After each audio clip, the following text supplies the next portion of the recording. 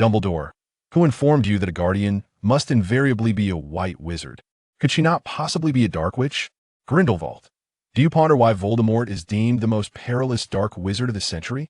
One ought to consider who that dark wizard was a century ago. At the moment when the two symbols of the century's most dangerous dark wizards encountered each other, a young witch, upon a mere glance, was utterly captivated and without hesitation declared, holding her notebook, "Greetings, handsome, will you marry me?" Upon discovering that the other was merely a fragment of a soul, she audaciously employed an ancient magic, long lost to time, to elevate him to the position of the primary soul through a reincarnation blood array. The riddle before his rebirth. Would you care to invest in me, Miss Malfoy? A high-risk, high-reward venture, indeed. The riddle after his rebirth. I am your boyfriend, not your son, and I shall not inherit your estate. How utterly trivial. After experiencing the allure, this soft life is indeed delightful. Chapter 1. Rebirth in the Malfoy family. The second daughter of the Malfoy family, Lucia Malfoy, was born on April 4th, 1981. Her name was derived from her father, Lucius Malfoy, with both names sharing the same meaning. In ancient Greece, it was referred to as lux, symbolizing light. The heavens bestowed upon them this daughter, allowing them to experience the joy of having both a son and a daughter. Yet they also fretted greatly for this daughter born to break the curse. For instance, during Narcissa's pregnancy, she faced numerous life-threatening situations, and when the time came for her to deliver, it was fraught with difficulties. That day, which was initially resplendently clear, turned ominous as Lucia was born, summoning fierce winds, dark clouds, and relentless purple lightning to strike near Malfoy Manor. Lucius struggled to open the barrier, but managed, as fortunately, there were numerous house elves in the household to assist in alleviating some of the magical strain. Perhaps due to the family curse, Lucia did not exhibit many of the Malfoy traits. For instance, her hair appeared faded gray and her eyes a silvery hue, causing Narcissa to worry if the curse would steal away her daughter's fragile life. Yet, there were remnants of the Malfoy lineage, as a tuft of platinum hair adorned her forehead, albeit mingled with silver locks, making it less discernible. Additionally, her eyes occasionally flickered with a hint of red. It was uncertain whether this was a reflection of the tempest outside, reminiscent of the Gunter family's red-eyed condition. Typically, newborns are not particularly attractive, often appearing somewhat unappealing, but Lucia emanated a radiant glow, resembling a porcelain doll, akin to an exquisite ornament that seemed fragile and unrealistic. A silent infant is indeed a rarity. Her vocal cords were still in development, producing incomprehensible coos, leading Lucia to simply remain quiet. She felt an oddity in her rebirth, an inexplicable sense that something was amiss, as if someone had stealthily appropriated her time. The temporal rift cannot possibly harbor such a vast chasm. The remnants of the time laws from my reincarnation linger upon me only in minuscule fragments, which is indeed peculiar. If one were to calculate normally, the power of the laws would strike me with dozens of divine purple lightning bolts. Before she could fathom the source of the dilemma, her father suddenly scooped her up, and she felt a whirlwind of disorientation, wanting to retch, unable to comprehend their words. Fortunately, her mother was unscathed. If her reincarnation were to cause the demise of Narcissa, she would truly be unable to bear the guilt. As an infant, she would awaken and slumber, and after each nap, delightful little sprites would occasionally feed her. While the perpetual lying down was somewhat uncomfortable, she was lucky enough to be free from back pain, one of the few advantages of infancy. She was grateful for the house elves who prevented her from lying in bed like a bedridden invalid. Aside from her silly brother Draco, sneaking in to pinch her cheeks, Lucia's little life was rather pleasant. It was uncertain why she was so highly regarded. Ever since her birth, each time she opened her eyes, she would find guests in her home, all invited by her father to come and see her, evoking a feeling akin to being a rare specimen in a zoo. By the age of 9 months, Lucia could walk independently without any support, and she would occasionally sneak into the kitchen for a snack. Although some foods were hard for a child to digest, she had a potions master as her godfather, and the digestive potions were quite palatable. After the noisy celebration of her first birthday, she began to venture outside, spending her days riding on the white peacock in the Malfoy estate's lawn. Seeing their daughter's fondness for animals, Her parents even brought home a snowy owl chick as her companion. As for her brother Draco, Lucia could only express disdain. On her second birthday, Narcissa gifted her a beautiful Alice in Wonderland rabbit doll. However, this rabbit bore fragments of a soul. Through system detection, it was revealed to be a shard of Voldemort's essence, merely reincarnated in the form of this unshaped Horcrux, and the rabbit appeared rather daft, seemingly just a fragment of his childhood soul. So, did the Dark Lord commit murder at the tender age of 6? Quite impressive, Lucia mused. At 6, she was still ensnared by the rules of the world of strange tales, indulging in various pleasures and sleeping soundly, until over 200 years later, when she was compelled to partake in the war due to troubles concerning her sister, though that hardly counted as murder. After all, that ancient cohort could not be killed. They could only be destroyed in body while their souls escaped. Regardless, she was grateful for the soul fragment sent by young Voldemort.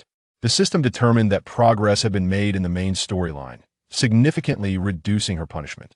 She hoped to complete the system's tasks before she turned 12, sparing herself further penalties. Otherwise, the debt for reconstructing the world of strange tales would be insurmountable, and she certainly did not wish to become an NPC in that realm.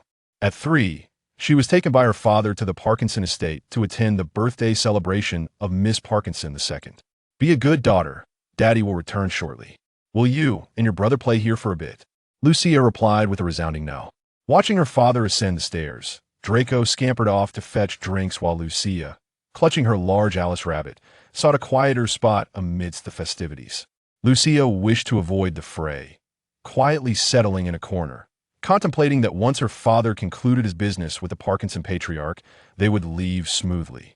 To her surprise, however, Miss Parkinson II was not mingling at the party, but instead approached her directly. Lucia was not adept at handling children.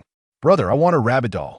Pansy, in a petulant manner, tugged at her brother William's arm, who appeared to be around 6 or 7 years old, casting a helpless glance at Lucia. Yet, being his sister's request, how could he possibly refuse her on her birthday? Thus, Lucia's greatest annoyance was indeed troublesome children. Observing her cherished Alice doll being torn apart, one of the rabbit's arms firmly grasped by Pansy, its stuffing exposed to the world, Lucia, initially intent on negotiating peacefully, felt her lips twitch slightly. With the system determining a decrease in her main storyline value, Lucia's ire surged uncontrollably, dark magical energy radiating from her, quickly attracting the attention of everyone at the gathering. No one could have anticipated that Lucia would unleash a magical outburst, and it appeared to be rather formidable. Draco's drink slipped from his trembling hands, shattering on the floor. He hastily rushed to find their godfather, only to discover that the latter had already rushed to Lucia's side to quell the magical turmoil.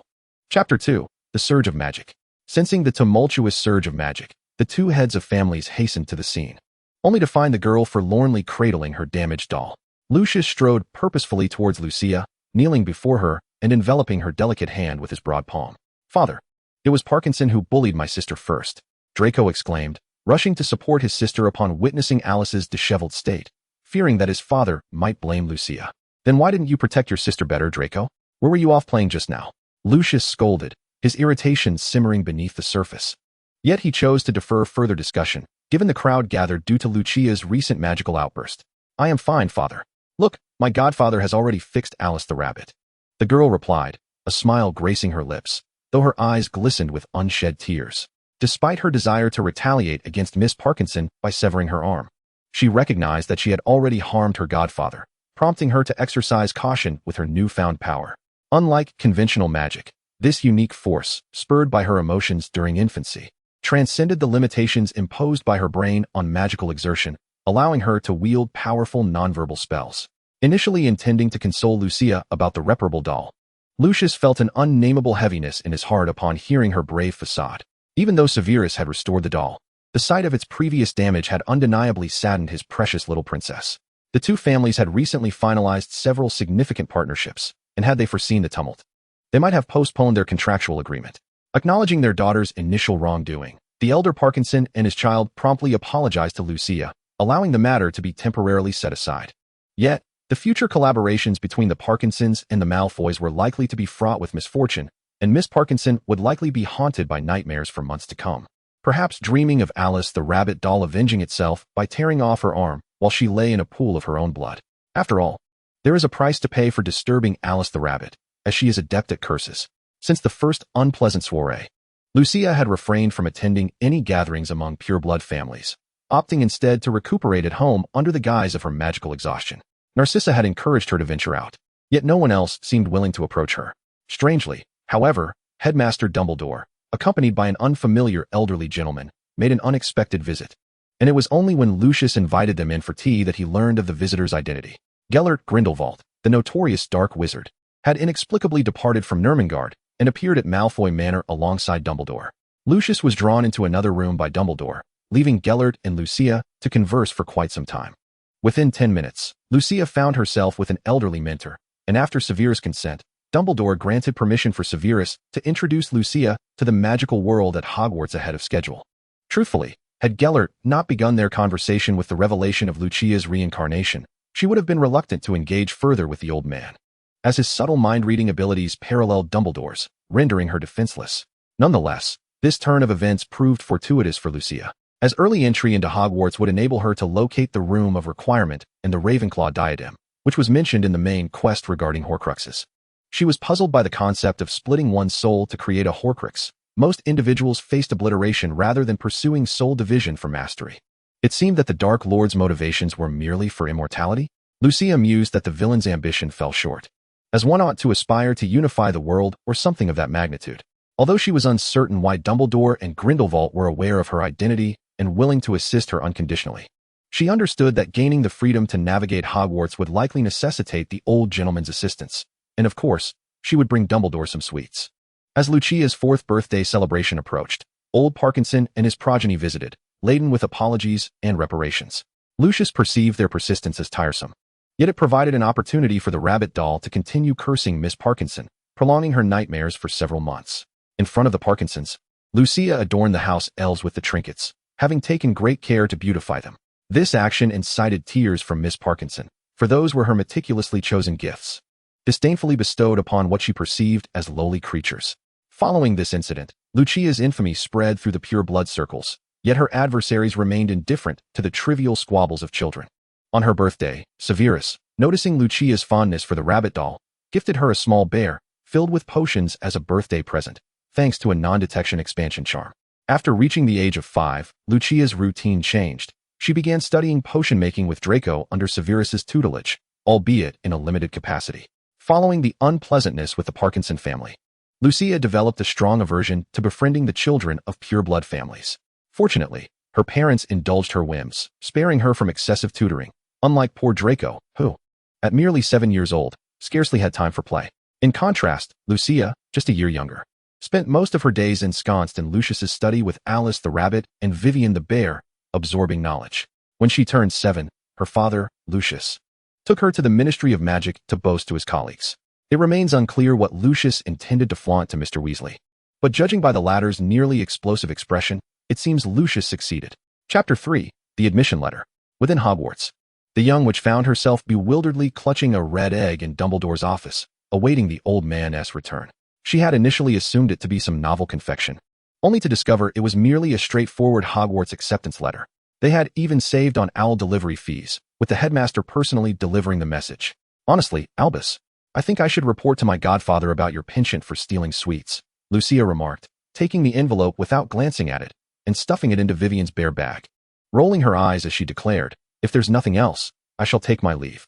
The elderly man, upon witnessing the young witch's intention to depart, hastily raised his hand to halt her and extracted a dark blue wand from the depths of his grand purple robe.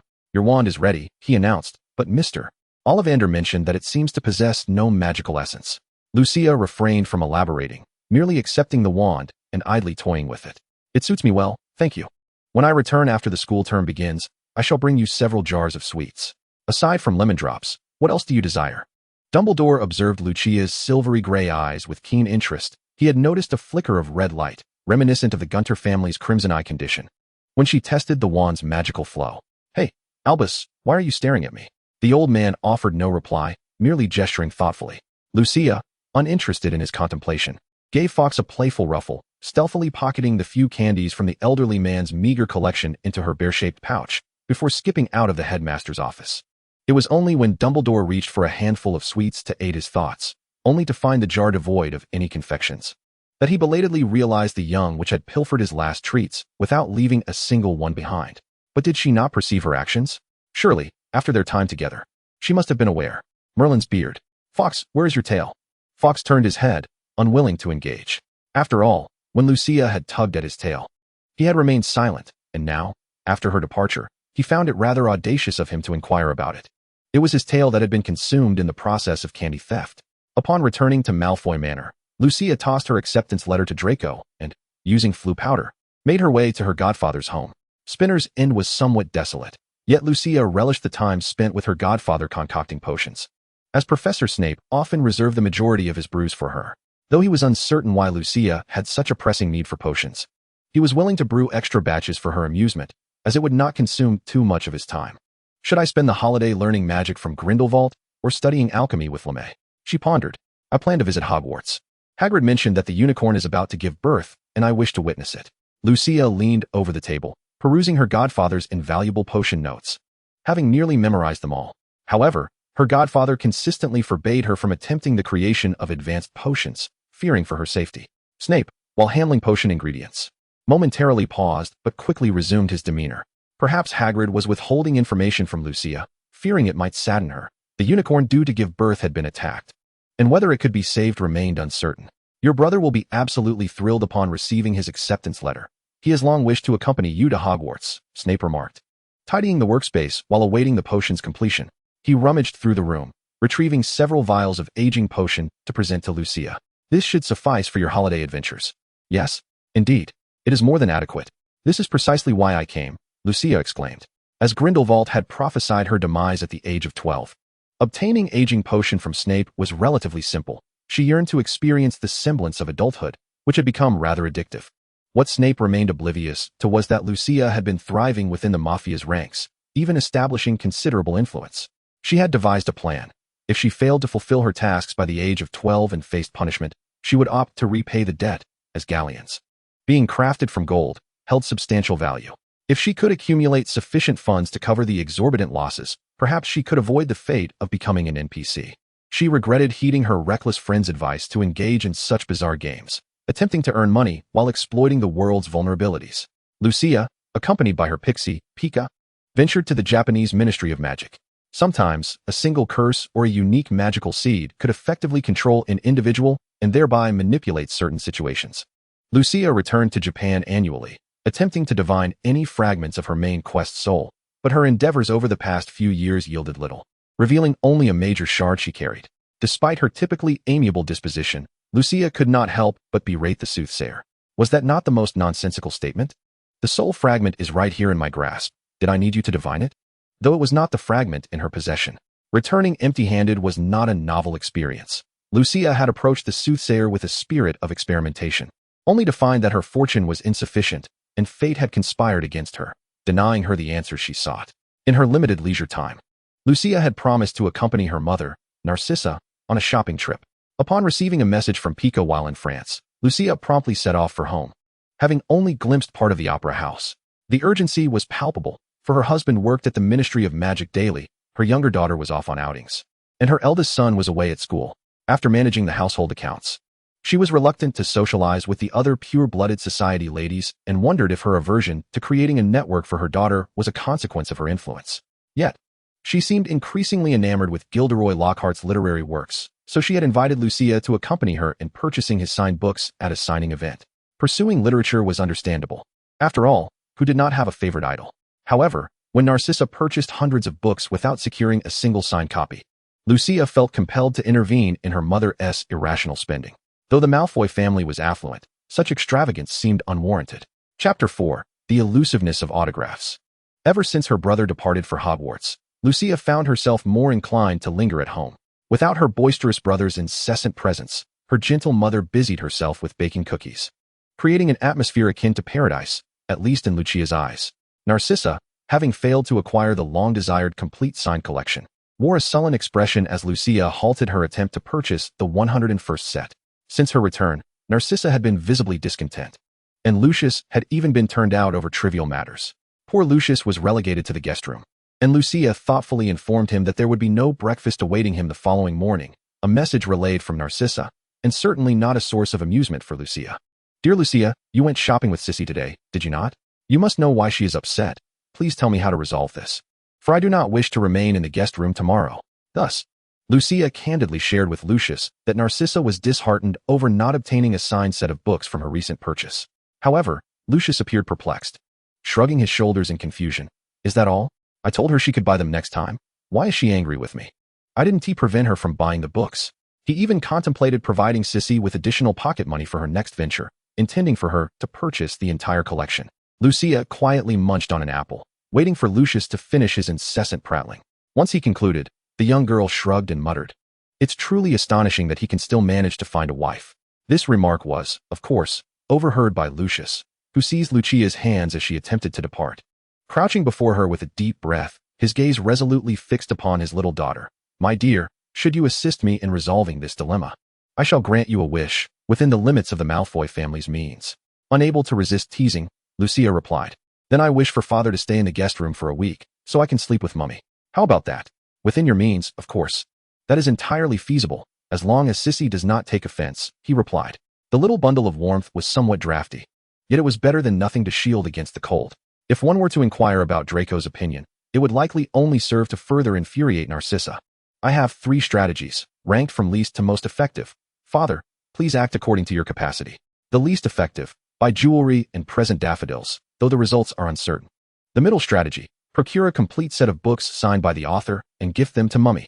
The most effective, bring mummy along so she may personally select a signed set." As Lucius absorbed Lucia's suggestions, he nodded repeatedly. Lucia was unaware of how much of her advice he would truly heed. As for how Lucius planned to charm Narcissa, it would depend on how much gold he was willing to spend. Without hesitation, Lucius opted for the third method proposed by his daughter.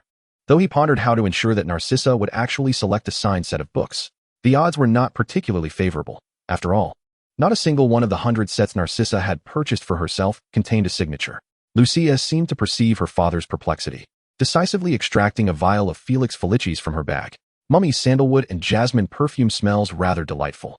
At this point, if Lucius still failed to grasp the implication, he might as well resign from the ministry and seek work elsewhere. The following day, upon returning home, Narcissa appeared to be in significantly better spirits, and Lucius was finally spared from being ejected.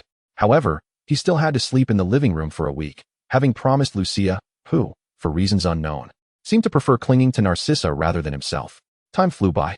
2 months after her 11th birthday, around mid-June, Lucia received her acceptance letter from Hogwarts, delivered by her snowy owl, Moony. She had already self-studied all the theoretical knowledge that would be taught over the next 7 years and did not need to purchase any new textbooks. Upon seeing the long list of Gilderoy Lockhart's books on the supply list, Lucia was taken aback, quickly remembering her mother's collection of 100 Lockhart series books. Even after donating many to the orphanage, a significant number remained at home, as her mother had claimed they were meant to be recommended to others. Lucia packed a complete set of books into her bag and, clutching her Alice Bunny plushie, lounged for a while. As the train was not scheduled to depart until 11 o'clock, and she would be traveling in the director's carriage, ensuring no seating issues would arise. Since it was only around 10 o'clock, she had ample time to meander. Her father had already taken her brother Draco to purchase the items on the list, but Lucia preferred to sleep in, only waking up after 9. By the time she had breakfast and was pulled by the house elf to Diagon Alley, it was well past 10. Passing by the entrance of Flourish and Blots, she saw a clash of platinum and crimson hues. The two combatants seemingly taken aback by her sudden appearance, their altercation abruptly ceasing. "Lucia, our fathers are fighting again," Ginny Weasley exclaimed, unfazed, immediately reporting the situation to Lucia. The last time they had clashed at the ministry, it had been during a competition over their daughters, resulting in spells nearly striking Ginny. Had Lucia not shielded her with her own body? After all, little Ginny could hardly withstand such powerful magical attacks, while Lucia was imbued with a subtle yet potent magic, allowing her to rush in and save the unfortunate Ginny. Since that incident, they had refrained from using spells during their brawls. Taking Ginny's wand, Lucia cast a cleansing charm on the two rather immature adults before her, pondering how they could still be so childish at their age. "Hey, Lucia, long time no see." Ron and Draco rushed out to investigate the commotion at the entrance, only to be astonished to find their fathers embroiled in yet another tussle. They could never comprehend why these two grown men seemed perpetually engaged in conflict. The exuberant little lion greeted Lucia, clutching a stack of books, thankful that his twin brothers were not present. Otherwise, they would have dragged Lucia to their Weasley's Wizard Wheezes shop for a tour, insisting she try various transforming biscuits. Ron, long time no see. The bookstore seems quite crowded. I had intended to purchase a copy of Encounter with the Faceless Monster as a textbook, but it appears to be rather busy in there. Ginny likely hasn't had the chance to buy her books yet, has she? I still have a complete set of the 7 Harry Potter books at home, though they lack signatures. Lucia peered into the bookstore, spotting Mrs. Weasley waiting in line for Lockhart's signature. Don't mention it, Ginny. I also gifted Ron a set of those books. Our mum bought 100 sets last year to secure Lockhart's signed copies, giving away quite a few, yet we still have plenty at home. Draco had initially come to Flourish and Blots to purchase other books, but the bustling crowd made him feel there was little chance he would acquire what he desired. As for why he did not gift Hermione and Harry, well, Lucia had already given Hermione a signed set of the series last Christmas, and Harry had been directly gifted a signed set by Lockhart himself. Mrs. Weasley was currently in line with the set of books she had intended for Ron. Had it not been for waiting for him, she would have already settled into the Hogwarts Express. Lucia couldn't help but sigh, turning to Ginny hesitantly. Ginny, I think we might need a copy of Dark Magic, a self-defense guide. Although it isn't on the list, that book is quite suitable for first-year students. I bought a copy previously, but I don't have any extras left. While I would recommend Practical Defensive Magic and its counteraction to Dark Arts, which covers dark magic in detail, the Ministry forbids us from engaging with such material too early. Of course, she was eager to delve into revealing cutting-edge dark arts, but thus far, Lucia had yet to find an authentic copy. The official editions had been hidden away by Grindelwald, and she had scoured the restricted section to no avail. All right, dear.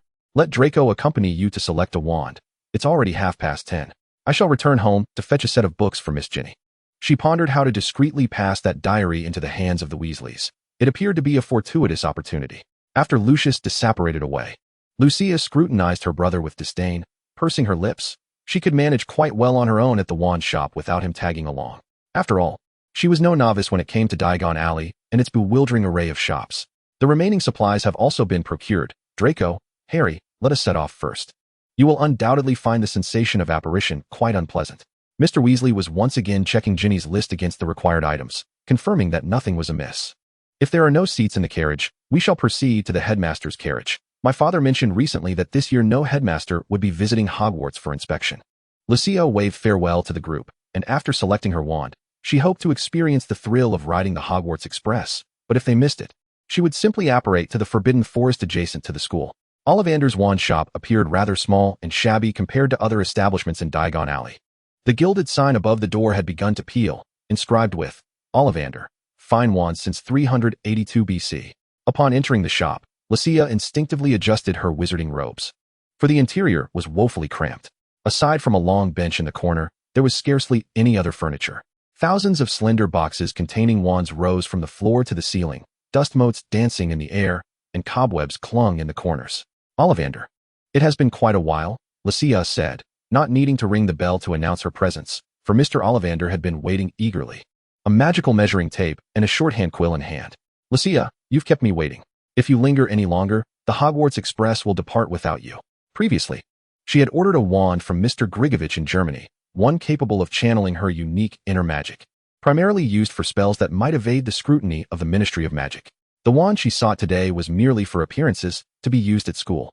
Lucia smiled as she complied with Ollivander's measuring process, observing the elderly gentleman busily presenting her with a dozen wand boxes, and could not help but jest. Garrick, have you ever considered renovating your shop?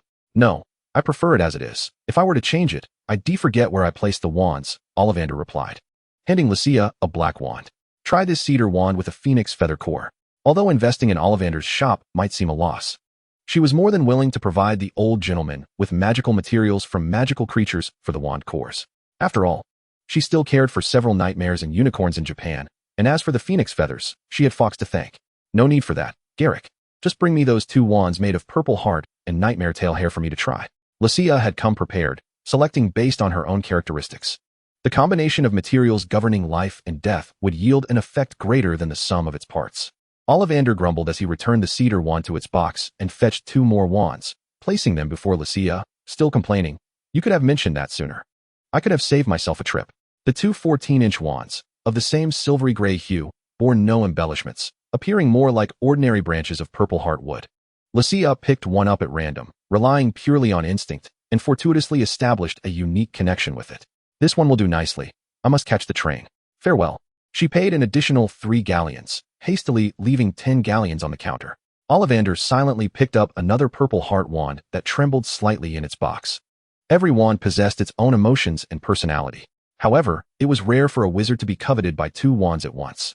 This particular wand would likely remain unsold for several centuries. Best to keep it stored away for future generations to sell. Unless, of course, Lucia's wand were to unexpectedly break, necessitating a replacement, though the likelihood of that was nearly nil, perhaps a slight chance, but not much. As Lucia stepped onto the Hogwarts Express, the train immediately roared to life. As she navigated through the swaying carriages, she was unexpectedly stopped by Weasley as she passed the prefect's carriage. Percy, congratulations on your girlfriend, Penelope Clearwater, becoming a prefect. But why aren't you with her? Lucia had not been at Hogwarts during that time and had missed the opportunity to congratulate Percy's girlfriend, the brilliant Ravenclaw who was merely a year younger than him. Thank you. Penelope is still reviewing her textbooks with her roommates. She didn't want me to disturb her.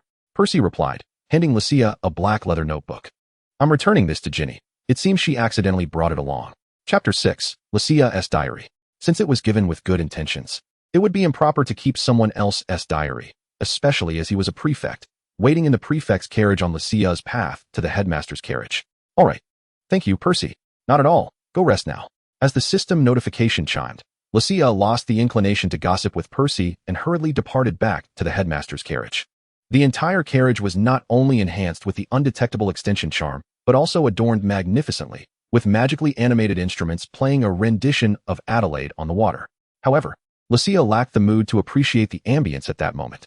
Declining the house elf's offer of service, she reopened the black leather-bound diary Percy had given her. To her surprise, this item could indeed be part of the main quest. If she were to account for the Ravenclaw diadem she discovered in the Room of Requirement, she would have already collected 3 soul fragments. This was excellent. With these 3 fragments, she could achieve 30% of the soul restoration. As long as she sacrificed a portion of her own soul as sustenance to mend it, reviving the soul's owner, she would consider her main quest complete. Before turning 12, this was quite a feat. She could repay her debts by the final deadline, thus avoiding that dreadful place to work as an NPC. However, why did she not remember having a diary? Lucia had never been in the habit of writing diaries, nor did she have any desire to do so. Even cherished memories she wished to record were stored within her companion system, negating the need for such private matters to be penned on paper. Yet, the cover distinctly bore her name, Lucia Malfoy. Perhaps it was a diary gifted to her, accidentally left in the basement amidst Gilderoy Lockhart's books. As she casually leafed through it, she found it filled with entries from another person, only the last few pages remaining blank. The handwriting was elegant and cursive, appearing as though printed, and she could not discern whose it was, certainly not her father's or brother's. The diary was dated over 50 years ago, and the owner's name was mentioned only once at the beginning, written in slightly larger font, Riddle, although she had no bad habit of prying into others' diaries. It seemed to reference the Chamber of Secrets, which instantly captivated Lucia, compelling her to read further. The protagonist appeared to have spent several years seeking that chamber, located in a girls' lavatory on the 2nd floor.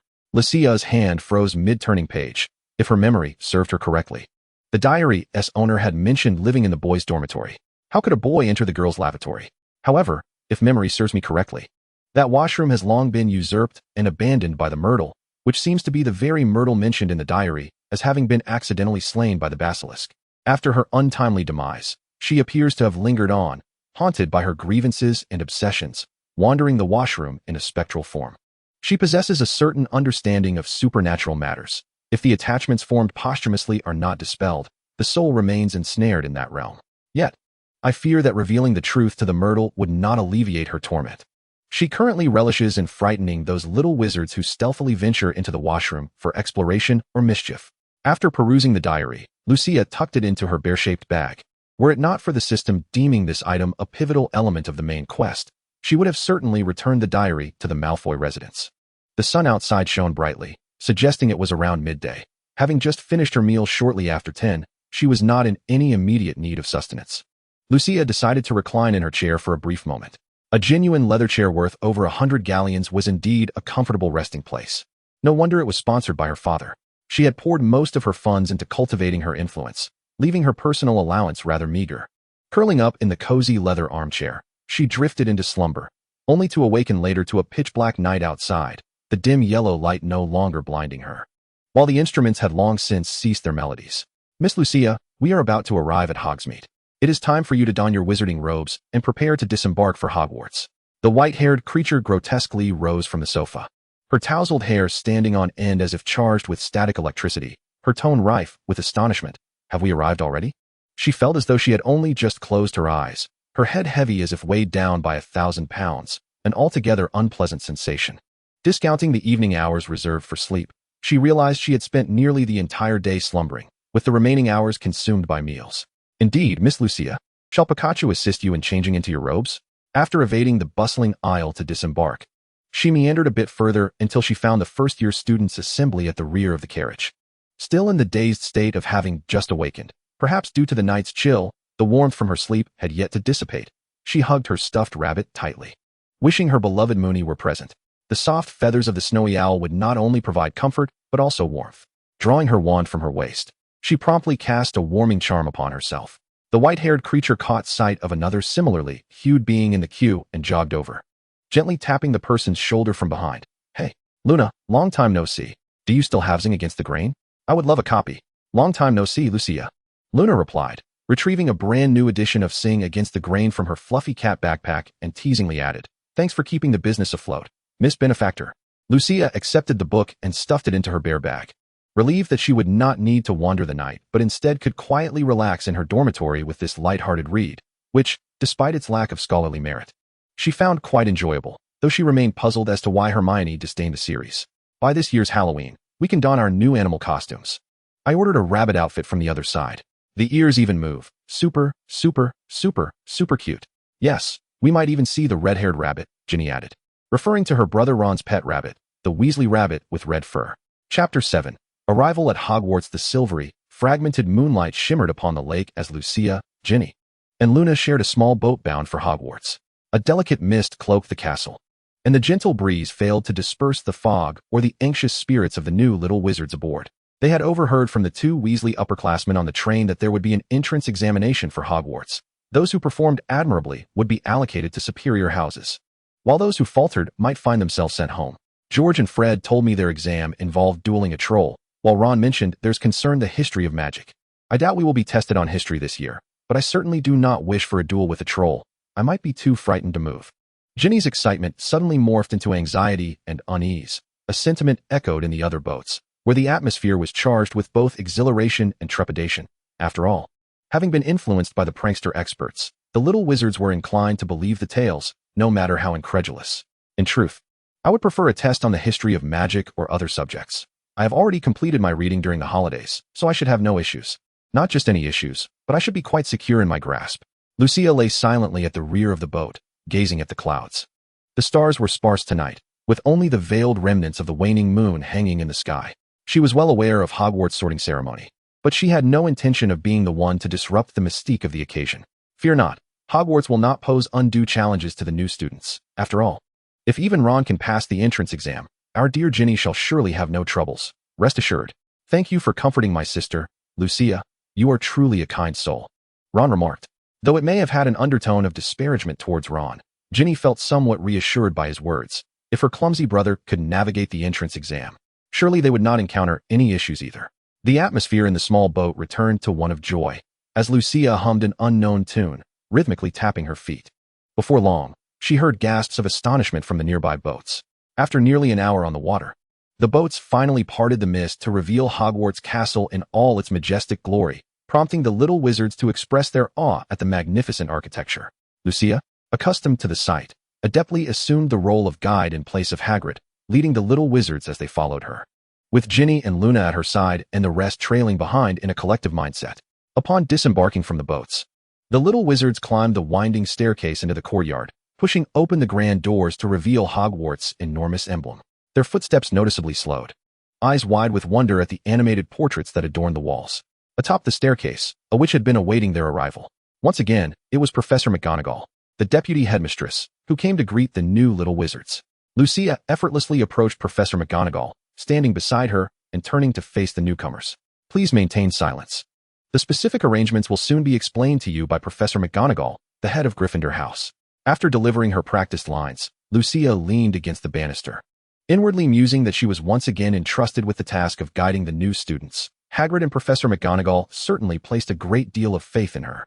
Welcome to Hogwarts, dear little wizards. In a moment, you will pass through these doors to join your classmates, but before you take your seats, you must undergo sorting to determine which house you will belong to: Gryffindor, Hufflepuff, Ravenclaw, or Slytherin. During your time at school, the college resembles your home.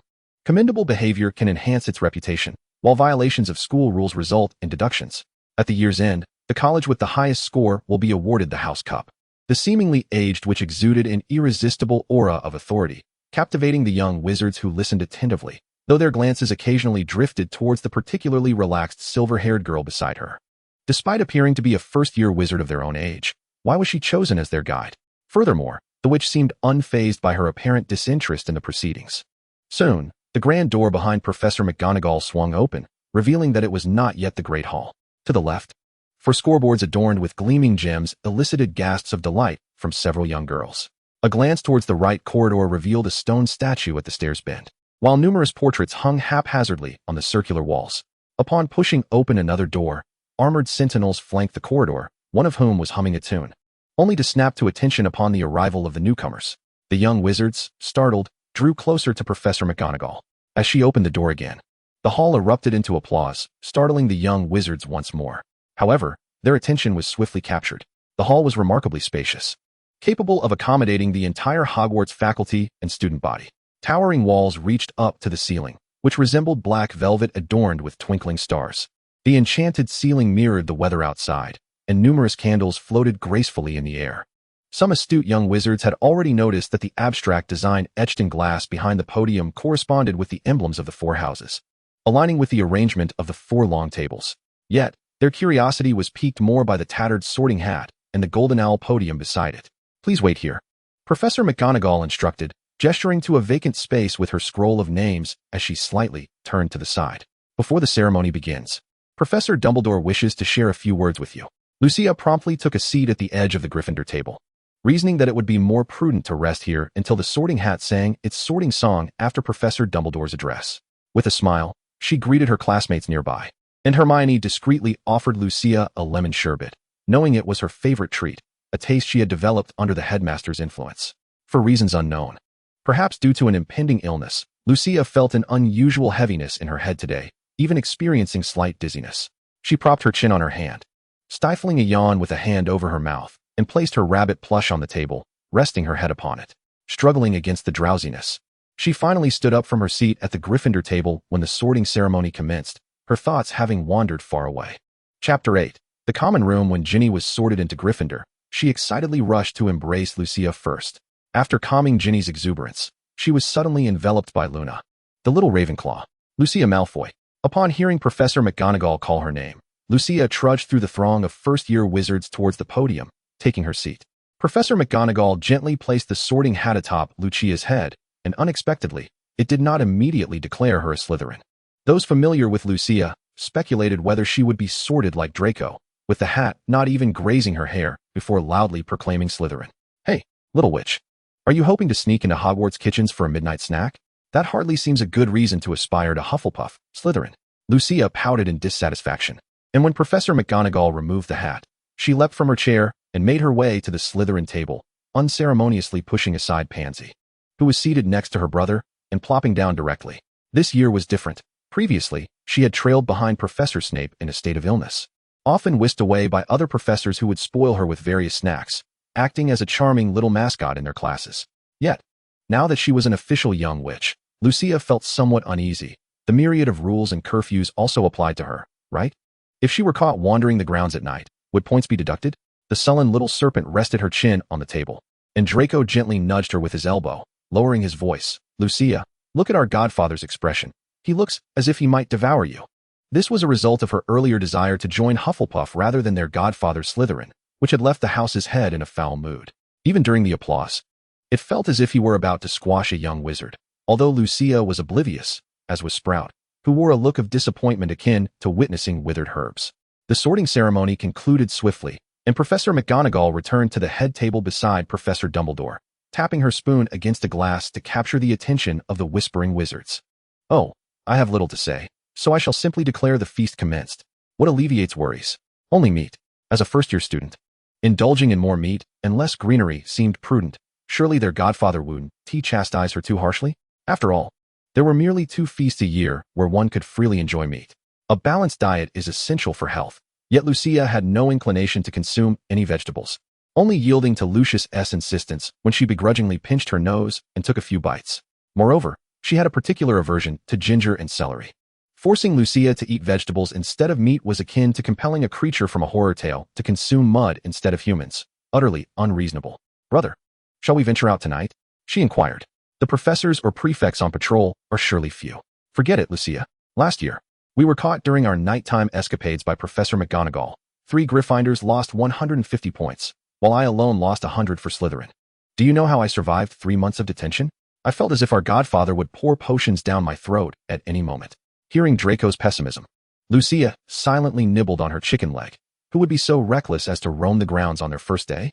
Draco offered her a piece of pumpkin pasty, but she appeared deep in thought, completely unaware of the impending danger, and unconsciously opened her mouth to accept it. The taste of pumpkin quickly melted in her mouth, and her expression soured abruptly, her brows knitting together in irritation as she glared at Draco. No late-night excursions, no feeding. Very well, shall I fetch you a pudding instead? Sure, I do like matcha flavor. Suddenly, a Slytherin prefect approached and gently tapped Lucia on the shoulder, inquiring curiously, Miss Malfoy, will you continue to reside in the staff lounge, or? Shafik, I suppose I'll stay in the Slytherin dormitory, since I've yet to experience it. After all, she wouldn't live past 12, so there was no need for long-term planning. This year, adhering to the rules wouldn't be so bad. Staying in her godfather's lounge made it inconvenient for her to sneak out for nighttime adventures. However, it was this very decision that led Professor Snape to deduct a full 20 points from the Hufflepuff Badgers during the potions class the following day. While the Gryffindor Lions narrowly escaped unscathed, their astonishment palpable. After the feast concluded, the heads of houses escorted the frightened young wizards back to their respective common rooms. Accompanied this time by a male prefect, he summoned the first-year Slytherins to follow him back to the Slytherin common room, while the older students were granted temporary freedom to roam elsewhere, thus vacating the common room for the newcomers. The Slytherin common room was particularly narrow and low, resembling a serpentine cave that extended deep beneath the Great Lake. The dim lighting cast a shadowy green hue throughout the space, evoking a sense of mystery akin to an underwater shipwreck. Pureblood, the golden serpent statues, responding to the password, arched their sinuous bodies, and the shape of the common room door gradually materialized on the wall. Lucia had previously entered while visiting Draco, utilizing Harry's invisibility cloak. Upon stepping into the common room, a delicate fragrance wafted into the young wizard's nostrils. It was a calming potion designed to facilitate their studies, a generous investment from their benefactors. Through the windows, one could glimpse the giant squid, occasionally spotting other fascinating creatures. The stone walls and ceiling, adorned with chains holding luminescent lamps, along with the numerous skulls decorating the environment, inevitably imparted an eerie and terrifying atmosphere. Despite the exquisitely crafted fireplace crackling with fire, it offered no warmth, only shadows and chill. Yet it was not damp enough to raise concerns about rheumatic ailments. The password to enter the Slytherin common room changed every fortnight, with the new password announced in advance on the bulletin board within the room. Furthermore, I would prefer if no one brought students from other houses into our Slytherin common room.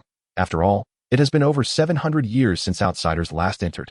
Lucia could not help but curl her lip at this remark. I'm off, Carmel. I still need to find the headmaster. The prefect said nothing further to her, as she was not just a Malfoy, but also the headmaster's assistant. And whether this year's potions exam would be passed depended significantly on whether this little ancestor was in a good mood, potentially awarding extra OS or ES for his assignments. Chapter 9, Application for Exemption. Turning to slip into the cave-like corridor. The steps and floor were made of iron plates, with water flowing beneath, akin to residing in a sewer. Lucia quickly located the common room bearing her name, pushed open the door, and found the furnishings to be quite similar to those in her godfather's quarters, likely crafted by the house elves. Tonight, I'll be counting on you, Moon Owl. After all, the poor girl had to deliver messages to several professors and then fly back to Malfoy Manor, which would surely tire the owl out, wouldn't it? The snowy owl nuzzled Lucia's neck in displeasure, its soft feathers causing the young witch to involuntarily shiver. As she was somewhat ticklish, after feeding Moon Owl several pieces of meat, it finally agreed to carry messages for Lucia. Once she had completed those errands, Lucia lay exhausted on her soft bed, reflecting on the joys of having a single room and how residing beneath the lake offered a reprieve from the oppressive heat outside. Lucia penned exemption applications to each professor, explaining that she had been attending classes at Hogwarts since the age of 3, even serving as the professor's assistant, thus rendering her need to study alongside first years a mere waste of time. Fearing that her godfather might catch her sneaking out at night, Lucia resolved to remain in her dormitory on the first night, indulging in magazines like Singing Out of Tune. Of course, she would not refuse any Muggle novels either. Despite their somewhat cliched plots, they were undeniably entertaining, leaving her curious about the mental state of the authors. However, after finishing the magazine, it was barely past 10, and the long night stretched ahead, unbearably dull without any diversions. The young witch left her rabbit and bear plushies in the dormitory, changed into loose, oversized clothing, and cast a disillusionment charm on herself, ultimately unable to resist the urge to venture out for a midnight escapade. Crouching low, she stealthily slipped out of the common room door.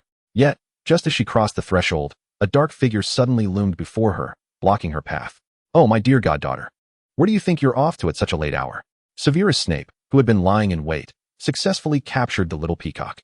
Despite Lucia's impressive disillusionment charm, the scent of his potions clung to her, making it nearly impossible to evade detection. He had been standing there for 3 or 4 hours, intent on catching the cunning little peacock. "Did you think you could escape my potions once you grew up? How naive." No. I was just getting some fresh air. I'll head back now." Aha! Lucia swiftly transformed into a shadowy wisp of magic, breaking free from Snape's grasp and darting back to her dormitory without a backward glance. This method of flight was something she had learned from her godfather. Once back in her dormitory and breathing a sigh of relief, Lucia exchanged glances with her beloved Alice Rabbit, which appeared to be engaged in a tussle with her notebook. They seemed utterly unprepared for her swift return.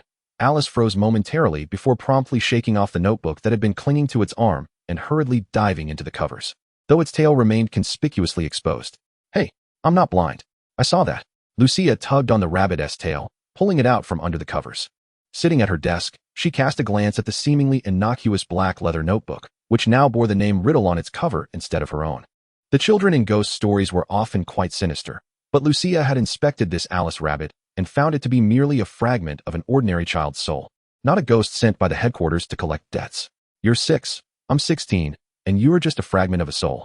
I should be right in my understanding, shouldn't I?" Clutching her rabbit plushie, Lucia watched as the notebook began to move of its own accord.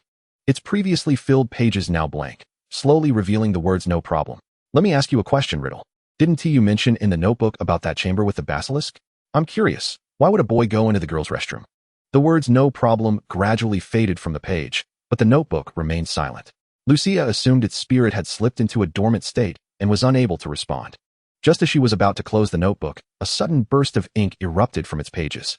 The notebook resisted her attempt to close it, and Lucia waited in confusion for it to formulate a response. However, after what felt like an eternity, it merely displayed the phrase "change the question." "Change the question, huh? Have you ever spied on girls while they bathe?" The ink on the page dissipated entirely, and with a loud snap, the notebook closed itself and flew back into Vivian Bear's bag. Lucia stood in stunned silence, exchanging bewildered looks with her red-eyed rabbit, Alice. Eventually, the rabbit sprang onto the desk, wrested the notebook from the bear bag, and with considerable effort, managed to pry it open. "Stop asking me those kinds of questions." Upon observing the ink transformed into a crimson hue, Lucia surmised that the diary must be in a state of agitation. Thus, she set aside her inquiries and pondered for a considerable time before finally uttering a single phrase. "Are you handsome?" The diary, instead of shutting in anger this time, retracted the red ink and, with a flourish, inscribed in black, "Pour your blood upon me, and I shall momentarily manifest my visage." Yet, Lucia hesitated, fully aware as a member of the royal bloodline of the implications of such an act. If she were to comply, just a few drops of blood would suffice to restore a modicum of strength, nothing excessive. Narrowing her eyes slightly, she regarded the words on the diary without wavering and, retrieving her wand, made a small incision in her left palm, allowing her blood to drip into the pages. Alice immediately rushed to Lucia's wound, covering it with her tiny rabbit paw, the vivid red blood staining the pristine plush. "I'm fine, Alice. Look, the wound will heal swiftly." Lucia reassured as she gently patted the little rabbit's head and cast a cleansing charm with her wand, rendering Alice's paws immaculate once more. The rabbit plush, unable to speak, could only prevent Lucia from further harming herself. It scurried away, tossing the wand aside to keep Lucia from touching it again. Meanwhile, the diary, now absorbing Lucia's blood, emanated a faint magical aura, and a pale blue apparition, akin to a ghost, materialized before her. Chapter 10, Riddle's Memory. Greetings, Miss Lucia. The blue apparition bore a smile, extending a courteous hand towards her. With one arm cradling the rabbit, Lucia grasped the hand of this ethereal figure, astonished to find it corporeal. Hello, handsome. Will you marry me? Riddle's smile faltered momentarily. What had she just said? Pardon me. I must admit, I was swept away by your appearance. An impulsive confession, indeed. Riddle replied, You are quite candid, Miss Lucia. Apologies, but as you can see, I am merely a ghost formed from memories. While your impression is somewhat unexpected, I remain steadfast in my gentlemanly demeanor. Very well. Have you devised a means to deceive me into providing you with vitality? I have no intention of siphoning your life force, Miss Lucia. Rather, let us converse. Suddenly sensing the rupture of the connection sustaining her blood and life force, Riddle's smile froze upon his face, as this young Malfoy appeared to be more formidable than anticipated. In the depths of his awareness, he sensed that Lucia's blood had become a potential liability within the diary. She seemed particularly adept at wielding curses. Without the sustenance of life force, the ghost formed from the diary's memories began to dissipate, its energy retreating back into the black-bound tome. Alice the rabbit stared, her ears perking up in astonishment. Confused by the unexpected turn of events surrounding the main quest, Lucia queried her system about the situation, but it seemed to have gone silent, ignoring her concerns. Regardless, the ghost's return held little consequence for her. Her ultimate goal remained to restore the soul and resurrect its master. The specially crafted potion was in preparation, and all the ceremonial instruments had long been assembled. Alice, the black diary, the Ravenclaw diadem, and the dormant magical essence within her being. Alice, turn around. The rabbit obediently faced away as Lucia retrieved several disposable syringes and a specialized magical vessel from behind its zipper. She feared that her youthful body might not yield enough blood to inscribe the magical array, prompting her to temporarily leave Hogwarts last summer to live in Japan for a few months, anxious about revealing her post-donation condition to her godfather. However, it seemed inconsequential now. She had 7 months and 3 days remaining, and by Halloween, she could attempt to see if that array could aid her in completing her main quest. She pondered the original owner of this fragmented soul, who had so recklessly divided their essence and neglected to cultivate it. Was this not a desperate attempt to return to the world as a pure energy being? Having searched for years without recovering all the fragments, Lucia had now resolved to directly sever a portion of her own soul as a substitute, hoping this loophole would elude the system. The following morning, Lucia, without a doubt, slept soundly, watching Alice frolic joyfully with the snowy owl. The little witch initially believed she was dreaming, as her mind gradually recalled the events of the previous night. Lucia came to her senses when the two small creatures burrowed into her covers. What time is it? Living beneath the lake, she had lost all sense of the sun's position, but her instincts suggested it was not yet mealtime. Typically, she would only partake in lunch, afternoon tea, dinner, and a late-night snack, for her tendency to sleep in the mornings rendered her unable to rise before noon, leading her to skip breakfast altogether. Glancing at the watch on her desk, she was surprisingly relieved to find she hadn't overslept, for it was not yet 7 o'clock. Ample time remained for her to have breakfast in the hall. A quick scan of the letters cluttering her desk revealed that nearly all the professors had approved her exemption request, save for Professor Lockhart of the Defense Against the Dark Arts. It's merely one class. It won't consume much time. Lucia packed Encountering the Faceless Monster, along with Lockhart's 7-volume series and the Black Diary, into her compact bear bag. Alice, don't move around. Otherwise, an old geezer might snatch you away. Old geezer Dumbledore. Slander. After freshening up in the adjacent lavatory, Lucia utilized magic to don her attire, standing before the mirror for a brief self-assessment. Satisfied with her appearance, she exited her single-occupancy special dormitory, clutching her rabbit plush. Traditionally, the Slytherin dormitory housed 4 occupants. However, with her father being a Hogwarts governor, a house elf had transformed the quarters into a private sanctuary for her within minutes. The communal dorm had been converted into a space reminiscent of a girl's room at home, a considerable undertaking that even required the use of the undetectable extension charm. The snowy owl hopped back into Professor Snape's potions office, while Lucia, cradling Alice, made her way to the hall to study. Yet, her thoughts were occupied with how to pilfer Grindelwald's Revelations of Dark Arts. The tome containing vital information on Horcrux is critical to her main quest's success. However, another pressing matter crossed her mind: the awakening of the soul fragment residing within her doll. Alice, should I consider giving you a boy's name? You were a birthday gift from Mommy, and I never realized you were a boy. Initially, she had named her plush based on animals she had encountered, dubbing the rabbit Alice, the queen of the rabbit kingdom, while Princess Vivian was the little princess of the bear kingdom and Alice's dear friend. Yet, since it had been a birthday gift from her godfather, She decided to rename it with a masculine moniker, settling on Vivian. Who would have thought that the soul fragments housed within Alice were once the essence of a young boy? A 6-year-old lad must surely possess an adorable charm. Wouldn't he? Perhaps a little cherub? In the realm of eerie tales, he would undoubtedly be a delectable source of sanguine sustenance. Lucia could not help but smirk. After merely 3 months in this place, she had already adapted her speech. The rabbit remained blissfully unaware of the impending peril, obediently nestled in Lucia's embrace, concealing the truth of his soulful existence from prying eyes. This was his forte. He had managed to maintain this charade for several years without detection. Last night's incident was purely coincidental. Had it not been for Lucia's unfortunate stumble into Snape's grasp, he would have continued to evade discovery while bickering with that wretched notebook. Chapter 11. Defense Against the Dark Arts. As time progressed, the Great Hall gradually filled with young wizards. Observing the increasing crowd, Lucia finished her bun and soy milk, then gracefully made her way to the Defense Against the Dark Arts classroom to prepare in advance. Poor Goyle, upon entering the classroom, gazed at his seat with a look of perplexity. Previously, he had shared it with Draco, but to his surprise, Lucia had joined him for class. Wasn't she supposed to be in the first-year classroom? When Draco arrived, he too was taken aback, seeing his sister engrossed in her studies. He dared not disturb her, lest he incur the wrath of her affectionate, yet formidable nature. "Are you previewing the textbook?" Lucia asked, having completed her reading segment, only to find Draco perusing a novel, one recommended by Gilderoy Lockhart for classroom use. It was uncertain how beneficial it would prove. "I have no fondness for Lockhart, nor do I wish to carry such a heavy load of books to class every time. It is simply too cumbersome. Did the levitation charm you learned last year get devoured by a troll?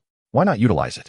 Draco wisely chose silence. Lucia was in a particularly irritable mood this morning, prone to explosive outbursts, especially after he had declined her invitation for a nocturnal escapade, leaving her to face their godfather's ire alone. Perhaps she was sulking over that? Yet, her point was valid. How had he not considered using a spell to carry his books? It would certainly be more convenient. As the young witches and wizards took their seats, precisely on the hour, Professor Lockhart descended the staircase with an air of elegance, regaling the students with tales of his numerous accolades. Lucia understood most of his discourse, save for the rather greasy-smiled award, which she fervently wished never to witness again. As the sole alert witch in the classroom, she felt an overwhelming urge to escape this farce. Last year, as Professor Quirrell had been an intriguing, yet somewhat tedious figure, though at least he lacked Lockhart's insipid charm, having endured 9 years at Hogwarts. It was no wonder that the school had cycled through 9 Defense Against the Dark Arts professors. It was a perilous profession, after all, which likely explained Dumbledore's reluctance to allow their godfather to take the position. To her astonishment, after Lockhart concluded his self-promotion, he did not commence the lesson but instead inexplicably distributed a quiz, one that pertained solely to his own preferences and experiences. Lucia glanced at Draco, who shrugged in confusion. Yet he reluctantly perused the 3 sheets of questions that comprised 56 items, such as 1. What is Gilderoy Lockhart's favorite color? 2. What are Gilderoy Lockhart's secret ambitions? 3. What do you believe is Gilderoy Lockhart's greatest achievement to date? 54. On what day is Gilderoy Lockhart's birthday? What is his ideal birthday gift? Not a single question related to the curriculum of Defense Against the Dark Arts. However, the questions were not particularly challenging. Lucia had read Lockhart's series of novels, which, while somewhat stilted in prose, offered vibrant and engaging tales, albeit with abrupt transitions that felt as if hastily patched together from disparate sources. Within 10 minutes, Lucia had completed the 3 pages. While Draco stole furtive glances at her work, the little peacock furrowed his brow, comparing her filled-out quiz to his own blank sheet, and a flicker of doubt crossed his mind. How do you know so much about him? Do you, like Mother, harbor an admiration for him? Lucia merely cradled Alice, tilting her head in contemplation. Every question had a clear answer in the book, albeit scattered throughout its pages. The first class passed swiftly, with Lockhart publicly grading the papers. After commending Lucia and Hermione for their perfect scores, the remainder of the students were subjected to his lamentations over their performances. Once the papers were submitted, Lucia's thoughts drifted to the intricate designs of the magical array. The ritual for soul transference and fusion required a multitude of configurations. If Alice's soul remained dormant, she could proceed with her original plan, treating the fragments as mere objects, pure energy to be melded indiscriminately. However, should the soul awaken and gain consciousness, it would be a bona fide being. Any reckless use of dark magic leading to the obliteration of the other soul fragment's sentience would undoubtedly be deemed a severe infraction by the system, resulting in her immediate classification as a task failure. The second class took a bizarre turn. During the break, Lucia rested her head on the desk, seeking a moment of slumber, only to be jolted awake by a tug on her collar. To her horror, she discovered her beloved Alice being hoisted by two Cornish pixies. This triggered a memory of attending Miss Parkinson's birthday party at the age of 3. As she watched the seams of her garment threaten to be torn apart by the pixie's grasp, Lucia's eyes blazed crimson, and dark magical energy surged toward the troublesome sprites. The classroom descended into chaos, witnessing Lucia enveloped in swirling black mist. Parkinson, who had been attempting to shoo away the pixies with her book, dashed from the room without hesitation. If she lingered too long, the dark mist might transform into a terrifying meat grinder, shredding her to bits. The scars on her arms served as poignant reminders. She would not forget the pain so easily, and thus she fled with remarkable speed, with the scales of Slytherin as the catalyst. The other young witches and wizards followed suit, while Lucia remained, clutching Alice and wielding her magical energy to bind the unruly pixies. "You shall not lay a finger on my Alice." The young witch, her expression inscrutable, grasped one pixie tightly, her crimson eyes glimmering with a hint of excitement. As she tightened her grip, causing the creature's cries of agony to echo through the defense against the dark arts classroom. Lucia, hearing her godfather call her name, she turned her head slightly, catching sight of Draco, who had fetched Snape from the potions classroom. Dumbledore and Grindelwald were absent. With a huff, Lucia applied a swift motion, snapping the pixie's neck as if discarding refuse, before seizing another one in her grasp. "Lucia, are you all right?" As Dumbledore and Grindelwald arrived at the classroom door, the young witch showed no hesitation in crushing the second pixie. Crimson blood splattered from her fist, the abrupt silence of its scream echoing the finality of a life extinguished. Chapter 12. The Chamber of Secrets and the Basilisk. The dark magical essence forcibly confined the pixies within the room back into their cage, rendering them too fearful to venture even a step beyond its confines, despite the absence of a door.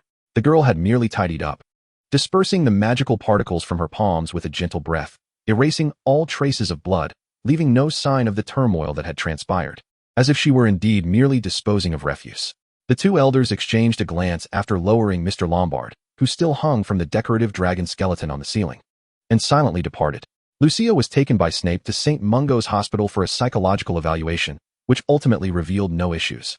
He found himself in a quandary, uncertain whether to relay this information to Lucius and the others. After all, the fact that an 11-year-old witch could crush two pixies with her bare hands seemed indicative of a serious mental affliction. He speculated whether Lucia had become somewhat warped in her psyche after studying magic under Grindelwald. However, Dumbledore later provided an explanation, attributing it to childhood psychological scars and the uncontrollable forces within her, directly tied to Lucia's emotions. Perhaps Snape had not anticipated that such a seemingly trivial matter could occupy such a significant space in Lucia's mind.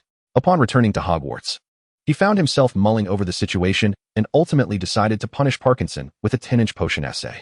Parkinson remarked, "You want to go to Lucius, yet you penalize me with an essay? Is this how you show courtesy, headmaster?"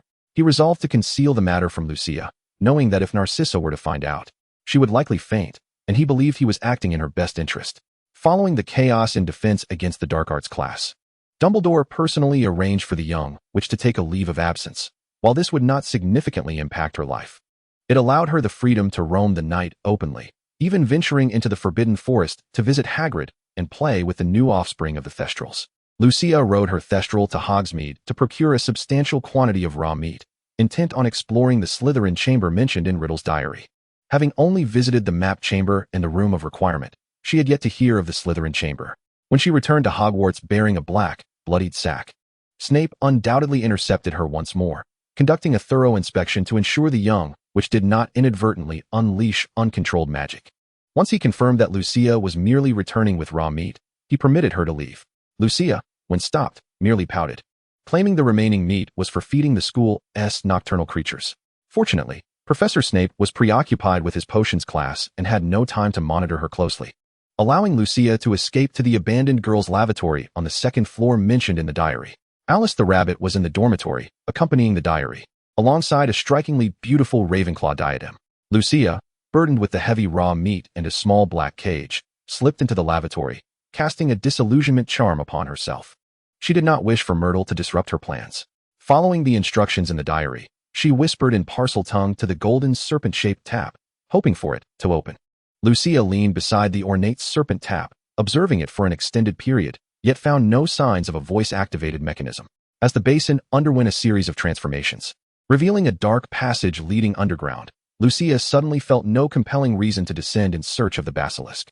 However, after some deliberation, she felt it would be a waste not to utilize the raw meat she had purchased, suppressing her aversion to filth. She transformed into a cloud of black mist and entered the foul-smelling tunnel. The stench was overpowering, and the grimy surroundings made her vow never to return. After descending several thousand meters, she finally found solid ground, albeit one formed from a heap of bones. The unstable surface shifted beneath her, and any slight movement produced a cacophony of clattering sounds, echoing like a 3D surround sound that left her head buzzing. Along the way, she encountered a double-locked door. Attempting to speak Parseltongue with a regional accent, she was astonished to discover that the door actually understood her. Traversing the filthy sewer, Lucia eventually emerged into a vast, illuminated space, a stark contrast to the previous cramped confines. The new area was not only spacious, but also featured flowing pools of water on either side, suggesting it was not a sealed environment. The sconces along the walls ignited one by one, casting flickering flames that illuminated the enormous Slytherin statue at the forefront. Her immediate impression was one of distaste. The statue, as tall as the room itself, stood against the dark wall, its grotesque visage resembling an aged, monkey-like face, with sparse whiskers trailing down to the hem of a stone wizard's robe. Its large, grayish feet rested upon the smooth floor. Lucia quickened her pace towards the statue, preparing herself as instructed in the diary, cultivating her emotions before speaking softly in Parseltongue. "Speak to me, Slytherin, the greatest of the 4 founders of Hogwarts." After completing her incantation, she nodded emphatically at her own emotional resonance, only to be taken aback when the statue's mouth suddenly gaped wide, a hissing sound emanating from within. "So this is how you converse with me?" The voice activation was quite clear, though she pondered whether a different opening might have been preferable. The oversized sleeves and ample robe made it rather unappealing to have the mouth serve as the entrance for a serpent. A dark shape began to emerge, a pointed tip protruding slightly, only to retreat hastily back into the cavity. "Please do not stare at me, little witch. To meet my gaze is to invite death." Lucia placed the black bag she carried on the floor nearby, retrieving a white handkerchief from her pocket, which she magically resized to cover her eyes, securing it with a knot. "Come out, Medusa. Oh, I mean, baby basilisk. I have shielded my eyes." The diary had only mentioned a powerful serpent lurking within the chamber, and she was surprised to discover it possessed a deadly gaze. This was reminiscent of the white serpent, which was born from human resentment and lacked a physical form. Its closed eyes merely a facade. The true eyes were the malevolent third eye of mental power. Once targeted by this evil eye, even if the victim did not meet its gaze, their hearts would be crushed, plunging them into agonizing and transient death. Chapter 13. Heir of the Basilisk. With her eyes covered by the handkerchief, Lucia could not directly see the basilisk's form, but she could sense its magical fluctuations and approximate location. "Little serpent, do you have a name?" The basilisk remained silent for a moment, then approached the heir, gently pressing its serpent tongue against her body to sense her bloodline. She was a pure-blood witch, though not a descendant of Salazar. "Salazar named me heir of the basilisk, the dark wizard who first birthed the creature." Lucia felt a pang of regret. Had she not had a name, she had intended to christen the baby basilisk Medusa, curious if it could transform into a serpent beauty. "You must be quite hungry after awakening from your slumber. I have brought you some food. Come take a look." Lucia summoned the dark pouch on the ground using her magical essence, and it appeared to be an endless abyss, continuously spewing forth raw meat soaked in blood. When the young witch finally produced an iron cage, a cacophony of chirping emanated from within. Halbo instinctively arched its body, directing its serpentine gaze towards the cage, which seemed to contain small fairies, specifically, the remaining Cornish pixies that Lucia had not yet dealt with. Initially sold off to Nocturne Alley, they had been repurchased by Lucia for her care, and now, after being well fed, they were ready to be offered to the serpent's offspring. Halbo appeared quite pleased with the numerous delicacies Lucia provided, voraciously swallowing the chattering pixies whole, then leisurely beginning to consume the scattered bloody meat on the floor. The meat was not only fresh, but also exceptionally tender, with a delightful variety. While this little witch was not the heir of Salazar, she was certainly an improvement over that insufferable boy, as she even brought him food. Unlike that repugnant brat, who, after rousing her from slumber, fell silent, leaving her to forage for herself, which was quite exhausting. "Do you need me for something?" Halbo was more than willing to assist. A testament to the affection bestowed by the serpent maiden, Lucia gently caressed the smooth scales of the great serpent, soothing its magical essence. "Do you wish to leave this chamber, Halbo?" The serpent flicked its tail against the smooth floor. It still longed for freedom, yet pondered what would happen should Salazar's descendants ever require its presence again. Halbo could not depart from the chamber. Its eyes would spell doom for many young witches. Lucia felt a deep sense of regret. The Serpent Maiden had guarded this dim chamber alone for a millennium, with only Riddle having once breached its depths. It was uncertain whether anyone else would come to visit Halbo. How about this? I shall see if I can concoct a veil from the tail hair of a nightmare and the fleece of a unicorn, which will shield your eyes from magical energies without obstructing your vision. Halbo coiled its body, gently nudging the young witch's robe with its serpent snout, leaving behind its scent. I can take you back to the surface, but you still haven't told me your name. Halbo extended its tail, lifting the young witch's form and placing it atop its head, to which she quietly acquiesced. Halbo had developed quite an affection for this little witch. Oh, how forgetful of me. I haven't introduced myself. I am Lucia Malfoy. Lucia settled atop the serpent's head, feeling the air around them circulate more rapidly. Yet the foul stench also intensified, invading her nostrils. We've returned to Hogwarts. Halbo will wait for your return, Lucia. The Serpent Maiden reluctantly bid farewell to the young witch before retreating into her lair, having promised Salazar to protect Hogwarts, should that little witch choose to return. Lucia did not immediately leave the abandoned washroom. Instead, she cast a few practical confusion charms to ensure the other young witches could not see the specially designed tap. After refreshing herself, she hurried to the washroom to cleanse the lingering foul odor from the chamber. After a long day of exertion, Lucia collapsed onto the comfortable, plush bed in the Slytherin dormitory, resembling a large worm as she perused a romance novel. However, her notebook inexplicably flipped open, writing itself. And then it leapt onto Lucia's face. Indeed, it struck her squarely. 5 minutes later, Riddle sat at the edge of the bed, cradling Alice, curled up into a ball, occasionally stealing glances at Lucia, who was rubbing her red nose. What are you doing squatting there? It's cool here. Lucia ignored the moody and slightly sinister Riddle from her notebook, changed into her pajamas, and dived under the covers, snatching Alice, the bunny, from Riddle's grasp and positioning it beside Vivian at the head of the bed before drawing the curtains shut. Alice nestled into Lucia's embrace, and the young witch lay on her side, turned away from Riddle, planting a goodnight kiss on Alice's forehead. Just as she was about to close her eyes, a sudden chill swept through the bed curtains. Lucia glanced back in confusion, only to find herself staring into Riddle's faintly blue, ghostly visage, causing her to shudder in fright. No matter how handsome a ghost may be, it is still a ghost, not a human. Adhering to her desire to avoid the supernatural, Lucia shoved Riddle away, only for him to bypass her entirely, grasping Alice and tossing the glowing-eyed bunny outside. So, you sought the basilisk today. It was not a question but a statement of certainty. He was convinced that the young witch bore the potent magical aura of that serpent, and Riddle's mood soured. After all, he had revealed the location of the chamber to Lucia, yet she had ventured there without notifying him. It was truly perplexing why she had not been devoured by the basilisk as a sweet morsel upon awakening, instead laying there nonchalantly, engrossed in those trivial muggle novels. Curious as to why I did not perish, Lucia suddenly seized Riddle by the neck and flipped him beneath her, straddling the boy wizard. Halbo is a good girl, but you are quite the troublesome wizard. Perhaps I should toss you onto the bookshelf in the headmaster's office? Regarding the notion that gazing into the basilisk's eyes would result in death, he had refrained from mentioning it in his diary, merely divulging the method to access the chamber. Had Halbo not harbored any intention to slay her, she might have met her demise, failing the task, and facing the consequences of laboring to repay her debts. Dear Miss Lucia, you wouldn't truly abandon me there, would you? If she wished, she wouldn't be here circling around him, allowing him to drain her vitality while lying in her dormitory each day. Chapter 14, Soul Devour. Riddle, though unaware of Lucia's motives for allowing him to remain in her dormitory, was certain that he still held some degree of utility in Lucia's eyes. Furthermore, judging by the way Lucia gritted her teeth and smiled at him, he seemed to have been correct in his assumption. I originally intended to keep Halbo as a pet. Lucia disregarded the rogue charmer, retrieving the curled-up Alice from the floor and tucking it back into the covers, then kicked Riddle twice. How long until you dissipate? The blood you provided will maintain my form until tomorrow morning, Miss Lucia. Just like a rogue.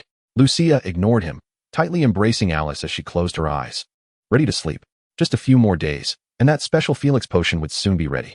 Perhaps due to her excessive fatigue during the day, Lucia quickly fell into a deep slumber. As she slept, a dark essence suddenly erupted from within her, attaching itself to the nearby Vivian bear. The originally black plastic eyes began to glow with an eerie green light, which would surely startle Lucia if she were to see it. Do not overreach. Her patience has its limits. If you delay her plan to restore her corporeal form, do not blame me for consuming you now. After so many years of hiding, you finally dare to show your face? The main soul is truly wretched, reduced to parasitizing within a young witch's body. TSK. Even Alice, that 6-year-old fragment, can possess an independent body. Why not just die and relinquish the main soul's position for me? Riddle cast a silencing charm for the little witch, allowing her to sleep peacefully, undisturbed by their conversation. He was acutely aware of the little witch's infamous morning temper. The thought of her, a small madcap who could become incensed to the brink of magical upheaval simply because she couldn't grasp her blanket, made him slightly skeptical of her lineage from the Gunter family. Yet, if one were to ponder the cause, it might be attributed to the fragment of Voldemort's soul that resided within her. Should Voldemort dare to seize her, he would find himself at a disadvantage. For he had a pact with Lucia, who currently harbored a deep aversion towards him. Thus, Riddle mused, he held no chance of triumph. Silently, he placed his diary next to Lucia's pillow before quietly exiting the dormitory. He was the only fragment of soul capable of independent action away from Lucia. Even the main soul could not stray too far or for too long, lest it succumb to a near-death state due to a lack of vitality. As long as his diary remained close to Lucia, his ghostly self could traverse anywhere without hindrance. He resolved to act preemptively, intending to devour the soul fragments stored within the Ravenclaw diadem, thereby amplifying his advantage. Even if a day of fusion were to arrive, he would possess a trump card. Riddle harbored no curiosity regarding the dealings between Voldemort and Lucia, perhaps regarding her assistance in reconstructing his corporeal form, as he occasionally utilized a modicum of magic to aid her in clearing debris when needed. Once his power escalated, Lucia's allegiance would naturally shift towards him, wouldn't it? The following day, in the afternoon, Lucia awoke to her surprise, discovering that her task progress had increased by approximately 15%. Upon learning that Riddle had consumed the soul fragments of the Ravenclaw diadem, she fell into deep contemplation. If one were to discount the soul energy she had provided, and considering that the remaining 3 soul fragments would ultimately engage in a brutal competition to determine the dominant persona, could it be construed as her fulfilling her task? Yet, it was not precisely a slaughter, for they originally emanated from the same individual. It merely boiled down to the strength of their mental fortitude, determining who would emerge as the ultimate persona. Lucia was rather accepting of this notion, but the 3 souls entwined within her had a different perspective. Young Tom remained silent, merely clinging to Lucia like a compliant child, while Riddle schemed to dismantle the other souls to claim the position of the dominant persona. Voldemort lay dormant within Lucia, feigning death, an act of compliance. Riddle, who should have dissipated back into the diary, perhaps due to his assimilation of the Ravenclaw diadem's soul fragments, found himself capable of continued free movement in his ghostly form. Thus, as Lucia stirred from her slumber, still disoriented, she was presented with a cup of warm water, only to realize she was holding it in a daze. After a night apart, your essence appears even more solidified, Lucia remarked, observing Riddle's form, which bore no distinction from that of a living person. Unable to resist, she reached out to verify, discovering indeed that he had grown closer in appearance to a human, albeit devoid of flesh and warmth, resembling more of a vampire. Dear Miss Lucia, might you consider investing in me? I assure you, I can yield greater returns, he professed. Yet as he spoke, Riddle seized her wrist, biting into her arm and voraciously drinking her fresh blood, embodying the very essence of a vampire. What to do with a bloodthirsty spirit? Lucia pondered helplessly, for Riddle, though a ghostly apparition, appeared indistinguishable from a living being, yet upon biting, it became evident that he could not bleed.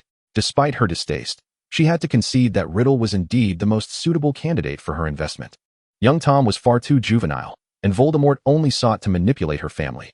But why would she abandon her pact with Voldemort to assist Riddle? He might not even become the ultimate persona. From a rational standpoint, it seemed illogical for her to offend the original entity in favor of an uncertain investment. Thus, this matter was set aside, with Lucia occasionally stealing time to check on the progress of her specially crafted Felix Felicis potion in the potions office. Previously, she had a batch of Felix Felicis, but it had been accidentally toppled by a mouse, prompting her to choose her godfather's office for this attempt. Ensuring safety in the final days, she could not afford complacency, lest she wait another 6 months. Progress had been smooth. However, Lucia's brother, Draco, seemed to be struggling in the past few days, burdened with completing several assignments for Lucia, while also participating in Quidditch training, pushing him to the brink of exhaustion. Lucia, claiming magical upheaval as an excuse, skipped classes, occasionally joining Draco to glean a smattering of knowledge. The little princess of the Malfoy family had no need for academic pursuits. Her role was merely to be a beautiful ornament, coddled by her parents and brother. Chapter 15, The Quidditch Training Ground. The first-year Slytherin witches and wizards attended their flying lesson alongside Hufflepuff, scheduled for the first Tuesday afternoon of October at 3:30. This time was ideal for flying, as the sunlight was not overly blinding, and the residual warmth lingered in the air, mingling with the fragrant scent of freshly cut grass. It felt akin to being in one of the greenhouses provided by Hogwarts, a completely safe environment. Undoubtedly, Lucia participated in this course, as only first-year students were required to undergo Madame Hooch's training. It served merely as an elective to gauge their potential in Quidditch. By their second year, students would be permitted to use their brooms freely, provided they adhered to school rules and did not skip classes. After her brother had boasted about his flying skills multiple times, Lucia found herself with a burgeoning interest in broom flying, albeit slight. After all, she had learned to fly from her godfather, and brooms seemed rather beneath her, not to mention uncomfortable. Wasn't it said that the Nimbus series of brooms were exceptional? Why, then, was this particular batch of Nimbus 2000 so uncomfortable? One could only ride it, not sit sideways, which was quite bothersome. This encapsulated Lucia's genuine sentiments while perched on the broom. She felt she might never need such a magical mode of transport in her lifetime. After enduring nearly 2 hours of flying lessons, Draco ushered Lucia to the Quidditch training ground to observe their team's practice. As a Slytherin, Lucia naturally felt no sense of being an outsider. Moreover, the entire team's brooms were sponsored by her, with each Nimbus 2001 costing a staggering 5,000 galleons.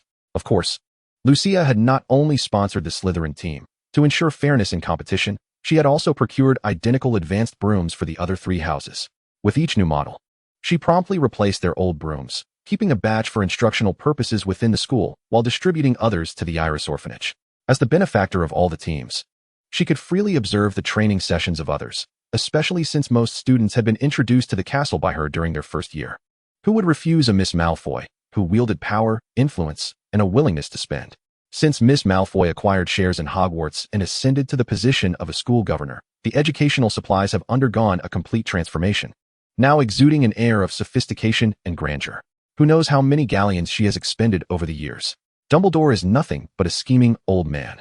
As Lucia sat in the stands, lost in thought while cradling her beloved Alice the Bunny, the world before her suddenly darkened. With a muffled thud, a large brown ball rolled toward her feet. Without a doubt, it was Voldemort, stirring from his slumber within her, manipulating a fragment of Lucia's magical essence to conjure a dark barrier that shielded her from the rogue Quaffle. But why on earth was that Quaffle hurtling toward her? Did she appear to be a chaser or a seeker in any way? The players in training swiftly descended from the skies to the stands, and Draco was drenched in cold sweat. If that ball had struck his sister, their father would have surely killed him. Thank Merlin, it was nothing. Yet, what was wrong with that Quaffle? Lucia, perplexed, tapped the black ball, which felt surprisingly heavy. It must be quite exhausting to play with during a match, wouldn't it? As the other young Slytherins bent down to retrieve the Quaffle, it unexpectedly emitted a peculiar sound and struck one of the young wizards with a brazen surprise attack. Oh, Merlin. The unfortunate wizard crumpled to the ground, gasping in pain, his trembling arms clutching the nearby seat, clearly suffering from the impact. A few other young wizards rushed to pursue the rogue Quaffle. Draco shrugged in confusion, watching as a teammate helped the injured boy leave the Quidditch training field, likely to the hospital wing for treatment. That blow could very well have fractured several ribs. Perhaps I should refrain from dragging you along to our practices in the future. If anything were to happen to you, Mother and Father would certainly have my head. Draco casually placed his broom on a nearby chair and settled next to Lucia. Even after a high-speed training session, Draco was drenched in sweat, and Lucia, ever considerate, performed a cleansing charm on him. Don't ask. It was simply a matter of his obsessive cleanliness. His state was intolerable. Are you going to write to Father about today's incident? No. Lucia, you mustn't tea either. Surely you don't wish to lose such a splendid homework ghostwriter, do you? My dear sister, I'll bring you a small cake tomorrow. Please don't tell Father. All right. Through Draco's earnest pleas, Lucia successfully squandered half a day and was rewarded with a fruitcake lovingly crafted by Narcissa at Draco's insistence.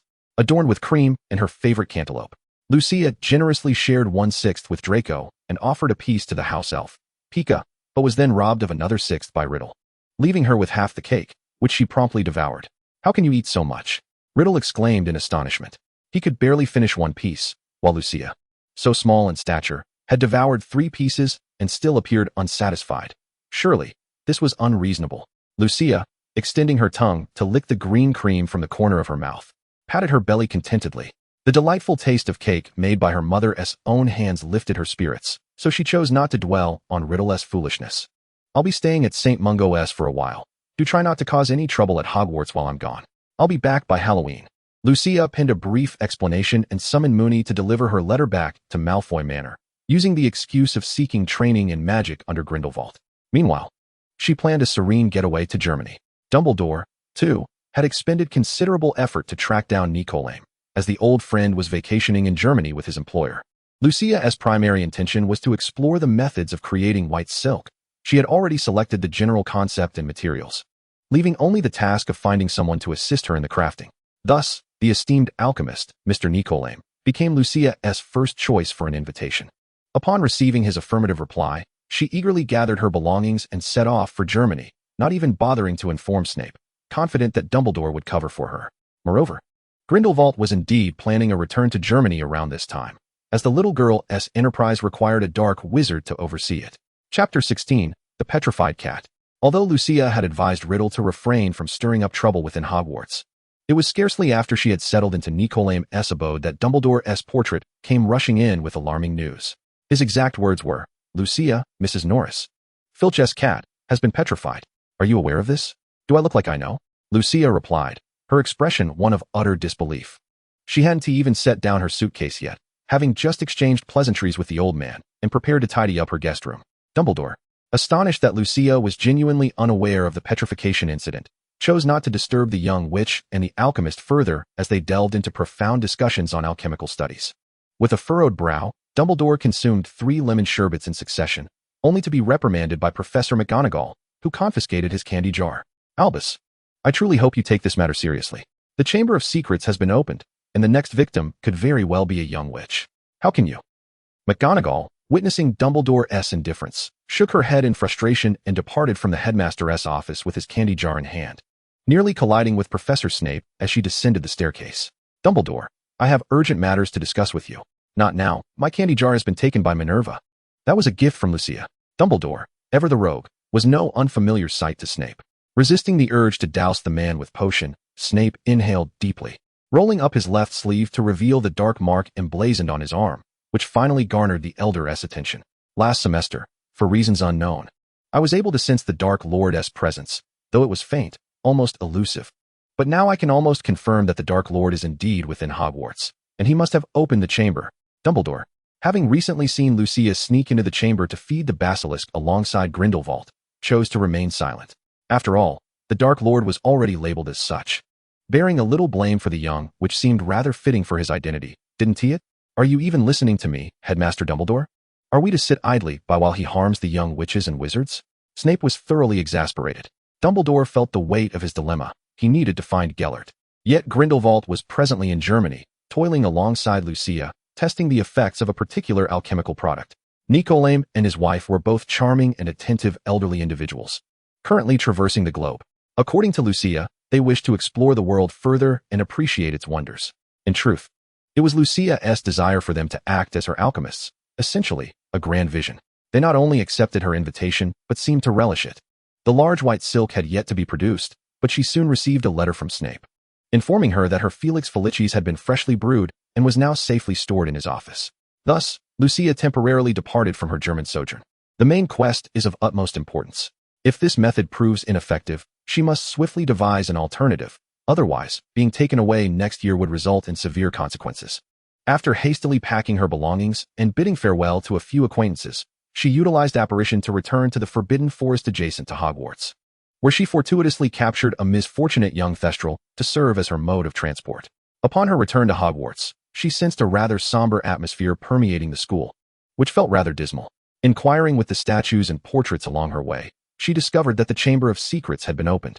Lucia immediately thought of Riddle, that troublemaker, but she had no time to revisit past grievances. Instead, she hurried to the potions office to retrieve her specially formulated red Felix Felicis.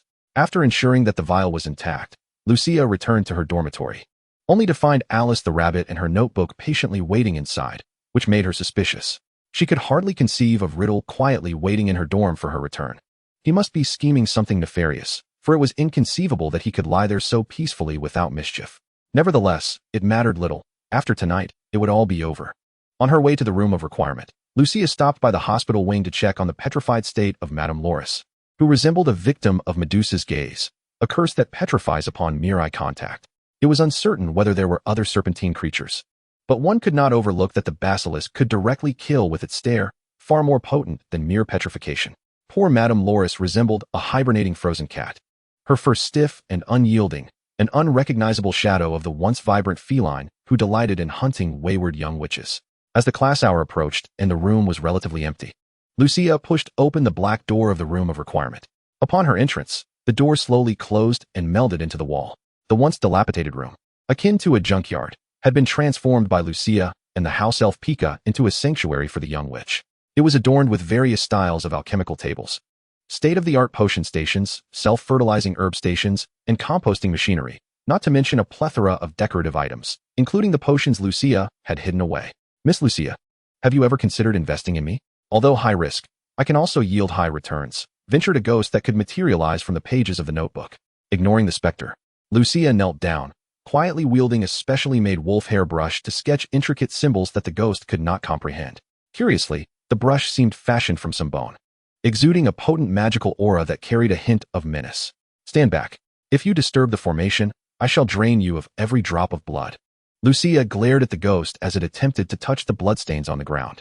The ghost sheepishly withdrew its claw, opting to hover quietly beside Lucia, refraining from interrupting her work. Had it not been for the suspicion that the formation was drawn with Lucia's own blood, it would not have dared to intrude. The sight was undeniably awe-inspiring, even though she had only completed a fraction of the design. The general layout was discernible, forming concentric circles that gradually converged inward, with Lucia meticulously inscribing a dense array of tiny letters. You ought to practice your calligraphy. Among all these words, not a single one is intelligible to me. Chapter 17, The Blood Exchange Array. It is entirely understandable that your knowledge is insufficient to comprehend this. Therefore, I kindly request you to retreat into your notebook and remain silent, so as not to distract me. Lucia commenced filling a blood storage magical vessel, swirling the brush within, absorbing the liquid before withdrawing it. She resumed her focused drawing, oblivious to Riddle's presence. Riddle was nearly certain that the vial contained Lucia's blood, and he contemplated surreptitiously sipping a small amount while she was distracted. I'm about to vanish, and yet you're treating me so harshly? Have a little compassion for a dying soul, one to you? Leaning forward, he noticed Lucia was deeply engrossed in her artwork. With a floating spell, he stealthily extracted a vial. The spell was executed flawlessly, making no sound as it glided away from the other containers, and Lucia remained wholly unaware of his actions. Just a fraction more. He was on the verge of uncorking the vial when he was startled, nearly dropping it to the ground upon realizing he had been discovered. Casting a reluctant glance at the vial revealing its crimson contents, he looked back at Lucia, who was still engrossed in her drawing.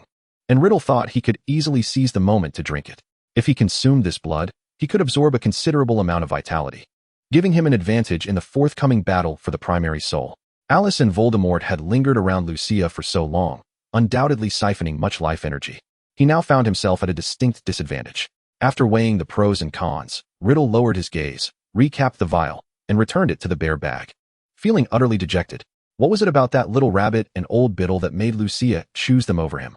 He possessed far greater potential and utility than they ever could. The ghost, in a sulky mood, retreated back into the notebook. Lucia cast a fleeting glance at the quiet notebook before resuming her drawing. The array was extensive, with a radius of about 5 meters. All intricately designed using her previously drawn fresh blood, and she worked tirelessly from noon until nightfall, still not finished. Yet, it was a rare occasion when Lucia didn't feel hunger, in her intense concentration on the array. The external flow of time and other distractions were momentarily shielded by her mind. The intricate patterns ultimately formed a clear space at the center of the array. Lucia summoned her Vivian Bear bag with a summoning spell, shedding her garments piece by piece into the bag. What are you doing? Riddle interjected, alarmed at the sight of Lucia removing even her undergarments. After all, there were still 3 other living beings present in the space. Couldn't she exercise a bit of modesty? Lucia paid him no heed, continuing her task in the nude, this time using her skin as the canvas for her artwork. The pungent scent of blood blurred the line between whether she was painting or carving runes into her flesh with the brush. Strangely enough, even without looking, she managed to twist her arm behind her back, seamlessly continuing her designs, as the runes were relatively simple, just 2 large characters on the front and back, with the rest being straightforward line patterns. Don't you want to become the primary soul? Lucia glanced at the black notebook, now encased within Vivian, before executing one final stroke, a straight line from her navel, up her chest, neck, chin, lips, and nose, culminating on her forehead. The notebook remained unresponsive until Lucia used a summoning spell to pull it out and present it before her. It transformed into its ghostly form, turning its back to the young witch as it sat down. You want to give it to me? Can I at least ponder? It was still sulking, clearly flustered. As realization dawned upon him, Lucia had already commenced the ritual, activating the array. A crimson glow intensified, and the acrid scent of blood permeated the entire space. A scarlet barrier rose instantaneously, enveloping the diary and Alice, gradually extracting the purest essence of energy, namely, the fragmented soul that resided upon it. Riddle effortlessly devoured the small Tom within Alice, or perhaps it could be said that the small Tom willingly submitted to his consumption. In less than a moment, Riddle floated serenely in the air, absorbing the memories emanating from small Tom, while Lucia's forehead continuously exuded a pitch-black energy that ascended into the atmosphere. Contrary to expectations of an arduous battle, Riddle found that after absorbing the two segments of energy, he had expended nearly no strength. Rather, he had gained a considerable surplus of energy. Just as he pondered the origin of this excess soul power, his gaze was abruptly drawn to the array's inscriptions, which appeared to come alive, converging towards the center of the formation, relentlessly crawling onto Lucia's form.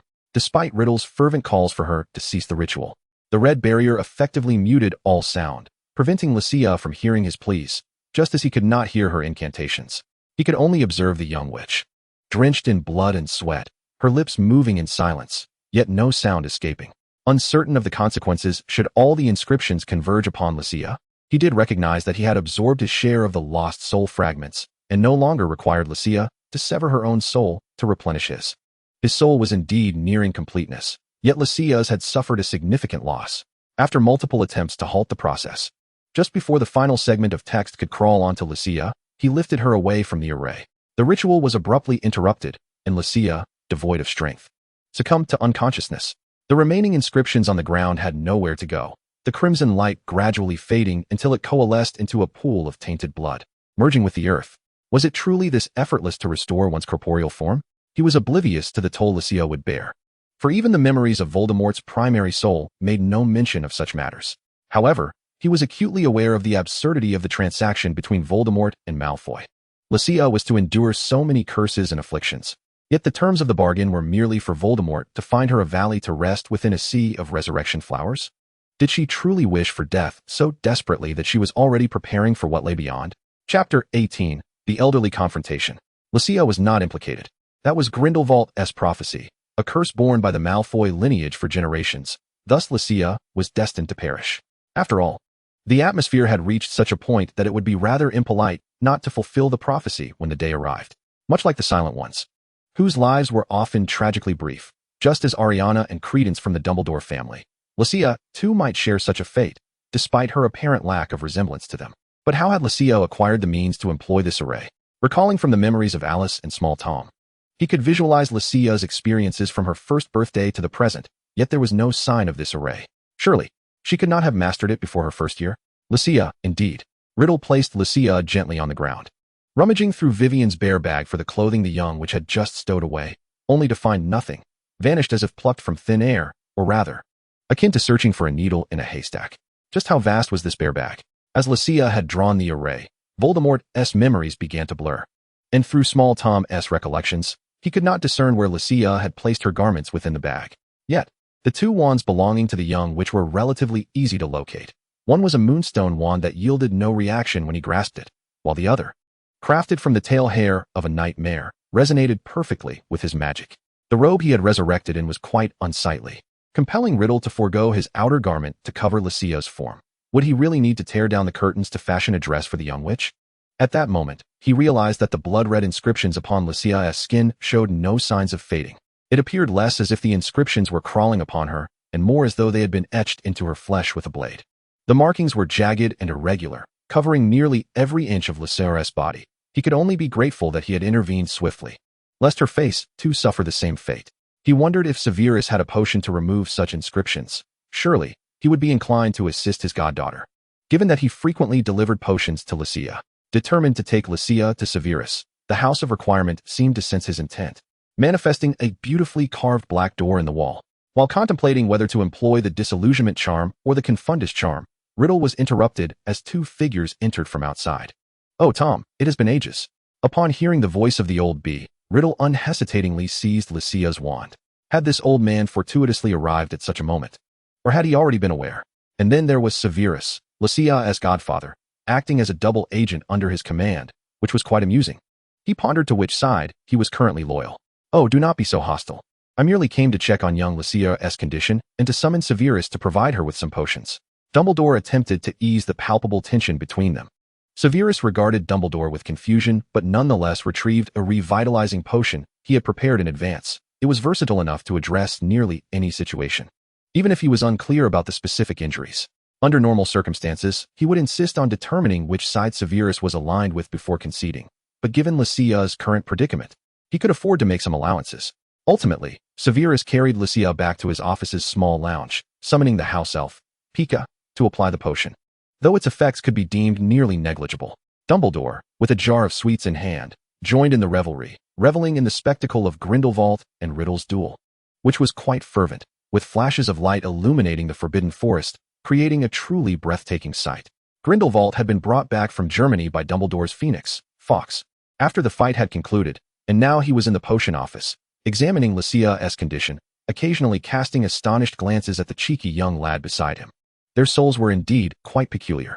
Yet, in the end, he disclosed nothing, following Dumbledore back to the headmaster's office, where he observed that the 2 eggs beside Fawkes' nest showed no signs of hatching, allowing Grindelwald to finally breathe a sigh of relief. Do not fret about Lucia.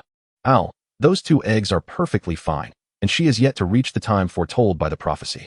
I understand your desire to converse with her, but we are not lacking in these final months. Let us wait a little longer. The 2 elderly gentlemen reclined against each other atop the tower, gazing at the enchanting night sky, where Lucia's star flickered brightly. Lucia lay in a deep slumber for 6 consecutive days, during which Riddle remained steadfastly by her side in her dormitory, scarcely leaving her side. He could almost be described as a vigilant sentinel, watching over her cold, seemingly lifeless form. Each day, apart from the occasional foray into the Hogwarts Great Hall to discreetly partake in meals, he would wander off for a few hours. Yet most of his time was spent in a reverie, fixated on Lucia's countenance, the allure of which he could not comprehend, nor tire of. Were Lucia aware of this, she would undoubtedly tease him with a quip of hentai. Dumbledore had instructed Snape to keep Lucia's condition under wraps, publicly stating that she remained in Germany, continuing her studies in dark and normal magic under Grindelwald's tutelage. Fortunately, Lucia awakened just before Halloween, finding Riddle peacefully napping beside her. Goodness gracious, what a spectacle! Lucia exclaimed, groggily tilting her head to glance at the slumbering Riddle before stiffly turning her neck, eliciting a sharp intake of breath from the discomfort. As she pulled back the covers, her gaze fell upon the glaring curse inscribed on the back of her hand. It seemed the curse had indeed taken effect. Thankfully, it had scabbed over, sparing her from further bleeding, or her bed would surely have been stained crimson. Awake, are we? You really can sleep, can't you? Riddle remarked, stirred by the sound of her inhalation. As she attempted to lift the covers, he promptly sat up and summoned a house elf to prepare her medication. Ah, yes. I can sleep. I might have slept too long. I shall indulge in a bit more, Lucia replied, her mind still foggy. She couldn't fathom why Riddle was so astonished by her ability to sleep, oblivious to the fact that her soul had been severely affected by some foolish ritual. In Chapter 19, the mischievous little witch, Riddle, having roused Lucia, posed what he believed to be a profound question. You do not require sleep at this moment, Lucia. I am genuinely curious. Which of my soul fragments do you prefer? With practiced ease, the girl gathered her beloved Alice Bunny into her embrace, leaving the forlorn black diary neglected beside her pillow. The answer seemed all too obvious, and she relished the opportunity to tease him. Of course, it's Alice. He is adorable and endearing, and he knows how to be charming and playful, unlike you, who seems to find time to pester me at every opportunity. As Lucia fawned over her bunny plush, she lamented the absence of the soul fragments within it, knowing it would never come to life again. Riddle discreetly rolled his eyes, hidden from her view, for he knew that otherwise, she would launch into another round of admonishments. However, upon hearing that Lucia's favorite was the little rabbit, Riddle could not help but reflect on the disparity between himself and Alice. Was it truly merely a matter of Alice's charm and playfulness that set them apart? Riddle, why do you seem so aged after regaining your corporeal form? Can I return you for a refund? I regret my decision. I want little Tom. Lucia gestured towards the grand diary, which responded with a huff, flinging the covers over her head, aptly reflecting the adage, out of sight, out of mind. Regrettably, Miss Lucia, this item is non-refundable post-investment. Your little Tom is no more. I devoured him. Indeed, he had consumed him whole. He should have discarded that insufferable bunny plush. And when Lucia inquired about it, he could simply claim it had been left in the room of requirement, consumed entirely, as if it were food. Lucia tossed aside the covers that shrouded her head, disdainfully tossing them onto Riddle. How long have I been unconscious? Did I miss several meals? Has Halloween passed? Rather than respond directly, Riddle gathered all the letters she had received, and, as confusion clouded her features, he presented her with a vial of potion from the table. Approximately 6 days. You missed about 20 meals. Halloween is still a few days away, he informed her. Lucia grimaced as she drank the potion he had offered. The bitter taste likely the result of her godfather's concoction for her health. As long as she could partake in Halloween festivities, she was content. She wished to don a new outfit alongside Luna and Ginny, a costume resembling a bunny with ears that would twitch and wiggle, undoubtedly adorable. After dulling her taste buds with the potion, Lucia reclined back into her soft bed, pondering earnestly whether Draco would stealthily tug at her ears if she wore the floppy-eared bunny costume. Moreover, Riddle had grown exceedingly handsome. Could he have been an endearing little boy in his youth? If she donned that delightful bunny outfit. In a moment, she would seek her godfather to concoct a youth potion, hoping to recreate a youthful version of Tom in bunny form. Riddle, who had been secretly probing her thoughts, abruptly severed the connection, feeling compelled to thwart her perilous idea. Riddle, have you ever raised a rabbit? Riddle was momentarily taken aback. Just as he intended to divert her from her dangerous thoughts by recounting recent events, she had suddenly inquired about his past with rabbits. He found himself at a loss for words for a few seconds, bewildered by the swift shift in her thoughts. I cared for one for a while, but it died, he replied, recalling a memory from his childhood at the orphanage when he was around 5 years old. On Christmas Day, he had discovered an injured rabbit by the roadside, which he had taken in, believing it to be a gift from fate. Sadly, it had met its demise through a child's reckless actions, but he had avenged it by eliminating the child. Lucia raised her beloved Alice Bunny plush with a conflicted expression, wishing fervently that it were alive. But she knew that infusing it with her soul would render it pointless. As Riddle contemplated how to caution Lucia against adopting such fragile creatures, she abruptly rose and began rummaging through her wardrobe, causing his words to catch in his throat. Dressed in a new robe, Lucia stood before the mirror, adjusting her collar to conceal the crimson markings on her neck, before turning to exit. Riddle, left confined within the room, was bewildered. Did Lucia truly overlook his presence? Did he possess such little significance? When Lucia returned, Riddle sighed in relief, fearing she would indeed ignore him entirely. Yet before he could inquire about her intentions, she snatched the Alice plush from his grasp and turned to leave. Lucia, I am still here, Riddle exclaimed, realizing that if he remained silent any longer, she would surely exit without uttering a word. Well, what is it to you? Don't you have anything better to do? Lucia leaned against the doorframe, perplexed. Hadn't Voldemort aimed to conquer all of Britain? Why did this youthful version of Riddle appear so leisurely?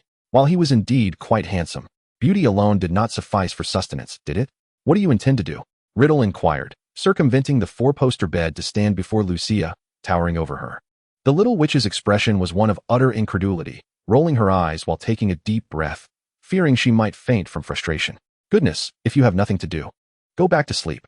I have been in a coma for so many days, missing meals, so of course, I am off to the kitchen to find food. We can continue as before. You can go wherever you please, and we shall not interfere with one another, all right? If this is the essence of little Tom, I shall consider it a lesson learned, avoiding decades of detours. Yet Riddle's demeanor suggested he required her care, as if she were to look after him. She is merely a first-year little witch. Riddle was taken aback, having been left alone in the dormitory after Lucia closed the door behind her without a backward glance, abandoning him carelessly. Why did she act this way? He could not fathom what had upset the little witch, for he felt he had done nothing wrong. He had merely handed her a potion and answered a few questions. Perhaps his inquiries were too foolish? Or maybe the little witch was simply hungry. If Lucia disliked him so much, then he would take his leave.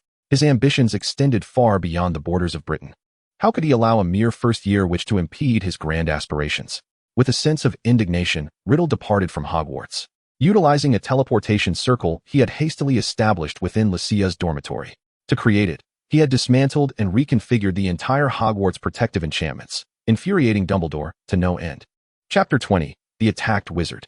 If one seeks Lucia, they might find her lurking in the potions office, the headmaster's office, the Hogwarts library, or the Hogwarts kitchen. For the little witch often immersed herself in these locales, akin to an NPC. Grindelwald encountered Lucia herself, stealthily attempting to pilfer forbidden tomes at the entrance to the restricted section, although he was unaware of what dark magic book she sought this time. The volume Revelations of Advanced Dark Magic remained secured within the headmaster's office, out of her reach. The reason for his search for Lucia was the recent breakthrough in Nicholas Flamel's alchemical research. The white gauze was taking shape, but a plethora of materials was still required for extensive experimentation. Consequently, many unicorns in the Forbidden Forest had become rather disheveled, resembling scruffy little ponies.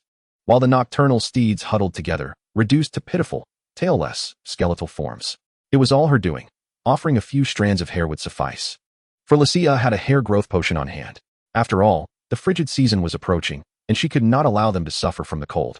Two elderly gentlemen, accompanied by a young girl, labored under the moonlight in the back mountains, tirelessly repeating the potion-making steps for over 7 days, ultimately concocting a pile of enchanted fluff.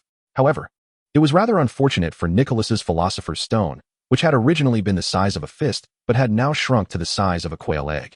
Lucia, brimming with excitement, operated to the nearby marketplace to deliver materials for weaving the white gauze and to retrieve the custom-made bunny costume, especially with Halloween just days away.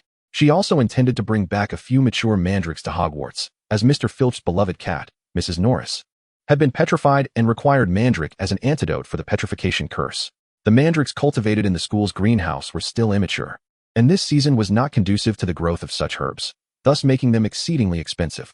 After parting with over 900 galleons, Lucia returned to Hogwarts, her arms laden with delectable snacks and sipping a warm matcha taro milk tea, elated at the prospect of collecting the finished white gauze the following day, which she intended to present to Haribo as a Christmas gift. Upon her return to Hogwarts, Lucia patiently awaited the onset of night before stealthily climbing to the headmaster's office, hoping to pilfer the revelations of advanced dark magic if Dumbledore was absent. Passing by the potions office, she was rather surprised to find the door ajar, with the cauldron still bubbling inside, yet her godfather was nowhere to be found. This struck her as peculiar. Though she was unsure why her godfather was not guarding his precious cauldron, Lucia did not pause, maintaining her disillusionment charm as she ascended to the 8th floor, each step exhausting her more than the last. With the familiarity of opening her own bedroom door, she pushed open the headmaster's office door, only to find all the professor's gazes immediately fixated upon her, leaving her momentarily dumbfounded. What was happening? Lucia, you arrived just in time, Dumbledore exclaimed, as if he had encountered a new savior, swiftly using the levitation charm to draw her into the circle of professors. My dear, it seems we are highly unlikely to hold the Halloween feast this year. Professor McGonagall unhesitatingly pulled over Dumbledore's chair and assisted Lucia in taking a seat, while Snape bent down to examine the little witch's current state of health. However, Snape only inspected her left arm, and upon unraveling the bandage to reveal the crimson inscription, he silently wrapped it back in place with magic. What has transpired, Headmaster? Lucia inquired, a hint of anxiety creeping in. Could this Halloween possibly be the last one she celebrated in this world with her friends? Why the sudden cessation? That would be rather unfortunate. Dumbledore's gaze swept across the gathered professors, and without hesitation, he summoned Snape as a shield. Severus, perhaps you should explain it to Lucia. It felt as if she were being passed around like a ball. As if struck by a thought, Snape hesitated and rolled up his left sleeve. Had he known that her godfather always wore tight sleeves over his wizarding robes, even when brewing potions, exposing his arms was never an option. Today, Lucia finally understood. Her godfather bore a tattoo on his arm, though it appeared rather unsightly. One could only wonder about the aesthetic sensibilities of its creator. This design was known as the Dark Mark, a form of communication used by the Dark Lord for his most trusted followers, and also a brand. He had unleashed the monster from the Chamber of Secrets and petrified your brother Draco. Had it not been for the mandrakes you delivered during the day, he would likely still be enduring that grotesque posture as a spectacle. Lucia felt a slight shock within her, yet confusion lingered. Logically, only Riddle and she knew the location and method of opening the chamber, and she was aware that Haribo's eyes could kill. As for these 2 petrification incidents, I suspect the mysterious one had been within the school, but I never anticipated he would directly unleash the monster from the chamber to attack pureblood wizards. How utterly strange. Professor McGonagall's expression was filled with concern as she yearned to embrace the little witch. This time, it was Lucia's brother Draco who had been attacked. Who would be next? Did the chamber conceal other creatures? And who was that Dark Lord? Was her godfather one of his followers? Draco was currently in the infirmary, likely undergoing rehabilitation training introduced by Madame Pomfrey. You may visit him. Lucia sensed an overwhelming desire among the professors to usher her away. With her gaze slightly lowered, she discreetly sought the location of the dark magic book. It seemed not to be in this room. Perhaps it resided in the small compartment outside on the rooftop, or in the study where the book of admission and the quill of admission were kept. It was unlikely she would access that book today. Better to wait for another opportunity. Lucia had secretly ventured into the headmaster's office, only to leave empty-handed, unable to locate the book, nor deliver the liquid core candies she had brought back from Germany for Dumbledore. Instead, she found herself laden with countless questions. Prepare yourself, for we know not when the monster from the chamber may strike. Miss Lucia, you must also remain vigilant. In the dead of night, Professor Flitwick led the way with an oil lamp, seemingly believing the little witch had been summoned to the office by Dumbledore rather than out for a midnight stroll. Chapter 21. The Death Eater Meeting. Hogwarts, Hospital Wing Ward. Draco was preparing to extinguish the lights and retire for the night when he suddenly heard a sound from outside the door. Hastily, he blew out the candle and burrowed beneath the covers. It had not been long since Madame Pomfrey had departed, so it was unlikely she could return so swiftly. Who could it be? Rather, what entity lurked beyond the door? Despite the movable fabric screens obscuring the direction of the door, he could faintly discern the door to the hospital wing ajar, revealing a pitch-black expanse beyond, seemingly devoid of any presence. Curiously, a cat, Mrs. Norris, who belonged to Filch, was perched on the bed beside him, arching her back and hissing towards the entrance. Suddenly, the door was shut again, and Draco dared not emerge from his cocoon of blankets, covering his head as the stifling atmosphere gradually lulled him into a slumber. Outside, Lucius noticed the absence of light within the room, concluding that Draco must have already succumbed to sleep. He refrained from entering to check on him, instead closing the door and departing the hospital wing with Filch. Along the way, he had also taken a small serpent hatchling. "Helga, how did you end up here?" Lucius inquired, cradling the exquisite little serpent, Helga, entwined around his arm, gently rubbing her protruding horn with his fingertip. Logically, given that her forehead had already sprouted a horn, one could only wonder if Helga would eventually transform into a basilisk in the coming years. The tiny snake, with her eyes closed, reveled in Lucius's gentle ministrations, her tail swaying in the air as she seemed to be in high spirits. With Filch present, Lucius felt it was unwise to return Helga to her hiding place, though he was uncertain why she had ventured out from the Chamber of Secrets to find him. Nevertheless, Lucius felt a surge of joy upon encountering the serpent hatchling. "Tomorrow, I shall take you out to try on the white veil, a product of tireless research and alchemy conducted by Grandfather LeMay and myself."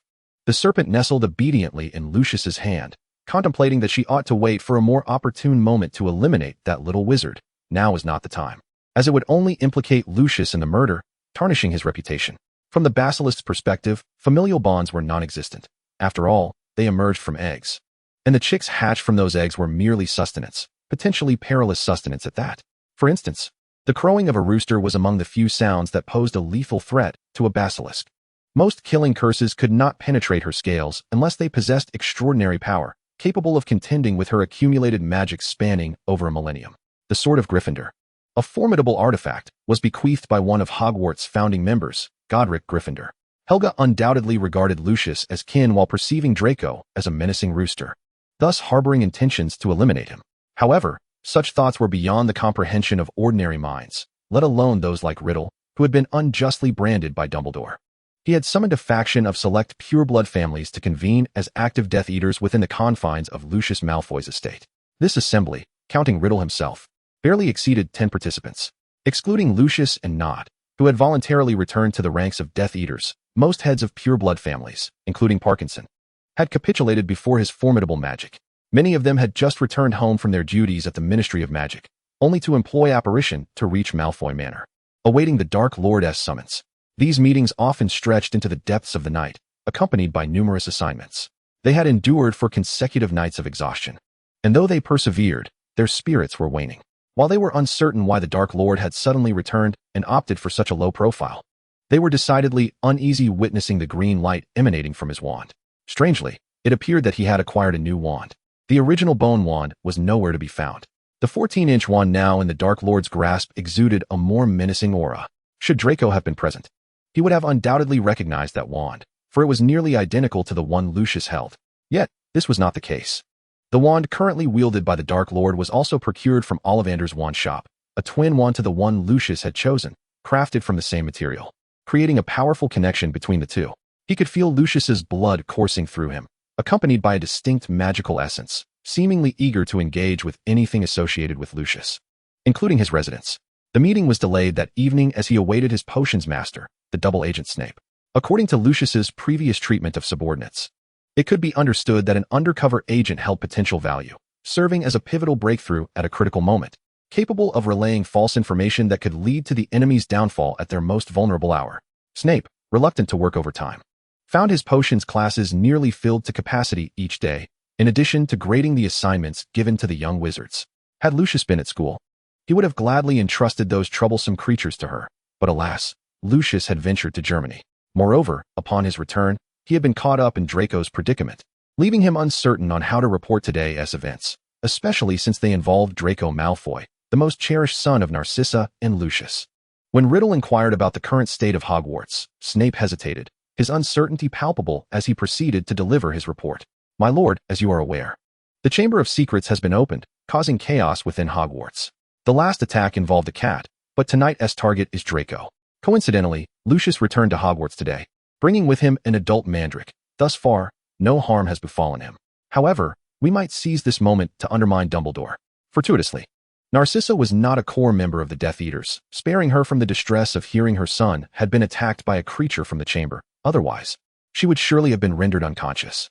Lucius, upon hearing of Draco's assault, regarded the Dark Lord in disbelief, for his son was a bona fide pure-blood wizard. How could he possibly become the target of a monster dwelling within the Slytherin chamber? To Snape's surprise, Riddle wore a similar expression of confusion, even questioning. The basilisk's target was him? Chapter 22, The Scapegoat. It was evident that the Dark Lord possessed knowledge of the entity residing within the Slytherin chamber, and some individuals were acutely aware that he was the very culprit responsible for opening the chamber 50 years prior. For instance, Lucius knew that by utilizing the diary entrusted to him by the Dark Lord, he could effortlessly access the Chamber of Secrets and incite turmoil within Hogwarts. However, therein lay the conundrum.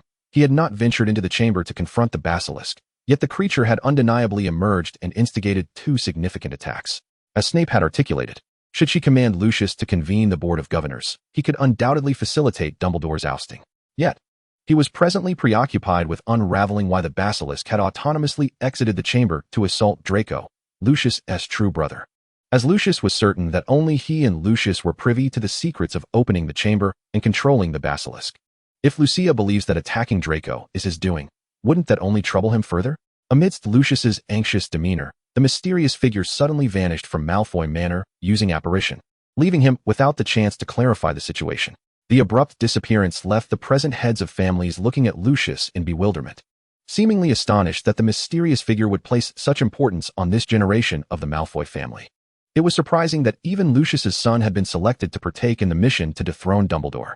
Although it was hardly an honorable task, risking one's life was a very real possibility. Draco appeared to have performed admirably.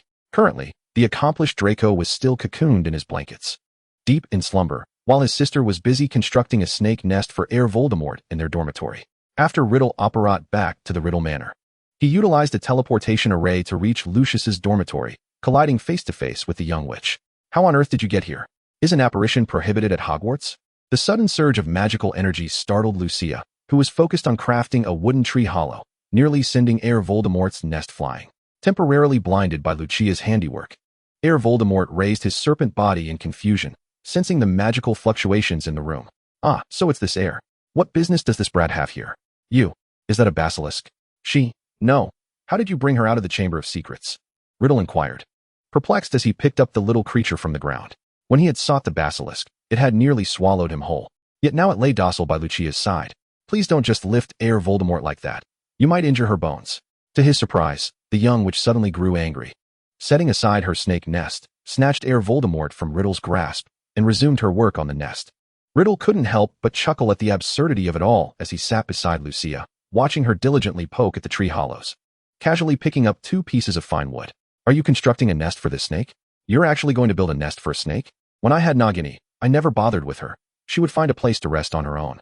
Why waste time on such trivialities? Well, Heir Voldemort will be living with me from now on, and I find it rather disconcerting to be without that little companion. Luckily, Heir Voldemort seems willing to keep me company. As if to validate Lucia's statement, Heir Voldemort nudged his head against the young witch's cheek, nearly causing Riddle to lose his composure. To be cast aside is one thing, but to sleep alongside a basilisk? So, in Lucia's eyes, I am worth less than a snake, am I? Are you having a late-night snack? I brought back 2 portions when I passed through the kitchen. But Heir Voldemort isn't hungry. Lucia remained oblivious to Riddle's darkening expression, only adding fuel to the fire. Wonderful, even less than a snake now. I'm reduced to scavenging leftovers from a basilisk. Here, it's blueberry-flavored crispy tart, freshly baked by the house elves. And there's eggnog on that table, right next to your notebook. Just make sure you don't eat my portion. Though the tart was invented in the 19th century, it had not yet made its way to Hogwarts' dining table. It was likely that Lucia's house elf crafted it to her liking. It was indeed a pity that she wasn't tea and Hufflepuff, given her passion for developing new dishes and sneaking into the kitchen at night for snacks. Those house elves truly indulged her. Is that enough for you? Aren't you quite the eater? Riddle opened the packaging, revealing only 2 small bottles of eggnog and 6 tarts smeared with blueberry sauce, which seemed less crisp, likely due to being sealed in warmth. He recalled how Lucia had once tricked Draco into giving her half of a cake made by Narcissa, devouring it all in one sitting. No, it was more like an afternoon tea. I feel like I've gained a bit of weight lately. I should consider dieting. Riddle grimaced, taking the food and sitting beside Lucia, offering her a tart without the aluminum foil. Aren't you fond of matcha? Why the blueberry sauce? One must try other flavors. Eating matcha all the time can become tedious. Lucia replied, tilting her head as if about to take a bite, but hesitating when she remembered the crumbs. You go ahead. I can't hold it properly, and it will crumble in the nest. Great. Once again, it's because of that wretched snake. Riddle silently took all the food back, sampling a bite. It wasn't bad, though he couldn't fathom why Lucia enjoyed such sweet and cloying foods and drinks. Yet, he found no aversion to them. As the old saying went, sweet things often bring a fleeting joy to one's spirit. The young witch proved to be quite adept, rapidly constructing a massive snake nest. Approximately 6 or 7 meters long, complete with various tree hollows and stones. Where on earth had she procured all these materials? Surely she hadn't excavated the greenhouse. Eat up, Riddle said, casting a cleaning charm over Lucia and handing her the insulated tart and eggnog. By the way, be cautious when you come to Hogwarts next time. I heard from Dumbledore that a Dark Lord has released the creatures in the Chamber of Secrets. Even my brother, a pure-blood wizard, was petrified in an attack. Dark Lord Riddle, this is quite the predicament. Chapter 23. Night Conversations, Heir Voldemort. Do you think there might be other beasts still lurking in the chamber? The young witch asked, puzzled. I heard that the beasts in the chamber are meant to eliminate the enemies of the heir. So it stands to reason that they should target muggles, right? How could my brother, a pure-blood wizard, be attacked by a creature? It's truly strange. Heir Voldemort and Riddle chose to remain silent. Lucia soon realized their lack of response made her feel awkward, so she nudged Riddle beside her and asked, aren't you the heir as well? Could it be one of your descendants or something? Heir Voldemort perked up, eager to hear the conversation. If there were no heirs, she could accompany Lucia outside to play. That is impossible. I am but a product of a love potion, born to know not love, nor to ever have descendants. Riddle passed the eggnog to Lucia, sitting beside her, and caught sight of the distinctly visible golden tuft of hair atop the young witch's head, which brightened his mood significantly. Lucia was unsure why this diary had suddenly grown morose for a moment, yet it did not interfere with her eating. If you don't understand, just learn slowly. Your intelligence is quite high, but your emotional intelligence seems lacking. Isn't it said that a person's emotional intelligence and intelligence are fixed values? Those with high emotional intelligence and low intelligence. Riddle falls into the category of high intelligence and low emotional intelligence. Then teach me. The once eavesdropping Heir Voldemort abruptly lost interest. Twisting her body to crawl into the cozy snake nest Lucia had built for her, relishing her new home, which was far superior to the chamber's environment. Lucia's action of biting into her tart froze as she incredulously sized up Riddle from head to toe, unable to resist retorting, could you not find someone more reliable? Do I look like someone who knows how to date? Well, perhaps I could ask Percy and Penelope tomorrow. They've been dating for quite a while. The little witch blinked her eyes. Why not inquire with your parents?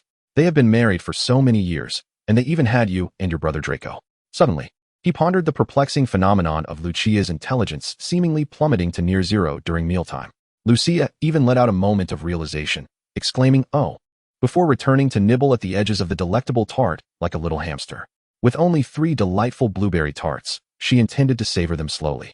Too little would leave her unsatisfied, while too much would raise her concerns about gaining weight. After I finish eating, it's time for a big sleep. Lucia clapped her hands, rejuvenating herself with a spell, and then dove onto her soft bed, rolling around 2 or 3 times as a form of digestion exercise. Like a little pig, she would eat, sleep, and occasionally roll around to aid digestion. Riddle mused, why is it that this little pig doesn't put on weight? Are you really going to sleep with me? You are not little Tom. You are already an adult wizard. He warned her. I must inform you that my instincts can be quite primal in bed. Little Tom, the young Dark Lord, was tender, juicy, and delicious. A bite would not cause one to gain weight. Riddle magically pulled down the bed curtains for Lucia with a roll of his eyes, lying down first and responding lazily. Yes, primal instincts, like a koala, capable of sleeping for 10 hours straight. Lucia replied, well, that is not entirely inaccurate. Oh, shift over a bit. She tugged the blanket over herself. No stealing my blanket, or I shall have Airbo bite you. After Lucia fell asleep, Riddle frowned as he gazed at the Alice rabbit nestled in her arms and got up to tuck the little witch in. Was her rapid descent into slumber due to the familiar scent of Alice's rabbit that lingered on her? She truly adored little Tom, clinging to him every night. She couldn't sleep soundly without him. Casting a silencing charm over the bed, Riddle ventured into Erbo's lair, pulling the half-asleep serpent out. Erbo, why did you leave the chamber to attack Lucia's brother? Don't you realize how significant Draco is to Lucia?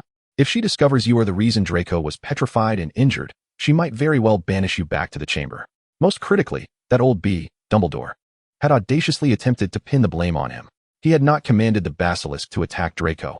It was entirely the serpent's own volition, and he bore no responsibility for it. Erbo averted her gaze, ignoring Riddle and slinking back to her nest, which Lucia had crafted for her. Did she not realize Lucia would worry about her brother? Who could fathom the peculiarities of human emotions? Eliminating Draco would have garnered Lucia special attention from her parents. In the animal kingdom, it was common for larger offspring to eliminate smaller ones, allowing their parents to focus all resources on raising a single cub, maximizing survival efficiency. In retrospect, one could consider themselves fortunate for not having bitten Draco to death. Otherwise, Lucia would undoubtedly have been upset with her. I can keep this a secret for you, but you must protect Lucia diligently. Should she take any actions in the future, you must inform me promptly, understood? The serpent cocked her head, seemingly contemplating something, and after a moment's hesitation, nodded her agreement. Erbo has a duty to heed the heiress' commands. But should your orders conflict with Lucia's, I will prioritize her. He would never have the opportunity for such conflict. He was acutely aware of the kind of person Lucia was, as long as he did not cross her boundaries, even if he devoured all her snacks. The little witch would not be angry enough to command Erbo to bite him. In Lucia's heart, her family held the utmost importance, followed by the Alice doll her mother had gifted her, then her godfather, teachers, and friends.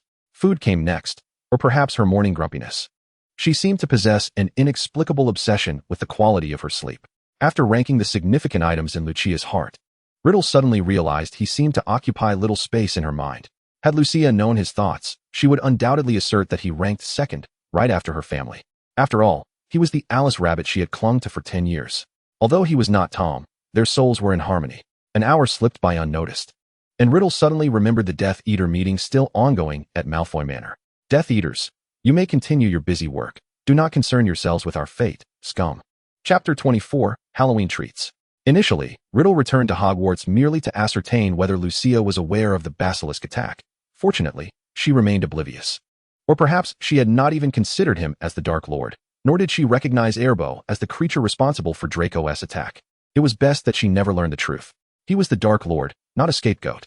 In an attempt to regain some control, upon returning to Malfoy Manor, Riddle commanded Lucius to draft a letter rebuking Dumbledore and to rally the other board members to ensure the old bee was penalized financially. After all, Lucia had a rather amicable relationship with that old bee and Grindelwald. If Dumbledore were to be stripped of his position as headmaster, Lucia would likely be displeased, especially since the old bee had allowed her nocturnal escapades.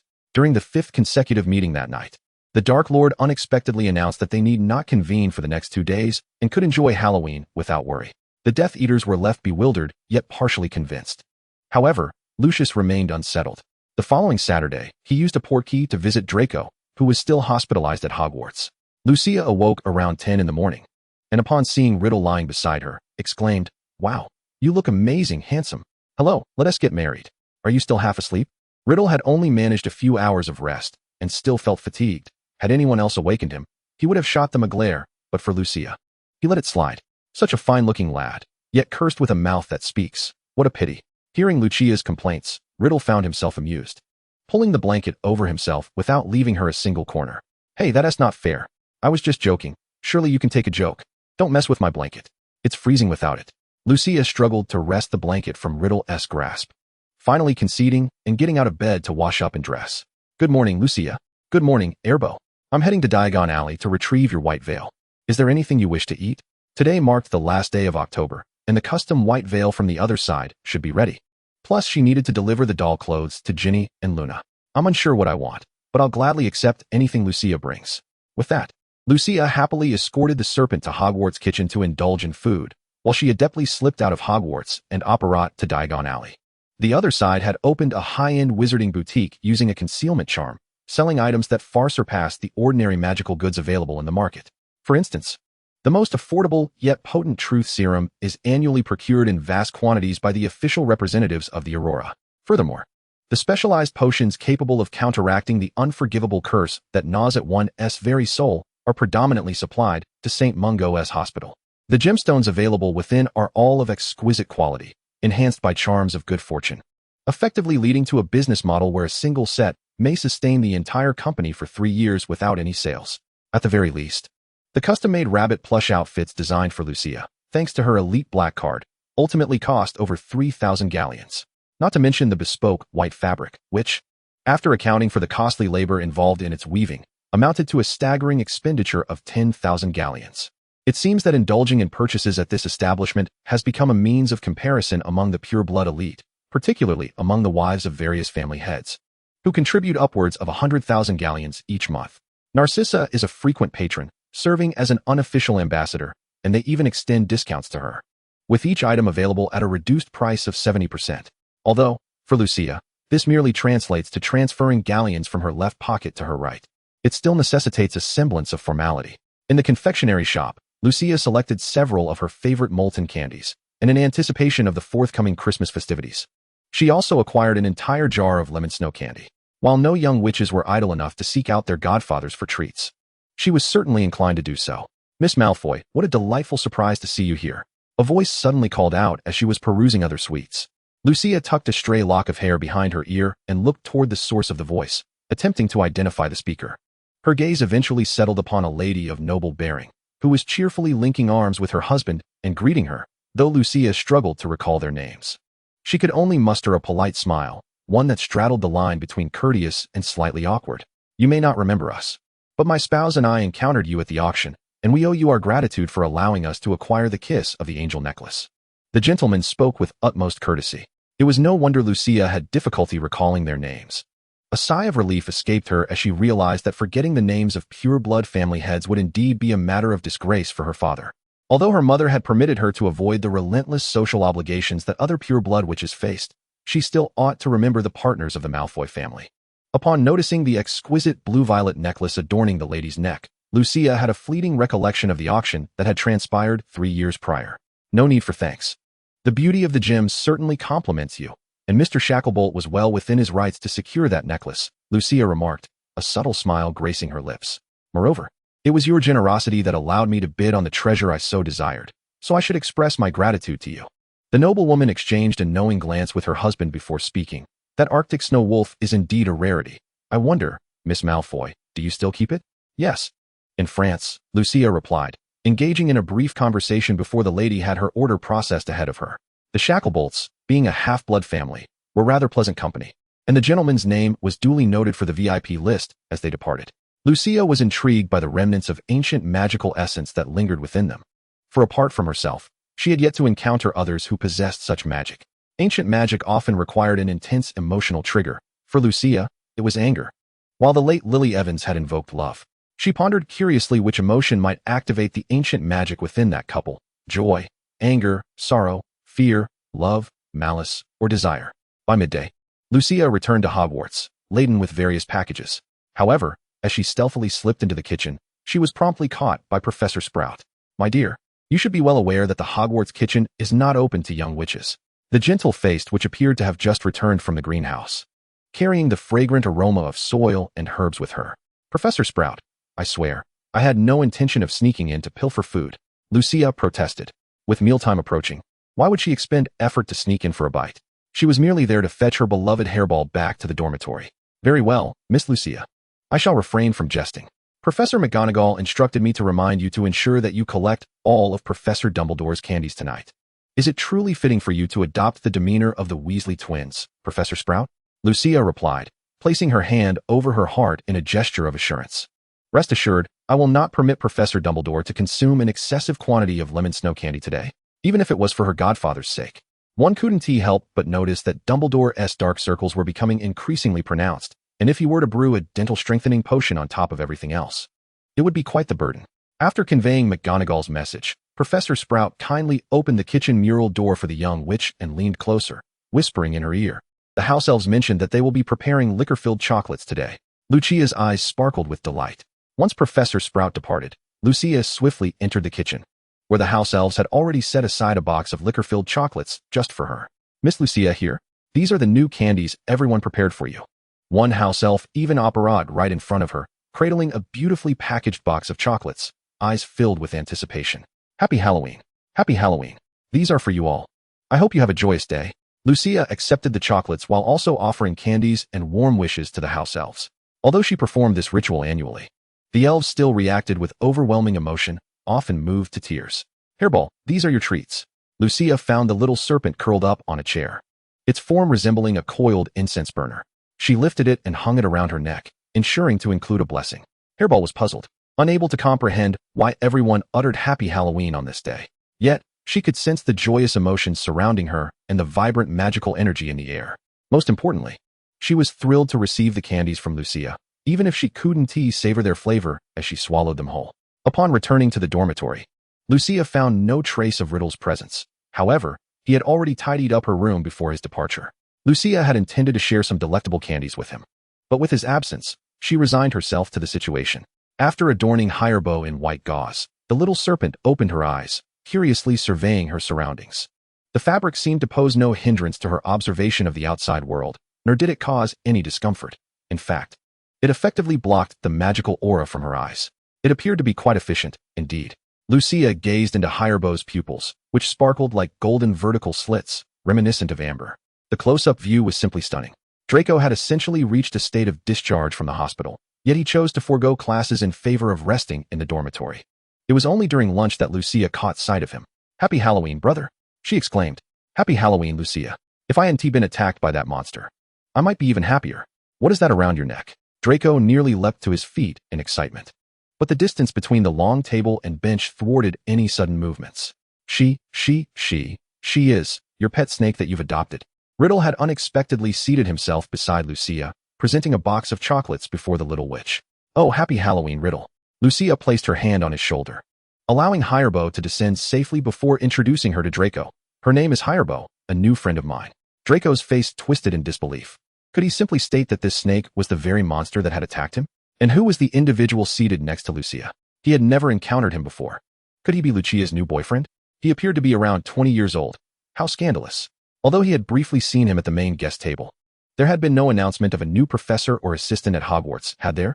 To be frank, Lucia, I believe you're injured. Didn't you mention wanting to dress as a bunny for Halloween? Why are you wrapped in bandages? During the holiday, Lucia had been so excited about ordering a bunny costume from the shops in Diagon Alley. How could she suddenly decide to dress as a mummy? Besides, she had previously expressed her distaste for the foul-smelling mummies and creepy crawlers. "It's nothing serious, just a minor injury." Lucia picked up a small sausage from the table to feed the serpent and then offered a piece of roast turkey to Hirebow, her thoughts completely absorbed in caring for the snake. The food this year was relatively normal, devoid of the bizarre peppermint hard candies that had inexplicably graced the table last year, much to Ron's delight. Chapter 26, Roasted Potatoes. The meals provided by Hogwarts were of a notably higher quality compared to those in Muggle schools, which still debated how to create nutritionally balanced meals on a budget. Hogwarts had inherited a culinary repertoire that continuously improved with time. The sumptuous lunch featured roasted beef, succulent chicken, pork chops, lamb chops, sausages, steaks, and roasted potatoes. Lucia, however, only sought an apple pie, a cup of hot cocoa, and a small bowl of black pudding. "I just heard Harry mention that they sought Hagrid out regarding the Chamber of Secrets, only to be treated to Hagrid's culinary disasters. I imagine they won't be able to eat today's lunch," she mused. "Fortunately, my hospital stay due to the basilisk attacks spared me from having to endure Hagrid's rock cakes, which could very well shatter one's teeth. I wonder how anyone could consume such a thing. Surely it can't be swallowed?" Draco, striving to maintain an air of elegance, selected a piece of beefsteak. Perhaps influenced by Lucia's aversion to the gamey taste of lamb, which their family rarely consumed, despite his preference for its texture. "You missed out on the Christmas pudding last year. Its flavor was truly extraordinary." After devouring 3 small puddings, Draco reached for a green apple-flavored pudding, finishing it off within 3 bites, more hastily than Hirebow herself. Given his speed and enthusiasm for pudding, it was unlikely that any other young wizard in Hogwarts could match Draco's fervor. Lucia, feeling weary, took her time with her spoon, delicately savoring the black pudding. Her palate still unaccustomed to German flavors, and she found herself yearning for Chinese cuisine. Riddle's meal selection was relatively standard, consisting of a roasted potato and a sandwich. What appeared to be an ordinary roasted potato in Riddle's hands seemed to transform into a feast fit for royalty, making Lucia suddenly find her modest salad rather unappealing. Consequently, the little witch nonchalantly fed her unfinished diet salad to Hirebow, and then, with a sly grin, used her pudding spoon to extract a piece from Riddle's roasted potato. Contemplating that perhaps vegetarian fare wasn't so bad after all. "Would you like me to fetch you another portion?" I'll just take a couple more bites, and then I'll be done. No need to get more. Lucia's 2 bites likely differed from Riddle's expectations. He had anticipated that the little witch would devour the entire portion in 2 swift gulps, but to his astonishment, she merely nibbled at it. 2 genuine bites, nothing more. Indeed, she preferred warm food. Lucia set down her spoon, spearing a small piece of beef with her fork to feed Hirebo, who seemed to be quite satiated. Her belly slightly swollen. It was only logical that she should allow some time for proper digestion. Next time, I'll have to try the roasted pancakes. If the flavor is unappealing, I can always let Hirebo handle it. She truly is a good girl who isn't picky. I needn't worry about wasting food if she doesn't like it. Perhaps you could try it now. There's another little creature here who could help with leftovers. Riddle had used the levitation charm to bring a serving of roasted pancakes to Lucia's plate. Draco paused mid-bite of his pudding, initially distracted by the sudden shadow that had appeared before him, only to find that it was merely Lucia's boyfriend presenting her with a meal. He maintained his composure, devoid of any emotional reaction, until he noticed his godfather glaring daggers in their direction. Accidentally locking eyes with that murderous gaze, Draco hurriedly lowered his head, quietly munching on his pudding. After all, that was Lucia's boyfriend, not his acquaintance. He had not introduced him. Lucia had chosen him herself. Lucia. Draco called her name softly, though the din of the bustling dining hall rendered his hushed tone nearly inaudible. What is it? Were you just calling me Draco? Do you not wish to see the murderous glare from our godfather? Draco swallowed his pudding with a look of exasperation, opting for a potato pancake in hopes that his godfather's ire was directed elsewhere. He was merely a pitiful creature freshly discharged from the hospital. He ought not to be reprimanded further. However, hadn't his father arrived at Hogwarts already? Why had he not seen him since morning? Moreover, his godfather seemed to have no contact with his father whatsoever. Lucia looked up, observing her godfather quietly dining. Where was this murderous expression? Are you experiencing after effects? Hallucinating? Lucia jestingly remarked that she had unwittingly consumed more than half of the platter of roasted pancakes, feeling her stomach nearing its capacity for additional food. Without hesitation, she pushed the remaining pancakes toward Riddle, saying, "You should eat them. I can't finish, and it would be a shame to waste them." Riddle accepted them without complaint, promptly using Lucia's spoon. A professor seated at the head table was on the verge of snapping his spoon in frustration at this scene, while the instigator of the commotion remained blissfully unaware, engaged in light-hearted banter with her brother, as if sensing that Severus's gaze was lingering too frequently in her direction. Riddle cast a displeased glance at Snape. Startled by Riddle's sudden animosity, Snape averted his eyes, only to furtively observe Lucia out of the corner of his vision. Surely, he must have seen correctly? It wasn't that he doubted his eyesight, but rather, when had Lucia become so amiable with the Dark Lord? Did Lucius know of this? No, he surely did not. Otherwise, he would have taken Lucia back to Malfoy Manor this morning upon arriving at Hogwarts.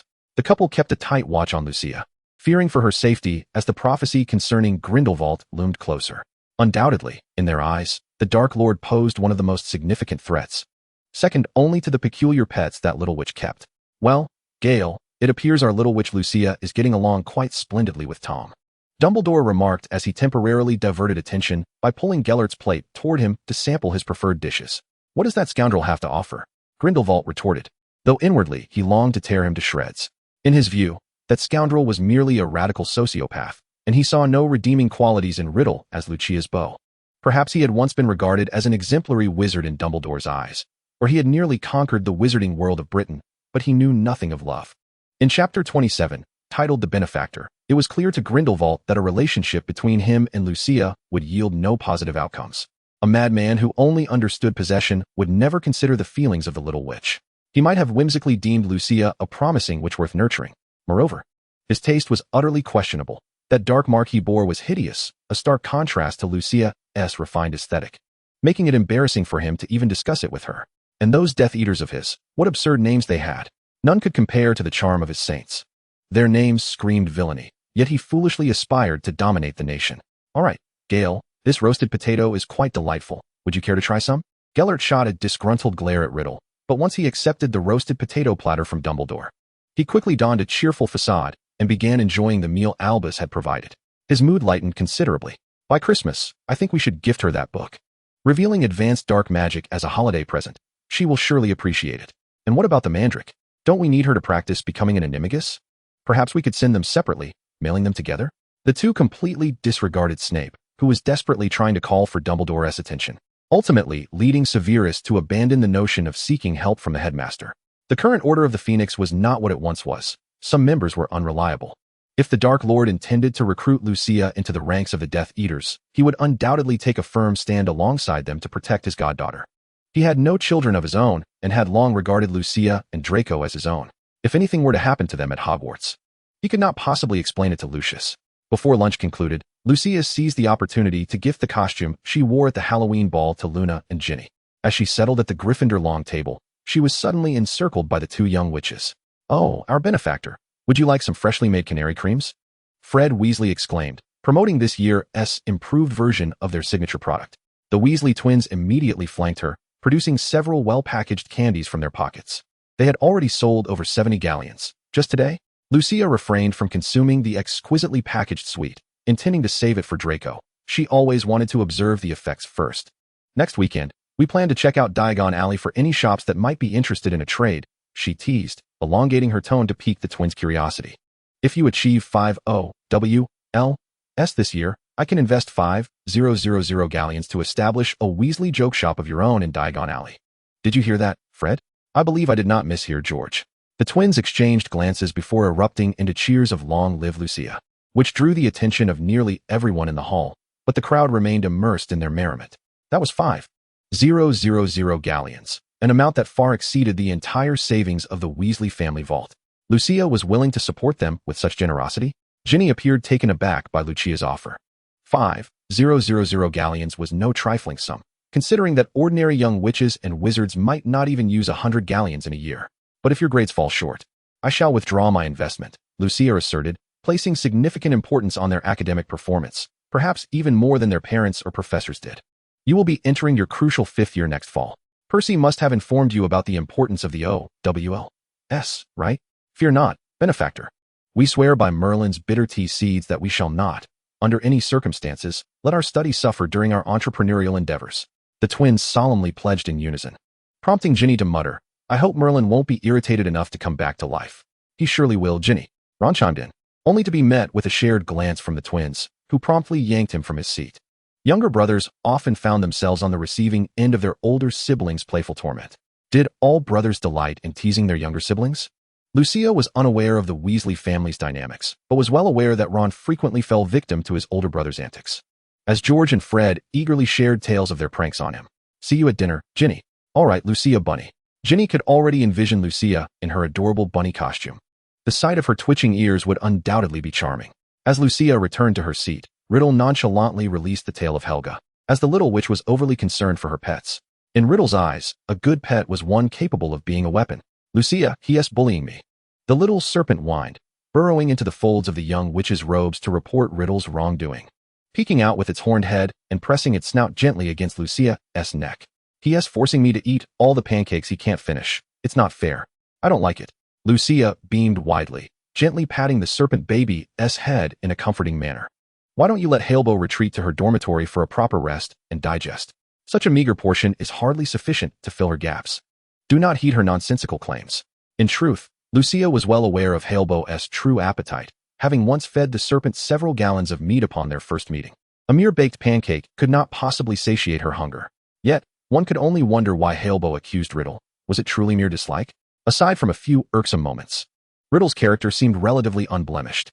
Riddle cast a discontented glance at the serpent creature affectionately nuzzling Lucia's neck. After all, she could devour 10 adult wizards in a single bite.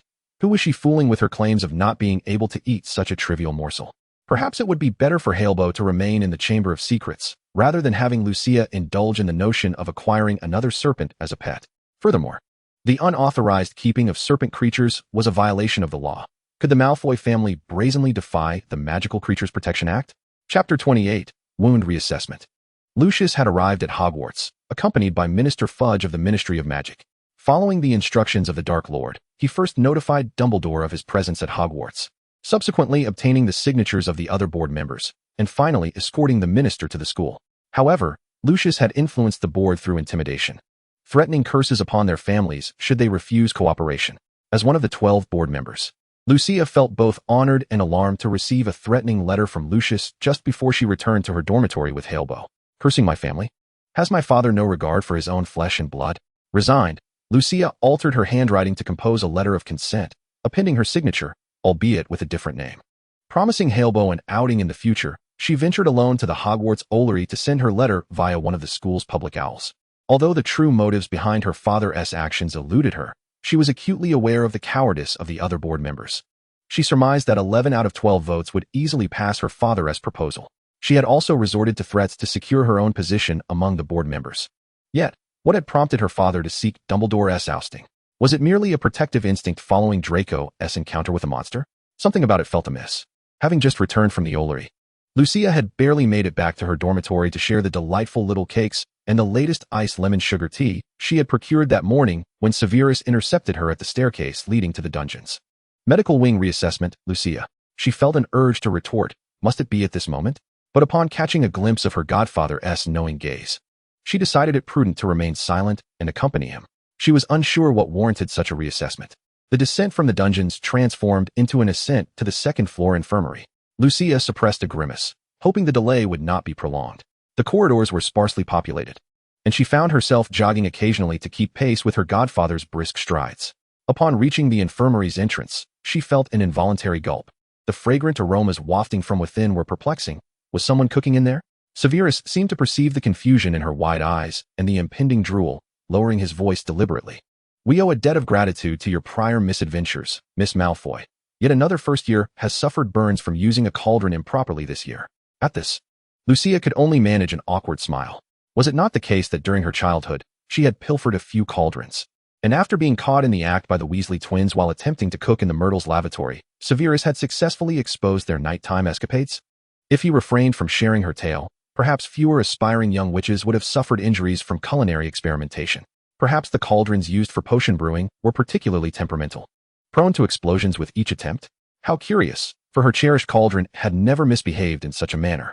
Madame Pomfrey would soon tend to the young wizard's burns, and she instructed Lucia to wait in a nearby bed. Lucius would soon come to see her. Just as Lucia took a couple of steps, she froze in confusion. What reason did her father have to visit her? She had not been attacked by a monster. She was perfectly safe. You deceived me, claiming you would be hospitalized at St. Mungo's for recuperation, while the letter you received indicated you were training with Grindelwald in Germany, correct?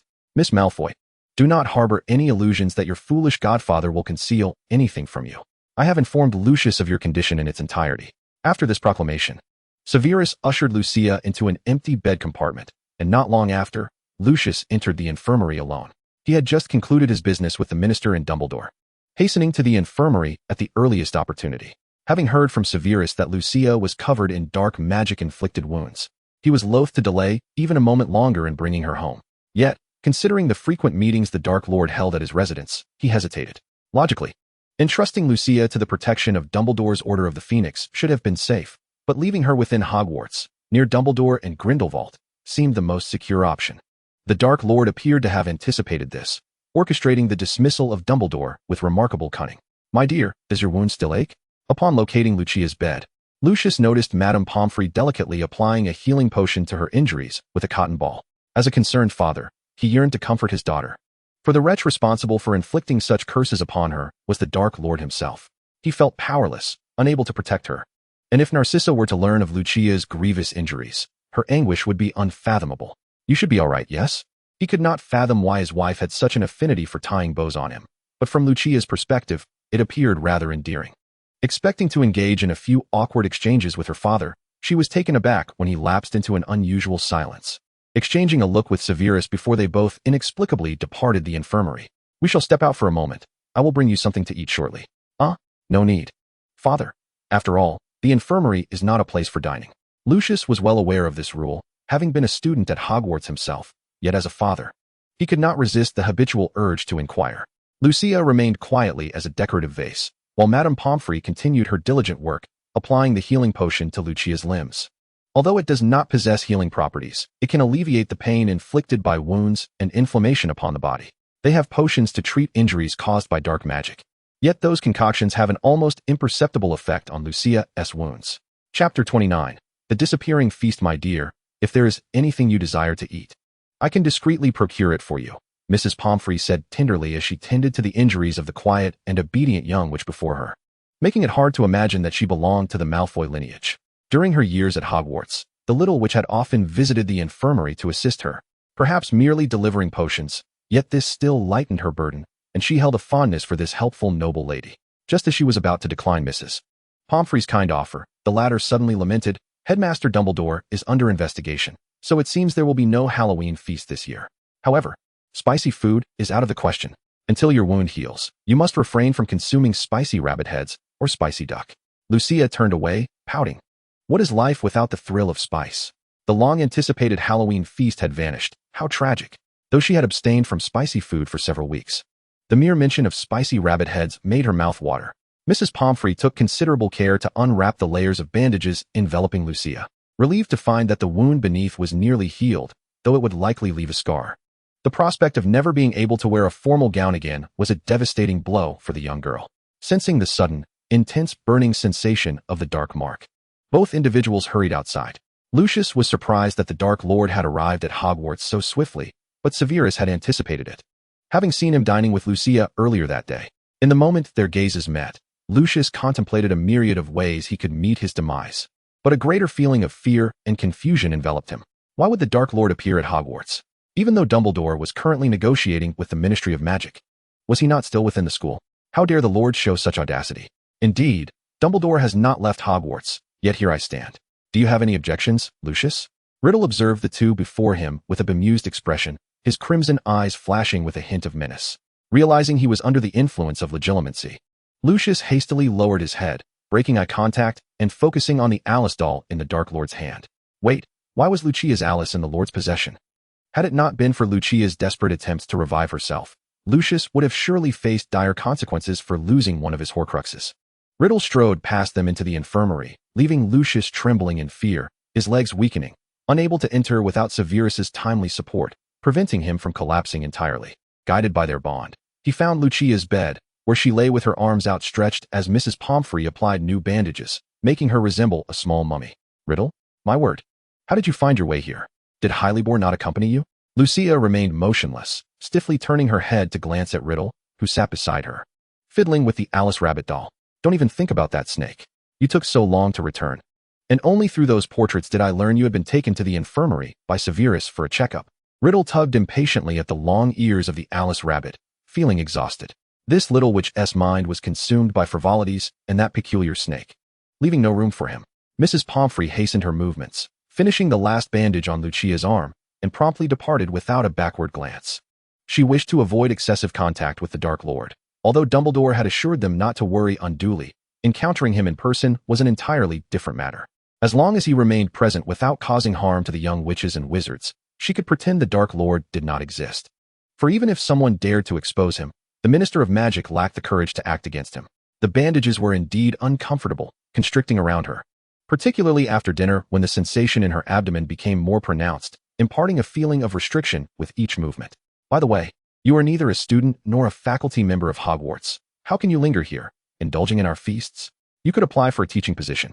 The role of defense against the dark arts professor at Hogwarts was certainly a desirable one, changing hands nearly every year, sometimes even twice in a single year, which was quite absurd.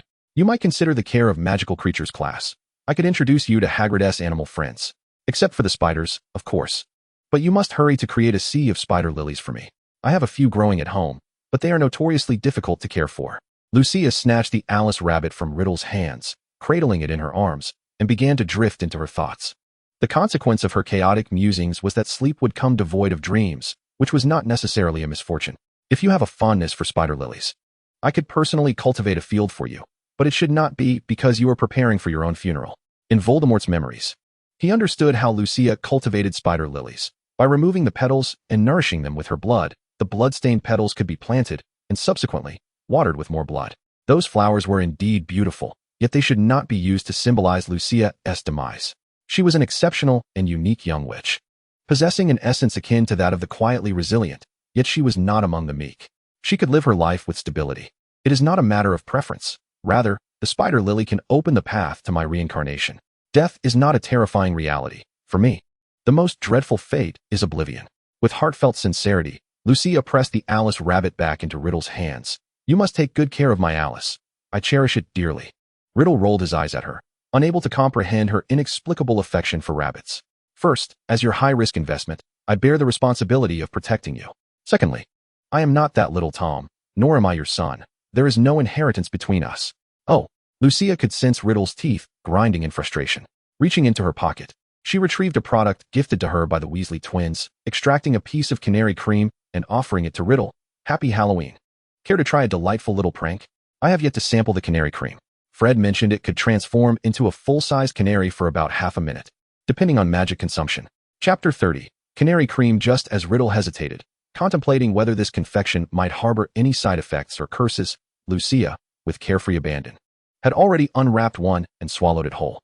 With a resounding pop, a cloud of white smoke gradually dispersed, revealing a tiny, pure white canary, no larger than a palm, with a tuft of platinum fluff atop its head. Do you require my assistance? Riddle inquired, seemingly concerned that Lucia might experience discomfort from her sudden transformation. Though he was overthinking it, the canary pushed Riddle's hand aside with its wings, fluttering to the edge of the bed, and with a determined thrust of its legs, leaped down, managing to fly steadily after a brief stumble in the air.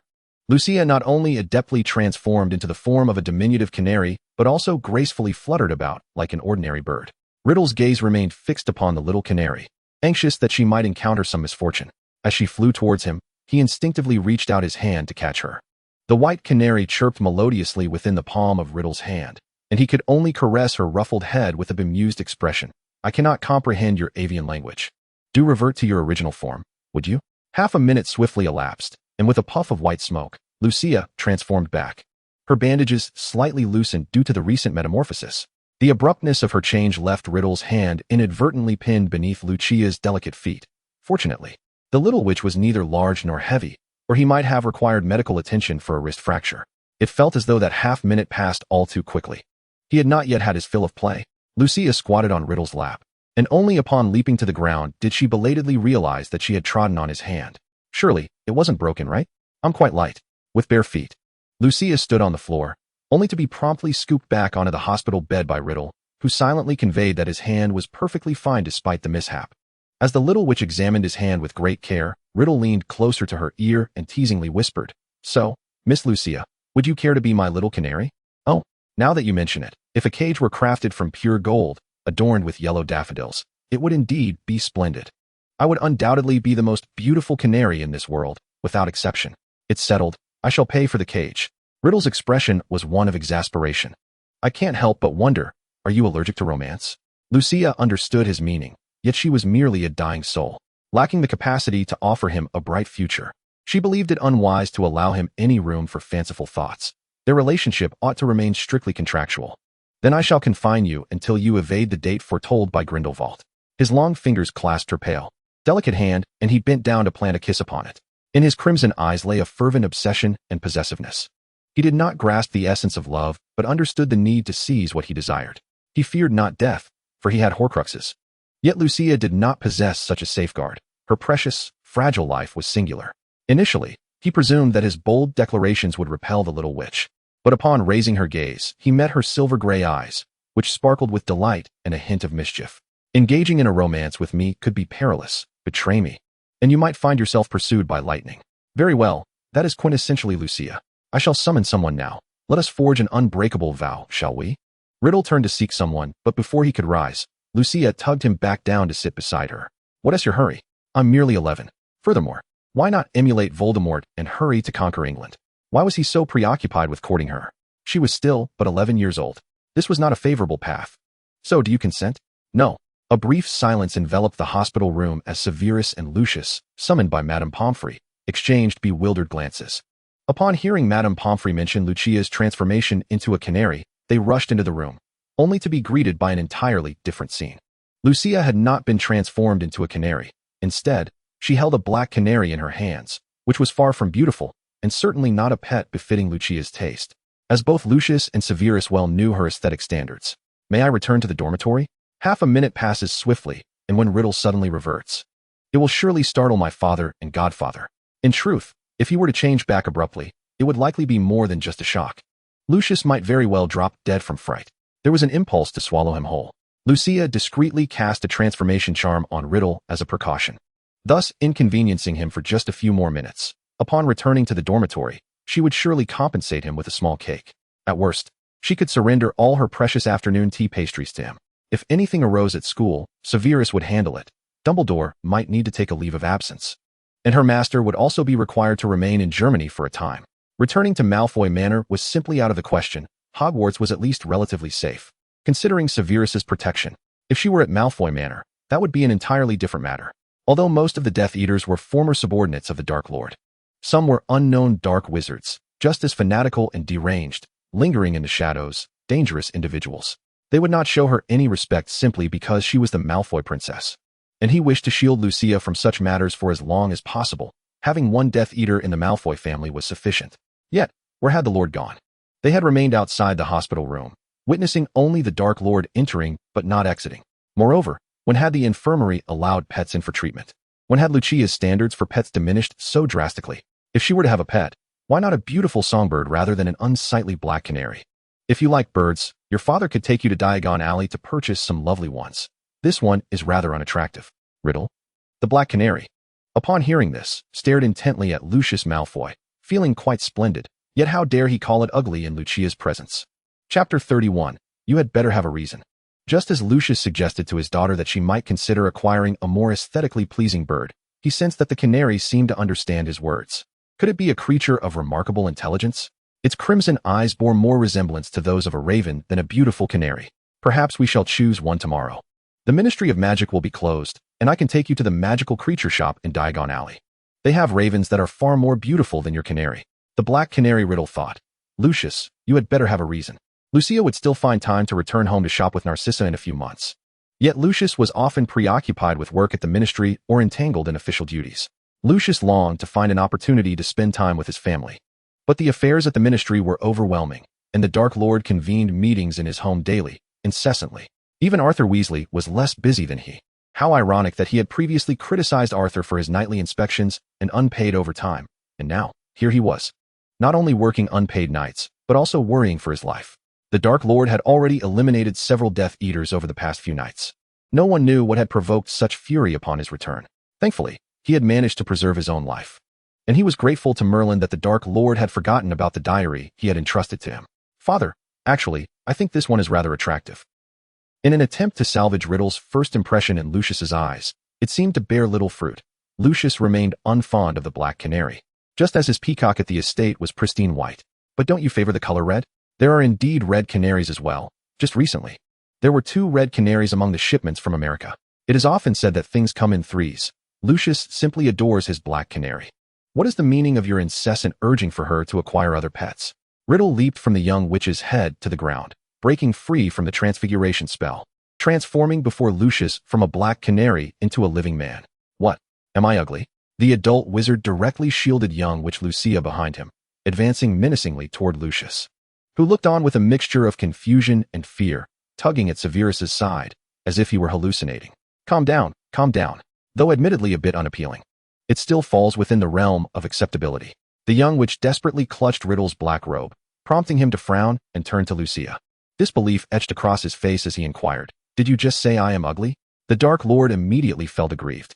How could Lucia claim he was ugly? Surely, he could not be more unsightly than Voldemort. One could only say that without comparison, there is no harm. He was, in fact, rather decent. Lucius, eager to cover Lucia's mouth and bypass Riddle, was anxiously peering at the obstructed figure of Lucia.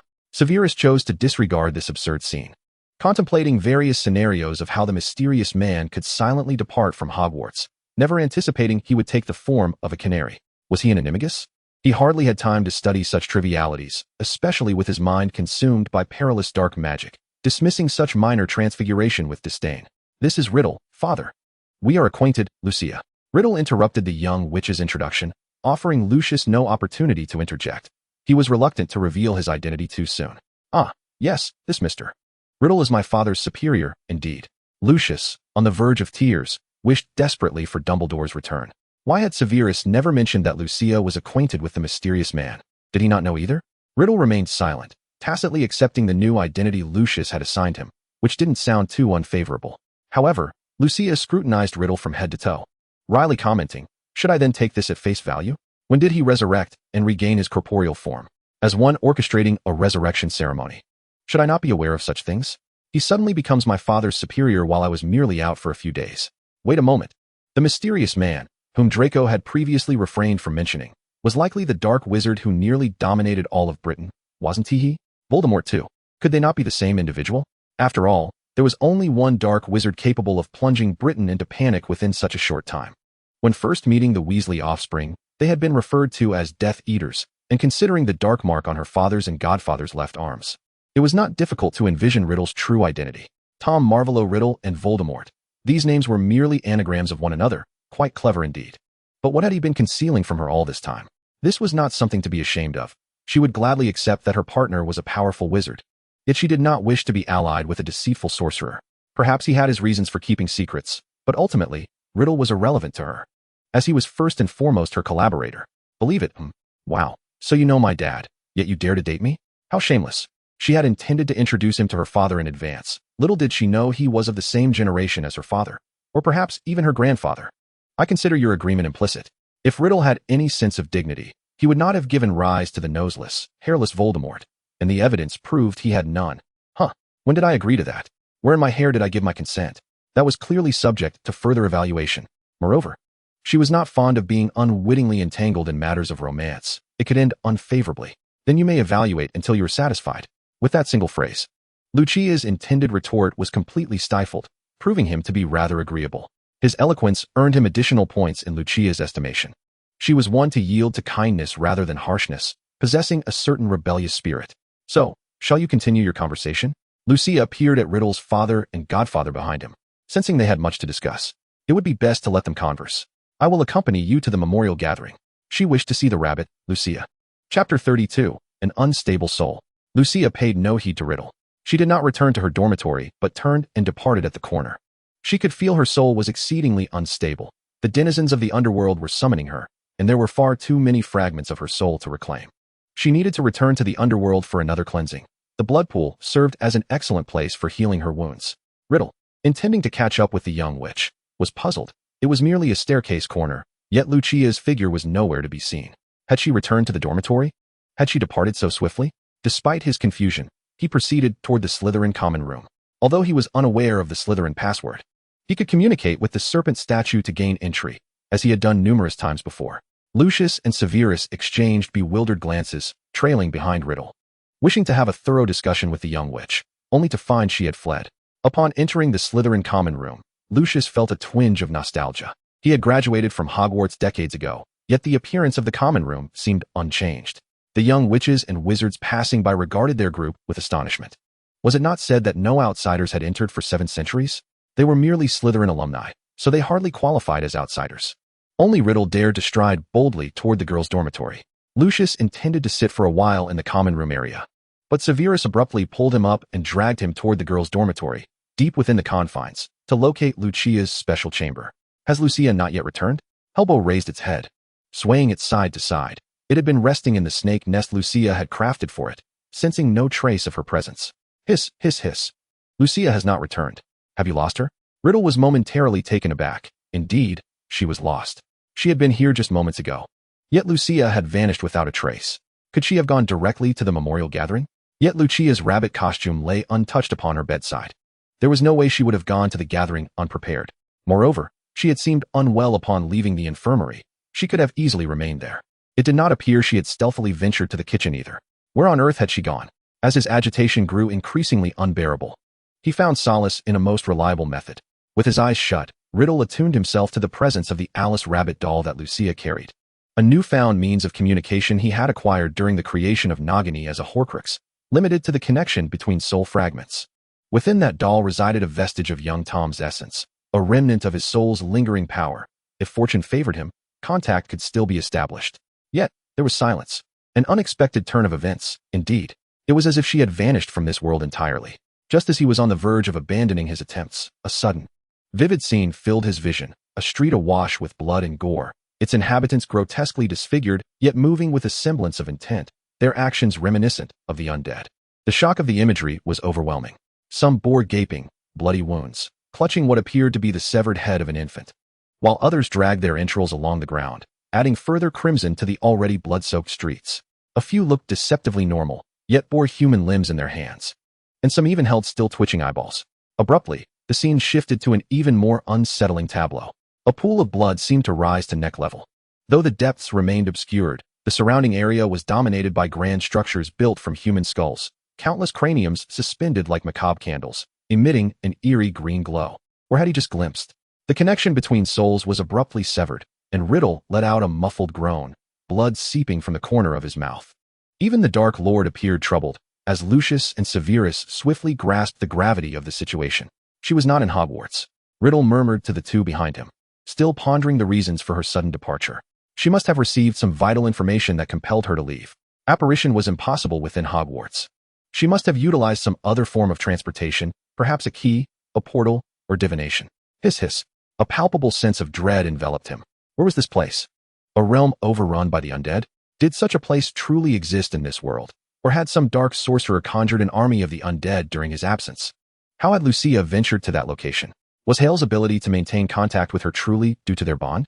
Yet he could not even connect with his own vessel of soul fragments. Hiss, hiss. Lucia had returned at the astronomy tower. The astronomy tower? Rubbing his temples in surprise, he suddenly found that he could link with the Alice Rabbit doll on Lucia. Yet, astonishingly, his sensing speed was inferior to Hale's.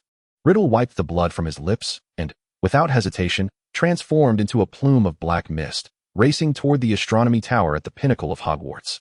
The two behind him, perplexed, attempted to follow, but Severus's robes were abruptly caught. Poor Hale was left abandoned in the dormitory, yearning to find Lucia. Swiftly, Hale darted to Severus's side, biting his robe and wagging her tail. She is at the astronomy tower, let us depart. Severus recognized Hale as Lucia's pet. Having witnessed her devouring leftover meals in the great hall, a gentle and unpicky little serpent. Odd. Why had he never noticed before that she was a basilisk? Lucia kept a basilisk? Or was it Riddle's? Could it be that the creature that attacked Draco was this very basilisk? Yet when he locked eyes with the creature, there was no petrification, nor was there death, a truly peculiar phenomenon. Lucius's expression was decidedly grim. Although he hailed from Slytherin, it did not imply an affinity for snakes. Especially one as unusual as this. More terrifying than the serpent that once accompanied the Dark Lord. With such a creature at his side, even if he did not personally carry it, Lucius felt an unsettling discomfort as he watched it slither up Severus's waist. After all, it was a basilisk. You aren't leaving? Then I shall take my leave first. Chapter 33, The Death Day Party. The damp chill of October seeped into every corner of Hogwarts. And the flu had not spared the faculty or the students. Fortunately, Madame Pomfrey's invigorating potions proved effective almost immediately. By the end of October, most had acclimated to the cold, though a few frail young witches and wizards still lay in the infirmary, clutching their steaming ears. Harry returned to Hogwarts Castle drenched and caked in mud on the eve of Halloween, that stormy Saturday dusk, and for the following days, he remained confined within the infirmary. Draco encountered the basilisk during a midnight visit to Harry, resulting in his capture by an irate Filch, costing Slytherin a total of 50 points for 2 consecutive years due to nighttime escapades. However, Snape had little time to be angry with Draco, for his thoughts were consumed by his sister Lucia, the elusive little witch. He had contemplated seizing her at midday to interrogate her about the questionable company she kept, especially given that it was a dangerous Dark Lord. He had waited the entire afternoon in the Great Hall for her. His cauldron had gone unattended. He had hoped that exposing her predicament to Lucius would temper her behavior. Yet who could have anticipated that the Dark Lord would transform into such an unsightly canary perched in Lucia's palm? He could swear by Merlin's beard that had the Dark Lord not been present, he would have surely made Lucia write a lengthy 10-inch essay on potion making. Yet, to his astonishment, Lucia vanished once again right under their noses. Even the Dark Lord paid a hefty price in his pursuit to find her, evidenced by the blood that trickled from his mouth, clearly visible from Snape's vantage point. The Dark Lord claimed she was at the astronomy tower. Snape had intended to seek Lucia out until he fortuitously encountered Harry Potter and his friends descending into the dungeons. He did not believe that Draco intended to lead them to the Slytherin common room to visit Lucia. But he could not ignore the possibility of the four engaging in night wanderings. Draco, what are you doing here? The platinum-haired peacock, caught off guard by the sudden mention of his name, had not anticipated that his father and godfather would appear in the cellar. The once jubilant peacock now hung his head dejectedly. We are on our way to nearly headless Nick's death day party. I will certainly return to the dormitory before curfew, godfather. You know the Halloween feast was cancelled this year. It was unbearably dull. Otherwise, he would have chosen to attend the school's Halloween feast, but alas, it had been cancelled. He could hardly be blamed, for Lucia would also be attending the death day party, though she merely happened not to be walking with them. Otherwise, his godfather would have surely caught her. It is certainly preferable to the exuberance displayed by other young wizards eagerly anticipating the Halloween feast, as they at least have a celebration to attend. While this group of young sorcerers must languish in their dormitories, ever wary of potential attacks. Mr. Malfoy, Professor Snape. Happy Halloween. Have you seen Lucia? Accompanying her were two small rabbits, or rather, two young witches clad in rabbit costumes, their ears twitching, resembling the real thing. Luna's voice was melodious, akin to a song, as she politely extended her greetings to the two adults while inquiring about Lucia's whereabouts. For they had arranged to meet that evening. Ginny's cheeks flushed crimson upon seeing her brother Ron, retreating behind him as if seeking an opportunity for closer proximity. Is she attending that memorial feast? Indeed, Mr. Malfoy. Lucius felt a throbbing headache. Perhaps he should not have heeded the Dark Lord's command to collaborate with the Board of Governors and the Minister of Magic to oust Dumbledore. Otherwise, the school's Halloween feast might have proceeded smoothly, and his two children might not have been compelled to partake in such an event. Lucia may arrive a bit later. If I manage to find her, I will relay your message. Absent the confrontational demeanor he displayed in Diagon Alley, perhaps due to the absence of Arthur Weasley, with whom he had quarreled, this peculiar advantage had dissipated. After passing a few young witches, the two transformed into black mist, swiftly ascending a steep, spiraling staircase to reach the astronomy tower, the highest point at Hogwarts. The iron gate had been pushed open, and it was not difficult to surmise who had done so. They exchanged glances before stepping into this forbidden area, the acrid scent of blood wafting from within causing them to frown and quicken their pace. In the dim environment, the silvery moonlight cast a gentle glow, as if solidified particles floated around the silver-haired girl. The stark contrast of vivid crimson against the pure white moonlight was particularly arresting. The mysterious figure clad in black robes stood silently beside the girl, lifting a few strands of her long hair, causing the silvery particles to surge towards Lucia's locks, repelling his touch. Furthermore, those particles clung to Riddle's fingertips like blades, leaving numerous scratches upon his skin before their energy waned. TSK, you should refrain from touching it. Lucia shot Riddle a disdainful glance. Is this your silent treatment? He asked, puzzled, as he curiously lifted a cluster of intertwined silver particles, which, intriguingly, did not retaliate against him. Perhaps these enigmatic entities deemed him a threat only when he made contact with Lucia. Otherwise, they appeared rather amiable. No. The silent treatment is black, and the energy within me is not silent. It is a magical factor from ancient sorcery. The girl coalesced the floating particles into a singular form, ultimately compressing it into a translucent orb, which she gloomily consumed. What was that? Elaborate, please. You wouldn't comprehend. She retorted, hiss, weren't you attacked by ancient magic? That Evans, Harry's mother. How did that feel? He blinked innocently. I didn't. I'm not that old thing. Chapter 34. It was inherently malevolent. As a descendant of the Gaunt family, one would presume he might inherit some semblance of the magical factor from ancient sorcery, no? Lucia grasped Riddle's finger, the pale blue energy enveloping his wound, restoring it to its original state in mere moments.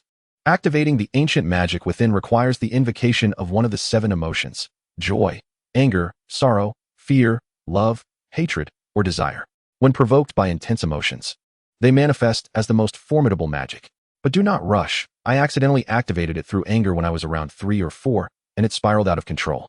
Sitting on the ground, Lucia unwrapped the bandage from her right leg and employed a wandless version of the reveal spell to expose the mark previously imprinted on her skin.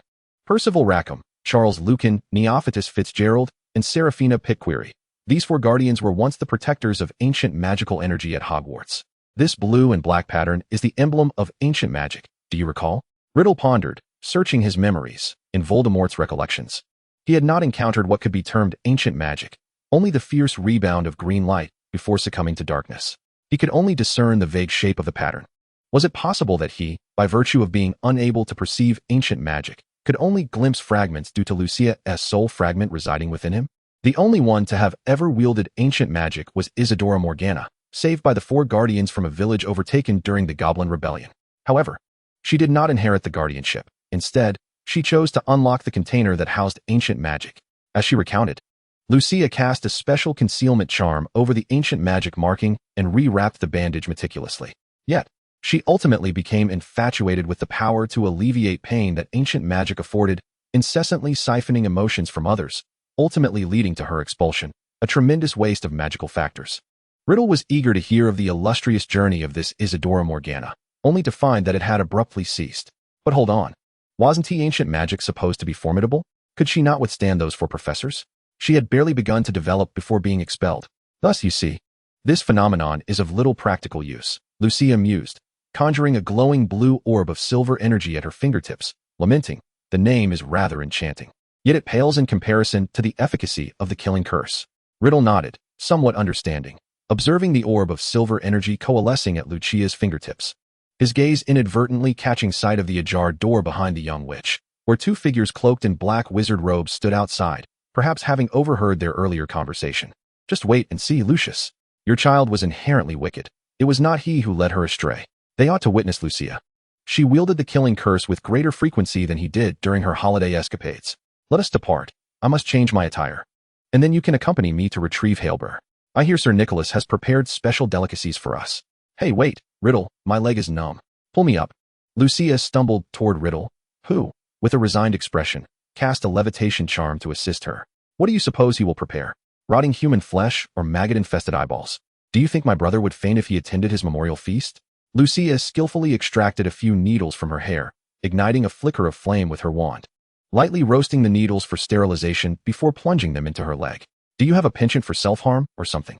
Riddle discreetly distanced himself from the young witch, wary that she might hurl a needle in his direction at any moment. The sight of such long needles piercing into flesh was enough to evoke discomfort. Lucia floated in the air, casting an exasperated glance at Riddle as she leisurely tucked away her silver needles. This is the acupuncture culture of Huaxia, intended for bodily regulation. I certainly do not possess a penchant for self-mutilation. Despite the numerous needles embedded in her, they targeted specific acupoints. She glided behind Riddle, draping herself over his back, her arms encircling his neck as she murmured, I shall show you the card interrogation method one day. Generally, it involves 2 decks of cards, capable of penetrating all non-lethal joints of the human body, inflicting both physiological and psychological torment, far more effective than mere bone extraction. Riddle's gaze flickered towards the doorway, uncertain whether he should caution Lucia. The truth was he found himself utterly speechless. Lucia, you are no longer the obedient girl. Had she ever been as twisted as this? Surely not. Even Voldemort was not so. At most, he resorted to dismemberment and bone extraction for interrogation. In moments of displeasure, he would simply cast an Avada Kedavra. Compared to Lucia, this little sorceress, Voldemort appeared almost considerate and kind. Wait a moment. Would Lucia also resort to such measures when she was in a foul mood? Have my father and godfather arrived as well? Lucia, seemingly unbothered, floated to Lucius's side, playfully toying with the bow her mother had tied. Mummy truly adores bows. When we return home for the Christmas holidays, I want her to tie one for me too. Riddle, finally freed from the constricting hold, let out a secret sigh of relief, casting a mournful glance at the already pale Lucius. You better keep an eye on your little sorceress. Severus maintained a calm demeanor while his inner turmoil erupted. The 4 of them returned to the Slytherin common room in an awkward silence, while Lucia hummed a little tune as she made her way to her dormitory to change into her rabbit outfit. However, this rabbit was a tad fierce, adorned with a rather menacing snake monster around its neck. The white veil was invisible and did not impede Hirebo's feeding, allowing outsiders to see his form and safely meet his gaze. I can't shake this chill. Hirebo, could it be because your skin is so cold? The little witch's entrance instantly captivated those present. Indeed, she resembled a rabbit, clad in a delightful plush lace shirt and loose-fitting bell-bottomed pants. She even sported a fluffy white tail. Most notably, her ears. They actually moved. Far more adorable than last year's Halloween costume of a little witch dressed as a kitten or lion. Yet there was an undeniable sense of contrast. Chapter 35, Relationships. Lucius and Severus were also drawn into attending nearly headless Nick's Death Day celebration, where the corridor leading to the event was illuminated by peculiar candles. Thin, dark candles flickered with a ghostly blue light, casting an eerie glow even on the faces of the living. The decor of the corridor reminded Riddle of the gruesome scene he had inadvertently glimpsed while attempting to connect with Alice's consciousness, prompting him to subtly draw closer to Lucia as they walked side by side. With each step, the temperature around them dropped, and Riddle found himself frequently casting a warming charm for Lucia, completely forgetting that he too required it. Dear Lucia, you finally arrived. We have awaited your presence for so long. Welcome, welcome.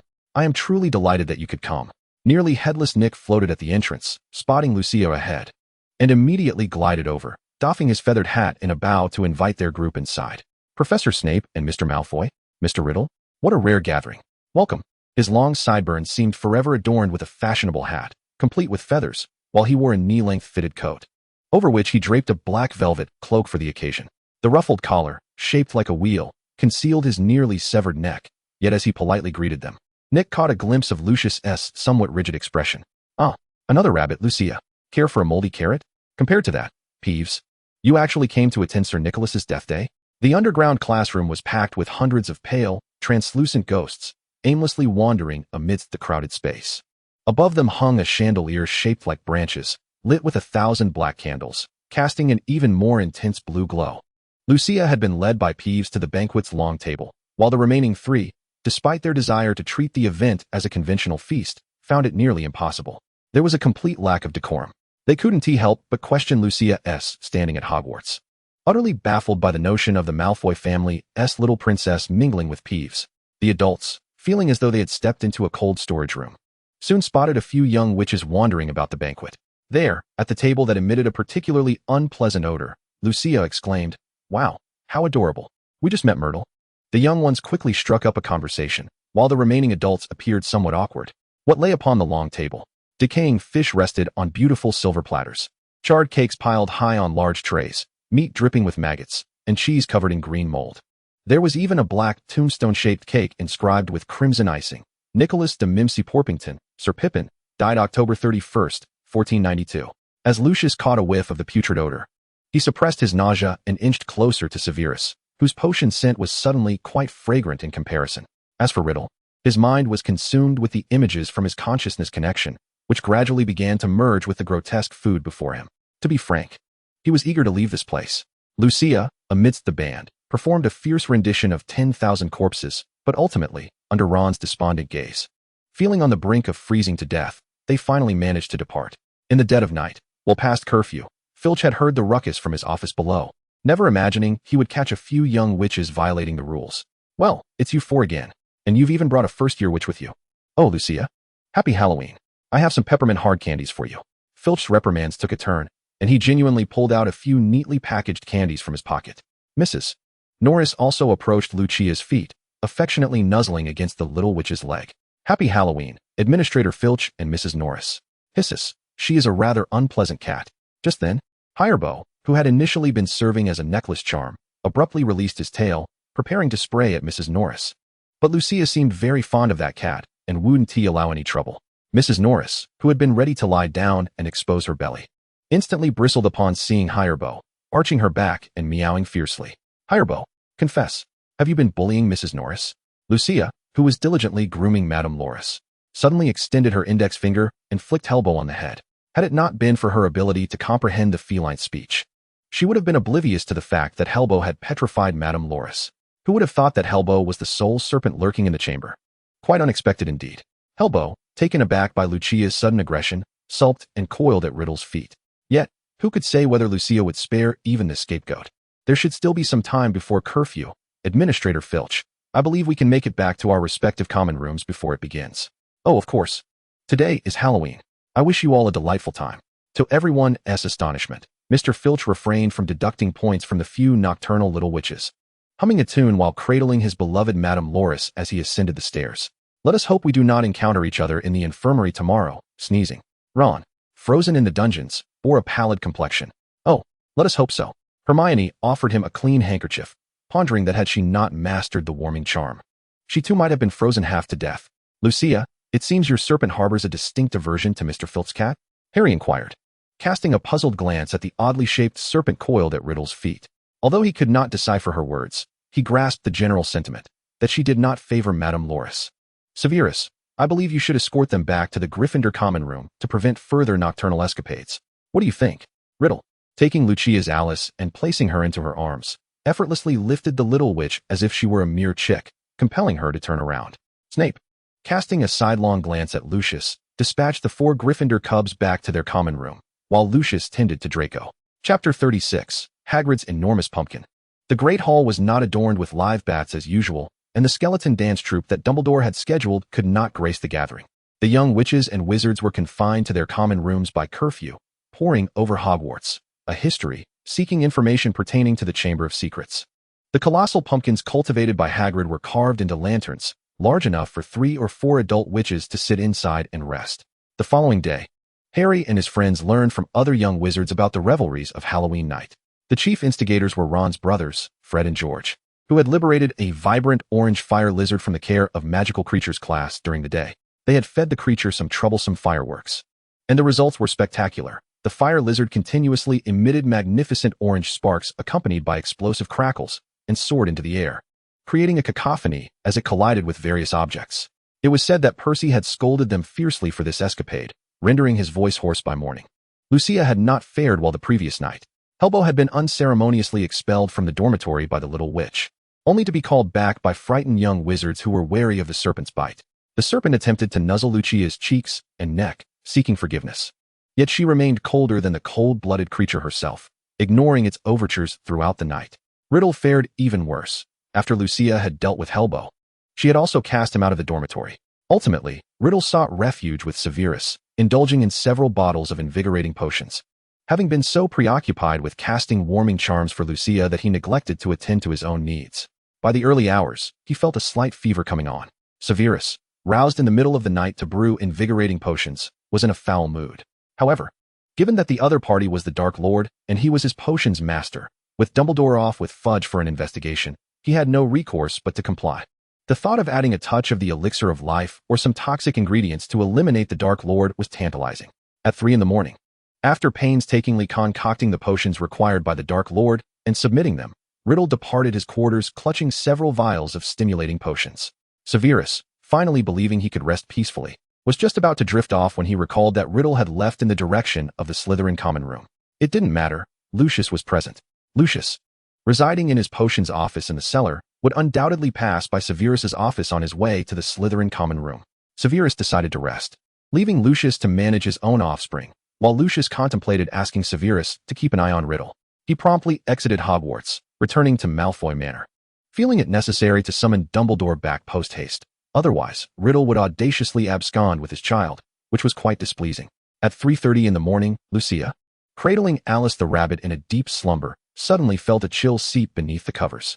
Upon realizing the intruder was the insufferable Riddle, she groggily made room for him. The little witch generously patted the space beside her and snugged her blanket tighter. After removing his shoes, Riddle grinned mischievously, enfolding the little witch in his arms, curing his insomnia. Thus, by the following morning, Lucia had caught a chill from Riddle, languidly lying on her bed like a listless peacock, while the house elf, Pika, looked on with concern, bringing her an abundance of delicacies. Yet Lucia could summon no appetite. Her already pale skin now appeared drained of blood, and Riddle regretted sneaking into Lucia's bed, though he did not regret the opportunity to hold the little witch close. She felt so small, akin to how Lucia cradled Alice. Not long after Severus had just settled down, he was again roused by Riddle knocking at his door, demanding he brew invigorating potions for Lucia. Perhaps due to the recent overwork, Severus's mood had soured, leading him to shatter several potion vials when tasked again with brewing invigorating and stimulating potions. He yearned to shout that the Hogwarts Infirmary was not a frivolous establishment akin to the Ministry of Magic, and that Madame Pomfrey's healing potions were no different from those he brewed. Yet, he was, after all, the Dark Lord's servant. He endured. Severus took a leave of absence. The ensuing days saw all potion classes cancelled, much to Ron's relief, as this greatly reduced his workload. He could still manage to fake his way through Lockhart's assignment, perhaps by writing in larger letters or scribbling hastily, knowing that the fool would not scrutinize it closely. However, if he dared to sloppily approach his potion essay, he would swear by Merlin's floral trousers that Snape would deduct points from Gryffindor. He envied Lucia for her exemption from such assignments. Ron slumped despondently at the long table, reflecting on how utterly unenjoyable the Halloween feast had been, feeling quite famished even now. While she may not be tasked with writing essays, she might still be summoned by the professors to grade our papers, and one would not wish for Lucia to discover that one had earned a P in any subject. Would one? Hermione was not in the best of spirits. She had rummaged through her suitcase the previous night and discovered that her copy of Hogwarts, a history, had been left behind. After all, her trunk was already brimming with Gilderoy Lockhart's numerous thick tomes, leaving no room for that particular book. She had likely forgotten it at home. Regrettably, nearly all copies of Hogwarts, a history, had been checked out, as other young witches and wizards shared her curiosity about the legends surrounding the Chamber of Secrets. "Hey, Hermione, I just spotted you over by the library shelves, and I thought you might need this book," Luna said, linking arms with Ginny as they settled at the Gryffindor long table. Although she was a Ravenclaw, Luna had no qualms about mingling with students from other houses, as she often did with her Slytherin friend, Lucius. "Oh my goodness, this is a lifesaver, Luna." The book before her was precisely what she required. Chapter 37, The Heir of Slytherin. Lucius's cold had persisted for 2 weeks before gradually improving, with Riddle, the architect of her malady, regularly soliciting potions from Severus. This was his daily undertaking. Riddle remained at Hogwarts to look after the carefree young witch, While the Death Eaters enjoyed a rare half-month respite, though this did not include Lucius, Severus, and Peter Pettigrew. The rat had been captured by Halebo. Yet Riddle had refrained from ordering Halebo to eliminate him, instead designating him as his unique informant to monitor Severus. Draco penned a letter to Lucius, believing that Lucius's daughter might need a few days of rest at home, given the alarming severity of her cold and fever.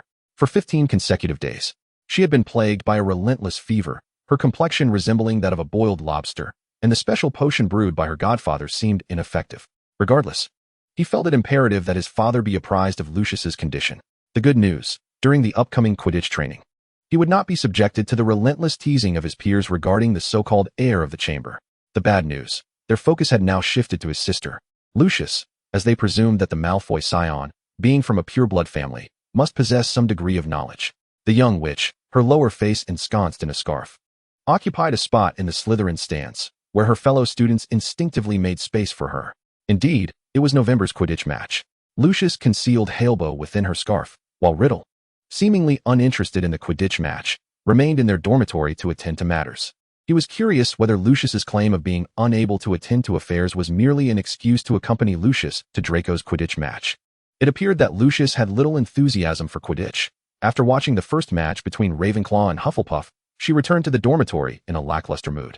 No sooner had she settled back into her bed than Riddle burrowed under the covers, unceremoniously tossing her 2 plush toys into Halebo's nest before lying down himself. He even had the audacity to pat the bed, signaling for Lucius to join him. "Alice, Vivian, I could care less about you. Just remember to wake me for dinner. Tonight's dessert is 3-colored dumplings." The young witch stifled a yawn, rubbing her damp eyes as she nestled under the covers. November's chill was particularly biting, and her sickly condition made the sensation akin to plunging into an icy lake. "I cannot guarantee I will rouse you, for when you sleep, you resemble a corpse." Lucius mustered her strength, perhaps even employing a touch of magic, to give Riddle a firm kick off the bed, pulling the covers over her head. She craved warmth, a hot and breathable environment. Although the blankets provided some insulation, they left her feeling stifled and foggy-headed. She refused to share her bed with Halebo, having nearly suffocated the snake girl last time. Summoning her strength, Riddle returned to the bedside, ensuring the blankets were snug around the young witch before casting a spell to create a refreshing breeze and a warming charm. Once he heard her breathing settle into a steady rhythm, he lay back down beside her. As he nestled against Lucius, a profound sense of relaxation washed over him. Indeed, it was only in her presence that the fragments of his soul could find solace. The separation of his soul had left him with an intense burning sensation, a side effect accompanying each shard, even the main soul, akin to invisible wounds that refused to heal. Even after his resurrection, his body ached. Yet when he drew near Lucius, it felt as if he were submerged in a cool mountain spring, a sensation both peculiar and delightful. Suddenly, Riddle was struck by a thought. He yearned to taste Lucius's blood. After all, it was her blood that had facilitated his revival. Perhaps his body craved it? It was possible that during the absorption of Voldemort's soul fragments, he had inadvertently damaged his mind. Gingerly, Riddle lifted the covers, carefully cradling Lucius's wrist, unwrapping the bandages, and drawing it to his lips. Halebo gazed at Riddle in bewilderment, questioning whether he intended to consume Lucius's paw. After all, did not humans abhor the idea of feasting upon their own kind? Tiny letters, no larger than a fingernail, adorned her arms and palms, presenting a challenge for any attempt to bite. Riddle delicately licked the young witch's palm, the crimson letters resembling a sugary confection. The metallic taste flooded his mouth, and perhaps due to some illusion, he fancied that the letters appeared to fade slightly. Still lost in slumber, Lucius felt a dampness against her palm, yet having been reborn, she no longer experienced dreams. Sensing something amiss, she nearly forced herself awake, urging her consciousness back to reality. "Not yet time. I could use a bit more sleep." Lucius stretched her somewhat stiff neck, her mind muddled, having never experienced a fever before her rebirth. This was the first time she truly comprehended the suffering encapsulated in that term. Riddle, engrossed in sifting through the nearly mountainous pile of documents sent by the Death Eaters, remained oblivious to Lucius's descent from her bed until she thudded onto the floor, making a rather intimate acquaintance with Mother Earth. Just as she was about to unleash her frustration, Lucius found the ground surprisingly cool, so she simply rolled over and closed her eyes. Riddle and Halebo, rushing to her side, exchanged bewildered glances. So, Lucius had been sleepwalking? As they hesitated over whether to coax Lucius back to bed, the young witch suddenly sprang into an upright position, exclaiming, "I want to adopt a dog." Halebo tilted her head, flicking her tongue in confusion at the blushing Lucius. Why would she want to adopt another creature when Halebo already provided her protection? Perhaps it's best to reconsider. You lack the energy for dog walking. And Halebo might sneak a bite when you're not looking.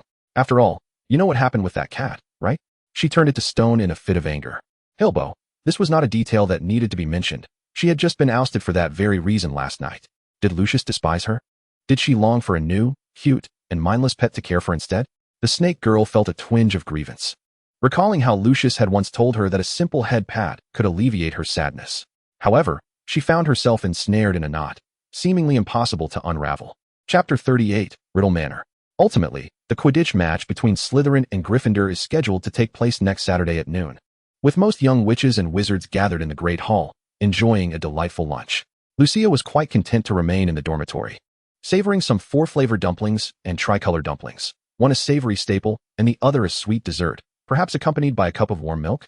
The serpent girl nestled on Lucia's lap, devouring the tricolor dumplings, albeit with a minor stickiness to her teeth, necessitating Lucia's assistance for brushing afterward. Hey, old dumb, have you ever considered inheriting my estate? One could only wonder if Lucia had mistakenly ingested the potion Severus had given her today, as she seemed rather eccentric. Little girl, refrain from such vulgarities. The documents on the table had been largely cleared by Riddle, and Lucia, bored, cradled Halebo while resting her chin on the table, gazing at him. How unfortunate that you must peruse such documents. The amount of useless drivel is quite overwhelming. Lucia casually picked up a document and glanced at it, noting that 80% consisted of praise, with the main content comprising less than 10%, and the remaining 10% occupied by punctuation. Isn't that written by Lucius? The bottom right corner of the back page bore Lucius's name, along with the Malfoy family crest. Forget what I just said, immediately. All right, I've already forgotten. Watching the little witch pout as she tossed the document back onto the table, Riddle stifled a chuckle, only to earn himself a critical blow from Lucia that dealt a staggering 200% damage. Rubbing his nose, Riddle could not manage a smile, his expression tinged with bitterness as he continued to review the documents handed to him by the heads of pureblood families. I heard the Shafik family was subject to a surprise inspection by the Ministry of Magic a few days ago. Does that concern you? Riddle paused, taken aback. They had been together during this time, so how did she come by such clandestine information? As far as he knew, only a select few involved in the surprise inspection of the Shafik family were privy to the details. The head of the Shafik family had not announced it publicly. Even his children were unaware of the incident. How had Lucia acquired this information? It has nothing to do with me. The ministry periodically inspects those pureblood families, as they were originally my subordinates. Ugh, having you as a subordinate is indeed troublesome. Lucia pouted, gently stroking the baby snake, as she glanced over several reports that had been presented to her, contemplating whether she was indeed a rather amiable supervisor. After all, she did not exploit her employees to such an extent. Even the donkeys of the production team had less work than they did. Moreover, there were no overtime or work-related bonuses. Quite a dismal situation. Lucia. What? Lucia, munching on a soft biscuit, took another sip of warm milk, setting the cup down on the table, only to meet Riddle's gaze, his crimson eyes filled with exasperation, truly a sight to behold. I would prefer not to return a report smeared with biscuit crumbs and grease to my subordinates. What do you think? No worries, I shall perform a cleansing charm. The little witch, undeterred, seized another biscuit and brought it to her mouth, and before Riddle could voice a retort, she unhesitatingly thrust a large biscuit into his mouth, attempting to silence him. Reluctantly conceding, Riddle abandoned the futile reports. Lucia's mother's baked biscuits were surprisingly delectable. Why had Lucius never treated him to such delightful snacks before? How about we embark on a nocturnal adventure to Dumbledore's office tonight? We could pluck a few tail feathers from Fawkes to craft a new quill, especially since he has soon to undergo his rebirth. Fawkes, are you a devil? There's a meeting tonight. Riddle inexplicably felt a pang of sympathy for Dumbledore's aged phoenix, already burdened with Lucia's relentless insistence on learning how to incubate eggs, and now to be plucked for tail feathers as well. With the godfather conveniently absent, it was indeed fortuitous. The little witch, having cleaned her fingertips of biscuit crumbs and grease, wore an eager expression, already envisioning how convenient it would be to don that particular outfit for their escapade. Severus will remain at Hogwarts. I have granted him permission not to attend meetings during teaching hours, and besides, I have no pressing matters tonight. Then I shall accompany you on your adventure. Lucia replied with a resigned expression, truly hoping Severus would not catch her sneaking out. When shall we set off? Anytime. The meeting won't commence until around 10 o'clock. Would you care to visit my home first? Halbo disdainfully flicked his tail. How could such a foolish male exist, who directly invited a potential mate into his lair? While humans seemed devoid of courtship dances or rituals, this was rather too casual, indeed. Under the serpent girl's disapproving gaze, Lucia readily agreed, even packing her pajamas into Vivian, intending to stay a few days. The first-year defense against the dark arts class is scheduled for Tuesday afternoon during the 3rd and 4th periods. Today is merely Saturday. So they have several days of frolic ahead. After Riddle continued to process documents, Lucia penned a letter to Severus and had Mew send it. She dared not deliver it personally, lest her godfather reprimand her harshly. By the time Lucia was transported to Riddle Manor via Riddle's apparition, Mew had already delivered the letter to Severus's desk in his office. As for when Severus would notice Lucia's letter, that remained uncertain. Riddle Manor, this house, once gradually falling into disrepair, had several windows boarded up, its roof tiles fragmented, and ivy crawling over its facade. Yet, Riddle Manor still stood as the most exquisite estate in Little Hangleton, not to mention the most spacious and grand structure within several kilometers. The manor was situated on a hillside, overlooking the entire village. Lucia sat in a chair, observing Riddle as he dealt with paperwork. Her boredom manifesting in her resting her chin on the table while gently stroking Halbo, her bare feet wrapped in bandages, swinging beneath the table. The little witch's gaze occasionally roamed the interior of the villa, noting the magical fluctuations emanating from certain areas. Feeling it bore a stark contrast to the decor of Malfoy Manor. The villa's furnishings were decidedly antiquated, the architecture resembling a medieval creation. And yet here they were at the turn of the century.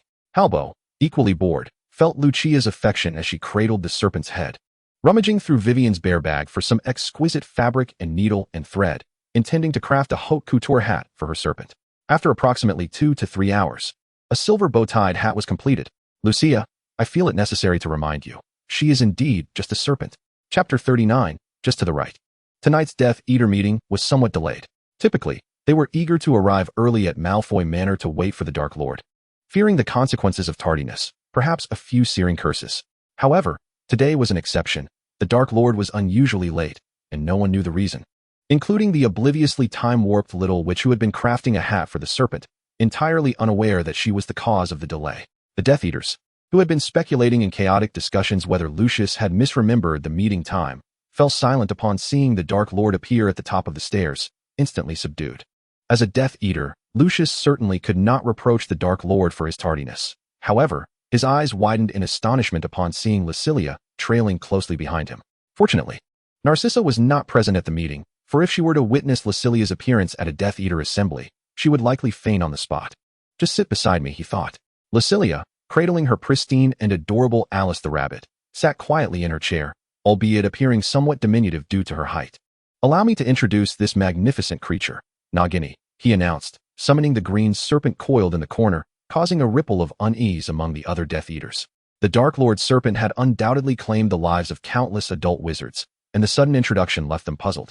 They feared that the poised serpent might suddenly strike at the little witch, recalling that although the Malfoy daughter rarely made appearances, they had indeed encountered her before. All eyes turned to Lucius. After all, she was his own flesh and blood. Did he not fear that the Dark Lord might command the serpent to attack her? As the heads of various families were overtaken by apprehension, Lucilia, with curious eyes, reached out to stroke the serpent's smooth head. Unlike the rough scales of her own pet, Halbo, which were rather uncomfortable, Nagini's skin felt delightfully slick. This is Lucia Malfoy, accompanied by her pet, Halbo. Before Riddle could complete the introduction, Lucilia had already begun to admire Nagini's beautiful, venomous fangs, pondering whether they were linked to the creature hovering above. Why do you not keep such a stunning serpent by your side? She inquired, gently petting the young snake, who seemed quite eager to make a new friend. Descending from Lucilia's neck, its size still smaller than that of Nagini. Troublingly, Nagini recognized Halbo as a basilisk, her forked tongue flicking curiously as she drew closer.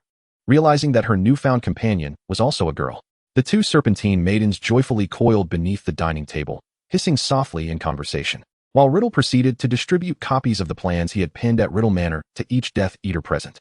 In the midst of his discourse, he suddenly noticed Lucilia had crawled beneath the long table to play with Nagini.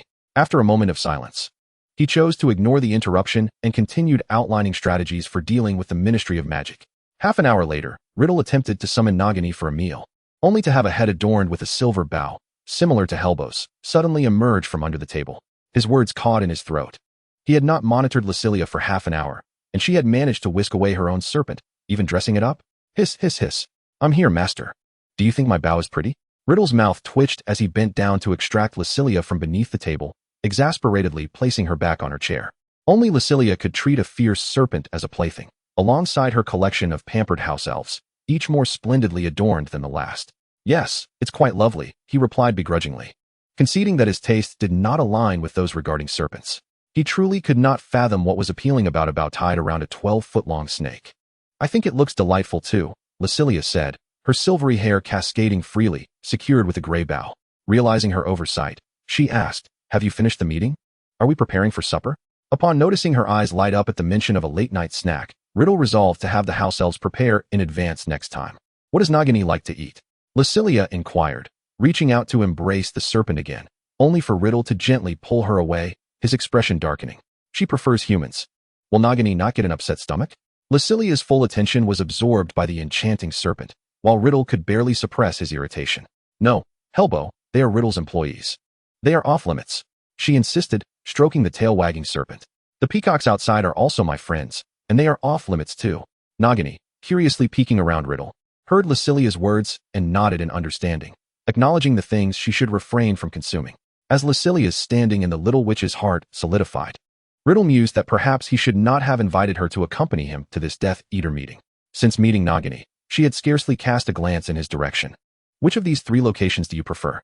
Riddle asked, directing the map towards Lucia, the areas circled in red ink representing lucrative commercial streets in Britain. Are you interested in these 3 locations? Although they are somewhat distant, they boast a thriving market. I previously inquired, and their monthly net profits can reach between 3,000 to 5,000 galleons. We could start with this one, the 3 Flowers. Its main shareholder is the Department of Magical Affairs, profiting off its influence, yet lacking control over its financial chain. If we cut off the suppliers, it could go bankrupt within 6 months. As Lucia earnestly analyzed the situation, the other Death Eaters exchanged puzzled glances. Was the daughter of the Malfoy family already delving into business matters at such a young age? This champagne jewelry store is a global chain, with its headquarters in France, and the British royal family frequently patronizes it, making acquisition unlikely. Riddle concurred that this enterprise had a robust background, rendering it inconvenient for acquisition. He then turned to the final establishment. What about this base? Lucia wrinkled her nose in disdain. The base's profit margins are rather poor. They've even had to sell shares a couple of times in the past 2 years. Lord Parkinson interjected, My lord, I believe we should prioritize acquiring the base. Its profits are not insignificant. Although I only hold 5% of the base, I receive a monthly dividend of 300 galleons. Its profitability is actually quite commendable. Even the Minister of Magic earns less than 300 galleons monthly. Lord Parkinson was reporting on the target enterprises, namely the 3 Flowers and Bays, both of which exhibited high net profits. However, he was perplexed as to why Miss Malfoy claimed otherwise. Nearby, Lord Goyle concurred, I agree with Lord Parkinson, my lord. I also own a stake in the Bays, and the dividends are quite substantial. Lucia, unfazed, opened her Vivian Bear bag and began munching on a pack of biscuits, sharing some with Hellbow while not forgetting to offer a few to Nagini. The various heads of families seemed to hold opinions contrary to Lucilia's assertions. Yet Lucius merely observed his daughter quietly, unperturbed as she savored her biscuits, showing no inclination to refute the dissenters. All the family heads maintained the same stance. The Malfoys must not be allowed to diminish in prestige. If even Lucius's daughter could sit at the second table, what did that say about their own status? Did they seem inferior to an 11-year-old Hogwarts witch in the Dark Lord's eyes? After a round of speeches concluded, the atmosphere reverted to its initial stillness. Lucia curiously surveyed the pureblood family heads surrounding her before turning to Riddle beside her. Which one do you desire? Sanhua. Without hesitation, he chose the commercial street that Lucia had first recommended. The profit margins mattered little to him. What he truly desired was the establishment that would bring joy to Lucia. The little witch suddenly broke into a smile, handing him a small sandwich cookie. Matcha flavor, here. Riddle leaned down and devoured the cookie from her hand, finding the touch of her fingertips far more delectable than the treat itself. But, my lord, Sanhua's monthly pure profit is roughly 10% less than that of Baisei, Parkinson interjected, still attempting to argue. Lucia merely smiled faintly, stroking the head of Hirebow as she murmured, it seems the Parkinson family head's hearing isn't quite up to par. The serpent girl next to her immediately understood, slithering up the long table to confront the Parkinson family head, lunging to bite off one of his ears. Several family heads hastily rose to evade the sudden attack, while Parkinson trembled, groping for his now missing left ear, trembling as he rose from the ground, his gaze filled with terror as he looked at the mysterious figure. However, the others seemed oblivious, instead teasing the silver-hatted serpent cradled in the girl's arms, showing no intention to halt the viper's assault. Lucius was also taken aback by this unexpected scene, yet he endeavored to maintain his composure, attempting to disguise his fear. According to the orders of the mysterious figure, Each family head was required to care for Nagini for a week, and Parkinson was this week's designated caretaker. Having tended to Nagini for several days, he questioned why she would suddenly turn on him, and why the mysterious figure did not intervene. Nagini flicked her forked tongue, arching her body as she coldly regarded the man before her, having sullied the charming little bow hat gifted to her by her young mistress. How utterly detestable. After consuming the ear, she contemplated her next target, thinking perhaps she should devour the other ear as well. Lucia had remarked that his ears were of little use, so why not dispose of them entirely? My lord, Nagini, stop scaring him, Lucia said playfully. Her gaze filled with mischief as she looked at the terrified Parkinson family head. The serpent girl immediately withdrew her menacing stance, obediently resting before Lucia. The little witch rewarded the viper with a few small cookies, exclaiming, Nagini is so clever, so obedient and adorable. The other Death Eaters murmured in disbelief. Adorable?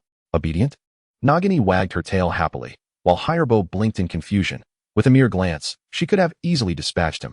So why had Nagini only bitten off that man's ear? Lucia was somewhat surprised by Riddle's apparent indifference towards Nagini potentially killing the Parkinson family head, unaware if it was a form of retribution for past grievances. Parkinson's daughter had torn apart Lucia's beloved Alice bunny, which housed a fragment of young Tom's soul. She had thought Riddle might at least spare him. But with such a dim-witted subordinate, keeping him around seemed more troublesome than beneficial. After all, it was her choice of serpent. One should consider who had issued the command earlier. Riddle had intended to stroke his precious serpent, yet Nagini disdainfully turned away, slipping from his grasp to settle at Lucia's feet. The slap in the face came too abruptly. The other Death Eaters could only pretend not to notice. Your continued efforts are appreciated, dear family heads, Lucia said with a cheerful grin, surveying the group of pampered family heads. For this period of overtime and activity funds, each of you shall receive 10,000 galleons. Lucius choked. When had their household become so affluent? As the family head, he was utterly unaware. His accumulated wages over the years didn't amount to such a sum. Yet Lucia truly pulled out dozens of silver diamond cards from her bag, each adorned with a grand image of a spider lily. Utilizing a levitation charm, she sent the diamond cards floating before each person. No explanation was required, as the family heads could clearly discern their value. A house elf materialized beside Lucia, donned in cowboy attire, introducing himself as Dobby. My lord, Miss Lucia, the supper is ready. Shall I bring it forth now? With Riddle's nod of approval, Dobby immediately vanished back to the kitchen, reappearing with an array of food laid across the long table. Yay! Lucia hung Alice and Vivian on her chair, just as she was about to grasp her knife and fork when her eyes fell upon the green celery within, her expression souring instantly. Ah, the dreaded celery. For the first time, a supper segment was added during the Death Eaters meeting. Although some might prefer to leave Malfoy Manor rather than partake in this unnecessary supper. Did you not have the house elves prepare Nagini's dinner? Lucia inquired, gently cradling the serpent's head, discreetly tossing the celery from her plate into the viper's mouth. If there was none prepared, she could at least offer her own portion to whet the serpent's appetite. As for the rest, she preferred to consume humans. Lucia looked up at the Auror hovering above the conference table, lamenting that he was not one of her subordinates, merely a member of the Ministry of Magic. Chapter 41, Feeding Nagini. Malfoy Manor, second floor, in the conference hall. Everyone was engrossed in their supper, heads downcast. Though their stomachs were not particularly hungry, they were reluctant to witness a viper devour its prey, tearing open its carotid artery in the process. Among those able to eat amidst the overwhelming scent of blood were the carefree Lucius, who had developed a degree of immunity from past memorial banquets, and Riddle, who relished the gruesome sight. Some, unable to withstand the bloody scene, began to feel queasy, prompting Riddle to mock their lack of composure, noting how an 11-year-old witch like Lucia displayed far greater fortitude. Most Death Eaters held their utensils aloft, not daring to touch the food on their plates, while Lucius's gaze subtly monitored his daughter's condition. As the male head of Malfoy Manor, he sat at the center of the long table, directly across from Hirebo's designated spot. What does Nagini enjoy eating? Should we prepare a dish of brain and spinal cord for her next time? The brain should be quite nutritious, he pondered. After discarding the celery to feed Hirebo, Lucia remembered to offer some meat as well, knowing that the serpent could not be satiated with mere vegetables. The Death Eater beside Lucia swallowed hard, unable to resist glancing at the viper ripping into the Auror's abdomen, his entire body trembling. At the mention of Lucia's dish, a vivid image of a viscous red and white mixture flickered in their minds, despite their efforts to suppress any thoughts of the gruesome scene. Yet, an inexplicable wave of nausea washed over them, and one individual could not help but begin to retch, like a domino effect, prompting others to follow suit. Amidst the chorus of retching from the family heads, Riddle silently set down his utensils, unable to resist glancing at Lucia, who continued to feast with unabashed enthusiasm. His expression caught in a dilemma. This supper was truly unnecessary for him, not due to any other reason, but simply because he was not hungry. As Nagini punctured her prey's throat and eviscerated it with her sharp fangs, she suddenly turned and returned to Riddle's side. Lucius's gaze was fixated upon the viper, uncertain whether it might suddenly lunge at his daughter. After all, this adult serpent had the capacity to kill a fully grown wizard with a single bite. Beside Lucius, a Death Eater trembled as Nagini, her mouth smeared with blood, slithered closer, causing his knife and fork to clatter onto the plate. The sound seemed to startle Nagini, who hissed in irritation at the man, only for him to tremble even more, his body quaking as he desperately leaned back in his chair, attempting to distance himself from the snake. Was today's meal unappetizing? Riddle inquired, raising his gaze. Recently, Nagini had been nourished by Parkinson, and today's fare had also been prepared by the head of the Parkinson family. If Nagini found today's food unpalatable, perhaps it would be prudent to substitute it with a serving of Parkinson instead. The serpent languidly rested before Lucius's plate, flicking her forked tongue across the back of the young witch's hand. Riddle pondered in silence for a moment. Did she truly hold such affection for Lucius? Much like that foolish serpent, Hellbow, who could tie itself into knots, they both seemed inexplicably drawn to Lucius. It was akin to the moment he had located Nagini in the tropical rainforest through soul resonance, although Nagini was now his Horcrux. One would expect a closer bond to form. Could it be that the fragments of soul he had dispersed contained a sliver of Lucius's essence, which Nagini sensed, thus fostering her unusual attachment to Lucius? Hiss, hiss, hiss. May I join you for a midnight snack? Upon hearing the pitiful request from the viper, Lucius readily speared a piece of beef with her knife and offered it to Nagini. Nagini, once you have devoured Lucius's snack, what shall she eat? Serpent language. Nagini, who had been eagerly awaiting Lucius's offering, paused momentarily at Riddle's words, then hastily closed her mouth, scrutinizing the meager morsels on the plate as if they were insufficient for Lucius's appetite. Before Lucius could continue feeding Nagini, the serpent suddenly darted over to the Auror's side to feast, leaving Lucius with a frozen arm, unsure whether to raise or lower the piece of beef. Do not concern yourself with her. Let her indulge in human flesh, Riddle remarked, continuing to eat. Lucius, pouting, withdrew the morsel of beef to her own mouth, for she relished feeding small creatures. Hiss, hiss, hiss. I have something delightful for you, Lucius. Riddle looked up in puzzlement, wondering what delectable treat Nagini could possibly possess, only to witness his serpent presenting a still throbbing heart, which she then discarded into Lucius's plate. Even Riddle, seasoned by numerous trials, could not stifle a cough at the sight. He had thought Nagini to be a rather astute serpent, yet here she displayed an intellect on par with that of Hellbow, which was rather concerning. Observing Lucius's intent to slice the heart with her knife and fork, Riddle swiftly seized the plate from her, his expression taut as he declared, "You cannot consume this. Nagini, if you continue to present Lucius with such peculiar fare, I shall have the house elves prepare you as a soup." Riddle had never before expressed such ire towards Nagini. At least, since their acquaintance, he had never scolded her. Hiss, hiss, hiss. Master, you are more possessive than I am. Nagini innocently tilted her head, her tail swaying, gazing up at her master. Lucius couldn't help but chuckle softly. Yet Riddle's countenance remained ominously dark. Were Lucius to have overheard Riddle's Death Eater meeting, she would have known that the Dark Lord intended to select a fortunate audience member to assist him in performing an Avada Kedavra. Riddle patiently explained to Nagini that Lucius was not a serpent but a human girl, and that she could not consume raw food or human fare. Lucius, refrain from moving your hands. You ought to consume something appropriate. Do not dwell upon that heart. Riddle, feeling a headache coming on, pushed his plate towards the young witch, deeming the one adorned with the bloodied heart better suited for Nagini to handle, or perhaps Hellbow. Nagini, as a mere snake, how could you possibly comprehend such matters? Do not scold her. Lucius bowed her head, once more sifting through the celery strands on her plate, a task that proved to be rather formidable. Nagini nodded vigorously, and before Riddle could erupt in anger, the serpent darted off the table, nestling her head upon Lucius's lap. Chapter 42. The Preparations to Break the Prophecy. Nagini's new supporter. Lucius. Though Riddle's pet snake had been rather excessive in tossing a freshly excavated heart into Lucius's plate, Lucius could not allow Riddle to rebuke her for the serpent's good intentions. It was unclear who truly held dominion over Nagini, as Riddle chastised the aggrieved serpent while Lucius comforted her by stroking her head. Nagini, however, remained obediently curled upon the young witch's lap, turning her head away, treating Riddle's reprimands as mere background noise. Lucius retrieved a clean handkerchief from the Vivian hanging on her chair to wipe the fresh blood from Nagini's mouth. The serpent nuzzled affectionately against Lucius, yet the fresh blood on her lips threatened to stain the young witch's pristine school uniform, a troublesome task to clean. Why must you cling to her? Riddle observed the young witch's white shirt becoming tainted red, instinctively moving to clear the mess. How refreshing. Riddle nearly forgot that Lucius was still suffering from a high fever. Holding Nagini could indeed provide slight relief from her elevated body temperature, effectively serving as a biological cooling tool. He also cast a warming charm for Lucius, his head pounding at the challenge of caring for her. You ought to return to your room and rest. We wouldn't want you to encounter dancing, multicolored little figures again. Furthermore, no sleeping with Nagini. She is a venomous snake, and her toxins are lethal. Understand, Nagini?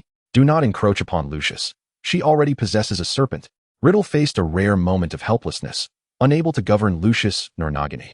Nagini flicked her tail lightly against Riddle's leg, signaling her transition to a new master, while her former owner was to remain at bay. She had certainly noticed the serpent monster, Hellbow, beside Lucius, yet Lucius would surely not mind accommodating this adorable serpent child. Rest assured, I am truly, truly full tonight. I will absolutely not sleepwalk and nibble on Nagini. Nagini, nibble on me? Why would you do that? On the night before Lucius's fever escalated, while sleeping with Hellbow, she had, in a fever-induced haze, inadvertently bitten down on the serpent during her slumber. The most alarming part was that even the scales of the serpent, impervious to the killing curse, had succumbed to Lucius's bite, allowing a trace of Hellbow's toxic blood to seep into Lucius's system.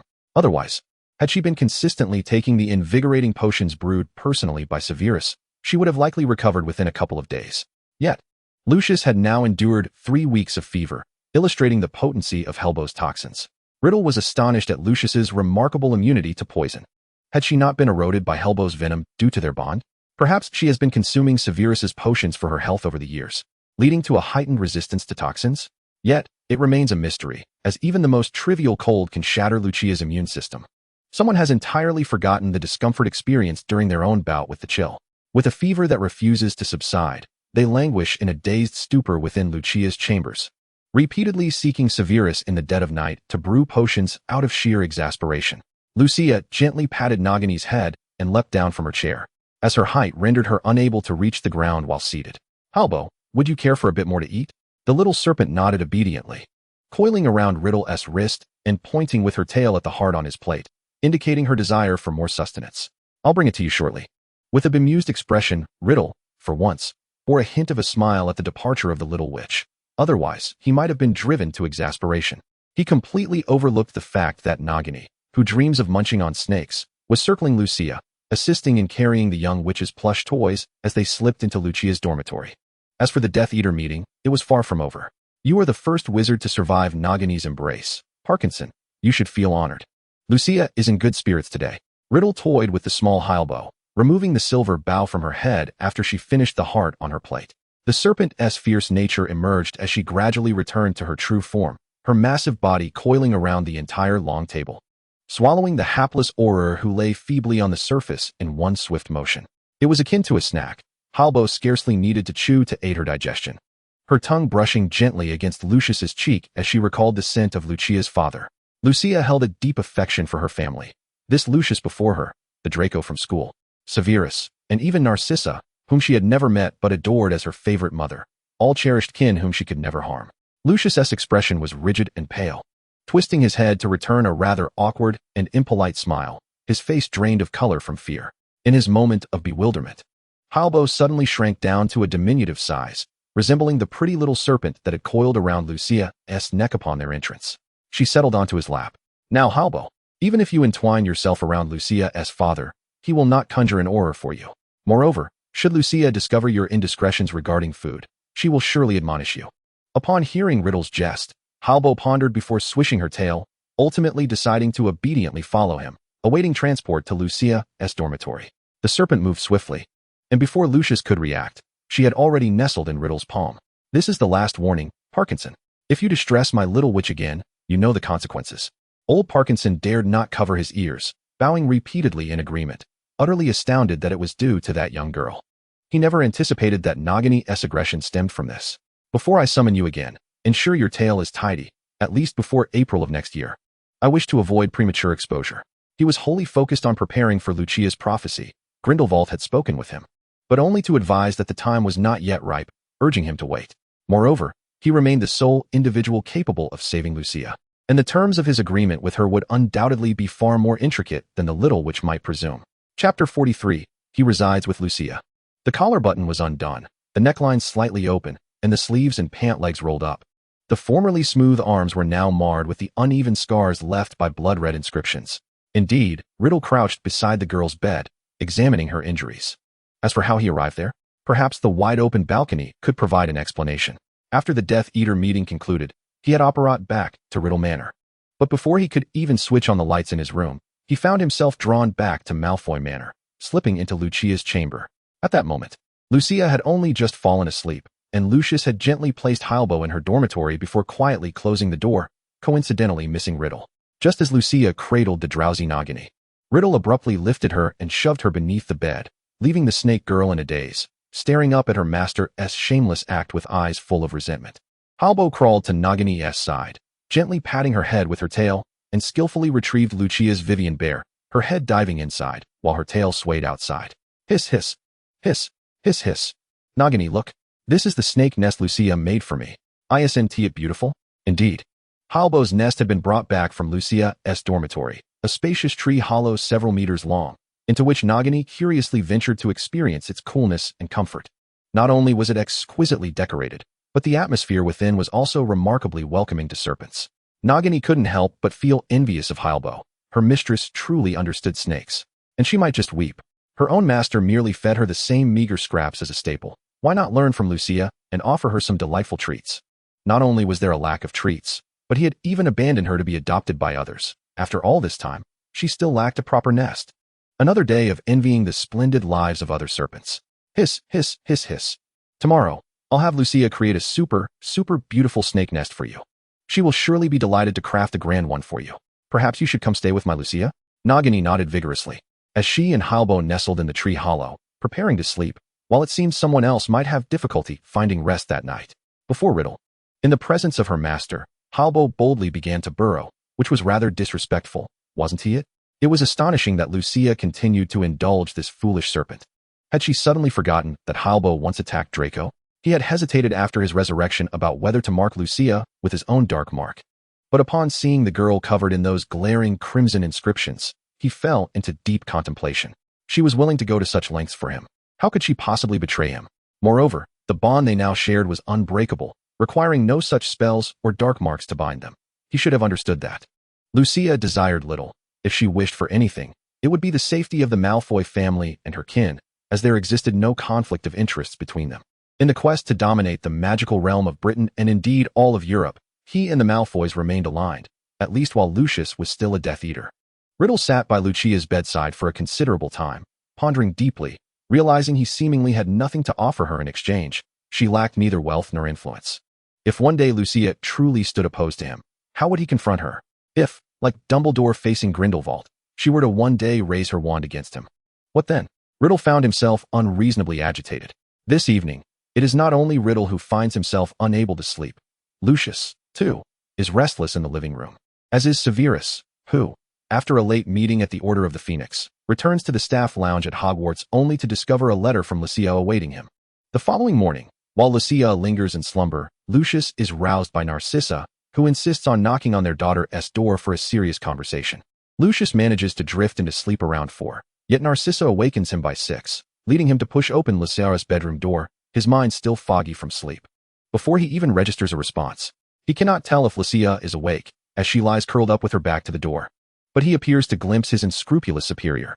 The Dark Lord, usually radiating a menacing aura, now rests peacefully beside Lucia, cradling her in his arms. Is Lucia awake, Lucius? Narcissa contemplates urging him to call their daughter, but after several gentle taps on Lucia's arm yield no response. She nudges the dazed Lucius aside and steps into the room. Lucius, still struggling to shake off his confusion, only realizes the gravity of the situation when he notices Narcissa has crossed past him. Lucia, your mother is coming in, Narcissa exclaims, taking a sharp breath as she is startled to find someone lying next to her daughter. However, her attention is swiftly diverted by an unusual sensation at her feet. Lowering her gaze, she is met with 2 pairs of bright yellow eyes. Hiss, hiss. The 2 snakelings had risen early. Originally, Nagini intended to introduce her companion, Halbo, to Lucia's mother, but concerned that the sound of the door might awaken the young witch, she hesitated. Unbeknownst to them, Narcissa's return to rouse Lucia coincided with Nagini's introduction. Just as Halbo was about to nuzzle up to the adult witch's leg, Nagini halted him with a firm bite on his tail. Narcissa harbored a fear of snakes when she had once attempted to approach Nagini. The latter had dramatically fainted into Lucius's arms. After a lengthy explanation from Nagini and Halbo, the hissing noise ultimately roused Lucia, who, with bleary eyes, struggled to tug at her blanket, only to find it firmly enchanted to the bed. What could she do? She had effectively sealed the blanket in place and could only beseech her mother to show a modicum of pity for her loss of freedom, allowing her 5 more minutes of slumber. "Mummy, please bring me breakfast and let me sleep a little longer." Her voice trailed off, and by the final words, even Riddle, lying beside her, could scarcely discern the pitch of her voice. Indeed, her descent into sleep was rapid.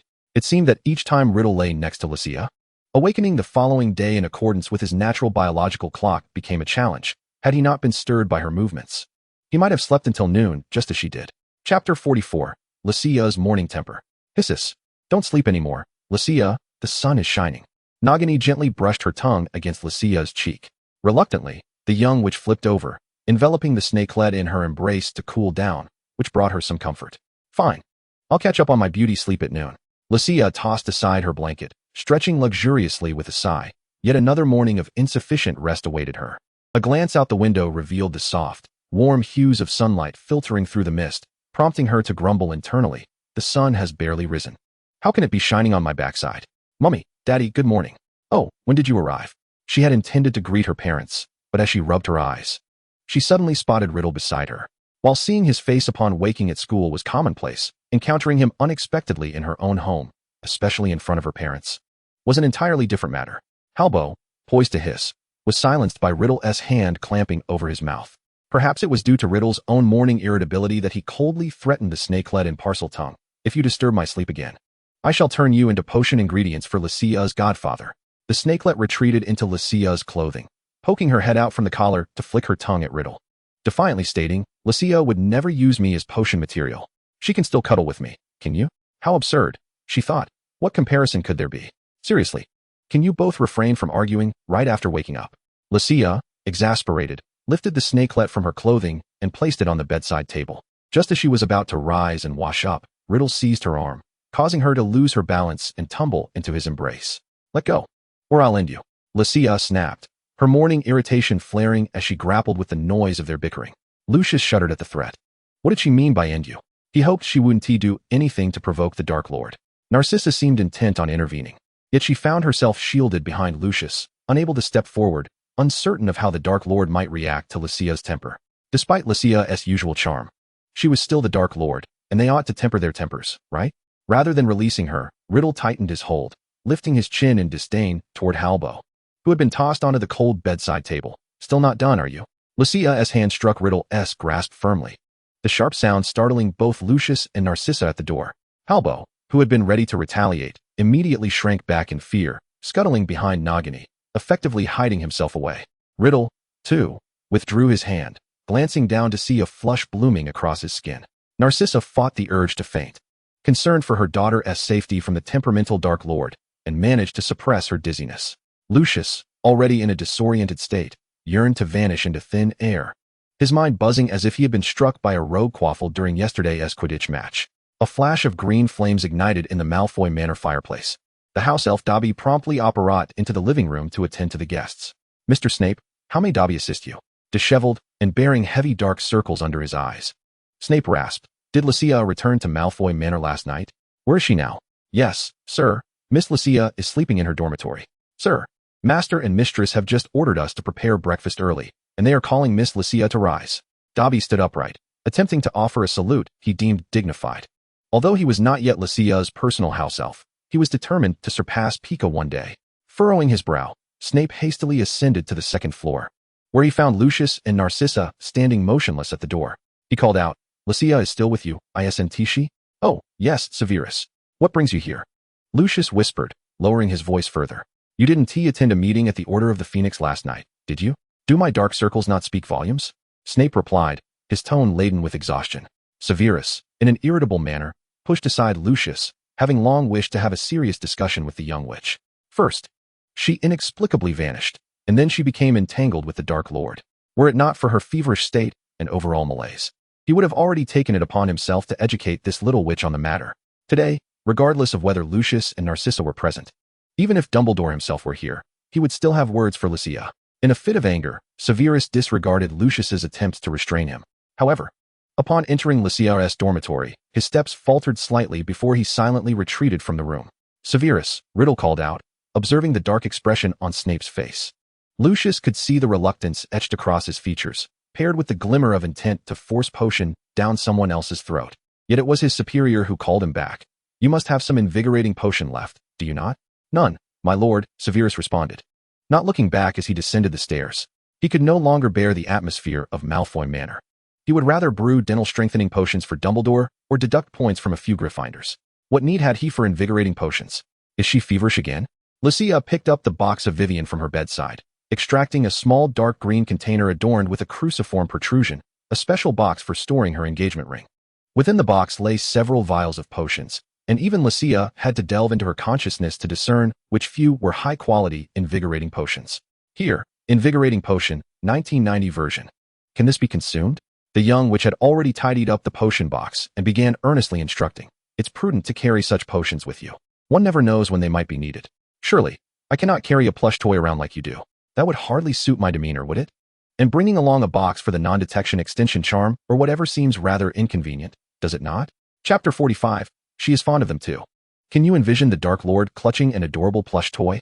Lucius and Narcissa certainly could not. However, Lucia began to ponder seriously. She imagined that little Tom might appear quite charming with a toy, but Big Tom seemed rather ill-suited for such a notion. Let us set aside other matters for a moment. When exactly did you sneak into my room? While I did not lock the door. It does not grant you the liberty to enter uninvited. Do not presume that just because you are my father's superior, you can do as you please in my home. I have yet to consent to being your girlfriend. If you dare to sneak into my room again, I shall unleash air of the Dark Lord upon you." Lucia glared at Riddle, who merely presented an innocuous expression in response, leaving her feeling somewhat guilty. Had her words been too excessive? Lucius stood at the door, on the verge of tears. It was one thing for the Dark Lord to be in a good mood and overlook his grievances, but could it truly be that Lucia was being pursued by him? It was inexplicable. Why else would she speak so disrespectfully and act with such impudence only to be met with a smile from the Dark Lord? Could he not pursue someone more suitable? If it must be so, he could secretly release Bellatrix from Azkaban and engage with her instead. Why must he be so fixated on his daughter? Lucia had made her stance quite clear. She had not agreed to anything with him. So what was he doing sneaking into her room at such an hour? This was utterly intolerable. Yet you still cuddle with Alice at night? From the age of 1 to 11, he had been embraced for sleep, and it had been over a decade. Little Tom had enjoyed her affection for 10 years. Why was he not afforded the same? Riddle, considering the fever has likely muddled your brain, I shall pretend I did not hear your foolish remarks earlier. Now leave. I must tidy the bedding. Very well. The Dark Lord obediently rose from the bed and proceeded to magically arrange the bedding, blocking Lucia's path entirely. Lucia, caught off guard, had to concede that a sickly Riddle was far less entertaining. He resembled a Tom who had consumed an aging potion, docile and compliant. She suddenly found herself longing for the previous Riddle, who often clashed with her. Though annoying, it was far more amusing than this current abnormality. Had he truly been rendered daft, or had his persona shifted? With a slight pout, Lucia approached the door, taking Narcissa's hand as they descended the stairs. She had no intention of engaging with the now daft Riddle. "I must step out for a moment. Remember to save me a portion of breakfast." Just as you would for Lucia. Without regard for whether Lucius had heard or consented, Riddle seized the wizarding robe draped over the swing in Lucia's dormitory. He needed to retrieve his toiletries. If Lucia would not reside in his manor, he would take up residence in Malfoy Manor, for Lucius would surely welcome him warmly. Lucius hesitated, contemplating whether to write to Dumbledore, urging him to come swiftly and take Lucia away. He was genuinely uncertain whether he could ensure Lucia's safety under the Dark Lord's watchful eye.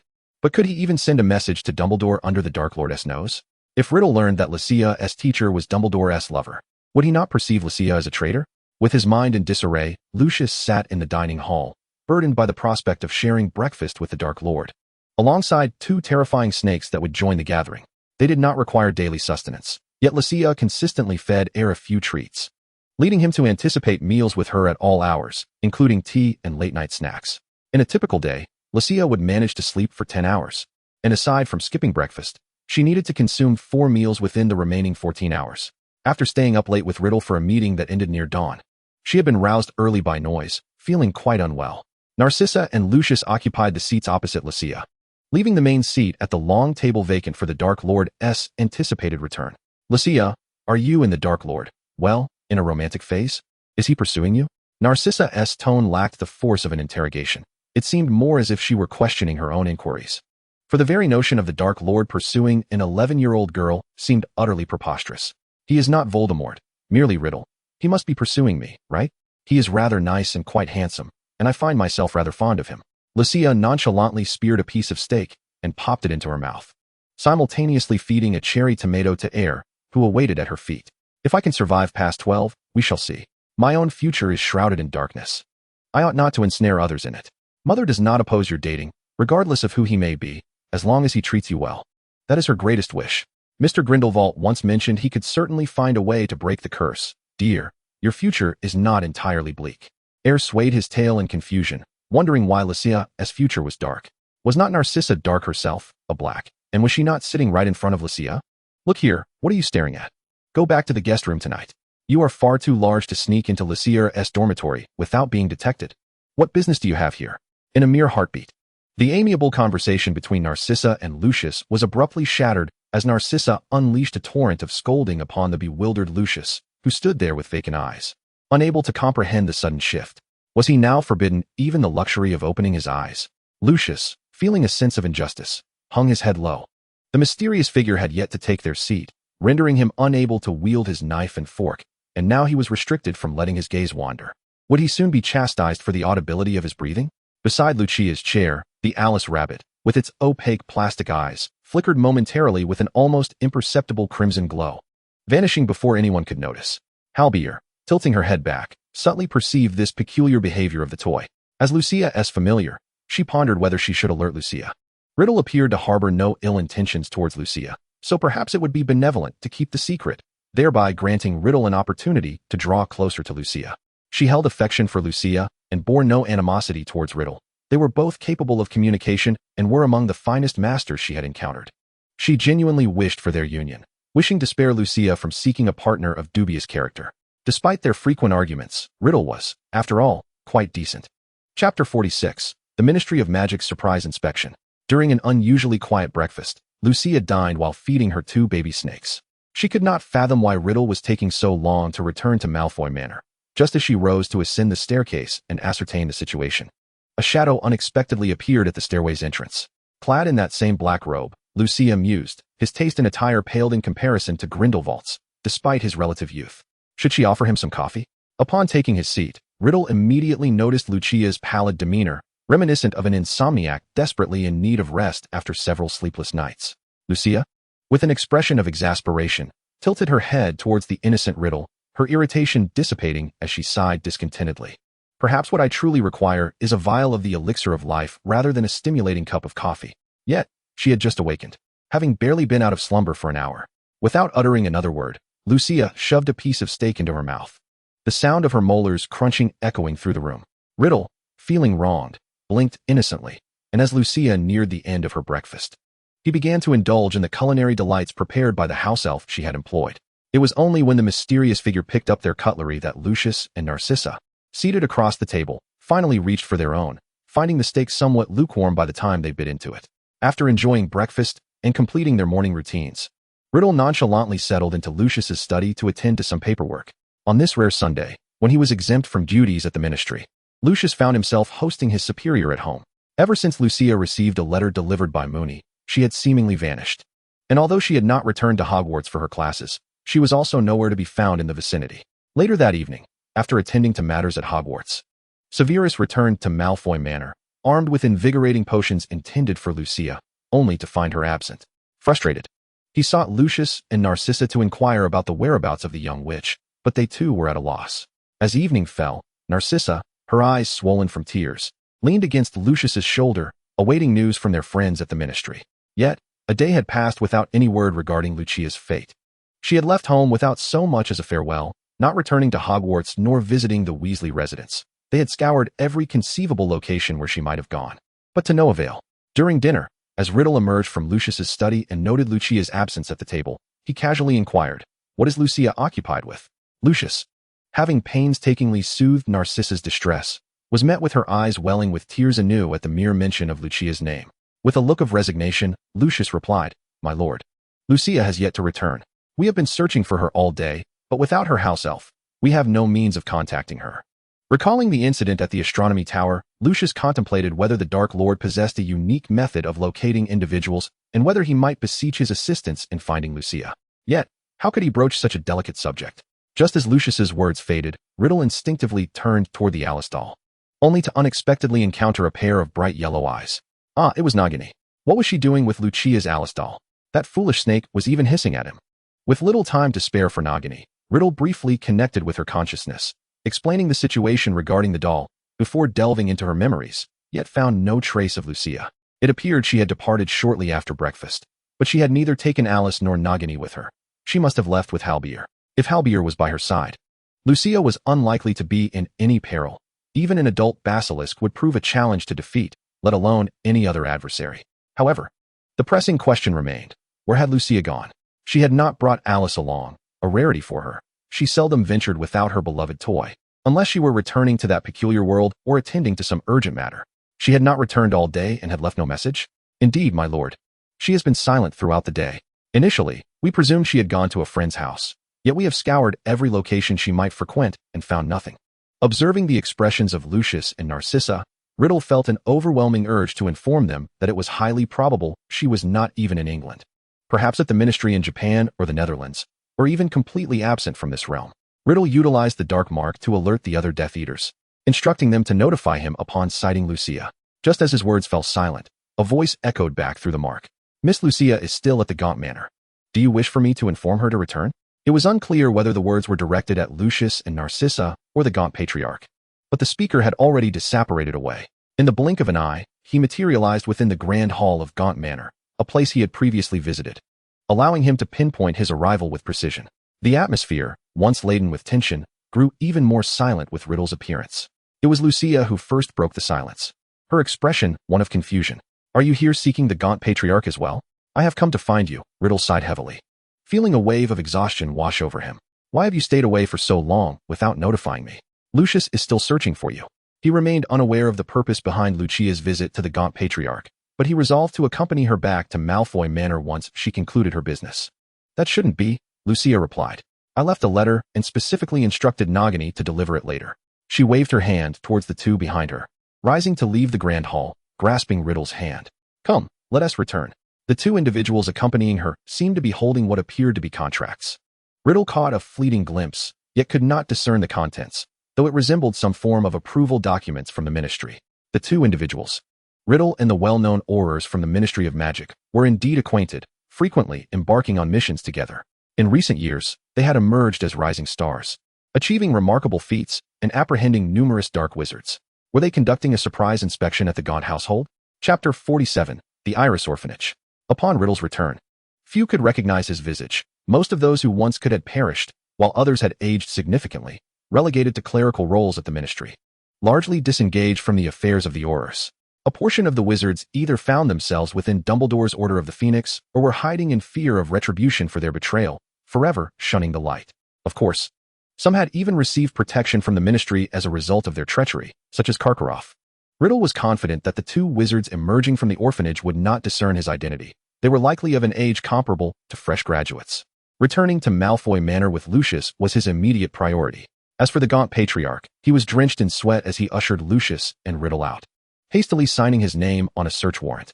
The two Aurors exchanged puzzled glances, hesitating to accept the warrant, and instead inquired with curiosity, who was that person just now? They were intrigued. He appeared to share a close relationship with Lucius, likely her boyfriend, given his access to her home. It had been years since they had last seen Lucius, as their duties at the ministry often kept them occupied, allowing only brief visits to the Iris Orphanage to see the headmaster, with few opportunities to encounter Lucius. Today, they had only managed to arrange a meeting with her through prior correspondence. That person is a friend of Malfoy's, presumably Lucius Malfoy's friend, and indeed the boyfriend of the young witch, albeit also Riddle's superior. The connections are rather tangled. Such an ambiguous response was not the answer they sought. One of the female Aurors threatened, "Gaunt, we seem to be extending you considerable leniency, do we not? Those dark artifacts you have concealed in your basement should warrant a one-way ticket to Azkaban from the ministry. We work at the ministry too. So do not attempt to convince me he is a friend of Lucius. We are all well aware of the company he keeps. In contrast to Natalia's attempts at persuasion, Lambert drew his wand, pointing it menacingly at the gaunt patriarch, prepared to unleash a spell with lethal intent. The gaunt patriarch was at a loss, desperately attempting to respond without revealing that the man in question was the infamous Dark Lord, for that would surely land him in Azkaban. After a moment of hesitation, he stammered, "He is Lucius Malfoy's friend, his boyfriend." This revelation left Natalia and Lambert momentarily stunned. They had considered the possibility that he might be a new associate, but never imagined him to be Lucius's boyfriend. Lucius was merely 11 years old. Though she conducted herself with considerable maturity, she was still an underage witch. The man appeared to be in his 20s, far older than her. How could she possibly be enamored with someone so much her senior? Even if he were handsome, time would not be kind to him, and before she had aged, he would likely be wrinkled. All right, gather your belongings. In a week's time, the ministry will conduct another surprise inspection, Natalia reminded him. After all, although they were not particularly fond of this pureblood patriarch, he was still someone Lucius wished to protect, with no place to hide. He could easily head to the other side, where space rings were sold. The Ministry of Magic would be none the wiser. The young couple fulfilled their quota for the day and extorted a sum from the gaunt patriarch before returning to the ministry to submit the search warrant, tossing the extorted galleons into the other side, where, after some manipulation, the funds could be formally donated to the Iris Orphanage. At Malfoy Manor, after Riddle brought Lucius back, Narcissa embraced her daughter and wept for an extended period, even disregarding the fact that her pet, Airbo, had crawled from Lucius's neck to her own. Lucius, relieved, felt his worries ease. Severus, in an irritable mood, took Lucius's discarded shawl and carelessly tossed it onto the sofa. Before Lucius could express his gratitude to Riddle, he saw Riddle striding upstairs, not long after reappearing with Nagini's tail in hand, seemingly agitated. "You tell her yourself. Where did you put the letter she entrusted to you for Lucius?" Riddle had rushed to find Lucius without even pausing for dinner, while Nagini, oblivious to the commotion, had been peacefully napping in the nest crafted by Lucius. The snake was startled by Riddle's expression and quickly slithered to Lucius's side, who, puzzled, lifted the viper's head and asked, "Nagini, did I not give you a letter this morning?" "Hiss, hiss, hiss. I gave the letter to Mrs. Narcissa, but she was frightened and did not accept it." Nagini earnestly tried to explain herself, even enlisting the help of house elves to deliver the letter. Riddle suddenly recalled. Was it the red envelope? Nagini nodded vigorously, and Riddle felt a twitch at the corner of his mouth. It seemed time for him to make his exit. Lucius instantly understood the situation. He had not visited his study all day, as Riddle had commandeered it for work, and the house elves had grown accustomed to delivering all documents there. Had it been any other day, he would have gone to the study and seen the letter. But with Riddle occupying the space, he had not dared to intrude. Thus, the letter from Lucius to his parents had remained right before him, unsealed by wax, indicating it had already been seen, so he had paid it no mind. In the midst of Nagini's frantic explanations, she suddenly froze, sensing a shift in the atmosphere, and turned her gaze sharply toward Riddle. Just as she was about to clarify, Riddle cast a silencing spell, rendering her unable to speak, causing the snake to thrash her tail in distress. "Is the letter in your possession?" Lucius had been unable to suppress his curiosity about the scent of his father's potions wafting from Riddle. It now appeared he had spent the entire day in the study. After the house elf delivered the letter to the study, Riddle had taken advantage of his father's office, preventing him from seeing the letter. Naturally, with Riddle present in the study, even if the house elf had wanted to retrieve the letter, it would not have dared to enter. Thus, the letter was effectively sealed within the study. Riddle hesitated, unsure how to articulate his thoughts. Chapter 48, The Fever's Consequences. Lucius stepped forward to mediate. "Let us have dinner first, Lucius. The food will grow cold if we delay." Narcissa quickly joined in, inviting Lucius and Severus to take their seats. It was evident they could surmise the reason for the tension. Yet they chose to overlook the matter out of respect for Riddle, the Dark Lord. Lucius silently maneuvered around Riddle, settling beside Narcissa, taking back her pet, who was still nuzzling against Narcissa's neck. "All right, Mama, I am back safe and sound. Besides, every time I've gone out before, have I not always returned unscathed?" Severus let out a cold huff, pondering the identity of the individual who had rashly rushed into his potions office, covered in wounds, seeking potions for healing. It was certainly a matter he ought to discuss thoroughly with Narcissa. Meanwhile, Narcissa was doing her utmost to regulate her emotions. Though her eyes remained red-rimmed as she diligently piled a generous amount of meat dishes onto Lucia's plate, alongside an ample serving of vegetables. Under normal circumstances, Lucia would have undoubtedly discarded the greens to feed her pet, Hairbow, but sensing her mother's troubled demeanor, she obediently consumed the vegetables. Dinner concluded swiftly amidst an enveloping silence. After washing up, Lucia donned her bandages and slipped into a loose-fitting white Chinese-style top and matching wide-legged trousers as casual home attire before returning to her bedroom. Riddle had been waiting for her in their room, having even prepared her bed for her return. Lucia, you know, I was burning with fever last night. And now I feel utterly dazed. Riddle attempted to feign innocence regarding that letter, but Lucia seemed entirely unfazed, snuggling under the covers with Alice and Vivian. All right, you can't be blamed for that letter. I didn't deliver it personally, and my mother never received the letter from Nagini. Everything has its cause and effect. Yet you, knowing you were unwell, still insisted on toiling over my godfather's potions. Do you not care for your health? Recalling that her own body had taken months of bloodletting to produce those potions, Riddle quickly affirmed, I do care, I do. Noticing that Lucia appeared, perhaps, genuinely unperturbed, Riddle cautiously settled beside her on the bed, then quietly slipped under the covers. Actually, Lucia, you could take me along next time. As soon as Riddle uttered this, Lucia turned to assess his expression. When I visited the Ministry of Magic today, are you suggesting a trip to Azkaban? My primary purpose at the Ministry was to rendezvous with Natalia and the others. The Ministry has been conducting stringent inspections on pure-blood families lately, primarily out of fear that the members of the International Confederation of Wizards might uncover issues that could tarnish the image of the British Ministry of Magic. I must go. My most loyal subordinates are imprisoned there. How about you accompany me for a little prison break? Seeing Riddle respond to her jest with such seriousness made Lucia sigh deeply, reflecting that the boy was truly beyond redemption. Was it appropriate to discuss prison breaks with an 11-year-old witch? If he wished to rescue someone, he could go himself. Lucia rolled her eyes at him but still earnestly calculated the potential outcomes. Perhaps at ISNT entirely inaccurate. July of next year seems an opportune time for a prison break. It's the nearest auspicious date, far better than the current empty void. If he ISNT in a rush, July should offer the most favorable conditions in recent years. Riddle nodded silently in agreement, primarily focused on devising a means with Grindelwald to unravel the prophecy of Lucia's death. Old Bidden seemed to possess a solution but had yet to share it. The prison break wasn't too urgent. He could rescue the Death Eaters whenever he pleased, merely a matter of expending a bit more effort. Tomorrow, I plan to go shopping with Mother and get 2 more ear piercings. The Bay's jewelry store is launching a new Christmas-themed accessory next month, ear studs crafted from GGAD gemstones. Lucia's enthusiasm for the accessories surged as she retrieved several fashion magazines from Vivian, ultimately locating a piece in an unpublished magazine that featured the GGAD gemstone studs she had mentioned. They bore a hue reminiscent of a blend of red and blue, yet not quite a direct purple. Their appearance exuded a resplendent brilliance. 99,000 galleons? Riddle asked, his voice calm, yet the shock within was palpable.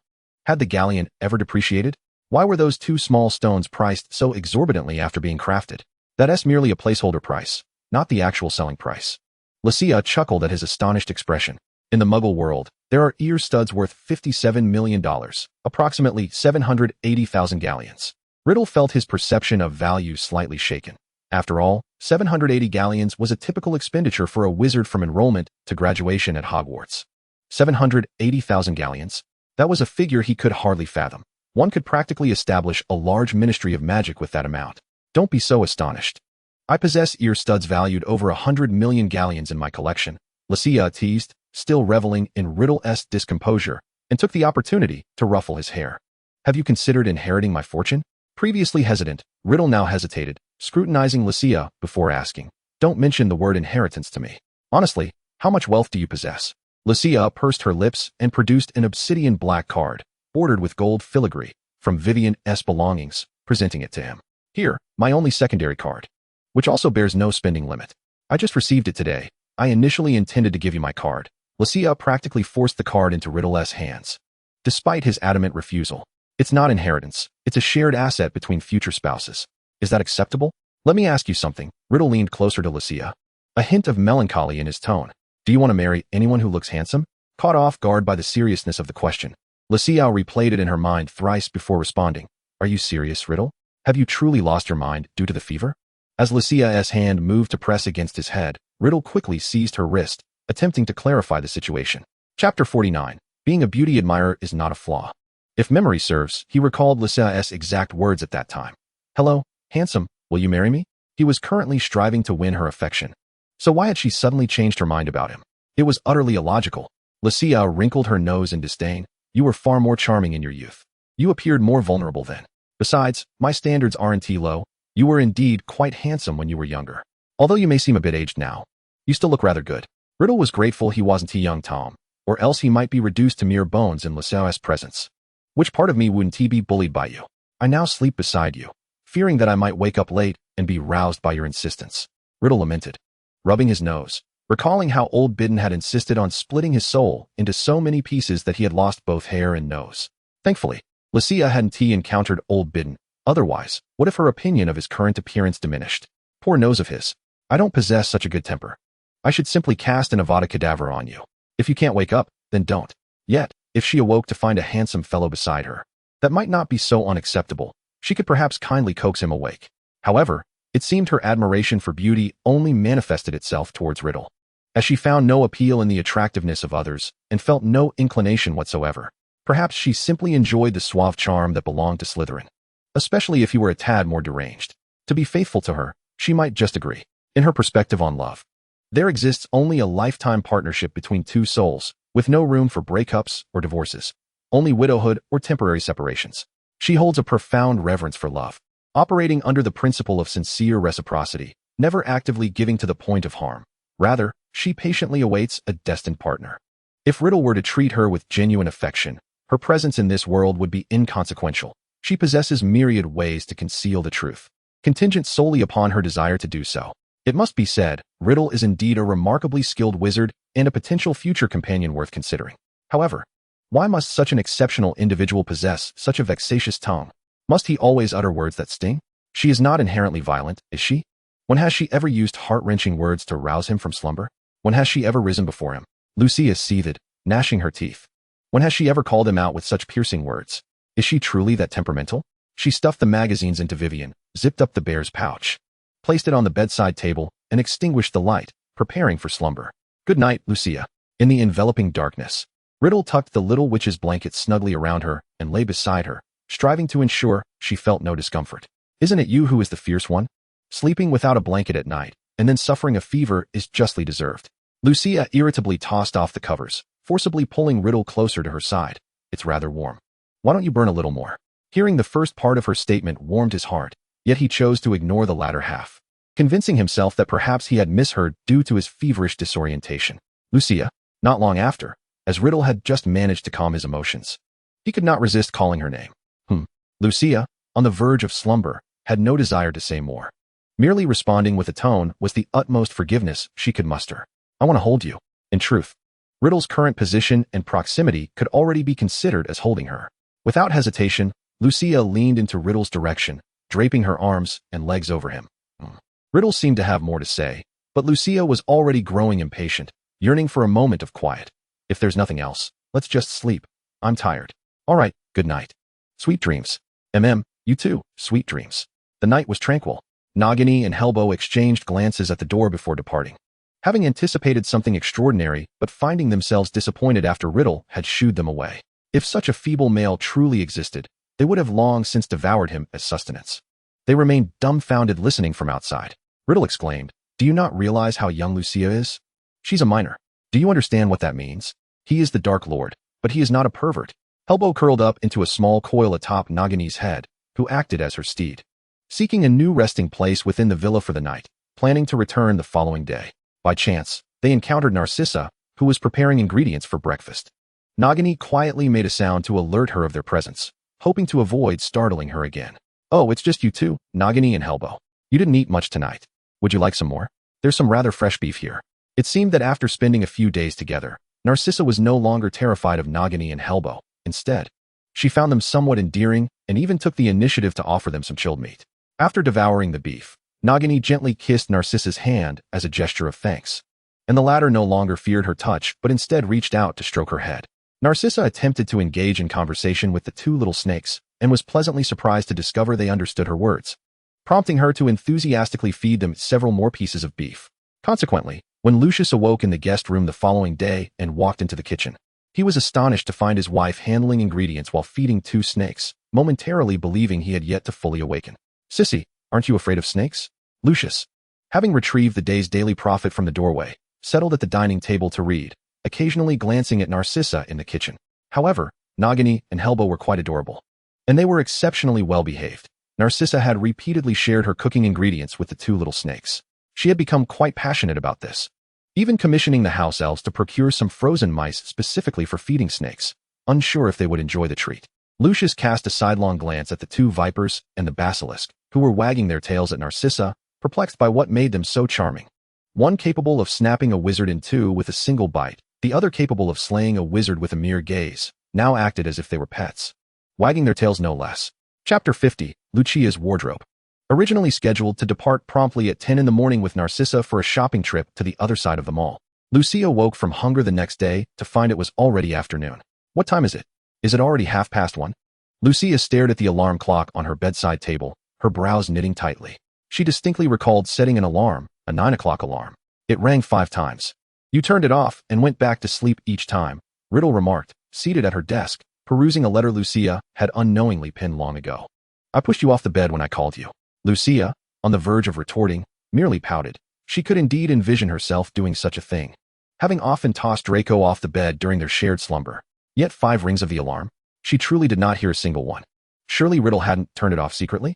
Narcissa went to London to handle some accounts, so she likely won't be able to accompany you shopping today. Then there's no rush to get up. I can lie in a bit longer. Lucia closed her eyes, reclining back onto her soft unicorn fur blanket, still determined to indulge her laziness despite her protesting stomach. Stop sleeping, Lucia, Riddle stated, returning the letters to her small safe. Pulling the blanket, she clutched away and tossing it at the foot of the bed with a hint of exasperation. If you keep sleeping, it will be night. However, Lucia merely turned with the blanket, burying her face in it and murmuring, I won't get up. I'm not done being lazy yet. After Lucia fumbled to cover herself with the blanket again, Riddle decided it was best to abandon the idea of pulling the covers off, fearing that Lucia might suddenly leap at him in a fit of rage. He couldn't understand why she had such a terrible awakening mood when she was usually so mild-mannered. The contrast was utterly absurd. Wait, what are you reading? I ask you, what were you just looking at? Lucia suddenly sprang up, tossing the blanket aside, barefoot and rushing to her desk to interrogate Riddle. Riddle awkwardly turned away, pushing the drawer in slightly. He was merely curious. After all, since when Voldemort had possessed her, he had seen everything clearly. Nothing. Eating is the most important. Lucia was turned around by Riddle, but she distinctly noticed his gaze shifting slightly to the upper right. That old coot had undoubtedly peeked at her letter. How infuriating. After we finish eating, will you accompany me shopping? Lucia pushed aside Riddle's claw-like hand and returned to the table to pick up the unassuming dark green ring, slipping it onto her finger. Riddle, intrigued, inquired, is this little trinket also a product of your collaboration with Nicodemus? He had secretly glanced inside and noticed a plethora of ready galleons and various documents. Even a small mountain of cards, likely all bank cards for storing galleons or dollars, not limited to usage within the United Kingdom, but also spanning Japan, America, France, and other regions. This is something I crafted myself using spatial magic, Lucia stated as she sat before the dressing mirror, pulling aside the bandages around her neck. The wound within showed no signs of healing, slightly seeping blood. TSK, the healing is dreadfully slow. Ordinarily, the wound should have healed within a fortnight, thereafter entering the curse phase of the backlash from the enchantment. Yet, the absence of any healing signs was disconcerting, while the curse would not fall upon her. The persistent pain from the injury was quite bothersome. Once we reach the other side, I shall select a new, larger storage ring for you. This one is rather small, suitable merely for holding documents. Lucia selected a solid cedar hairpin from the box, faintly scented with floral notes, mingled with a slight bitterness reminiscent of the potion she currently bore. Her delicate hands gathered her long hair, twisting it gently into a bun, the pale pink hairpin securing her flowing locks with elegance. Riddle recalled that he seldom saw Lucia adorned with makeup, despite her vast collection of cosmetics. She usually attended pureblood family gatherings with a bare face. She would only don makeup while shopping with friends or while traversing the Muggle world, using those cosmetics to disguise herself and evade notice. However, Lucia's current application of makeup could not possibly be for the sake of accompanying him, could it? He wondered just how long she would take to prepare while he summoned a house elf to ready breakfast, rather, lunch, and proceeded to the adjoining wardrobe to select several suitable outfits for Lucia.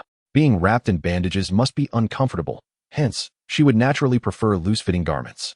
Fortunately, Lucia's clothing was distinctly categorized, saving him considerable time in coordinating the ensembles. He was grateful for his prior studies in fashion, as he rarely attended gatherings, typically donning his black wizarding robes, with little else in his wardrobe. Perhaps to Voldemort, appearances held little importance, far overshadowed by the utility of Horcruxes and the power they conferred. Riddle even recalled the rabbit costume Lucia wore at a recent memorial evening. Upon closer inspection, he discovered that the fabric bore not only unicorn fur, but also traces of magical fluctuations, likely enhanced with a spritz of Felix Felici's perfume. Anything tainted by Felix Felici's seemed to command exorbitant prices.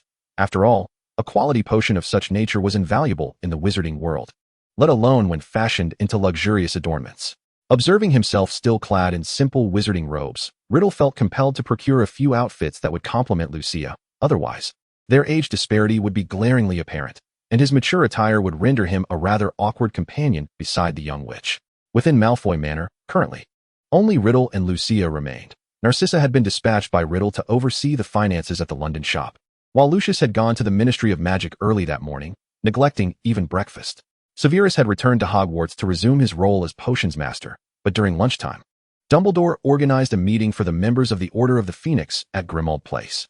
Situated in the outskirts of Ottery St. Catchpole, Devon, was a magically constructed building, discreetly nestled amidst rolling hills and fertile pastures, so concealed that Mrs. Weasley doubted even a Muggle postman could locate it. Should Lucia arise early today, she might receive the latest intelligence regarding Azkaban from the Ministry's spies, along with an invitation addressed to the Hogwarts Board of Governors. As a member of the Hogwarts Board, Lucius had been summoned to the Ministry's 10th floor courtroom for a hearing. Chapter 51, Hagrid's Hearing. Lucia did not choose from the several outfits Riddle had selected for her. Instead, she retrieved a robe of similar style to his and donned it. Who says such attire cannot be considered as couples wear? After changing, she glanced at the time. It was not yet 2 o'clock, and following her lunch, she should still have time for shopping without delaying afternoon tea. During lunch, Lucia habitually perused the Daily Prophet along with several letters delivered by the owl. However, after reading those letters, she found her once warm milk suddenly bitter and unappetizing. The incident at Hogwarts had been leaked through letters sent by Lockhart to his fans, and it was now a topic of rampant discussion, even covered by the Daily Prophet. Lucia then picked up the black invitation embossed with gold lettering, sealed with wax bearing the Hogwarts crest. There was no doubt it was an invitation from the Ministry to each member of the Hogwarts Board. The contents within were grave enough to make Lucia abandon her meal with a mere glance. Hagrid had been identified by Minister Cornelius Fudge as the perpetrator behind the reopening of the Chamber of Secrets and had been taken to the Ministry's interrogation room due to threats posed to the safety of Hogwarts staff and students. If calculated by time, the verdict might already be rendered. It was peculiar that Albus had not thrown Gellert under the bus. He surely knew Hagrid was not the one who opened the chamber, yet why had he refrained from offering a guarantee this time? Perhaps he anticipated that Hagrid would not be sentenced to Azkaban? Seeing Lucia linger over her meal, Riddle offered her a piece of steak, which she unconsciously accepted. Seemingly lost in thought, her attention still fixated on the letters. Even as Riddle nearly fed her the entire portion of steak, Lucia remained oblivious to what she was consuming, her gaze still glued to the correspondence. Lucia harbored a distaste for spiders. Should the Ministry decide to execute the giant Acromantula, she might even celebrate discreetly. However, if Hagrid were sentenced to Azkaban, her joy would be utterly extinguished. Even the blankets she stitched each year were woven from the unicorn fur Hagrid had lovingly harvested for her. If Hagrid truly ended up in Azkaban, she would go to any lengths, even blowing up the prison, to ensure his safe return. Fortunately, the judgment had not yet been declared. In a letter from Natalia, the final verdict was mentioned. Hagrid would be imprisoned for a time, while Dumbledore would have 3 months to locate the true monster of the chamber. Failing that, Hagrid's innocence could not be proven, and he would face a lifetime sentence in Azkaban. For some inexplicable reason, Lucia suddenly felt a constricting pressure in her chest. Her heart constricting momentarily before returning to normal, though her arm pressed against her chest trembled slightly. Perhaps she had slept too long, and her body was unsettled. Riddle supported Lucia, who leaned into his embrace, the anxious emotions gradually dissipating. Reflecting on her prolonged endeavors in this world, Lucia felt a twinge of melancholy. Should she suddenly pass away, how long would her friends and family remember her? 3 years, 5 years, or perhaps decades? Have you used my perfume? Lucia intended to evoke sentiment, but was abruptly distracted by the scent emanating from him, leaning against the armrest of her chair, squinting her eyes as she fixed her gaze on him intently. Every night, I embrace you as I sleep. Surely, I must be imbued with your scent. Riddle felt an overwhelming sense of helplessness within him, accompanied by a tinge of guilt. His curiosity was piqued as he glanced at the exquisite bottle of perfume worth 16,000 galleons that adorned Lucia's desk. Intrigued by its uniqueness, he leaned closer, wafting the fragrance from the bottle's opening with his hand, pondering how Lucia's sense of smell could be so acute. Lucia, irritated, pinched his nose and coldly remarked, "That perfume contains an aphrodisiac. Are you suggesting that you could possibly detect the matcha scent lingering on me? I haven't tea consumed any matcha products these past few days. Not even my beloved taro matcha milk tea. How could there be any trace of matcha on me, let alone any of my essence? The thought that the scent he detected was indeed hers bewildered her. What aroma did she possess? Barbecue? Spicy rabbit heads? Suddenly craving spicy rabbit heads, she sighed, rubbing her stomach, realizing she wasn't as hungry as before. Casting a glance at Riddle's plate, she queried, "When did you finish eating? Was it that swift?" "I was merely occupied with reading a few letters, and you've already devoured your meal?" Riddle, tenderly rubbing his nose, refrained from offering any explanation to Lucia. He contemplated the notion that the aphrodisiac scent might actually be her fragrance. He had always believed that the aroma belonged to the perfume she used. Thus, he mused, he must indeed understand love to some extent, for Lucia had become the most significant and cherished individual in his heart. But where did he stand in her affections? She held family and friends dear. As the Dark Lord, he felt he had nothing. He fancied himself above such attachments, yet during his time in the orphanage, he had perhaps yearned to be adopted, rather than being perceived as an oddity and the subject of ridicule. While it is true that the strong do not require friends who may hold them back, friendship can sometimes hold its value. Yet when betrayal occurs, it can become the most lethal of daggers. He realized he could never truly connect with others, never finding someone to whom he could entrust his heart, convinced he would never meet such a person. Yet, he had met Lucia. Why had she chosen him as her primary soul? In terms of charm, he was no match for little Tom, and in cunning, he fell short compared to old Barty Crouch Jr. Riddle seldom found himself perplexed, but Lucia consumed his thoughts, and he longed for an answer from her, even knowing it might not be the one he desired. He had encountered the abyss, experienced its depths, and ultimately chose to embody it. Yet when light penetrated this desolate void, he felt a glimmer of brilliance and a longing to chase that warmth. Even if that light was never meant for him, if such light could not warm him, perhaps he should draw that light into the abyss as well. Enough, enough, enough. I can give you my perfume. Is that not sufficient? Please, cease this melancholy. Lucia waved her hand in front of him, and upon seeing Riddle remain unresponsive, she discreetly transferred some of her side dishes to his plate. "Lucia," Riddle said, his voice steady, "I, too, am not fond of celery." Chapter 52. The objective is the colorful and the champagne. Riddle's sudden interjection startled Lucia, who had just been stealthily discarding vegetables into his plate. Nearby, Nagini crawled to the chair next to Lucia, quietly consuming all the side dishes from the little witch's plate. Dreaded capitalists, always exploiting their employees. What had happened to that burst of energy? If he had the fortitude, he ought to voice the thoughts swirling in his mind. Let us see if the heirloom would dare retaliate. Not only the heirloom, but even Nagini seemed inclined to nip at him, questioning why his master was so ineffectual in comparison to the heirloom's master. Ahem, take a leaf out of Nagini's book. Don't be picky, it's rather splendid. Lucia sheepishly touched her nose. While she had indeed been a tad fierce, had she truly said anything so harsh? What was there for him to feel wronged about? She had yet to lament the fact that he had wasted an expensive perfume worth thousands of galleons. All right, I was in the wrong. I shouldn't have been so fierce with you. Now let us eat. Lucia lowered her head, slicing a small pork chop, occasionally feeding Nagini a piece. The heirloom seemed to have wandered outside to play, perhaps having filled its belly. Have you taken your potions today? The afternoon is when fevers tend to reoccur. If you still feel unwell, it would be prudent to take another dose. While drinking her potion, Lucia did not forget to inquire if Riddle required his own, as she had ample supplies of invigorating potions and tonics. Noticing Riddle's lack of response, Lucia pressed her hand against his forehead. Goodness, you're burning up. No wonder. She instinctively withdrew her hand, the heat so intense it was almost unbearable, likely over 39 degrees. She couldn't fathom how he managed to work in such a state.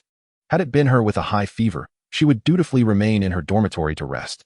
Perhaps you should rest at home. It's rather chilly outside. I'll just sign a few documents and return shortly. Lucia swiftly retrieved around 20 bottles of potions from Vivian's bag. Did he not have the sense to procure his own potions? If worst came to worst, he could always ask his godfather, right? The level of concern she felt was akin to that of a mother watching over her eldest child. Nagini cast a disdainful glance at her master, who remained blissfully unaware that Lucia was treating him as if he were her son. Oh, foolish master, do wake up. I'll accompany you. It won't delay us after taking the potions. Riddle grasped Lucia's sleeve, recognizing he now had ample time to spend with her, creating countless shared memories. Moreover, Lucia would soon return to Hogwarts, and each encounter with that old bee, Dumbledore, left him feeling quite uneasy. The fewer times they crossed paths, the better. Who knew when he might be tempted to cast an Avada Kedavra out of impulse? Lucia firmly rejected Riddle's suggestion, insisting that he should rest while ill. Why would you recklessly run around? I'll be leaving in a few months. I won't need this body much longer. But you, on the other hand, have a world to conquer. Nagini slithered up onto Lucia, who shrank the serpent down and secured it around her waist before disapparating to London. Left behind, Riddle sat silently on the living room sofa, his expression cold. The house elves, while clearing the table, dared not make a sound, fearing they might become the target of his displeasure. Ever since Lucia had resurrected him, her time with Alice had diminished. He wondered if she had noticed. Riddle stared vacantly at the pristine white military uniform of the little Alice plush toy. Without Lucia bringing Alice along, how was he to observe her discreetly?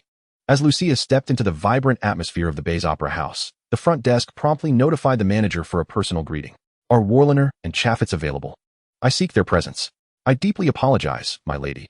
They are currently in a performance and may be unable to meet with you.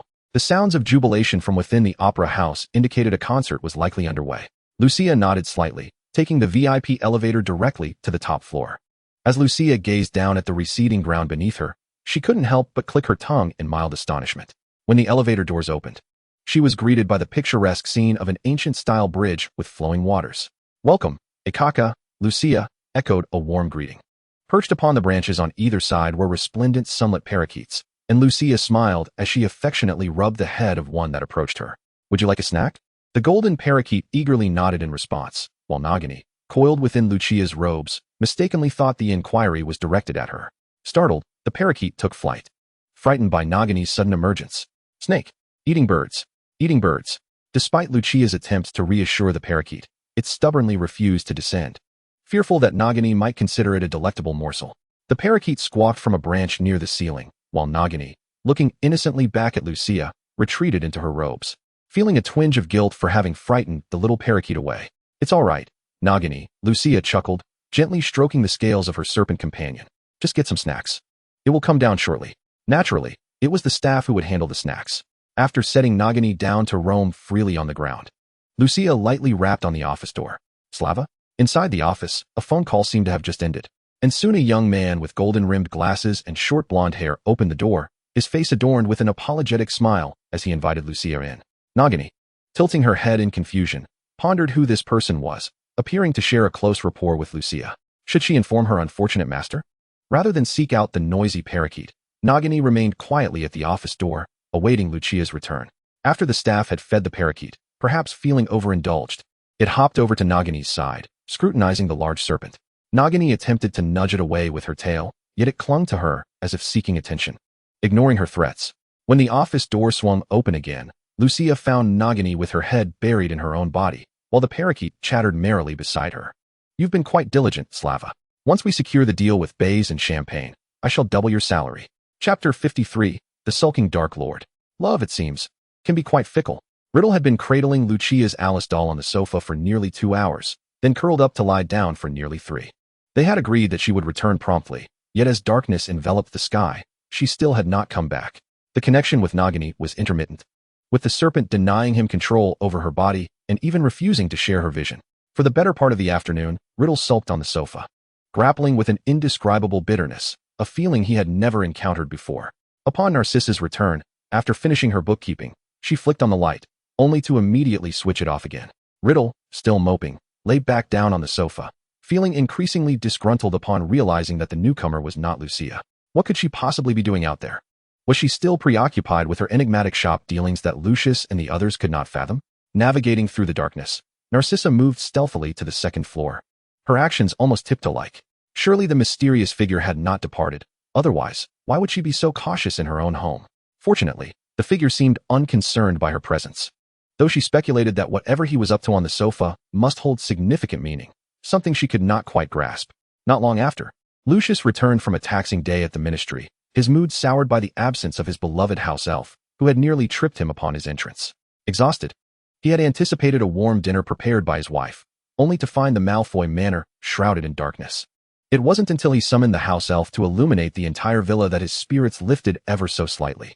Just as he was about to ascend the stairs, a head unexpectedly emerged from behind the sofa, startling him and causing him to shiver.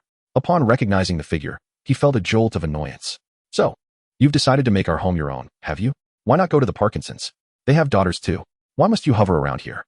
Lucius? Riddle's voice carried a frosty edge, silencing Lucius's burgeoning complaints. However, Riddle had not employed any mind control. He simply found Lucius's presence irksome. Prepare for a meeting. You shall set the agenda. Lucius. Just off work, Lucius was now being coerced into an unexpected meeting. What did the Dark Lord intend? Was he so idle as to schedule extra work? And the agenda, what could he possibly decide? He was merely an overworked cog in the wheel, with little authority to dictate anything. Yet, Lucius dared not voice his frustration, rolling up his left sleeve to reveal the now darkened dark mark. Riddle drew his wand, pressing the tip against the mark, channeling his own magic to activate it. In less than 10 minutes, nearly all the Death Eaters had assembled in silence. Seated in the meeting room on the second floor, one Death Eater had only just donned his suit jacket upon arriving via apparition, still clad in what appeared to be pajamas beneath. He had likely intended to retire for the night, but was abruptly summoned by the dark mark, hastily throwing on a suit and appearing. The head of the Parkinson family was even worse off. He had been in the midst of changing his bandages and, like Lucius, had just returned home when the dark mark flared with urgency, compelling him to rush over to Malfoy Manor. Once settled in their designated spots, the room fell silent as all eyes turned expectantly towards the mysterious figure who sat with his hands clasped before his forehead, seemingly lost in thought. Is everyone here? Riddle surveyed the room, noting only one empty seat to his right. His gaze fell on Lucius, whose eyes widened in disbelief. Speak, Lucius. Was he serious? He had come unprepared. What was he supposed to say? Yet Riddle continued to rest his head in his hands, deep in his own brooding mood. All eyes were now fixed on Lucius, who, even with his frequent dealings at the ministry, found himself at a loss for words. Should he recount his argument with the Weasleys, discuss his involvement in Hagrid's hearing, or lament about being summoned to a meeting immediately after being forced to work overtime? Does anyone have something to say? Lucius attempted to ease the tension, hoping to pass the proverbial hot potato to another. Yet, every Death Eater at the table averted their gaze, choosing to ignore him entirely. Death Eaters, the first to speak is the fool. Thus, the room remained silent. All eyes trained on Lucius, who could feel their collective scrutiny, occasionally glancing at the enigmatic figure brooding at the head of the table. This meeting was truly peculiar. You ask me, but who should I ask? Riddle suddenly broke the silence, not addressing the Death Eaters, but rather speaking to Helbo. Your master has absconded with my serpent, and now there is not a whisper of news. How dare he inquire about Nagini's whereabouts when you were frolicking in the garden picking flowers? You even had the audacity to pluck Lucia's corpse flower. We shall see if she returns to give you a proper thrashing. Helbo crawled over to Lucius, tail coiled around a vibrant red flower, seemingly attempting to convey something, but alas, Lucius was unable to comprehend serpent speech, only managing to accept the red corpse flower that Helbo thrust into his possession. The atmosphere remained tense for nearly half an hour, until footsteps echoed from the staircase. Riddle turned to glance, only to be surprised to find it was none other than Lucia's mother. Was she here to join the fray, even at such a late hour? They were still convening? Suddenly, Lucia's voice reached his ears, startling him momentarily. Had he imagined it? Turning his head again, he realized that Lucia had been brought over by Narcissa. Moreover, when had Nagini developed such a rapport with Narcissa? The serpent was even rubbing against her legs affectionately. How unbecoming for a fully grown viper. How utterly undignified. 10 o'clock. Riddle's voice was hoarse. She was aware of the late hour? How had she promised him she would return soon? She had certainly made a swift exit. After dining around 2 o'clock, she had vanished for 7 or 8 hours, while he had languished on the sofa for that same duration. Chapter 54. Appropriating a meeting. Under the watchful eyes of the Death Eaters, Lucia seated herself directly beside Riddle, having secured an additional spot, while Narcissa took her place beside Lucius, the lady of the house. Lucia, brimming with excitement, pulled out a thick stack of contracts from her Vivian Bear bag, and subsequently produced nearly 20 new space rings. I shall borrow your meeting, Lucia said, presenting 2 bottles of green potions to Riddle, freshly brewed, invigorating potions, purchased from the apothecary. Although Riddle was inclined to inform her that the myriad of potions she had given him earlier in the day still remained largely untouched, thus rendering further purchases unnecessary, he refrained.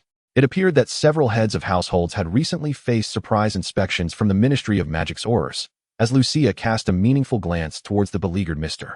Gall, and continued, in a few days, the ministry's personnel will conduct further inspections. These rings were crafted by corpse, requiring only a drop of blood to recognize their master, each possessing a capacity of 27 cubic meters, ample space for storing your belongings. Here is a detailed instruction manual. You may take your time to review it at your leisure. Lucia conjured several copies of the manual and distributed them before finally taking a moment to rest in her chair. QAQ, I've been running around all afternoon. I'm nearly exhausted.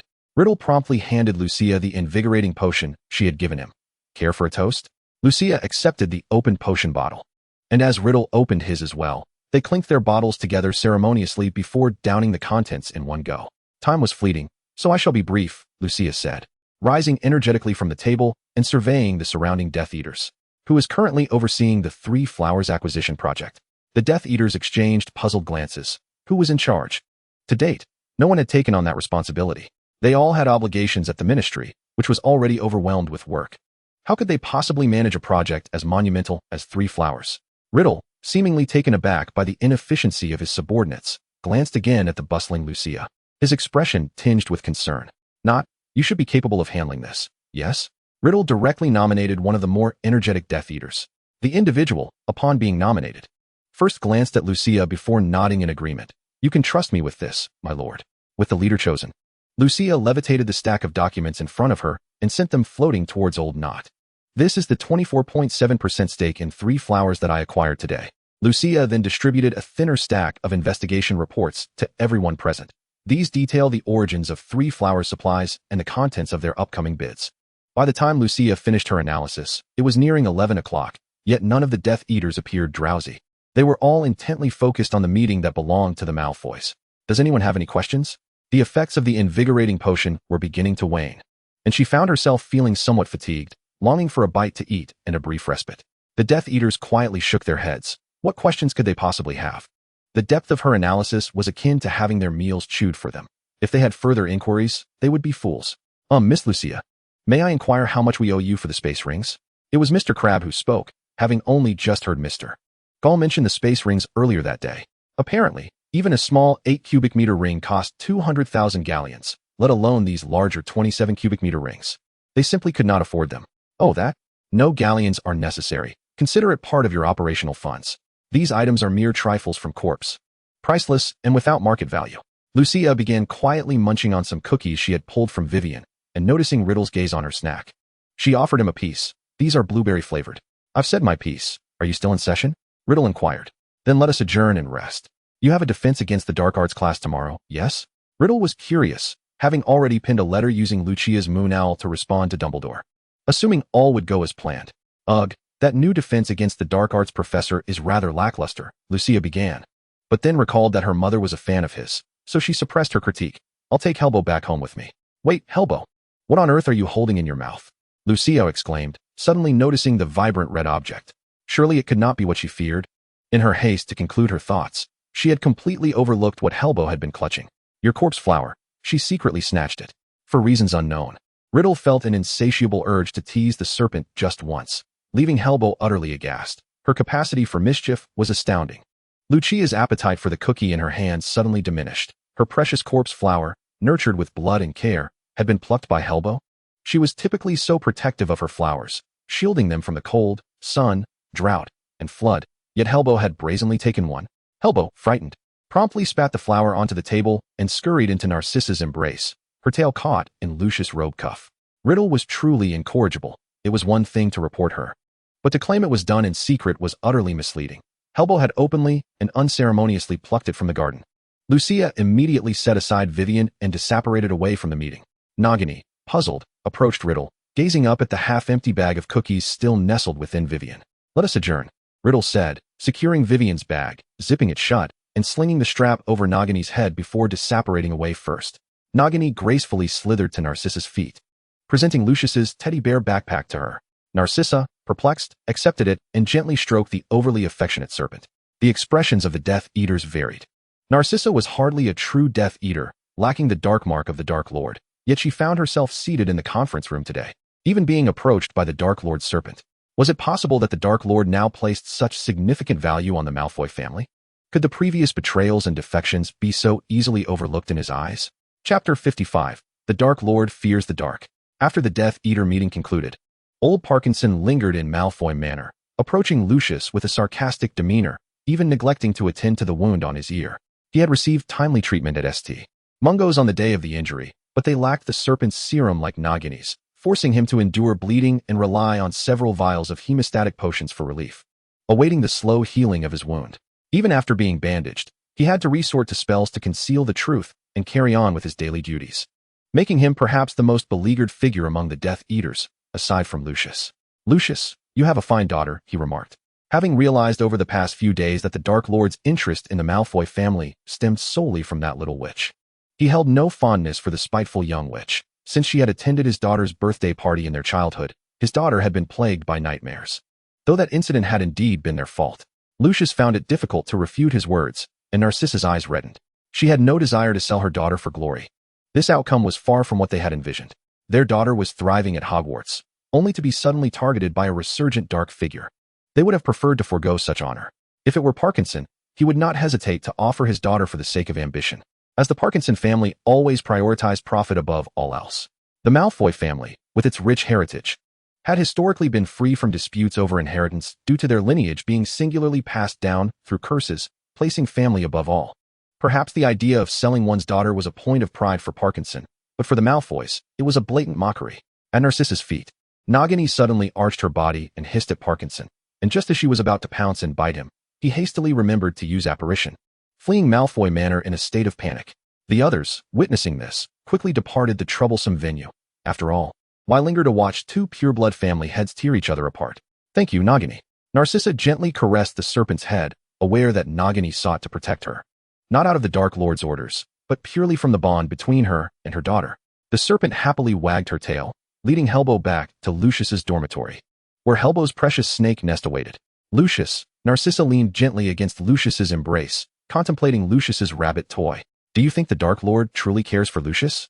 As Lucius hesitated over the answer to this question, the two protagonists mentioned in the text were on a date amidst the moonlit sea of Bianoche. The young witch, resembling her rabbit toy, nestled among the Bianois, seemingly searching for something, while Riddle stood quietly nearby, waiting for Lucius to emerge and ready to conjure a cleansing spell at the first opportunity.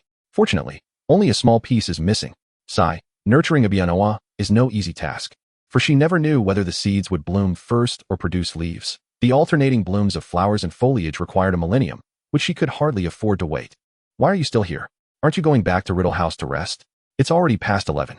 Riddle blinked innocently, recalling what Lucius had said earlier, and earnestly inquired. May I sleep with you? One could only say he was indeed a product of a love potion. His mind simply desired to hold Lucius while resting, devoid of any other convoluted thoughts. Sleep was the time when vigilance waned and danger lurked most easily. Only beside Lucius could he slightly relax his taut nerves. Huh, aren't you old enough to sleep without needing someone else? There was no hint of mockery in the inquiry, merely genuine curiosity. After all, he was a formidable Dark Lord. Could it be that he feared the dark? Confusion, yet respect. Yes, I need company. My body still aches. When I was ill, no one cared for me. When you were sick, Severus brought you potions daily, and Draco delivered heaps of food at every meal. Lucius and Narcissa were all so concerned for you. Suddenly, he felt a pang of pity for this Dark Lord. His subordinates avoided him, constantly contemplating escape or betrayal. It seemed he truly had no one to trust. Perhaps in Lucius's life, Riddle was merely a large NPC occupying a significant portion of her memories, yet she had become his sole reliance and spiritual anchor. This feeling of being valued was indeed burdensome. She was just an ordinary little witch. Why invest so much energy in her? I sleep very obediently. You see, I never steal your blankets. Or else, why do you think you caught a fever? Compromise had only 0 or countless instances, and Lucius had evidently chosen the latter. Consequently, as Riddle boldly followed Lucius upstairs, Lucius nearly lost consciousness, collapsing into Narcissa's arms. Why hasn't this unscrupulous boss left yet? Does he have no place to stay? Occupying our home daily, Merlin's knickers, he might as well take over as the head of the household. Mommy, have you seen Vivian? Lucius initially intended to retrieve her toy, but was taken aback by her father's poor state, resembling a wilted peacock with his tail drooping. Nagini has already taken you back to your bedroom, dear. Can I have a word with you? Narcissa discreetly scrutinized the Dark Lord's expression, a slight smile gracing her lips as she noticed he seemed to be in good spirits. Lucius blinked in confusion. It was nearly midnight. Was there something urgent that required discussion now? Especially since her father, Lucius, appeared so mentally drained after a long day of accounting. Didn't she want to rest early? You two discuss it first. Though she said this, Riddle showed no sign of leaving.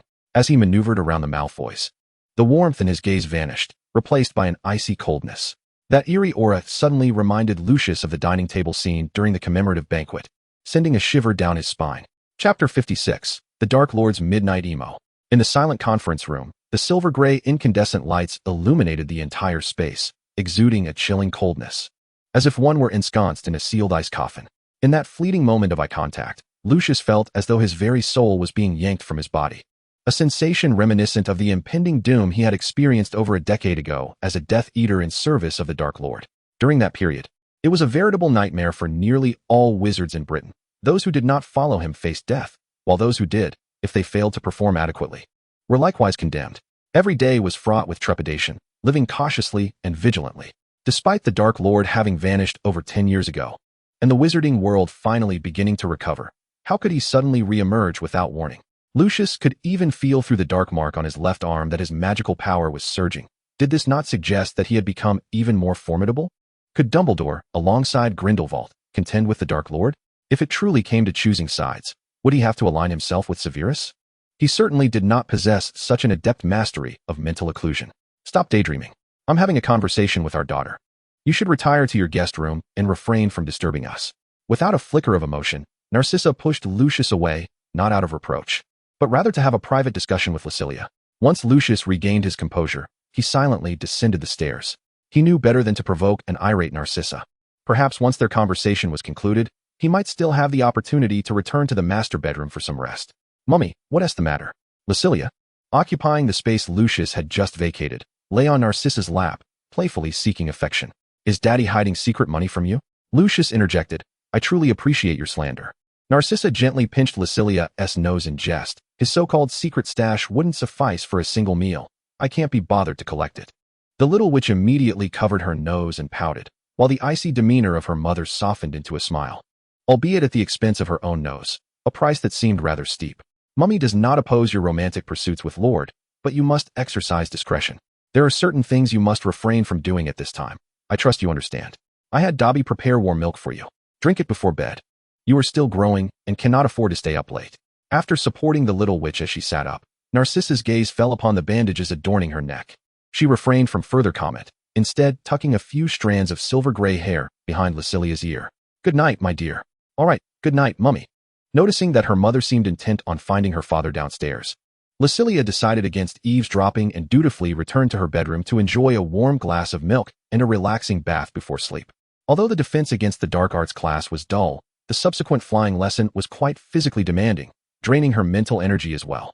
She had to remain vigilant for any little witches who might crash or sustain injuries. Perhaps she ought not to have switched her broom for the Firebolt series. Madame Hooch always seemed to have a bit of trouble with the little witches who attempted to skip class. Upon returning to her room, Lucilia found Riddle already clad in his pajamas, nestled in her covers. His sleepwear was as simple as it was elegant, fashioned from black silk and infused with her scent. Have you already finished washing up and changed into your pajamas? I was planning to have a bite to eat before sleeping. She summoned Dobby, requesting an afternoon tea version of a late-night snack, complete with pastries and hot milk. You can sleep first. I need to eat for a while. Riddle gazed in disbelief at the spread of pastries and puddings before him, along with a cup of hot milk tea and hot milk. Could she truly sleep after consuming all that? I can help alleviate some of your burdens. Since their lunch together shortly after 1 o'clock, he had been waiting for her return. Little did he know that she wouldn't arrive until past 10 that evening, and he too had gone over 10 hours without food. Protectively, Lucilia divided her late-night snack, offering him 2/3 of it, sparing him the need to share her culinary burdens. Hey, you promised to take a bite, she exclaimed. You drained my milk tea. That large cup of taro bubble milk tea had barely been sipped by her, and in the time it took her to enjoy a pudding, her precious drink had been entirely consumed by Riddle. Wait, had he never tasted milk tea in his life? It seemed he truly had not. Well then, after a modestly filling snack, Lucilia took her conch-shaped white speaker and retreated to the adjacent bathroom to wash up and bathe. When she returned to the bedroom after re-wrapping her bandages, Riddle appeared to have already drifted off to sleep. Lucilia moved quietly, shutting the door and turning off the light before slipping back into bed. Extracting her wand from beneath her pillow, she silently cast a spell to enlarge the blanket slightly, ensuring that Riddle would not be left uncovered and exacerbate any fever symptoms. Don't cling to me. You're too hot, like a furnace, Lucilia remarked, pushing aside the arm he had draped over her waist. Perhaps her movements had been a touch too loud, for Riddle awoke with a start, slipping into his quiet Tom mode. Feeling him stiffen momentarily, Lucilia sensed a wave of guilt wash over her as he retracted his arm and murmured an apology. But he was not little Tom. She had already been excessively generous in allowing him to stay with her. What more did he want? Half a minute later, Lucilia shifted from lying on her side, facing away from Riddle, to embracing him instead, though she yearned to express that this was a debt from a past life. Neither she nor Riddle possessed such a history. You haven't said goodnight to me yet, just when she thought she could finally find some peace and rest. Riddle discreetly tugged at the sleeve of her nightgown. Very well, good night, Lucia. Seeing that she was preoccupied and did not respond, Riddle resigned himself to saying good night and settled back to continue sleeping, content to hold the little witch close. He would never be satisfied with anything concerning her. And even if Lucia remained unresponsive, it mattered not. The price she paid was one he could never hope to repay in this lifetime. He was born of the filth and darkness, while she was the esteemed sun, and he merely wished to grasp at the semblance of love. Like the deity in Tom's memories, she brought warmth and hope, embodying all things beautiful.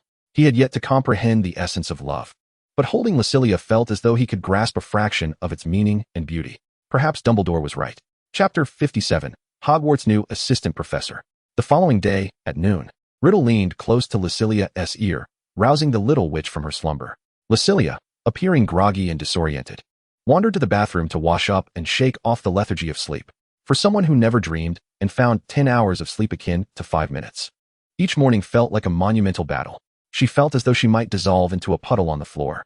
It was only with Riddle's encouragement that Lucia managed to consume a meager amount of food. Don't you feel tired when you wake up every day? Why am I always so exhausted? She was grateful that Hogwarts scheduled the defense against the dark arts class in the afternoon, allowing her to catch some extra sleep to alleviate her fatigue. Despite having stayed up late together the previous night, she was the only one unable to rise. Actually, I woke up not long ago. After all, I was up late too. The brooding Dark Lord didn't fall asleep until around 4 in the morning. And my mind is still a bit foggy. Perhaps you should try going to bed earlier next time?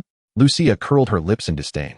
She would rather endure the fatigue of staying up late to tackle tedious tasks than rise early to rush through them. Best to abandon this suggestion altogether. For she truly could not rise even a little earlier. After mustering up the energy to confront the day, she hastily resolved her lunch dilemma, indulging in the rare choice of a mint-flavored mouthwash, which was quite invigorating, albeit somewhat wasteful in terms of taste. Throughout the afternoon, she consumed no fewer than 7 cups of coffee. Are you heading out as well? She asked. I only have 2 major classes today, so I certainly won't be returning late at night. You should stay at home and recuperate. The most striking detail was that he was not clad in his usual wizarding robes. Instead, he had donned a semi-formal long robe that suited him rather well. She had previously underestimated his sense of aesthetics, but it appeared he managed to maintain a youthful appearance, which was certainly preferable to the elderly demeanor exuded by his traditional wizarding attire.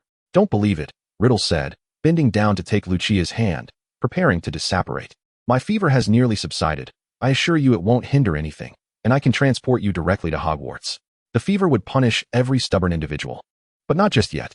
Upon arriving at Riddle Manor via disapparation, Lucia found herself being guided by Riddle into his master bedroom. There, he activated the intricate designs on the floor, and after a dizzying whirl, she opened her eyes to discover she was now in her Slytherin dormitory. I told you disapparating to Hogwarts was impossible. It turns out you secretly installed a teleportation array. It seemed that her dormitory was connected to his through the teleportation array, which was quite convenient, though she wondered why he hadn't informed her sooner. Had she known that sneaking out of Hogwarts could be this simple, she wouldn't have had to bribe Dumbledore with jars of candy for leave requests. With no time to continue lamenting this oversight, Lucia grabbed several books from the desk and stuffed them into Vivian, making her way out. Riddle unzipped the back of an Alice Rabbit plushie and rummaged through the pile of medical supplies to retrieve a brand new copy of Dark Magic, a self-defense guide. Carrying the rabbit plushie might diminish his image, but this former Horcrux was the only object that allowed him unrestricted communication with his consciousness. He needed to ensure Lucia always kept it with her. Thus, Riddle, clutching Lucia's black and red plush rabbit, entered the defense against the dark arts classroom just as the crisp bell signaling the start of class rang out. Sitting in the front row, Lucia was busy extracting Gilderoy Lockhart's textbook from her bag, stacking it up to an impressive height of around 40 centimeters. Lucia, you actually came to class? Is your fever improving? Draco, seated nearby, pulled out his novel from his desk, preparing to read it clandestinely. For he had no desire to witness Lockhart's theatrical performances or see Harry dragged to the front to perform those foolish antics. It should be, I've taken a potion. And I shouldn't have a high fever this afternoon, just a bit of fatigue, Lucia replied, pulling out 1 or 2 books and adjusting herself to rest her head atop the stack. The sleepless nights had left her somewhat drained, and combined with the effects of her recent poisoning, her body had yet to fully recover. Oh, welcome, my teaching assistant. Lockhart called out as he leisurely descended the stairs to greet the newly appointed assistant professor of defense against the dark arts. Lucia curiously emerged from her stack of books, turning to gaze at the assistant professor at the podium. Apart from the flamboyant Lockhart, a taller wizard stood beside him. Wait, what? A new assistant professor? She thought. When Dumbledore had previously asked her to assist with other subjects, he hadn't offered her any remuneration.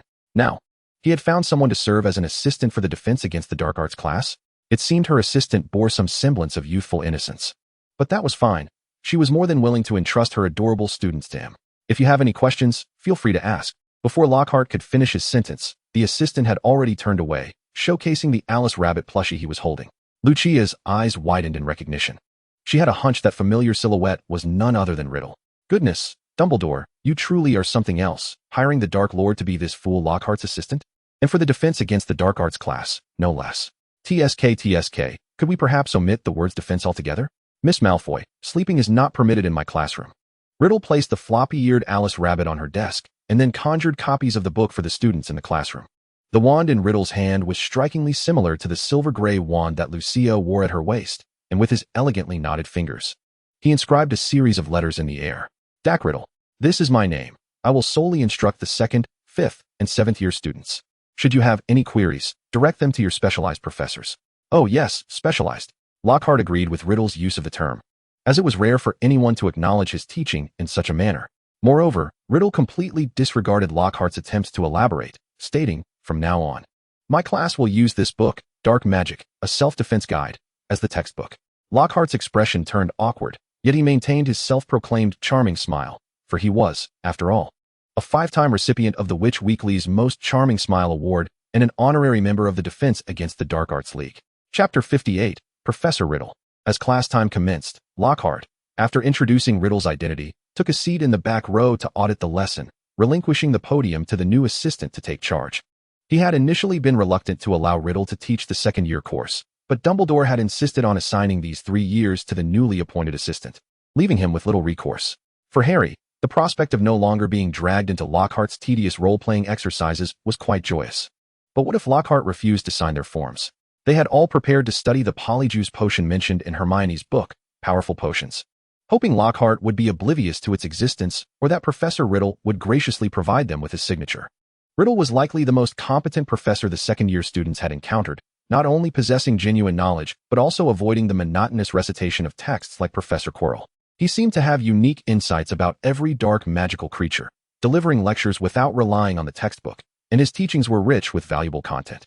The first lesson passed quickly, and Lucia glanced at Draco, who was staring at his textbook with a puzzled expression. What is he reading that isn't in the book? How can he speak so much? She wondered. When did our headmaster hire such a seasoned professor? Moreover, wasn't he the one who attended the memorial gala with us? Just as Draco was about to comment on his struggle to keep up with notes, he looked up to see Riddle approaching their direction. Instinctively, he glanced at Lucia.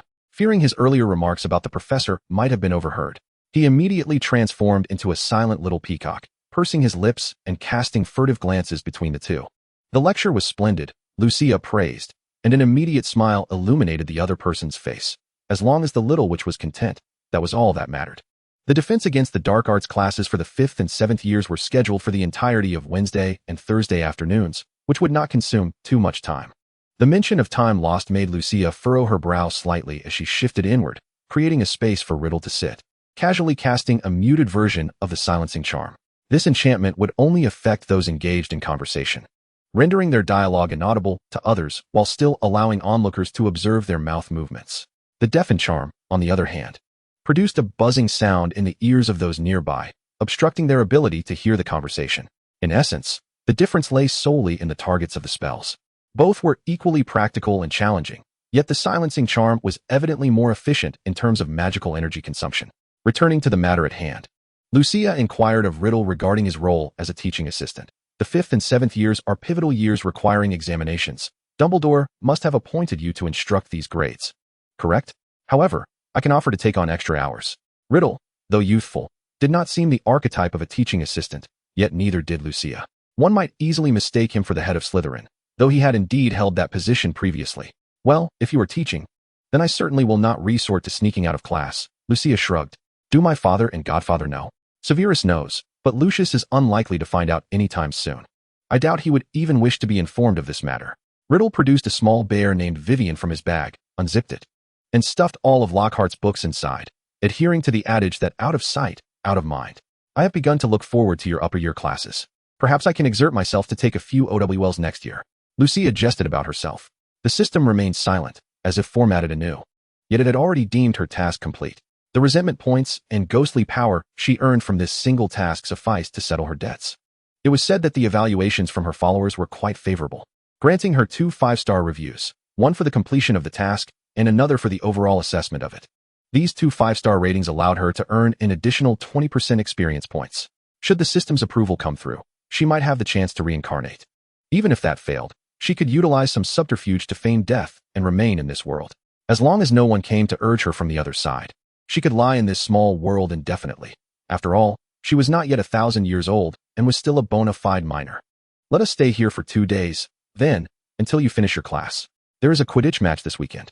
You wonder why I enjoy watching Quidditch matches but despise flying lessons.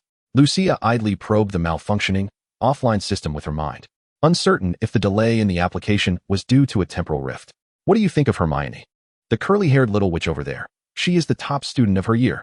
That little muggle? What do you want to ask her for? There was little overlap between them. That young witch seemed to be a protege of Minerva McGonagall, undeniably more astute than her peers, yet it was surprising to learn she was a Gryffindor. Just a casual inquiry. During class, my attention is focused on you. However, that little witch's gaze was rather unsettling. How could a student stare at a professor while lecturing? It was discomforting, exceedingly so. Riddle, rarely perceptive, would have been teased by Nagini for finally displaying some emotional intelligence.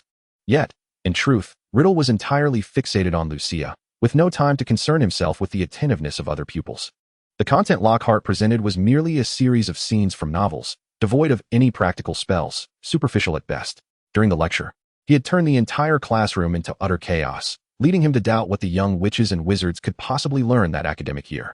While the responsibility for the defense against the dark arts professor this year lay with him, he questioned Dumbledore's hiring choices. Surely, they could have found someone more suitable.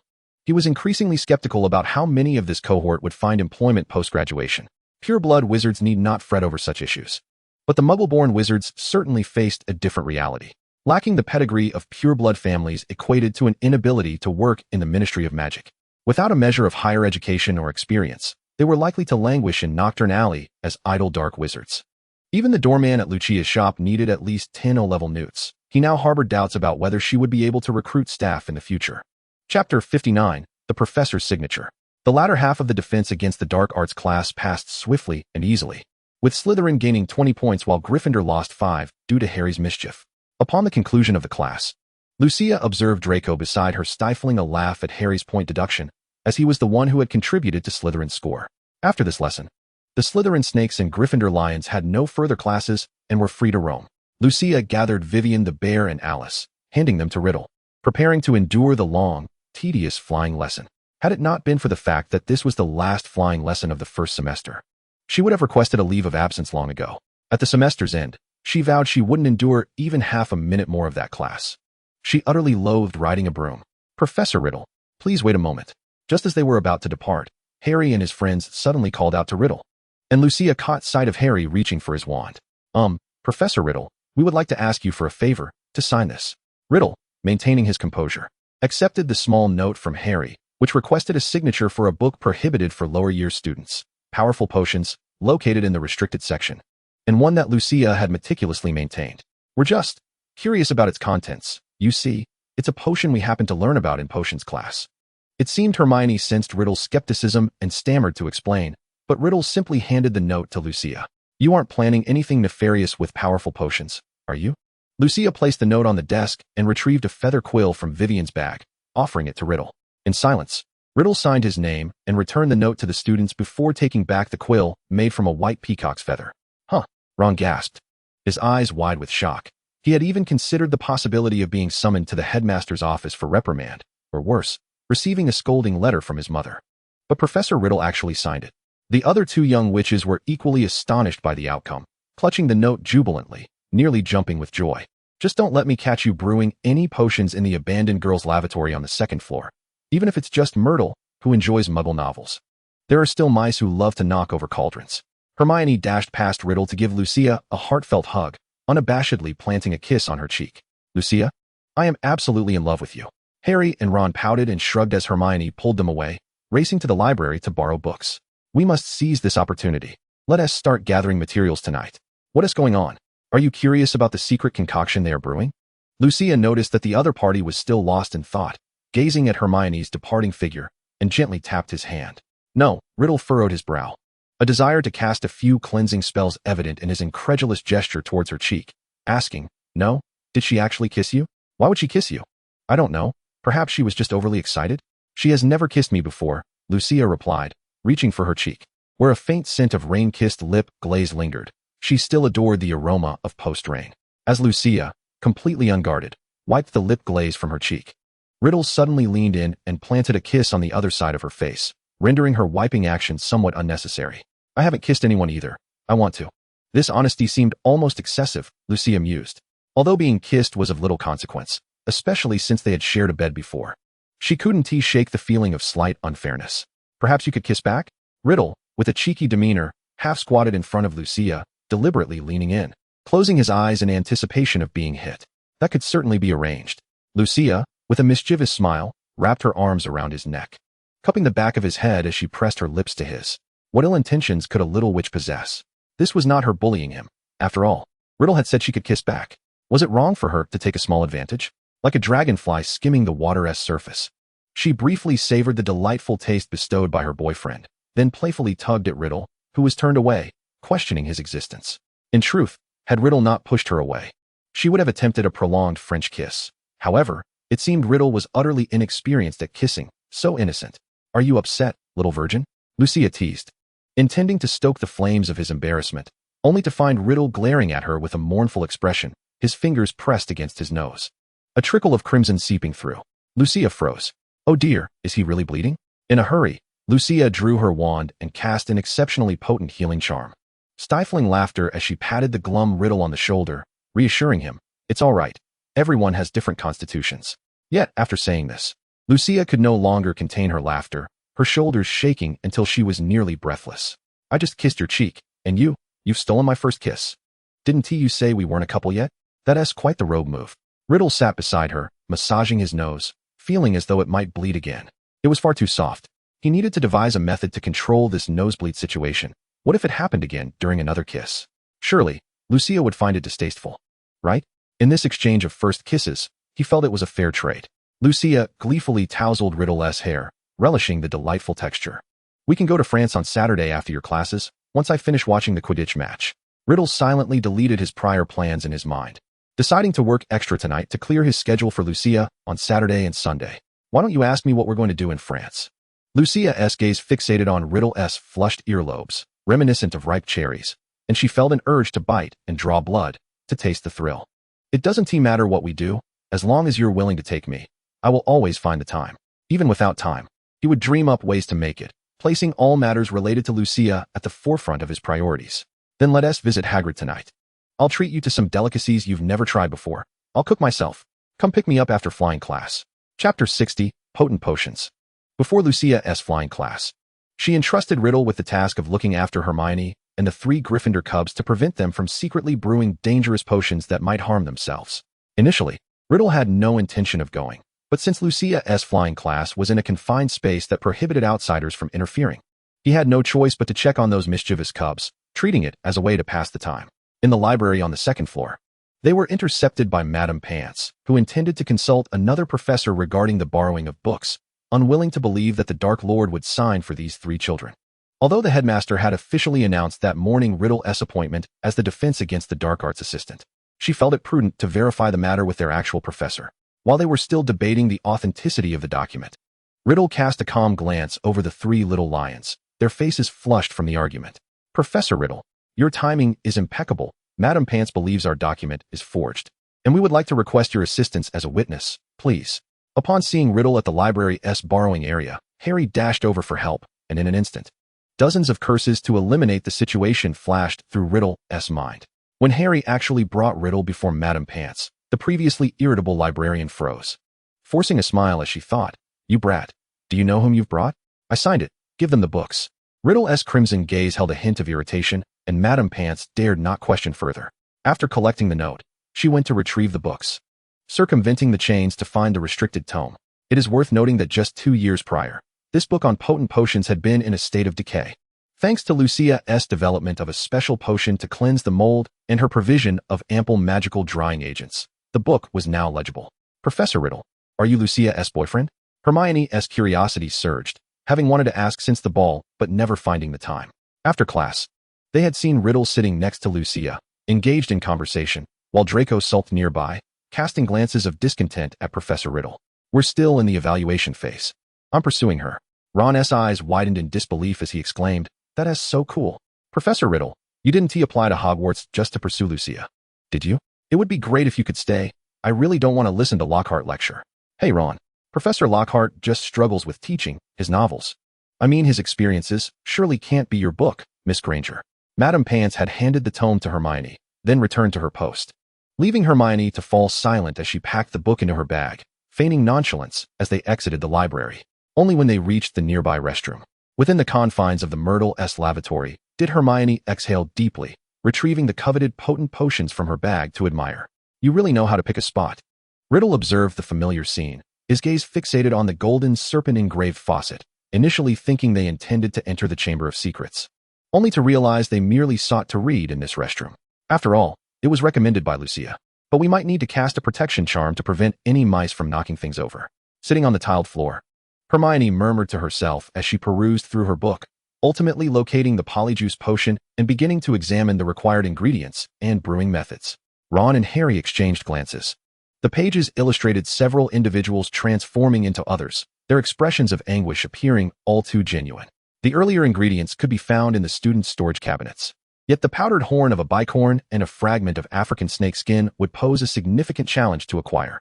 Harry, seated beside her, interjected, "Believe me, Hermione, those items will absolutely not be found in the students' storage. We can't just waltz into Snape's private stores, can we? That is hardly a feasible idea.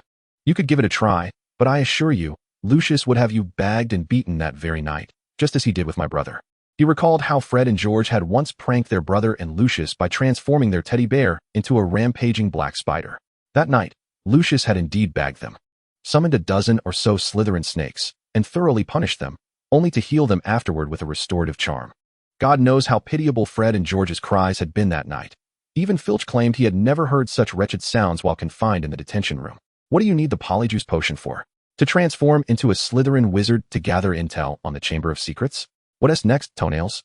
As these peculiar thoughts crossed his mind, Riddle couldn't help but recall the foolish serpent that had tied itself in knots, while Halebo was likely still entangled with Nagini at Malfoy Manor, feeding Narcissa.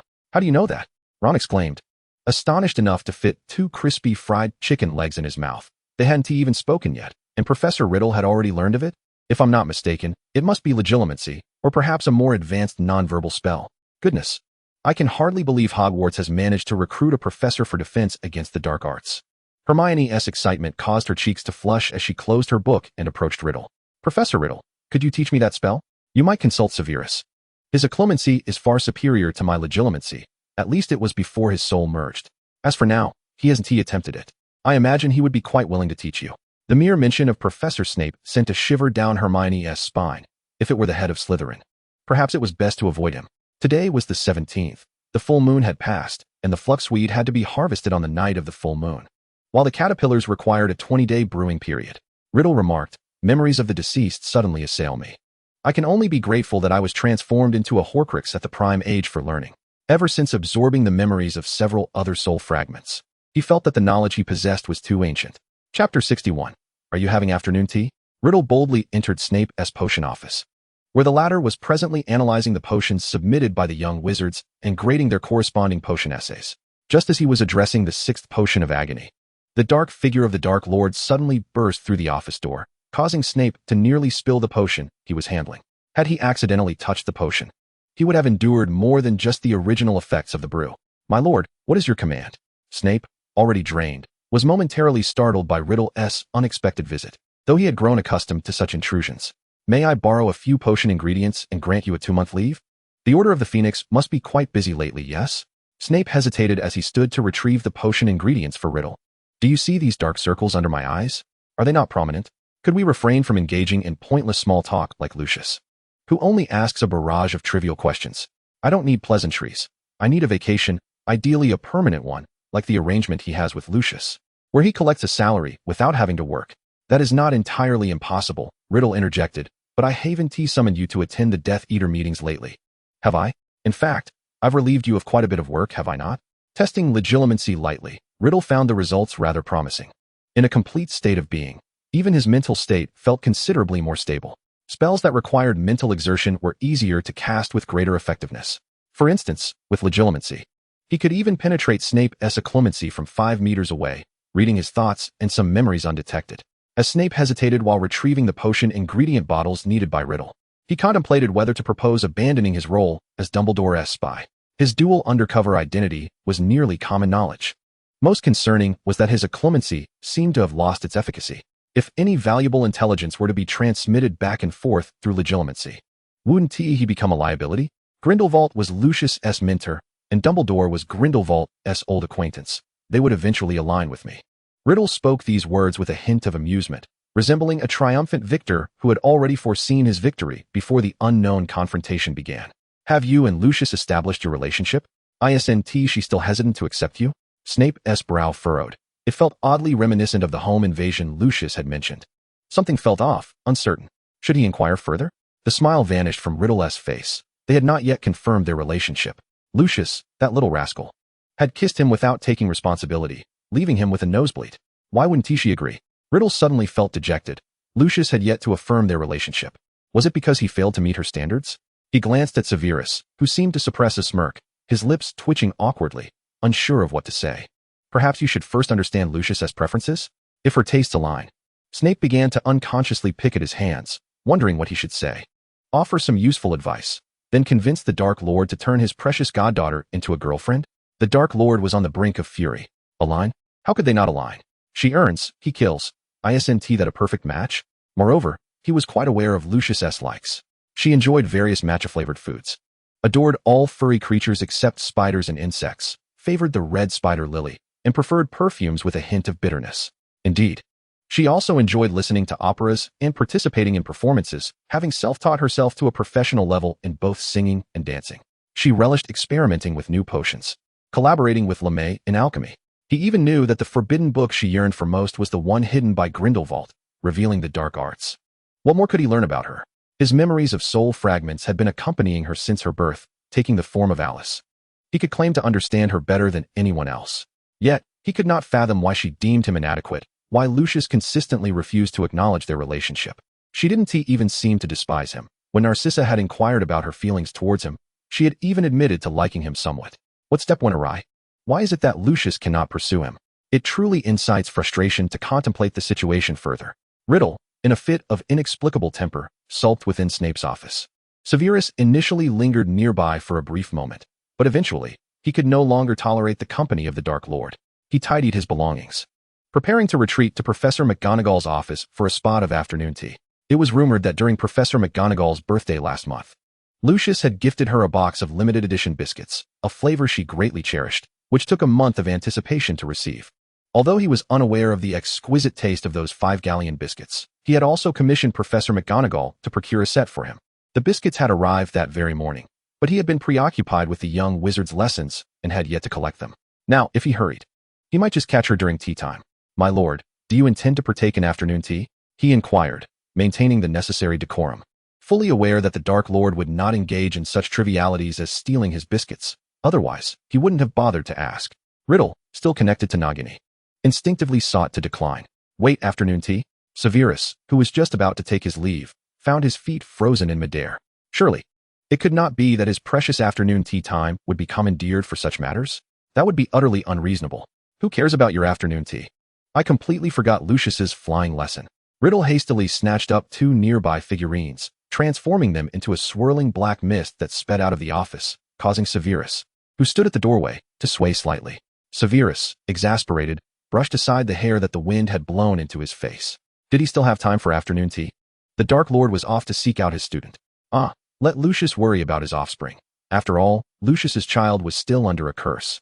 Until the day arrived, she would not be able to meet her demise even if she wished for it. Chapter 62, Dressing the Wound.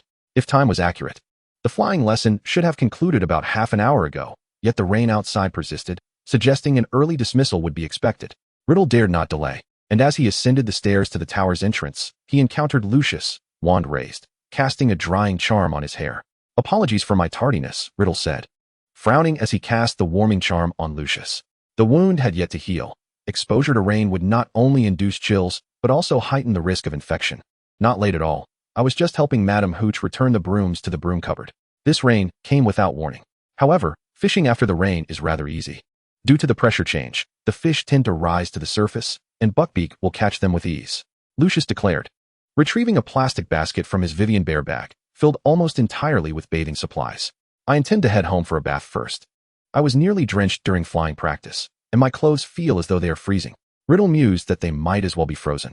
The hem of his robe was already stiff with ice, resembling a solid block. As they walked toward the dormitory, Riddle continued to cast the warming charm on Lucius.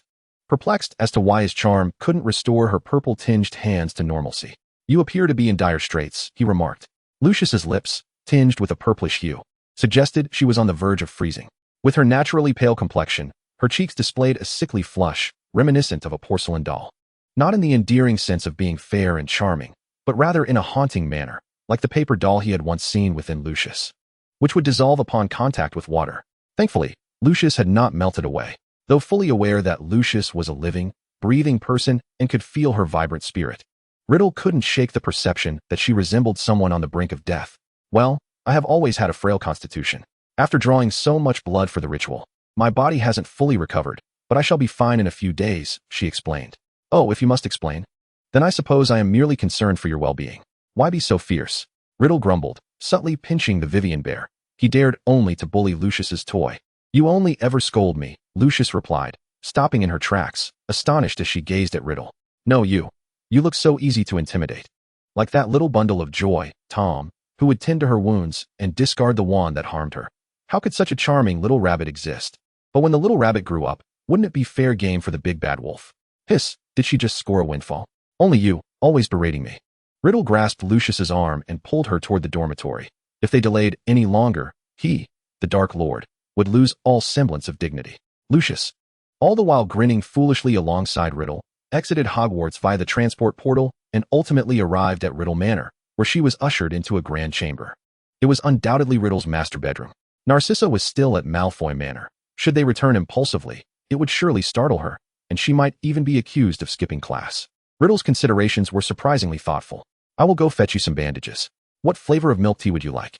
Riddle donned his cloak, initially intending to use a protective charm to shield himself from the rain, thus eschewing an umbrella or raincoat. Grape flavor. I have an oil paper umbrella in my bear bag, which works quite well for sheltering from the rain. As Riddle prepared to head out, Lucius poked her head out from the bathroom, calling to him. Given her lingering fever, if she were to be caught in the rain, she would likely suffer for several more days. Is it that black skeletal umbrella? Riddle rummaged through Vivian and found 2 oil paper umbrellas of different colors, one of which was the black skeletal umbrella he had seen Lucius wielding before. The frame was crafted from human phalange bones, ground and fashioned with moonstone. He couldn't help but wonder if the oil used to coat the umbrella was also human-related. Voldemort's memories provided no clarity, but it was best if it were of normal origin. Ah, it matters little. They are all quite similar. Made from the hide of a Chinese dragon, excellent for shielding against rain and wind. It was somewhat regrettable that dragon was indeed an ancient relic of this world. However, the thunderstorm was of his own making. He could not withstand it, and thus he perished. How fortunate for the sect he protected. As his remains were transformed into precious materials for high-grade armor and weapons, even his demon core was extracted for use as a potion ingredient. Thankfully, she had arrived in time to plunder. Perhaps she could offer that dragon core to Hirebo? But Hirebo had already begun to transform into a dragon through his own means. Relying on external items would only destabilize his foundation. Lying at the bottom of the bathtub, Lucius bubbled like a little goldfish, and soon, gills began to form along her neck and collarbone, with faint scales adorning her limbs and tail. The headmistress of the Iris Orphanage was a mermaid who had her tail severed. She bestowed her demon core upon Lucius in the form of a blessing, allowing her to freely switch between human and mermaid traits in the water. As Lucius dissolved the scabs on her skin, she stepped out of the bath, rinsing for over 10 minutes, most of her wounds already beginning to heal and scab over. Her once smooth skin was now etched with countless tiny characters, crimson blood flowing with the water to the ground, evaporating instantly upon contact, like mist dissipating into thin air. It is indeed a considerable burden for her every time she must change the bandages after an injury. And she has to incinerate the used bandages with ghostly flames to prevent any stains of blood from being exploited by those with ulterior motives. Although she is uncertain whether anyone possesses such exceptional cursing abilities, prudence is the mother of safety. She certainly does not wish to find herself unexpectedly in a predicament. Her friend had previously encountered a remarkably skilled Onmyoji, who could curse not only the target with a single strand of their hair, but also their blood relatives. A rather ingenious method for locating lost kin, perhaps? The thought of her incessantly shedding hair each day fills Lucia with dread. Fearing that someone might toss her hair into a concoction and then assume her form to commit nefarious deeds. "Lucia, are you done washing up?" Outside, Riddle's voice inquired, indicating he had returned to the bedroom, but refrained from disturbing her until he heard the sound of the shower ceasing. "I'm done," Lucia replied, as she meticulously dabbed herself with a disinfectant potion, tending to her frostbitten wounds. After applying a hemostatic ointment over her entire body, she finally opened the bathroom door. Chapter 63, The Physical Sensation of Scalp Tingling. The moment Lucia opened the door, a white mass hurtled toward her, and before she could comprehend, she found herself ensconced within it. "Why aren't you wearing a bathrobe?" Riddle exclaimed, his astonishment evident. It took Lucia a considerable effort to extricate herself from the blanket he had flung over her head. How did he manage to toss the blanket directly onto her? "You've seen me before, and it's not like I'm in a body altered by an aging potion. Is there really a need for such modesty?" Surely, he couldn't possibly have any reaction to an 11-year-old girl, could he? Draping the blanket around her shoulders, Lucia accepted the rolls of bandages Riddle offered, glancing up at him. "Oh, dear," he bleeding from his nose again. Quietly, Lucia rummaged through Vivian's bear bag for some more fitted warm clothing, taking a seat beside Riddle and wrapping the exposed areas securely with bandages. "All right, Riddle, you can open your eyes now. I've changed my clothes." Seizing the opportunity, Lucia playfully ruffled his hair, noting that he appeared somewhat ashen. Was she hallucinating? Pervert. Hentai. Riddle muttered, swatting Lucia's hand away. Even if his failure to provide her with a properly fitting bathrobe was his fault, she couldn't simply emerge without any clothing at all, could she? "I didn't strip you of your clothes, so why the fuss?" She glanced at Riddle's white shirt, and a thought crossed her mind. She indeed felt a mischievous urge. Did she still have a bottle of the aging potion left unused? Just as Lucia reached for Vivian's bear bag, Riddle suddenly snatched it from her grasp. His resolve unwavering. He simply would not relinquish it. If he hadn't covertly gleaned her thoughts, would they still be at odds? Was this little rogue perhaps a tad too open-minded? With nothing better to do, she was either contemplating dressing him in women's clothing or imagining stripping him of his garments. Did her family truly have no inkling of her lewdness? "I'll dry your hair. Just stay still. The drying spell can harm the hair cuticles." And Riddle returned from the blood-stained bathroom with a fresh towel, which he promptly placed on Lucia's head. In truth, her hair didn't necessitate such drying. If it came down to it, it could simply air dry. There was no need for him to rub her head under the pretense of drying her hair. As it was his first time tending to a girl's hair, Riddle could only gingerly stroke her strands. However, Lucia's hair seemed somewhat curly, and as he attempted to dry it, it began to tangle, and he hesitated to pull too hard. Half an hour later, Lucia sat on the bed, gazing into a mirror, occasionally casting a glance at Riddle, whose hair had been thoroughly tousled by her earlier irritation. With a look of grievance, Riddle carefully combed through the disheveled curls with a wooden comb, while the floor was littered with strands of Lucia's silver hair. For the first time, she truly understood the sensation of a tingling scalp. It was indeed tingling. Her hair was already sparse, and now it was tangled and yanked out in clumps. "Riddle." Lucia set the mirror down, her tone contemplative. "Sometimes I genuinely wish to inflict upon you a few heart-wrenching pangs. As long as you're not angry. A few would suffice, but let me untangle this first," Riddle replied, struggling with a knotted lock of hair, vowing to be more mindful in the future and never to overexert himself again. "Just kidding," Lucia interrupted, snatching the silver comb from Riddle's hands and started untangling her remaining hair herself. "Let us start from here, a bit lower down." Once the lower strands were smoothed out, she could gradually work her way up, for starting from the top would only lead to further tangling. This approach mirrored her invasion of other countries, beginning with the inconspicuous lower ranks and gradually eroding the higher echelons. By the time she could plant her spies among the elite, that nation would be swiftly drawn into her fold. Without the cooperation and cover of the lower ranks, infiltrating the upper echelons would be far more challenging. Conversely, if the lower ranks turned against them, the upper ranks would be rendered insignificant, as those who relied on connections could only depend on the labor of the lower tiers. Even if they wished to resist, they would lack the means. Reflecting on her recent successful ventures in France, Lucia felt a surge of satisfaction. Let the gleaming gold galleons flow into her pockets. Once her hair was untangled, Riddle retrieved the newly purchased hairdryer, attempting to dry Lucia's hair, albeit clumsily, but with determination. Lucia felt too embarrassed to comment further. He had never cared for another female before. and the fact that he managed to dry her hair without scorching it was already a cause for celebration. "Oh, my poor scalp," she lamented. Nagini and Halbo were playing outside. Would they be taking them to Hogwarts soon? Riddle rested his chin on Lucia's shoulder as she continued typing on her phone, discussing confidential matters without any concern for his presence. "Be good and play on your own," Lucia typed with one hand while pushing Riddle away with the other. Afterward, she suddenly realized her actions and exclaimed, "Oh, I'm sorry, Riddle. I didn't mean to imply that you were bothersome." Riddle looked up, catching only a glimpse of Lucia, who was desperately stifling a laugh, and silently moved to sit on the other side of the bed. "Perhaps you should refrain from emphasizing that. It only makes it seem like you are indeed annoyed with me," Riddle thought, feeling quite disgruntled. There wasn't a single day spent with Lucia that didn't leave him feeling aggrieved. That insufferable little brat, dancing on the edge of his limits, would inevitably lose him one day. "Just a kiss, and I won't be mad anymore," Lucia said, crawling across the bed to Riddle's side, leaning in to plant a kiss on his cheek, hoping to soothe his ruffled feathers. Seeing that Riddle remained unyielding, Lucia swung her legs over the edge of the bed, sitting beside him as she explained, "I was intercepted in the Muggle world. I lost over 60 million pounds. I've already sent someone to handle it, and it won't interfere with me attending your lessons." She nudged Riddle with her elbow, who was still sulking. "If you keep pouting, I might just feed all the barbecue I made to Nagini and Halbo." Riddle's eyes widened in shock. "Did you hear that? Do you even realize what you just said? If she dares to give those two serpents entirely to him, then he would have the audacity to transform them into a sumptuous snake stew. How dare those two serpents vie for food against him? I am not at all perturbed." Riddle scoffed softly. Chapter 64, Hagrid's Hut. Lucia lingered at Riddle's abode for a while, waiting until the rain at Hogwarts had nearly ceased before they set off towards Hagrid's small cabin.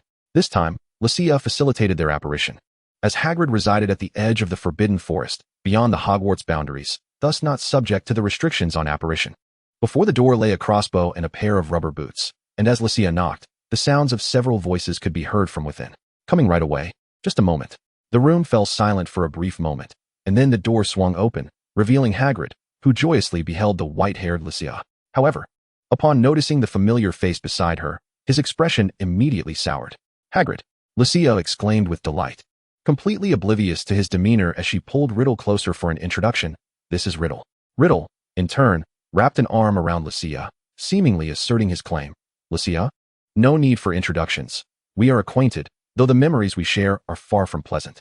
Hagrid's countenance darkened. He had not anticipated Riddle accompanying Lucia to Hogwarts, let alone bypassing Dumbledore's watchful gaze to locate his humble abode directly.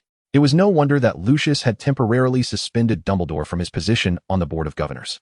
It seemed Lucia was being used as a pawn to threaten him, although Lucius was, after all, a Death Eater. Was his aim this time to target young Harry? Yet, that made little sense, for Harry and Ron had only just arrived. How could the Dark Lord possibly know that Harry was with him? "Seems you know quite a few people," Riddle observed, noting that almost all of Lucia's friends appeared to be familiar to him, not merely from the memories within Voldemort, but from his own prior acquaintance. So how old is Riddle? Though Hagrid could still be considered somewhat young, he was not unfamiliar with Dumbledore. After all, Voldemort was from the same generation as her grandfather, was he not? "I'll go sprinkle some mosquito-repellent potion around. You all continue preparing the ingredients to avoid feeding the mosquitoes while we grill later." With her body wrapped in bandages, Lucia was naturally unafraid of mosquito bites. Her greater concern lay with her brother, Draco, who always developed enormous blisters from mosquito bites and refused to let her pop them. It was a mystery what kind of peculiar constitution he possessed, making him so susceptible to bites, especially when there were so many delectable living beings nearby. "I'll handle it. You rest a bit longer." Riddle volunteered for the task, rummaging through Lucia's bear-shaped bag until he retrieved a tin emblazoned with the words mosquito-repellent spray. "Your fever hasn't abated. You should go inside and rest properly. I still need to start a fire." Lucia was unable to snatch the tin from Riddle's grasp as he lifted it with ease, handing it over to Hagrid. "Do you realize how embarrassing this is for me?" Lucia protested. Halbo emerged from the collar of the little witch's outfit, hissing and flicking his tongue, pleased to find no bothersome rooster scents nearby. Nagini slithered from Lucia's body to Hagrid's wrist, and then promptly returned to the ground, regaining her original size. "Hey, Halbo, long time no see." Harry, busy skewering meat alongside Draco, noticed Halbo's uniquely horned head protruding and contemplated offering him a piece of raw meat. Draco's expression darkened. He was vexed that the insidious serpent that had petrified him had yet to be taken away by Dumbledore. It was indeed terrifying within the walls of Hogwarts.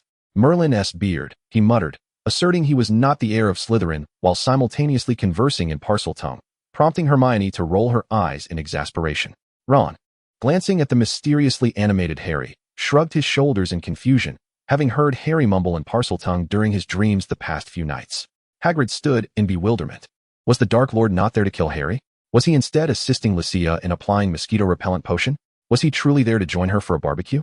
Lucia, come sit over here. Hermione waved her bloodied hands towards her. We'll finish skewering these in no time. After taking a seat, Lucia began threading meat onto skewers.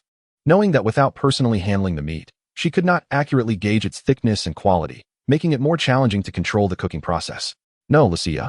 Hagrid's gaze shifted back and forth between Lucia and Riddle, utterly perplexed. Riddle was pursuing her. Ron, visibly displeased, stole a glance at Hermione, who was diligently skewering. I feel Riddle is far superior to that Lockhart, he grumbled. Why would Hermione fancy Lockhart? What exactly is commendable about that greasy buffoon? He certainly had no affection for Lockhart whatsoever. Who? Riddle? Professor. When did he resume teaching at Hogwarts? Dumbledore never mentioned this to me. Hagrid's astonishment was palpable. He is the new defense against the dark arts teaching assistant at Hogwarts, responsible for instructing 2nd, 5th, and 7th years. We had his class today, and I thought he taught splendidly. Harry earnestly replied to Hagrid's query, but as he momentarily halted his work, Hermione promptly smacked the back of his hand. Chatting doesn't excuse you from your tasks, Harry. You ought to be grateful to Professor Riddle. He liberated you from Lockhart's theatrical performances, Draco remarked. Not only is he an excellent teacher, but he also has a good relationship with his godfather. His godfather supplied him with potion ingredients without hesitation, and those materials were precious items from his private stash. They had secretly brewed polyjuice potion without informing him. But to think they would even target his godfather's private stash? Utterly despicable. Had it not been for Professor Riddle forgetting to take the potion ingredients with him in his haste, his godfather would not have thrust the materials into his arms, instructing him to pass them on to Harry and the others. He might still be oblivious to it all. Oh, I certainly will. I never wish to attend another of Lockhart's classes again. The last time he had me pretend to be a werewolf, even Harry's voice trailed off. For that performance had been far from satisfactory, transforming him into an utterly grotesque figure, and ultimately, he was left covered in bruises from spell mishaps. Chapter 65, Grilled Fish Beyond Dimensions. The campfire had been kindled, surrounded by protective charms to mitigate any risk of igniting the forbidden forest. Though the one drawback was that the sky had yet to darken. Don't you have astronomy tonight? Finish your meal quickly so you can return and rest, lest you find yourself drowsy during class again. Sleeping outside in this weather will give you a cold. Amidst a few grumblings, Lucia had already prepared the grilling grate and a series of specialized tools with Hagrid, and now they were arranging everything in place. The grill was half a meter long, consisting of 4 sections, with numerous ventilation holes and appropriately placed heat-resistant charcoal. The distribution of the grills was quite simple. Lucia would be feeding Riddle and Heilbo, and the two of them would share one grill. Hagrid possesses a large cauldron, which he employs to roast substantial cuts of meat for Yaya and Buckbeak, of course. He also makes sure to feed Lucia's moon owl. As for the remaining 2 cauldrons, they were procured by Draco last year at Hagrid's suggestion. The 4 companions share the 2 cauldrons, without any fixed partners. Last year, while they were barbecuing, the trio inadvertently concocted a dish that Lucia humorously dubbed a cross-dimensional roasted fish, which ended up being burnt through. In their eagerness to master Lucia's grilling technique, they accidentally left a fish unattended on the grill, and by the time they returned, it was emitting thick black smoke and had developed a large charred hole. Nevertheless, Harry exhibits a commendable talent for grilling, perhaps due to his frequent culinary endeavors at home. Hey, don't think that your skewers of grilled meat can bribe me. I will not yield to you in this weekend's Quidditch match. Be quiet, Draco. I merely wish for you not to waste ingredients. Look at the abominations you've cooked. Even the house elves refuse to eat them. Hearing the ruckus from the other side, Lucia cast a skeptical glance at the charred skewer in Riddle's hand. She initially thought Draco's creation was sufficiently pitiful, but Riddle's offering was utterly unappetizing, a bitter, blackened concoction that would make even Yaya shake her head in dismay. Yaya, being a Neapolitan mastiff, often drools, yet at this moment, upon seeing the ominous black object being offered by Riddle, she promptly withdrew her tongue and retreated a bit. Yaya, disgusting, but you might as well eat it yourself. So, why did you suddenly use a fire spell? It could have at least been food for Yaya. Lucia handed a freshly grilled lamb skewer to Yaya, who immediately wagged her tail and obediently sat at the little witch's feet, awaiting her to feed her the meat. Riddle, I thought you were grilling that for me. He had anticipated being fed as Lucia typically disliked lamb, but to his dismay, she was feeding the dog instead. His heart sank. True despondency does not stem from loud disputes. He sighed silently and took a cautious bite of his charred creation, nearly retching. The mingling of fishy and bloody scents, compounded by an indescribable metallic and burnt flavor. Could this be what they term dark cuisine? Yaya, with a look of disdain, shuffled closer to Lucia, determined to avoid the perilous culinary disaster Riddle had produced, knowing it would undoubtedly wreak havoc on her stomach. Don't eat that. You'll upset your stomach. You're still recovering from your fever. What if you catch a gastrointestinal bug? Lucia snatched the inedible object from Riddle's grasp and, without hesitation, consumed it in a few swift bites, leaving Riddle in utter shock. Even Yaya stared wide-eyed at Lucia. How could she possibly eat something so horrendously flavored without flinching? Take it slow. There's some seasoning available nearby that can enhance the flavor. Let me grill you a pepper-salted version to try. Lucia guided Riddle almost step by step. Fortunately, this was not an overly complicated task. The meat skewers turned out quite well, but the fish skewers either had bones that weren't sufficiently crisped or were burnt to a crisp. He was reluctant to waste more time on such unpalatable dishes, especially since Lucia would consume whatever he prepared without batting an eye, often offering him praise in the process. He was curious about how Lucia could endure and consume such distasteful fish, both fishy and burnt. Perhaps if he knew of the odd meats she had consumed in the world of strange tales, he would refrain from asking such foolish questions. After all, no matter how unappetizing the fish might be, it was still preferable to the dripping, greasy flesh of humans. At least the former had been cooked. Lucia, I think it's time for you to head back. The day is drawing to a close. Hagrid was tidying up the utensils and various skewers, intending to wash his hands and personally escort Harry and the others back to Hogwarts Castle. Lucia was busy with a metal skewer, her feet surrounded by empty bottles of Doozy Song liquor. Riddle was clutching two of Lucia's plush toys, having retrieved a heavy garment of hers from within and draped it over himself with an enlarging spell. The sky grew darker, the evening breeze turned chilly, and light snowflakes began to fall. After tidying up her immediate surroundings, Lucia pulled out a bottle of invigorating potion from Vivian. You shouldn't drink alcohol while you're feverish. Perhaps this potion will help you feel better? Noting his dazed expression, Lucia quickly administered the potion, the dark green liquid dribbling from the corner of his mouth. With his flushed cheeks and innocent eyes, Lucia suddenly leaned in to lick away the spilled liquid from his lips, taking the opportunity to steal a kiss. With a loud clatter, Lucia turned her attention to the source of the noise, discovering that Hagrid had dropped a large basin he was holding. The small group subtly redirected their gaze back to Lucia and Riddle, feeling as though they hadn't finished their viewing yet. Don't look at me like that, Riddle. I assure you, what I gave you is a perfectly legitimate invigorating potion, Lucia said, ruffling his hair, although she too was tempted to administer some of the other potions, which would undoubtedly be delightful. As for the other marvelous potions, Riddle mused that perhaps it wasn't entirely out of the question, but Lucia was still quite young. She should exercise a bit of restraint. He couldn't tell if his kiss had somehow activated some peculiar switch within Lucia, but it certainly felt as though the little witch had developed an increasing fondness for kissing him.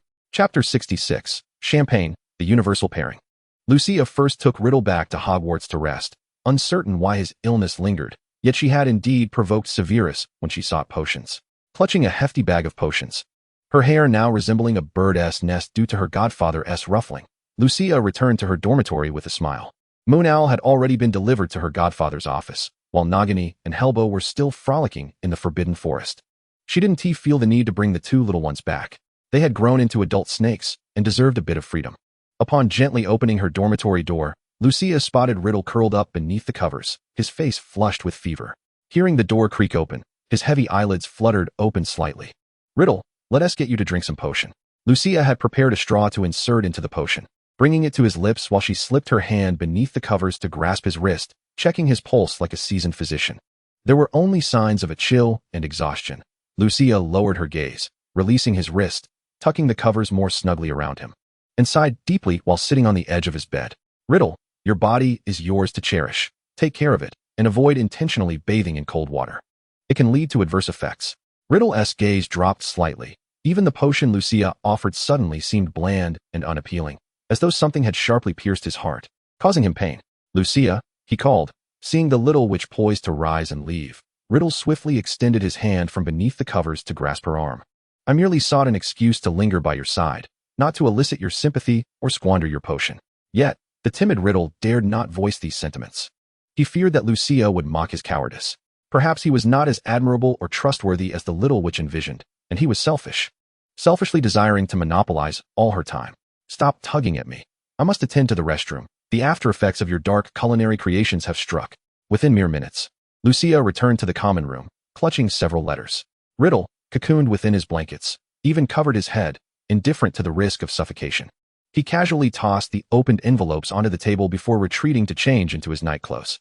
After extinguishing the light, he collapsed onto the bed, gradually burrowing into his own blankets in various contorted positions. "Good night, my Professor Riddle." Lucia, possessing commendable night vision, approached Riddle, skillfully leaving a trace of her unique essence upon his lips. Riddle's gaze lingered on the platinum-haired head nestled against him, uncertain of his thoughts. It seemed that this moment was perfect. He could embrace the little which he adored, who lay peacefully in his arms. The following morning, upon waking, Riddle found Lucia still nestled against him. He initially contemplated moving, but the excruciating numbness in his arm dissuaded him. Instead, he cast a petrification spell to numb the sensation in his arm, content that Lucia was comfortably resting. He shifted slightly downward, placing a gentle kiss upon her forehead. When would he be able to kiss her openly like Lucia did? Why did something that appeared so simple prove to be so complicated? Lucia seemed startled awake by Riddle's gesture, her hand instinctively reaching out to pat his face, then groggily searching for his forehead, which no longer burned as it had the night before. With a stiff turn, she exhaled a weary sigh. "Riddle, what time is your class today?" "From 1:30 in the afternoon until 5:30. You can sleep a bit longer. Shall I wake you for lunch?" "All right." Struggling to prop herself up with her arms, Lucia ultimately surrendered to the allure of her soft silvery bed, snuggling under a warm, plush blanket, utterly oblivious to any notion of cold. Meanwhile, Riddle busied himself, attending to matters concerning the Death Eaters before Lucia awoke. He had not convened a meeting the previous night. Any pressing issues could wait until this evening. Recent events primarily revolved around the sudden inspections at Diagon Alley and the Ministry of Magic. Aside from that, trivial concerns were hardly worth mentioning. However, the letter with the torn wax seal bore the emblem of the Iris Orphanage. Could there be trouble on Lucia's end? It must have been a letter she brought back after her return last night while he was in a stupor. Riddle pulled out the gilded, fragrant stationery, marveling at its opulence. He had never indulged in such luxury even when he nearly conquered England. The letter was succinct, containing only a few hurried lines. "Dear Miss Lucia, the Ministry of Magic will dispatch 2 Aurors to Malfoy Manor for an inspection this Sunday evening. They are our own, so you need not worry excessively. Yours faithfully, Lancome." After reading the letter, Riddle was unexpectedly seized by an impulse to present it as a model at the Death Eater meeting. How wonderfully concise. Why must his subordinates fill a whole page with verbosity before they cease their prattling? Surely he was not to conduct a writing class for that bunch of aristocrats. That would be far too demeaning. During the lunch break, after rousing Lucia, Riddle returned from the kitchen bearing their meal: 2 servings of pasta, a bottle of champagne, and 6 pastries of various flavors. Even upon his return, Lucia remained ensnared within her blanket, ultimately being coaxed to the table by Riddle. Once he placed a fork in her hand, the little witch finally discerned the delectable feast before her. She was not one to fuss over formalities when dining, requiring no aperitif. The pasta, seemingly rich with cream, paired perfectly with the champagne, complemented further by the delightful pastries. A truly splendid lunch. For dinner, we shall have sushi. I haven't tasted it in ages. How about caviar sushi? Lucia twirled her fork in her plate, rolling up a small bundle of pasta before devouring it. The house elf's culinary skills were impeccable, the cream of the highest quality, utterly unctuous. Shall we indulge in some French cheese with champagne for afternoon tea? If you're not fond of goat cheese, you might enjoy the flavor of blue cheese. Lucia's eyes widened as she gazed at Riddle, momentarily forgetting to swallow her mouthful of pasta. I hadn't even considered afternoon tea, though it seems we are on the same wavelength. Chapter 67. You Teach with a Corpse. In defense against the dark arts class for 5th-year students, Lucia opted for a seat against the wall, listening in rather than aiding Gilderoy Lockhart in signing fan letters in the office. For the upperclassmen, Riddle selected Lucia's annotated copy of Encountering the Lethifold, utilizing her textbook to save considerable time on pre-approval. The book covered topics such as lethifolds, counter curses against the killing curse, and methods to repel dementors, making it perfectly suitable for any WTS-level instruction due to its practicality. Lucia had anticipated Riddle would delve into more advanced content, but she was utterly unprepared for him to summon a lethifold for the lesson. It appeared to be freshly conjured. Under Riddle's control, it merely stood still, posing no threat to the young witches and wizards in the classroom, yet it still terrified many of them. Its sunken, dull skin and pale, glazed eyes unmistakably revealed its identity as a lethifold. Who knew how to combat a lethifold? Riddle left the stammering lethifold at the lectern, strolling about the classroom at a leisurely pace, eventually stopping in front of a particular Slytherin prefect. His gaze rested on the unopened notebook before her, where her name, Anti-Shafik, was inscribed in the lower corner. Shafik? You know, the reason the Shafik head can directly pledge allegiance to him has much to do with this little Shafik, with a half-blood child and a muggle wife. What can he use to resist? Clearly, the young Shafik recognized his face. After all, he had once killed her stubborn uncle before her eyes, feeding him to Nagini. If she were to blame anyone, it would be herself for not remaining in school, opting instead to use apparition to return home for her birthday, inadvertently witnessing that gruesome scene. Fire, use fire. Antaeus slowly rose, her hands gripping the table beneath nervously as if she might tear it from its moorings. After vacantly answering the question, she hesitated, unsure whether to sit down again. Very well, take a seat. Riddle surveyed the faces of the young witches and wizards, all bearing expressions tinged with fear, before randomly selecting a fortunate Gryffindor. Do you know any fire spells? The student, pointed at with a wand, hesitated to stand, desperately racking her brain for a fire spell, ultimately recalling only a single incantation for a roaring flame. However, he certainly did not limit himself to merely mastering this rudimentary fire spell. It was merely the most common and easily cast fire incantation. I can conjure a blazing inferno.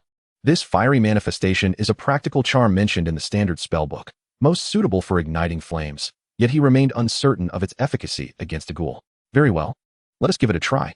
Seemingly caught off guard by Professor Riddle's suggestion to attempt it directly, the young wizard displayed a perplexed expression, yet mustered his courage to approach the podium. The moment he drew his wand, an utter silence fell over the classroom, all eyes of his fellow students fixating upon him. Where did you acquire this ghoul? Riddle inquired quietly, leaning towards Lucia, his eyes sparkling with curiosity and intrigue, for it was also his first encounter with such a creature. In a cave, just stumbled upon it, Lucia replied, nodding with curiosity as the young wizard shouted, Incendio, unleashing a roaring flame that engulfed the ghoul. The creature emitted a chilling wail as it burned, and upon sensing the flames under the wizard's command, it lunged forward, claws outstretched. The young wizard, already trembling as he ascended the platform, was paralyzed with fear as the ghoul advanced rather than dissipating, causing him to collapse to the ground, his wand flying from his grasp. Oh dear, this child is truly vexing, Lucia sighed, burying her face in her hands. What good is such a feeble flame? Even the fire for cooking is more robust than this. Care to give it a try? Riddle had already subdued the ghoul with his wand, forcing it to the ground and restraining its instinctual attacks. Lucia placed Alice on the nearby desk, rose to extract her wand from her waist. A silver-gray 14-inch wand nearly indistinguishable from Riddle's. Unlike the previous young wizard, Lucia did not hesitate. She unleashed a torrent of flames. Incendio. This basic incantation could be conjured without a wand or incantation to yield a reasonable effect, but with the wand and the proper incantation, its power surged exponentially. The serpentine orange flames coiled around the ghoul, devouring it whole, the scorching heat causing several students in the front row to shield their faces with their arms. Excellent. Not even a remnant remains. The floor is charred in a large patch. Lucia silently cast a restoration spell, attempting to revert the floor to its original state. If all else failed, she could simply lay a carpet over it. It was merely a ghoul, Riddle remarked, struggling to suppress a smile. Why the grand display of power? As though there were a deep-seated vendetta? For reasons unknown, Riddle recalled the fire spell he had used while grilling skewers the night before. Well, Lucia had not reproached him. Perhaps it was best to remain silent. Lucia pouted, stowing her wand back into its sheath, returning to her corner with Alice in her arms. Riddle commenced a lecture on the weaknesses, characteristics, and countermeasures against ghouls, using their midterm exam as a framework. It was the first time in years she had received such comprehensive instruction. Were these topics to be included in the newts, she would undoubtedly achieve full marks. Once Riddle concluded the final session of defense against the dark arts for the day, he finally roused Lucia, who gingerly rose from the desk, wiping away non-existent drool from the corner of her mouth. Class dismissed. So soon? Time for a meal? Riddle paused for a moment, placing 2 dolls from the podium into Lucia's arms, exclaiming with mild exasperation, Am I that dull a lecturer? You've been dozing off since the second period. But I hardly slept last night, she protested, just as I was about to drift off. I had to check Riddle's temperature to see if he still had a fever during the night. I only fell into a deep sleep around 4 in the morning. Chapter 68. Willing to be your Horcrux, how to instill guilt in others? Lucia, I stayed up watching over you last night. I didn't intend to fall asleep in your class. I was just so exhausted. Riddle, I must be a fool.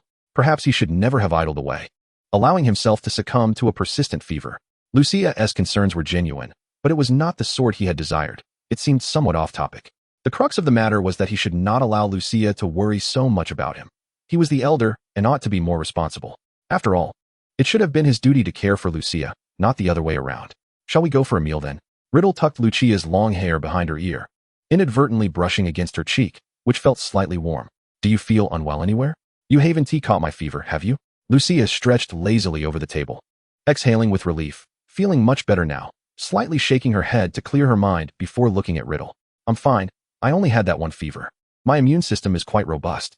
Whatever dreadful virus it was, it's merely a matter of circulating through my system. The rest is superfluous. Albus, why is he here? Lucia's gaze fell upon the tall figure of the old man with a white beard and purple robes at the door. Only this distinguished gentleman would display such flair in his attire.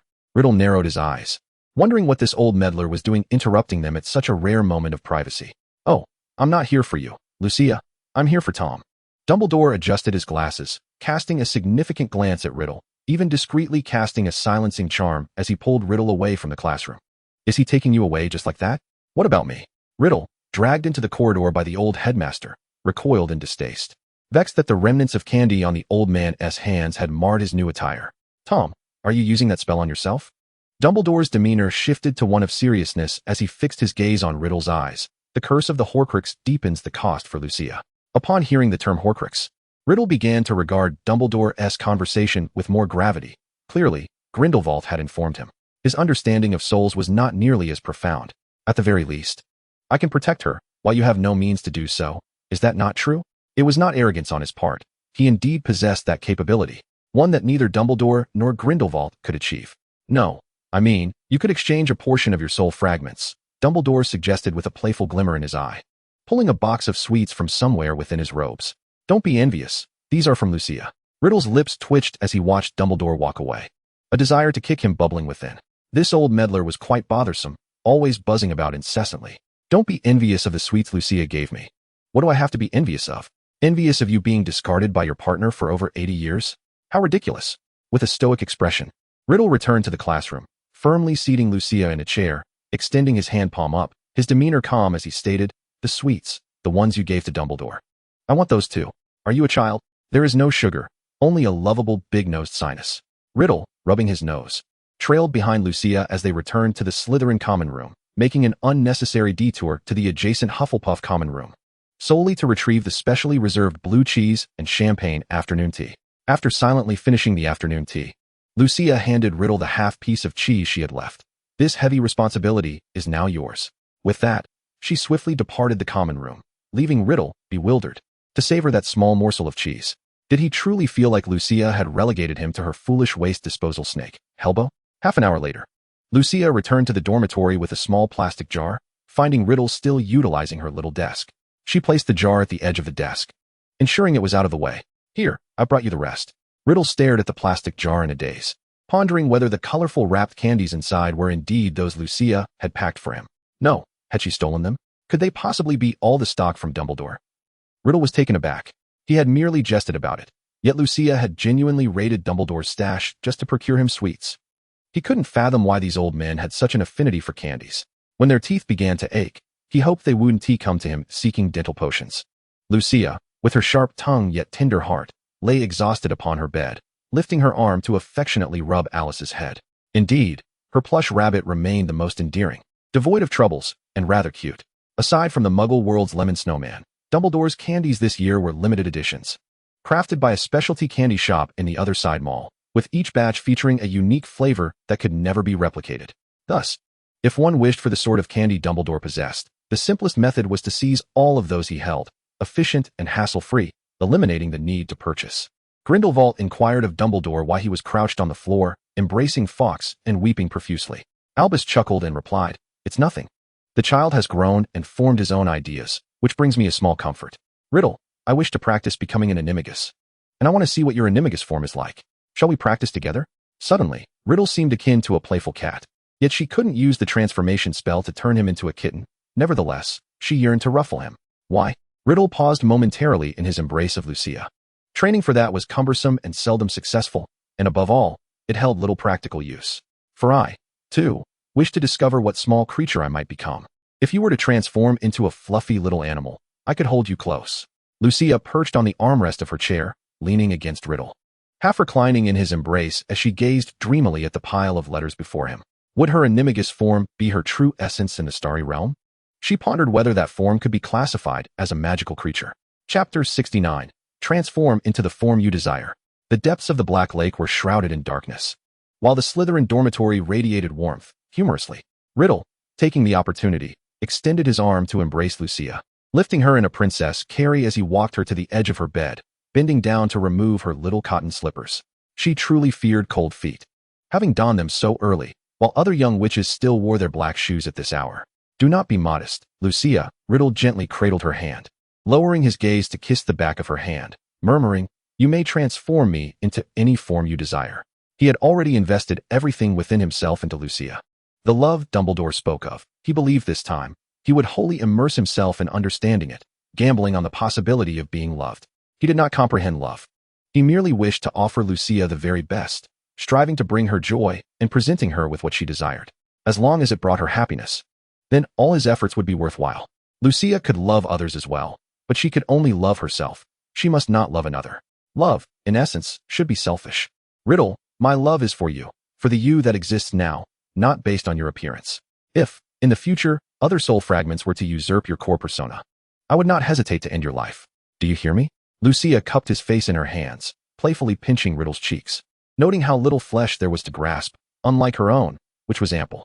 Even if Riddle appeared composed, suppressing his emotions, the rapidity of his breath and the flush of his skin betrayed his current excitement and anxiety. Lucia gazed down at him with solemnity from her elevated position, illuminated by the soft light, making her seem so sacred and flawless.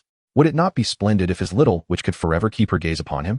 In that case, he would be utterly content. Never, my lady. His hoarse voice could scarcely contain his exhilaration. Lucia had chosen him, steadfastly and solely him. If he had a tail, he would be wagging it with joy, but alas, he did not, at least not yet. Lucia had declared it herself. She said she was also in love with herself. Was it the kind of love he understood? Regardless, he was exceedingly satisfied with that response. Aren't you supposed to have a meeting tonight? Quickly attend to your paperwork. You have just over 2 hours left. Lucia glanced at the accumulating envelopes on the desk, estimating it would take quite a while to sort through them. 2 hours might not even suffice. Riddle readily agreed, hastily attending to the pile of tedious documents that plagued his mind. Lucia changed into her fluffy rabbit slippers, trotting over to the desk, leaning against the wall beside Riddle as she assisted in unsealing the letters. Lucia possessed a slightly superior aptitude for processing information compared to Riddle. Her skills had been honed through her experiences in the world of strange tales, where one had to memorize rules or face dire consequences. She even had to analyze those rules, discerning which were beneficial and which were designed to ensnare one in peril. In contrast, extracting useful information from a heap of trivialities was a walk in the park. Lucia's assistance consisted of marking the essential points with red ink, thereby saving Riddle considerable time and the hassle of opening envelopes.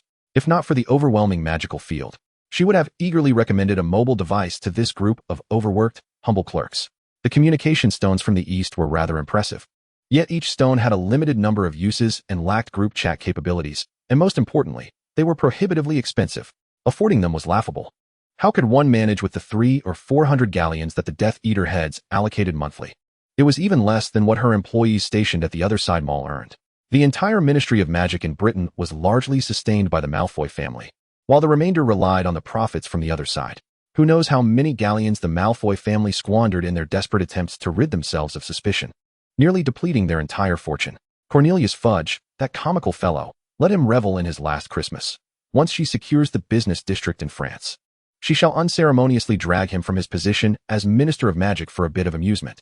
During the Death Eater meeting that night, Riddle refrained from insisting she join him, understanding that Lucia had stayed up late tending to him, and thus deserved a restful night in the dormitory while he attended to his duties. Left in the dormitory, Lucia quietly slipped out of Hogwarts, making her way to the edge of the Forbidden Forest where she opera to the capital, London. The vibrant opera house, bustling with activity every weekend, boasts daily profits soaring into the thousands of pounds. Despite its grand name, it is merely a concert held every few days. After work, most muggles flock to listen, for who could resist the enchanting allure of magic? Even wizards easily succumb to its charm, let alone the magic-less muggles. Navigating through the opulent hall adorned with an array of lavish decor, Lucia headed straight for the VIP elevator, ascending to the top floor and arriving at Slava's office. The parrot from earlier was dancing near a pot of flowers, and Lucia chose not to disturb it. Instead, she crossed the quaint little wooden bridge, bypassed the lounge, and entered the office, swiftly grabbing a neatly packaged document before departing in haste. Once back, Lucia placed the document into her dark green space ring, subsequently stowing the ring within Vivian. Riddle returned in the dead of night, expertly climbing into Lucia's bed, settling into the space she had left for him, and wrapping his arms around her. Perhaps this was what the world referred to as happiness.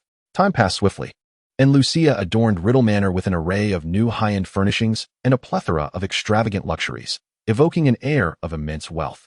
After a long day of renovation, Lucia made herself comfortable in the new home she had prepared for Riddle, settling into the cozy nest she had created.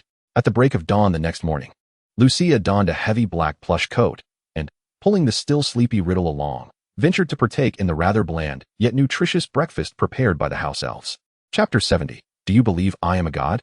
On Saturday morning, while preparations for Quidditch were underway, Riddle found himself perplexed by Lucia's sudden burst of energy, akin to having been injected with enthusiasm, as she hurriedly dragged him to witness the drudgery of the match.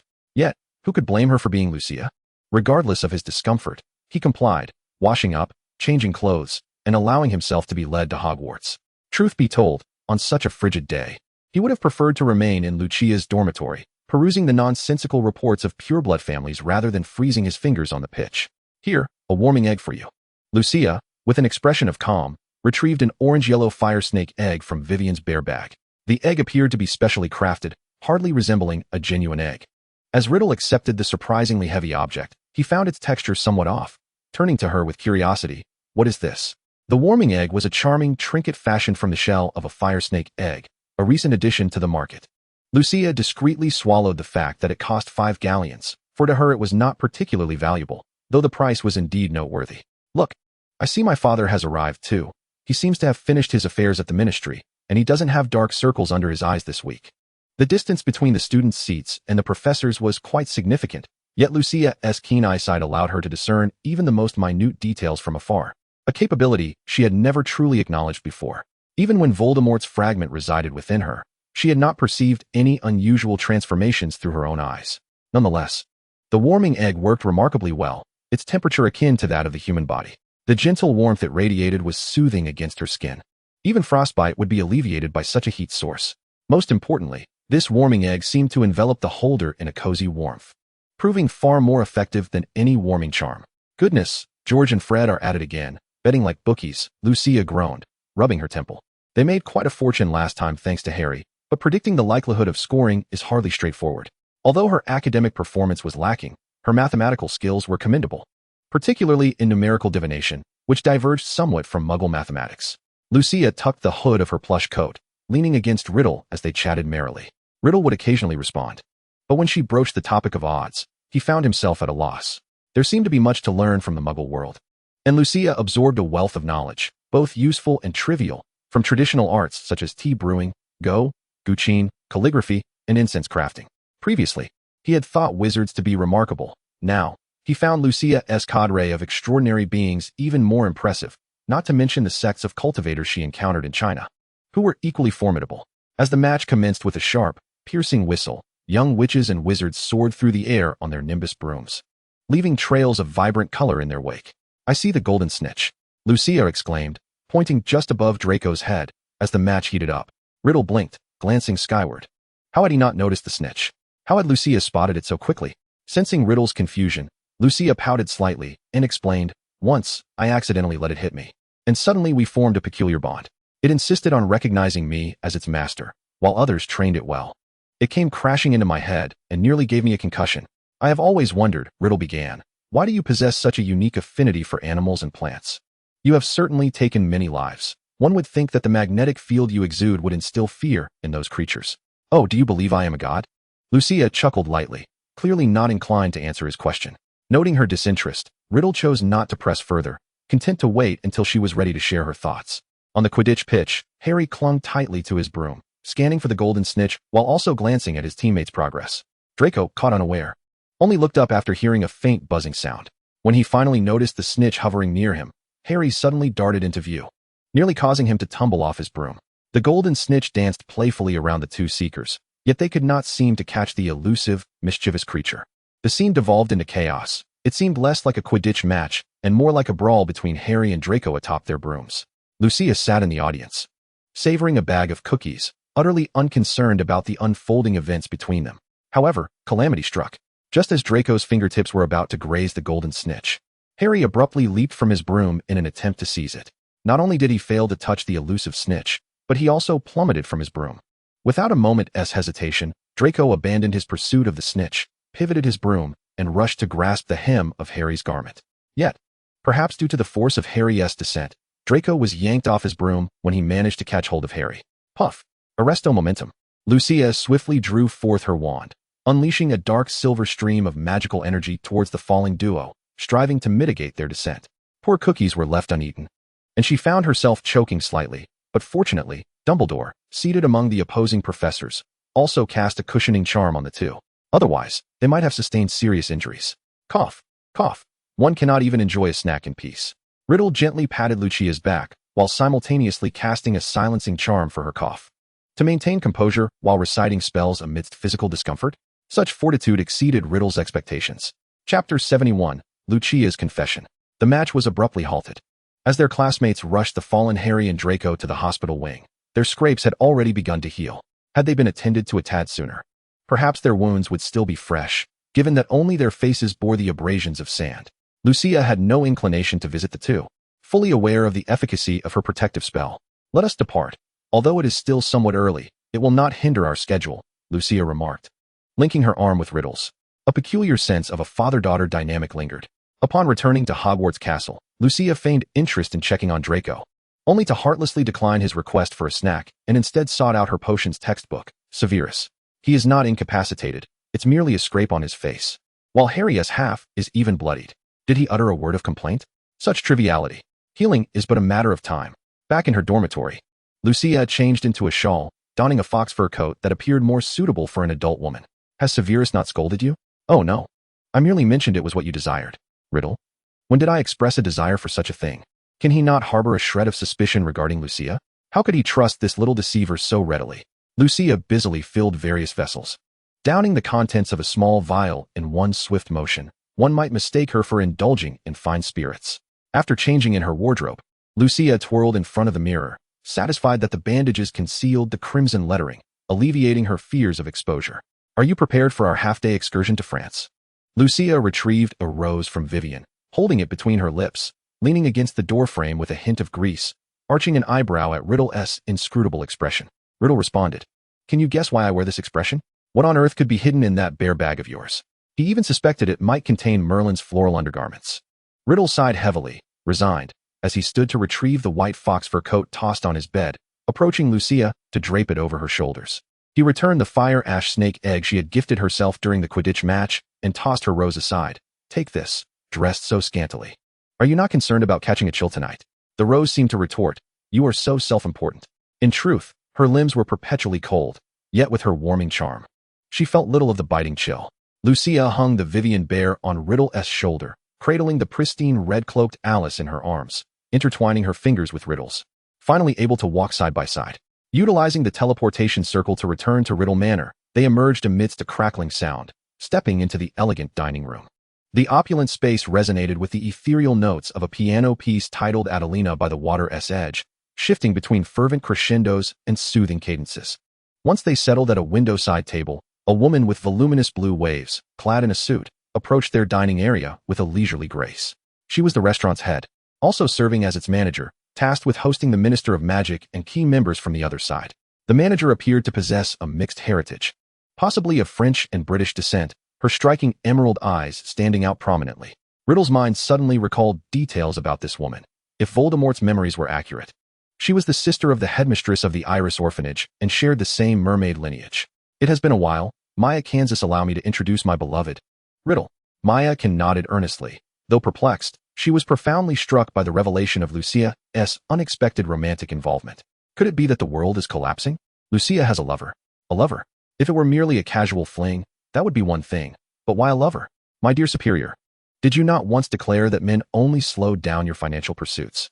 After listening in a daze to the dishes Lucia ordered, Maya retreated to the kitchen, instructing the chefs to prepare the meals for Lucia and her newfound lover promptly. Riddle, I wish to present you with a gift, a token of my confession. Lucia gazed out the window, where the light shone brightly. Riddle, still reeling from their earlier conversation, found himself momentarily blank as Lucia's words sunk in. Did she just say she was going to confess? Lucia was going to confess her feelings? Do you recall what I mentioned previously? Lucia leaned back in her chair, crossing her legs, her eyes closed as she savored the melody. This piece is the very same one that played when we first met.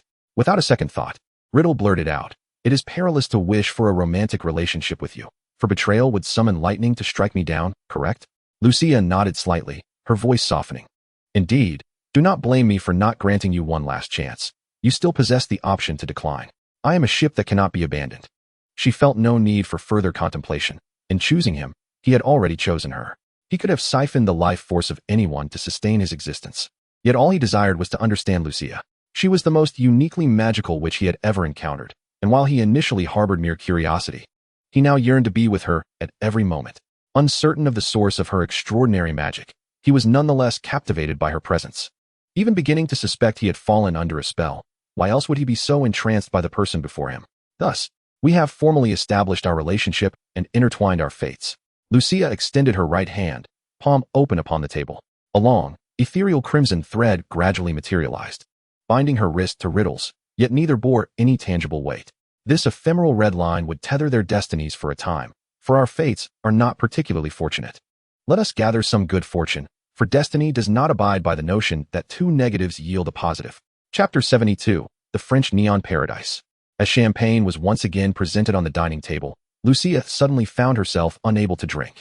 Perhaps it was due to the incessant champagne consumption at school. Champagne paired with pasta, egg tarts, blue cheese, and sushi topped with fish roe. Can you imagine how much this romantic candlelight dinner for two, priced at 99 galleons, truly costs? Lucia cut a small piece of cake and savored the rich matcha flavor as it spread across her palate. Upon hearing the price of the dinner, Riddle paused momentarily, then, somewhat unfazed, inquired, "Could it be less than 10 galleons?" Lucia shrugged her shoulders, placing her cutlery beside her plate, and picked up a flower arrangement from the water bottle, directly consuming the stamen. The vividly crimson petals were swallowed, perhaps unaware that they had been cultivated with care, only to be devoured rather than displayed as mere decor. Just a couple galleons more, Lucia pointed out a neon sign from the window, introducing Riddle to a nearby establishment. It's still not evening, so it doesn't appear particularly spectacular yet, but that eternal paradise generates daily profits in the millions. Riddle listened intently. When Lucia earned Muggle money, Voldemort had been unwilling to hear about it, as all her earnings ultimately went to him as part of their transactions. Thus, in Riddle's memory, this eternal paradise was a new venue that had never graced his presence. Had Lucia taken an interest in this location? His primary influence lay in England. While France was not beyond development, his grasp of the language was somewhat lacking, and his London accent posed its own challenges, especially when it came to mastering the Parisian dialect. "Shall I take you there for some fun?" Lucia arched an eyebrow, mischievously linking her arm with Riddle's, and whispered in his ear, "The confession gift I have for you is waiting there." Riddle managed a resigned smile, the little witch had begun to enjoy teasing him, a stark contrast to her previous candor. However, confirming their relationship felt exhilarating, igniting a desire within him to storm the Ministry of Magic and eliminate the minister outright. "Fudge, I implore you to remain calm and not act impulsively." As Riddle anticipated Lucia's confession gift, he couldn't help but think of his subordinates, who were more adept at dining than working, struggling to complete even the simplest tasks. Yet, as Riddle was escorted out of the dining establishment by Lucia, a sudden doubt regarding the payment arose. Had Lucia just paid? It seemed not. The bear bag remained slung over his shoulder, with Lucia's black card quietly resting inside. Had the little witch made a reservation in advance? This was certainly a possibility. Such a lavish and melodious restaurant could hardly expect to remain empty during peak dining hours. The only explanation was that Lucia had booked the entire place. A swell of pride filled Riddle's heart. His wife was indeed affluent. In truth, had he consented to cooperate with Lucia earlier, he would have only lost a girlfriend who frequently harassed him, while also gaining a substantial sum of galleons, certainly not an inheritance. But alas, no amount of gold could compare to the worth of a wife. Galleons could be earned anew, yet losing his wife would leave him as solitary as a fragment of Voldemort's memory, languishing in isolation for over 70 years. He would end up resembling a mad old man, even less endearing than Grindelwald and Dumbledore combined. This was not slander, but merely an articulation of fact. The sky remained bright, flecks of snow drifting like soft tufts, and the recently donned hood was whipped off by the sudden gust of wind. "Sometimes, I feel like going mad," Lucia confessed. Riddle reached up to secure the hood back atop her head. While this simple action might disrupt her hairstyle, it was a small price to pay. The neon-lit building was not far from the hotel, and they reached it in a mere 20 minutes. During this time, Lucia's expenditures had already exceeded 500 galleons, resulting in the acquisition of only a single plush toy. Riddle was curious. Were these toys perhaps specially crafted with a non-revealing extension charm? Yet it was merely an ordinary doll, crafted from common unicorn fur. Wait, what world was this where even toys were made from unicorn fur? Such luxury. Would anyone actually purchase them? Are you suggesting that I am not human? Lucia retorted. Why do you want this doll? You already have plenty at home. She received at least 3 or 4 each year, yet she only kept Alice and Vivian close. The rest gathering dust in the nursery, occasionally glanced at for nostalgia. Isn't it delightful? Such a beautiful little plush toy. What girl could resist? She was merely 11 years old. What was wrong with enjoying dolls? Moreover, this doll could serve as a memento of their confession anniversary, a splendid gift indeed. Many memories require a vessel to encapsulate them. She was reluctant to use a pensieve, as she did not wish to expose her memories to others. Pensieves were not friendly tools. They were best suited for forgetful old men. You're the forgetful one. You are the forgetful one. After being coldly ignored by Lucia for his inane question, Riddle resolved to remain silent. When he spoke, he was met with rebuke or scorn, just as Lucia had indicated. He should not have been so glib. The Neon Paradise had been established years ago, designed in the style of classical French architecture. Its age surpassing even that of Lucia, at least in the context of her existence in this world. The enclosed palace required staff to present a so-called access card and undergo fingerprint verification to gain entry. Alas, the technology for iris recognition had yet to be developed. Otherwise, she would have certainly implemented it as an additional layer of security. However, this was merely a barrier for the ordinary folk. Those truly intent on infiltrating could easily bypass such measures, posing a threat to the staff responsible for recording their information. Lucia, my dear friend, it has been too long. A young man with short, dark gray hair began, intending to bestow a kiss upon Lucia's hand, uncertain of her companion's identity. Yet he sensed a kinship between them. An unspoken connection. Chapter 73, Lucia's Philosopher's Stone. It was indeed wiser to settle for a handshake, the affluent youth reflected. For perpetual levity might render one as nothing more than a foppish dandy in the eyes of others. Good day, sir. Should you wish to enter the paradise, kindly surrender all communication devices, and the young master had yet to complete the ritual that was his rightful due as the host, when Lucia, with a fierce grip, pinched a nerve in his arm. Would he like to experience the legendary technique of dislocating bones? The pain wouldn't last long. He would simply faint. Hand him over to your second uncle. He is my man, so cease your insolence and lead the way. Lucia spoke rapidly in fluent French. Yet this did not hinder Riddle from comprehending her words. He was proficient in French, albeit with a slight accent that he could not quite shake off. As for what Lucia had just declared, he duly noted it. The youth, nursing his sore arm, momentarily lost his composure and leaned towards Lucia, whispering, Sister, when did you get a boyfriend? Allow me to keep watch for you. Oh, so you wish to keep watch, do you? Don't even think about sowing discord between us. We share a blood pact and are bound by a red thread. Do you understand? Spare me your sour remarks. Lucia retorted with merciless sarcasm. You've tarnished the reputation of our bloodline. You've merely acquired a handsome visage. Sooner or later, the little fox will peel that facade away. So it was indeed a blood pact. No wonder. It seemed that their leader had truly been taken by another, all while proclaiming a commitment to singleness. How deceptive women can be, truly. If Grey Rabbit had actual rabbit ears, they would surely be drooping at this moment. He was a native of this world, though his family had been assimilated by vampires, leading a reclusive life until they were ultimately discovered. His home was set ablaze. His family's possessions reclaimed by the state. On the day of his escape from the castle, he witnessed his parents being crucified and burned alive. He owed much to Lucia. Without her, his life would have plunged into darkness long ago. He had believed that with a little more effort, he might win her favor, only to realize that he was not her type at all. Ah, the unpredictability of fate. After several months apart, she suddenly acquired a boyfriend. What kind of misfortune was this?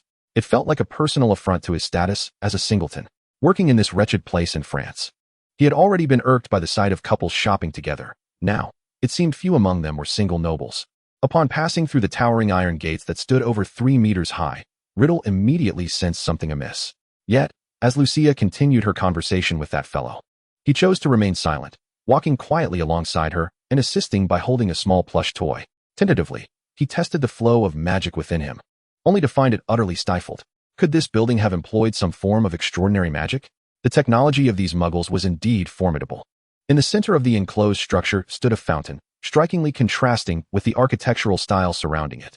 Under Grey Rabbit's manipulation, the fountain ceased its flow, and the statue of the hippogriff gradually ascended, eventually revealing a skull sculpture crafted entirely from pure gold.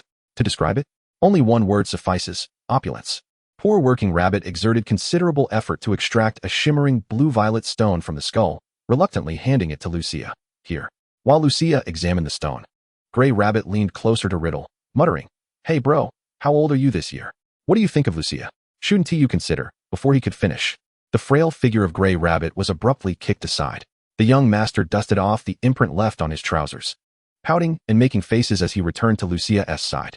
After all, magical stones are red. What can this blue-violet trinket possibly be worth? I wouldn't even bother to protect it, as it merely wastes space. Amidst Gray Rabbit's disdain, Lucia bit into the stone, and with a crunch, she pulled it away to reveal it had shattered. Riddle swallowed hard. Truly, those terrifying teeth that could pierce through the scales of a basilisk could shatter stone with ease. Were these really human teeth? Suddenly, he feared that during their future nights together, Lucia might just bite him unexpectedly. Just because you can't use it doesn't mean I can't. Lucia tossed the large magical stone back to Gray Rabbit, while casually rolling the smaller piece in her hand, glancing disdainfully at him. "You may return to your business." The unspoken implication was clear. Go find somewhere cool to stay. Gray Rabbit's eyes widened in disbelief. What was this? Was this what it meant to forget one's friends for the sake of romance? Indeed, after acquiring a boyfriend, she seemed to care little for her erstwhile comrades. What a callous woman she was. "Fine, let us return home early," Lucia said, linking her arm with Riddle's. The background character, Gray Rabbit, lamented bitterly, realizing they had even established a home together. How long had they been dating? After Lucia and Riddle departed, Gray Rabbit remained in a sullen state. When a subordinate approached him to report on the progress of their project, he finally perked up a bit.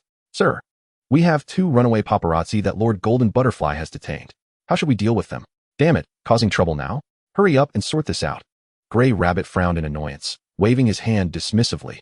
"If Brother Royan hears that I'm losing wages over this, it'll be a lighter punishment than I deserve." "You lot and your foolishness." Gray Rabbit tapped the forehead of the subordinate with his access card, and perhaps due to the force, a few droplets of blood oozed from the spot touched by the card. Even without explicitly detailing the consequences, the subordinate understood the implications all too well and scurried away from the base. Upon reaching the iron gates, there was a sudden loud explosion as they left. "Heh, the Dark Lord of England, is it?" Gray Rabbit chuckled coldly, pulling out a pack of cigarettes from his pocket. With a casual flick, he ignited the tip with a crackle of magic, the fine smoke instantly catching fire. Wishing for Lucia to no longer be his light, Gray Rabbit couldn't help but gaze skyward at a 45-degree angle, leaning against the building behind him. He forgot that the fountain had long since returned to its original position, and with a thud, he collapsed onto the ground.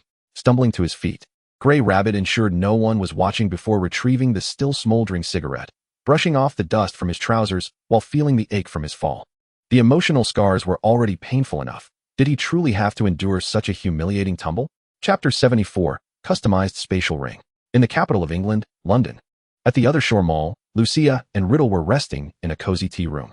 The effects of the little witch's aging potion had worn off, and she had reverted to her original form, now leaning against Riddle's shoulder while playing with a plush toy. Riddle suppressed his curiosity, yet could not refrain from commenting on the absurdity of an entity with no body. Only an oversized head resembling a rabbit. What was so appealing about that? He was no longer inclined to delve into Lucia's cluttered mind, which was filled with culinary fantasies and tedious muggle novel plots. He felt those thoughts had severely polluted his own mind.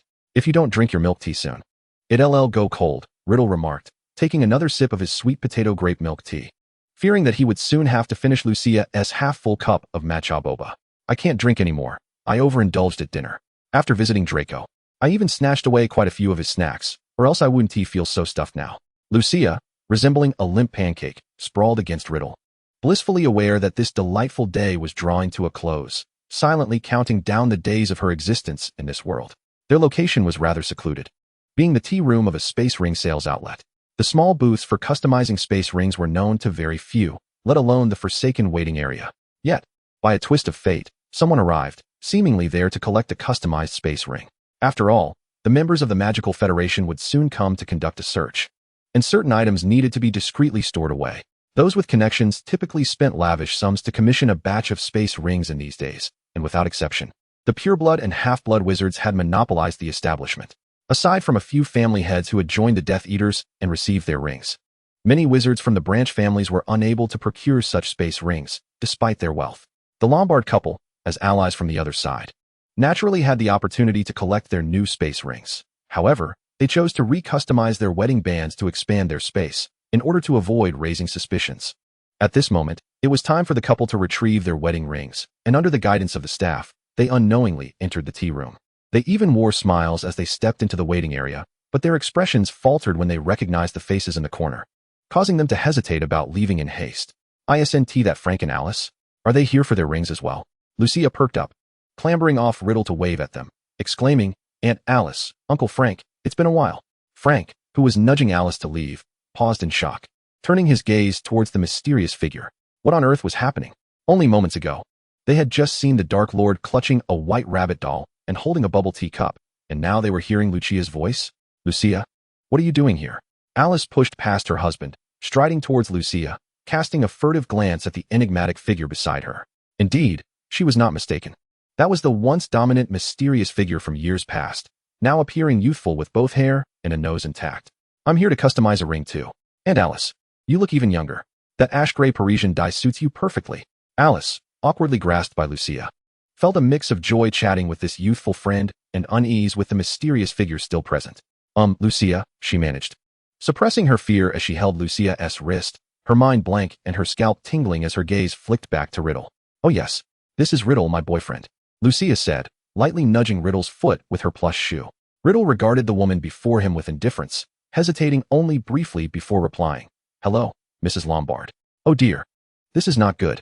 Alice felt relieved that Riddle didn't extend his hand for a shake, yet her suspicions about this male wizard's true identity began to mount. She had heard whispers about pureblood families behaving rather suspiciously of late, but there had been no word of the Dark Lord's return.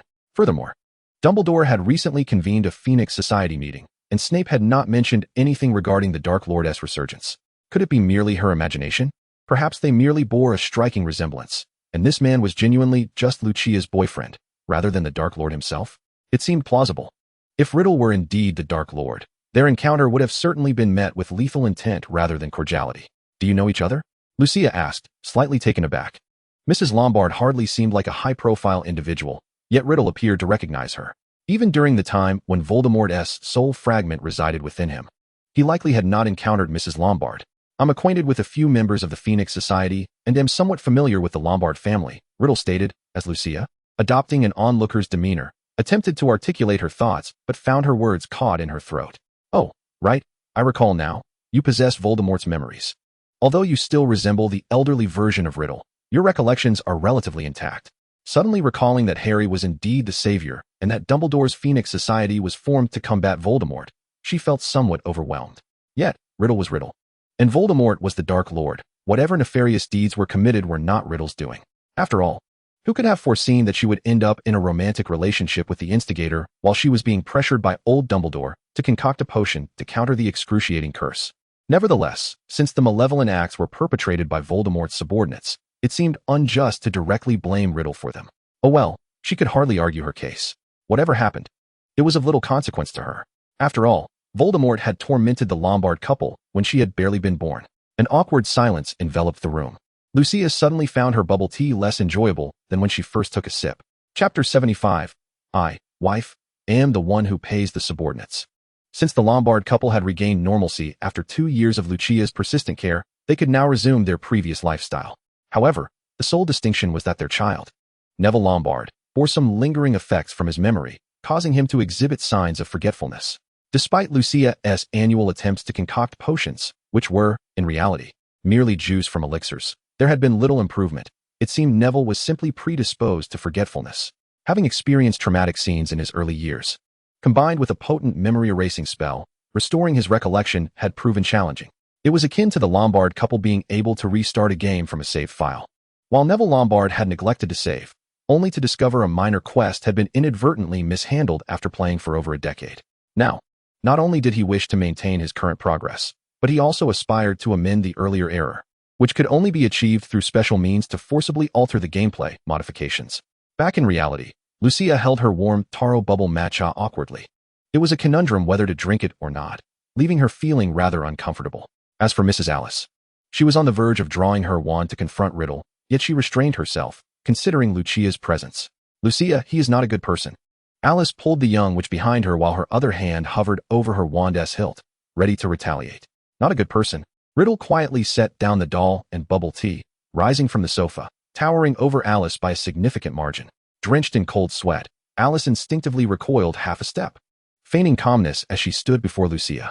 To her astonishment, the mysterious figure callously shoved her aside, and wait, what? Watching Riddle pull Lucia back to her seat left Alice utterly flustered. Wasn't he joking, was he? How audacious of him to pursue a romantic relationship with a first-grade little witch. Lucia, she scolded me. Riddle, in a grave manner, pointed at Alice, indignantly reporting to Lucia, who was engrossed in her milk tea and gossip. However, Lucia seemed lost in her own world, only to realize moments later that she had nearly choked on her drink. With a raised brow, she shot a glance at Alice and then sneaked a couple of furtive looks at Riddle. What was he trying to convey? She had not caught any of it. Before Riddle could address Lucia again, Alice swiftly scooped the little witch into her arms, leaving Lucia feeling dizzy and disoriented. In her grasp, the milk tea exclaimed, "Woo! I'm taking off." The capped bottle of milk tea did a complete 360-degree spin in the air before Riddle deftly caught it and tossed it onto the coffee table. Being hoisted up, Lucia wiggled her legs, realizing she could barely reach the ground. Upon looking down, she realized, oh my, she truly was this short now. She had injuries. Put her down. At that moment, Riddle was on the verge of anger. The only reason he had refrained from confronting the couple was for Lucia's sake. Yet, what did this woman do? Without a moment's hesitation, she whisked Lucia away. She was his wife, not her child. What on earth was happening? Only then did Alice notice the bandages wrapped around Lucia's exposed limbs and hurriedly set the little witch down, concerned that her earlier tug might have aggravated her wounds. They were scabbed over, so it wouldn't affect her. Lucia suddenly felt overwhelmed, thinking she couldn't possibly let them start a brawl here. And Alice, did you and Uncle come for the apothecary shop inspection? The Zingara apothecary was run by the Lombard couple after their recovery, specifically for the management of this shop that supplied special potions for Lucia. It sold not only potions, but also unique ingredients, such as the seeds Lucia frequently used, which could control the magical energy within others. A few years back, those seeds had been classified as a 5-star dangerous magical plant by the Ministry of Magic, so they had to cultivate them covertly in a special greenhouse provided by Dumbledore. It was said that the greenhouse actually belonged to Lucia, but for some reason, it had been gifted to Dumbledore, perhaps due to her lack of time to tend to it, as traversing to the depths of the Forbidden Forest was far from convenient. Were it not for Hagrid tying his 3-headed dog there to protect the greenhouse, the roaming wights, and various magical beasts like mud monsters, venomous spiders, and other creatures would have long since ravaged it. Yes, the Ministry of Magic will conduct surprise inspections of our shop next week, along with all the magical shops in Diagon Alley and Hogsmeade. Is that so? My new shop has only been in soft opening for 2 months and hasn't officially launched yet. It seems I'll have to make another trip next week. The new shop, of course, refers to Weasley's Wizard Wheezes, as George and Fred do not have the time to handle the Ministry's inspections. They need to remain at Hogwarts to diligently study magical knowledge. Next year, I can confidently hand it over to them, and I can leave with peace of mind. Or, how has the apothecary been faring recently? I've heard that the prices of potion ingredients in the market have risen significantly. Indeed, they have risen quite a bit, but that was mainly due to the increase in people catching colds around October. Recently, the prices have been gradually decreasing. By the way, Aunt Alice, I was quite curious. Are your nails also a limited edition? I plan to spruce myself up for Christmas. Thus, Lucia inadvertently took Alice on a shopping spree, while Riddle and Frank, who cared about them? Riddle, holding the rabbit plushie that Lucia had tossed to Alice, turned to see Frank Lombard, equally puzzled at the door. With their wives gone, they shared a sense of camaraderie in their plight. How is the salary at the Order of the Phoenix? Riddle suddenly inquired. Frank's confusion deepened. Does the Order of the Phoenix even pay a salary? I had no idea. Wait, are you seriously paying your Death Eaters? Oh dear, upon mentioning this, Riddle inexplicably grew a bit haughty, dismissively stating, it's only about 10,000 galleons a month. Frank, 10,000? When did the Death Eaters become so affluent? Have they taken over Gringotts? It seems unlikely that Gringotts could ever dispense that much galleons. Oh right, to put it in Lucia's words, that could only be the activity funds and overtime pay during this period. Frank, taking a hit of 10,000 points of damage. I just wanted to ask, do you Death Eaters still accept new members? No other intention, really. The Order of the Phoenix is rather dull, and I'm seeking some excitement in life. No way. Dumbledore wouldn't he? He never even gave you members of the Order of the Phoenix a salary, right? Today, the Dark Lord is rather cheeky. Extra, you are my all-or-nothing gamble. Time frame. After the life exchange ritual concludes, from Riddle's perspective, the soul is the true vessel. The physical body is merely a new type of vessel for each soul to leap through different dimensions. In a 3-dimensional space, one ought to live with a 3-dimensional body. Lucia, as the heir of the ghostly and underworld realms, understands very well the consequences of a fractured soul, but for her, it poses little concern. Merely supplementing with potions would suffice. Moreover, her method of severance is quite ingenious, as it does not lead to the decay of the physical body or hinder movement due to the missing portions. The body is born of the soul. If the soul is missing, the body would decay, becoming akin to a zombie, unable to be controlled by the individual. Lucia, having her soul stripped away, was interrupted at the moment she was extracting from her head, and she felt an urge to curse the fool who disrupted her life exchange ritual. A violent jolt left her dizzy, and she could no longer maintain the activation of the array. The remaining blood-red characters had nowhere to go and could only merge into the floor of the wish-granting room. Riddle rushed over to support Lucia, the blood-red characters slightly protruding, resembling flesh torn from a wound. He recalled a type of dark magic that required no ink to inscribe words, but such words would consume the user's blood. Each time a word was written, a part of the body would be etched with text, and the resulting scars could not be removed. I owe you nothing. We exchange lives. Riddle rummaged through his bag and produced Lucia's wand, grasping it in his hand. The moment he held it, the flowing magic made him mistake it for his own bone wand. He had never seen a wand that, after recognizing its master, would so willingly allow another to wield it.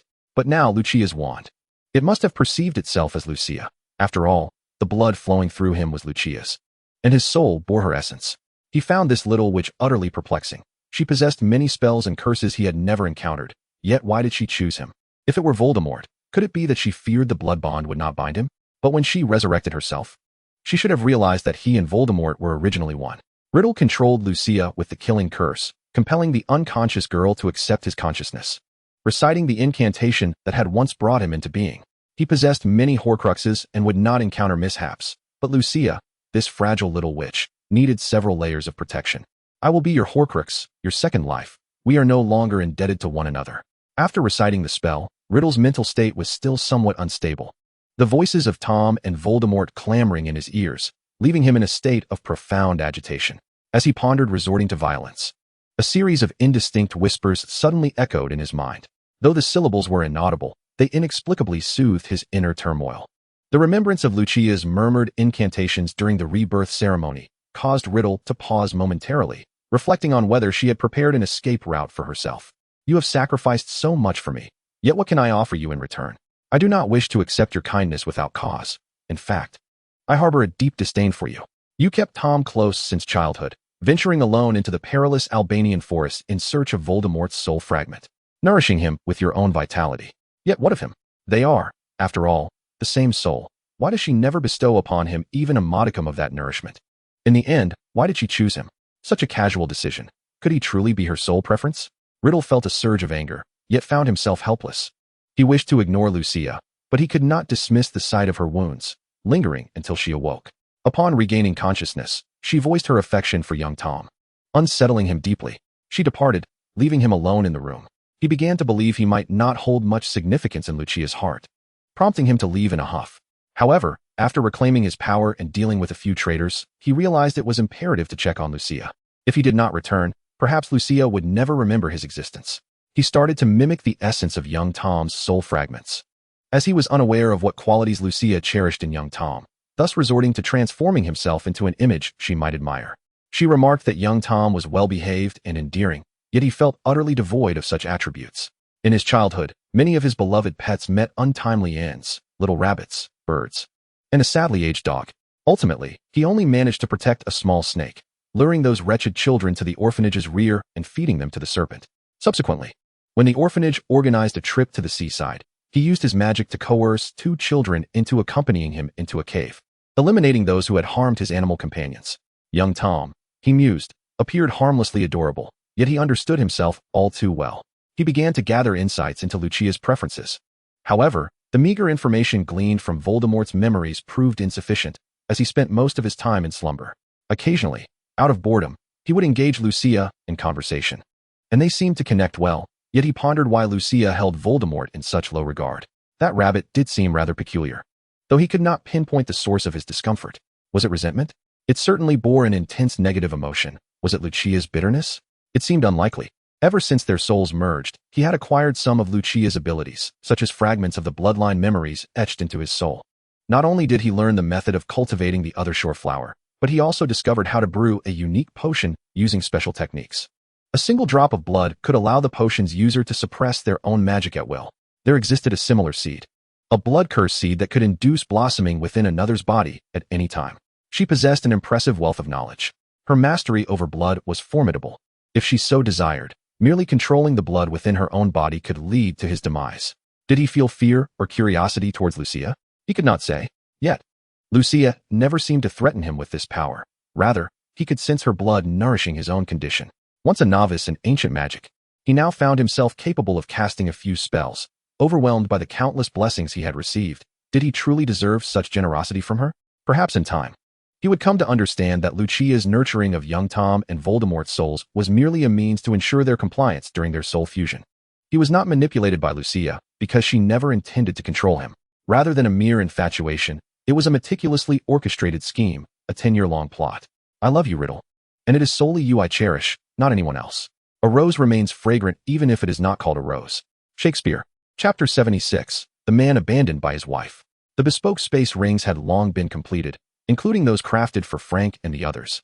Yet the two women had yet to return. Their shopping spree seemed interminable. Even though the other shore mall operated round the clock, shouldn't they be more mindful of the time? With nothing pressing to occupy him, Riddle placed Lucia's unfinished milk tea, which had been kept warm by a charm, on the coffee table. Here he was, the Dark Lord himself, cradling Lucia's plush toys. What a peculiar persona to adopt. Were these toys artificial? Perhaps they could subtly enhance his demeanor. Nonetheless, since encountering Lucia and her affairs, he had developed an inexplicable attachment to various artificial items. Yet, this was hardly a favorable development.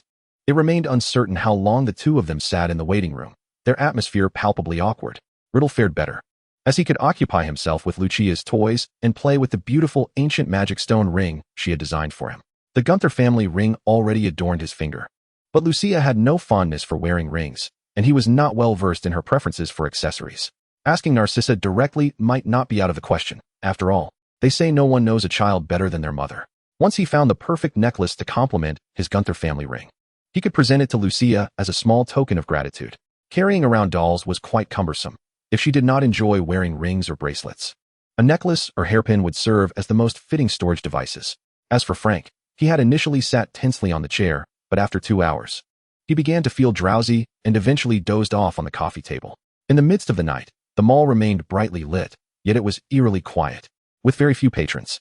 Riddle waited until he sensed Lucia growing weary, until he heard the soft patter of footsteps. The steps were light, belonging to a woman. How is the repair coming along? I need this deck of cards for my shift tomorrow. Her cool voice carried an air of fatigue. Was she also here to customize a storage device?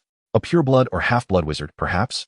Or was she a member from Lucia's other shore, akin to Nadialia and Lambert? Perhaps a fellow resident of the Iris Orphanage? Please understand, Poppy, I have an urgent order from the other shore to complete a new storage device.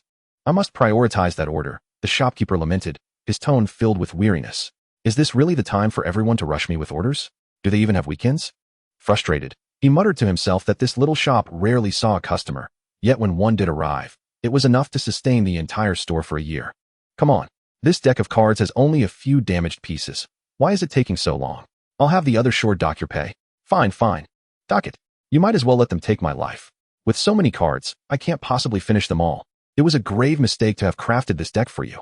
At the time, he had heeded Lucia's counsel and created 2 spatial storage playing cards, which, in the parlance of the wizarding world, are referred to as seamless expansion charms. Yet, there exist notable distinctions between them. For instance, his storage device requires no opening. Merely a thought allows for effortless storage and retrieval, which is exceedingly convenient. The crux of the current dilemma lies in quality. The integrity of the storage device is paramount, as excessive fragility can render it incapable of withstanding the augmentation of magical laws, leading directly to its collapse. His craftsmanship poses no issues. Even the most delicate of cards can be transformed into a storage device. However, the cards are simply too brittle. A single crease renders them unusable, necessitating after-sales service. Truly, Poppy, I have no desire to repair this deck for you. Just look at your repair records for this year. How many times have I had to mend it?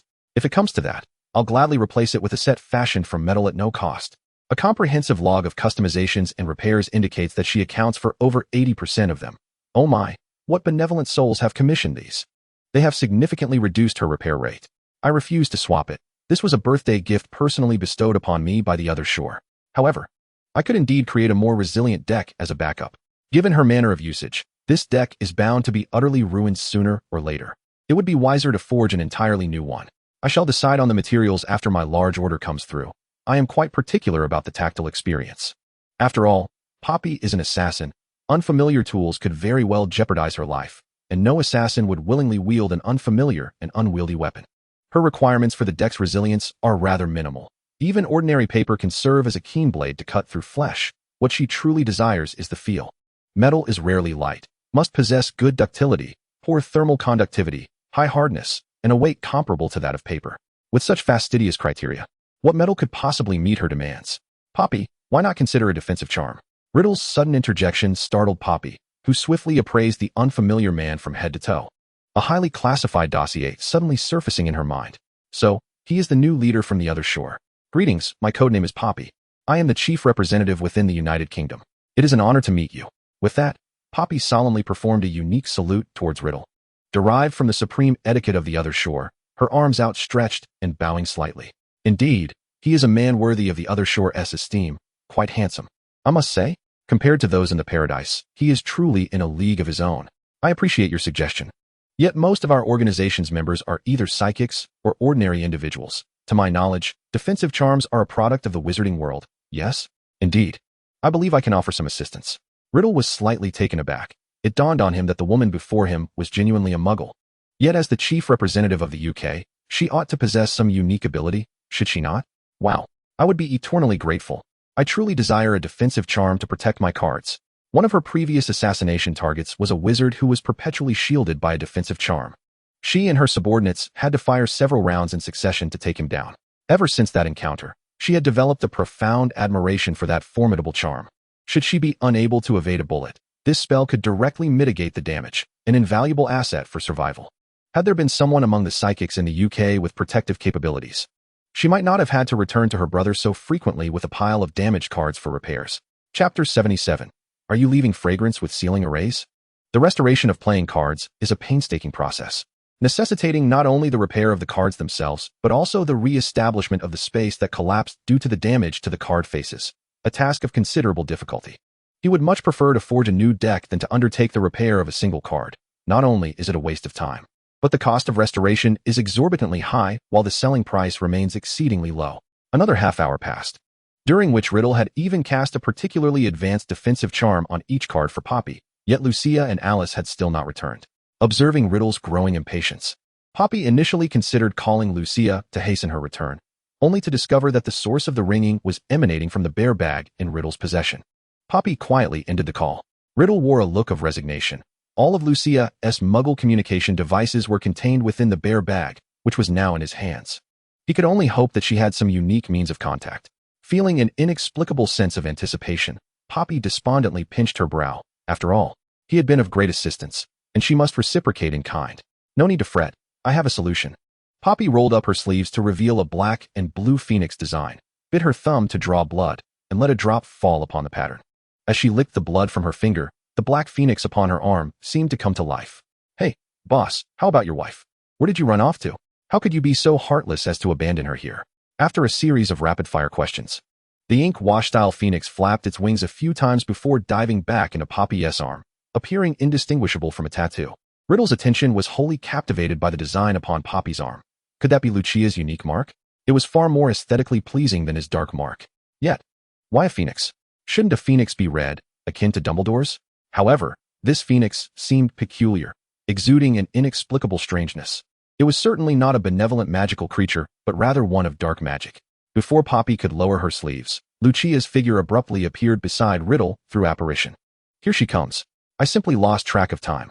Lucia, with a face full of contrition, sheepishly rubbed her nose, having just returned to Riddle's residence without changing her clothes. She was summoned by Poppy's blood spell.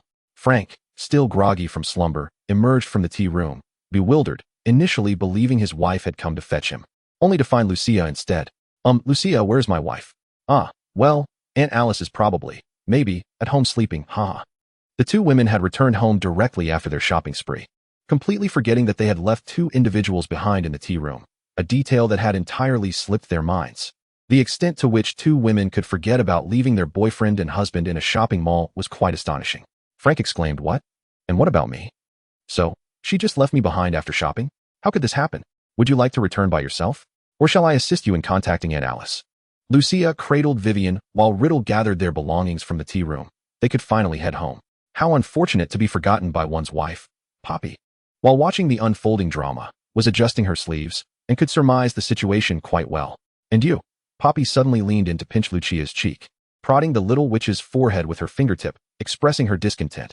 Could you please carry your phone with you in the future? Relying on blood spells to reach you is quite bothersome. Double your monthly salary? Lucia tilted her head innocently. Ahem, it's not that troublesome really. Absolutely. It is not for the sake of doubling this month's salary. She simply takes delight in being helpful, especially towards little Lucia, and that is all there is to it. Is there a problem? In Lucia's eyes, matters that can be resolved with money are hardly issues at all. Real problems are those that money cannot solve. Thus, Riddle and I shall take our leave to rest, Uncle Frank. After waving goodbye to each other, Lucia turned to Poppy and said, wishing you peace. Poppy, with a smile gracing her face, nodded slightly. For someone like her, the most cherished blessing was not one of prosperity or wealth, but simply a wish for peace. Enough to warm her heart for a long time.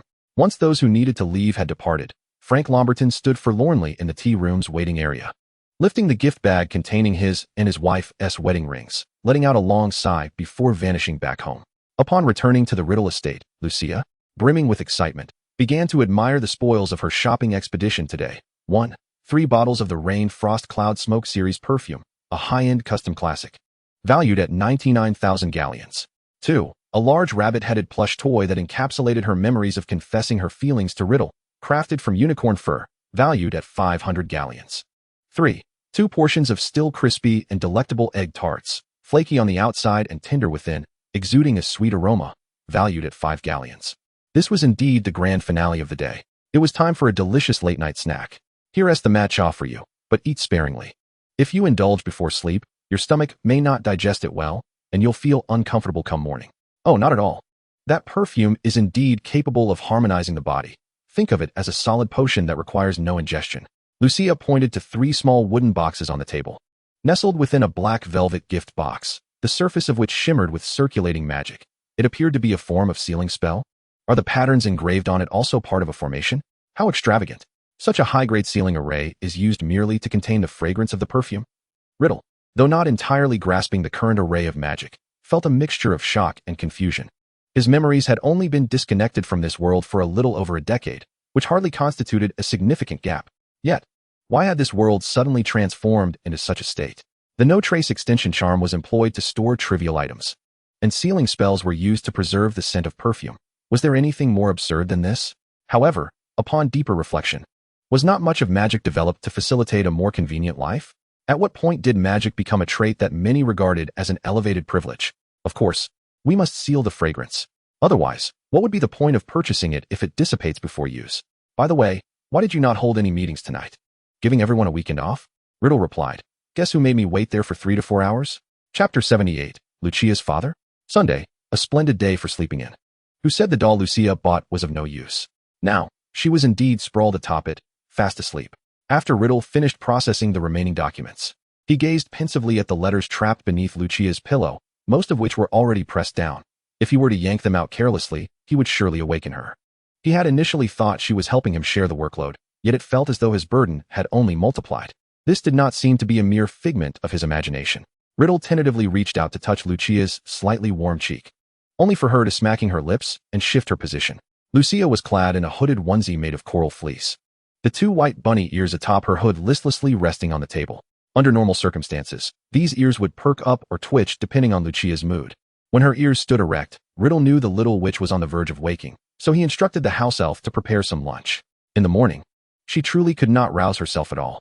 By noon, having half slept through lunch, and after Riddle had coaxed her to wash up, Lucia finally felt somewhat alert, albeit still in a daze.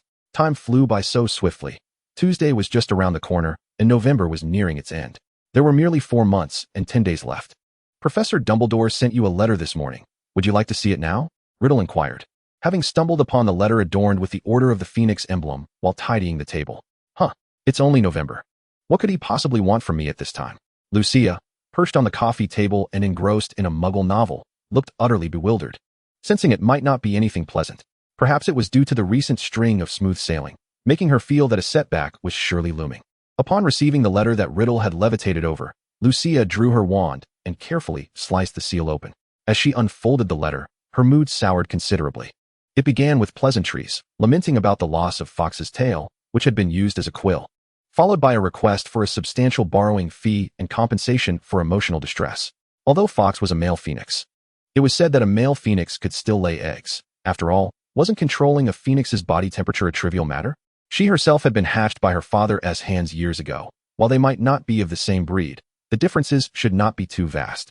Who could fathom why those two eggs had not yet produced a spirit, soul, showing no signs of hatching? Should she perhaps give up on letting Fox incubate the eggs and save herself some expenses?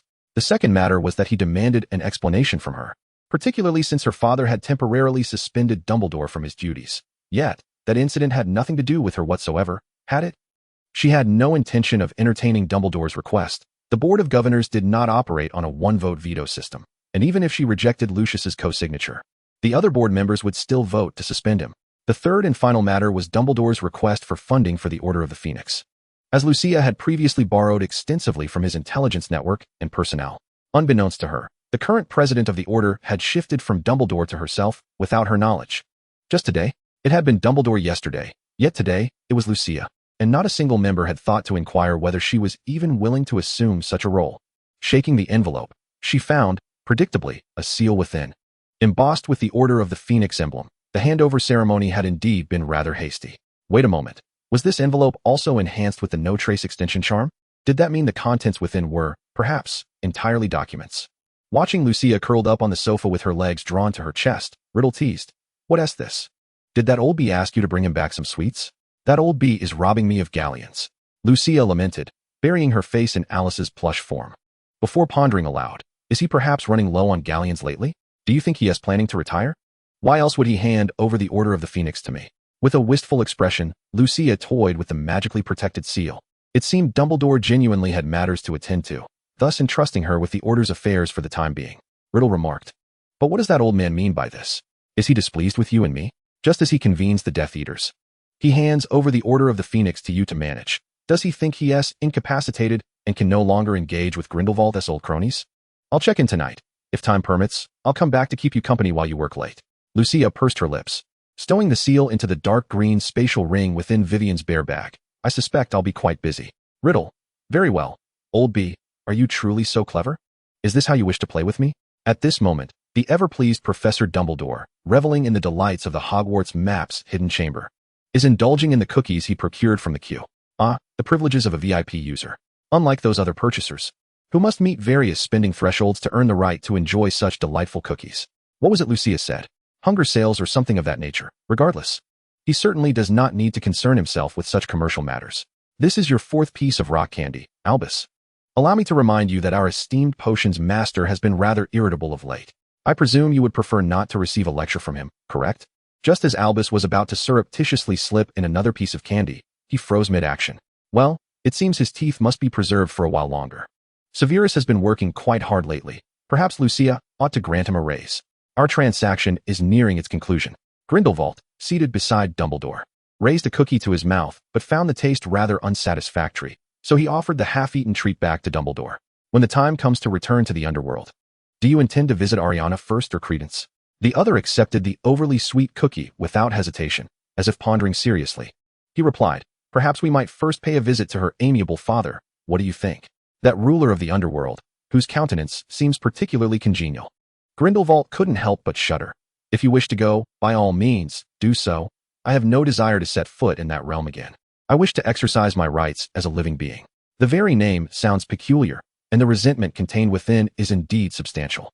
One might fall in and emerge devoid of flesh, or, should one linger too long, be utterly consumed, along with their very soul.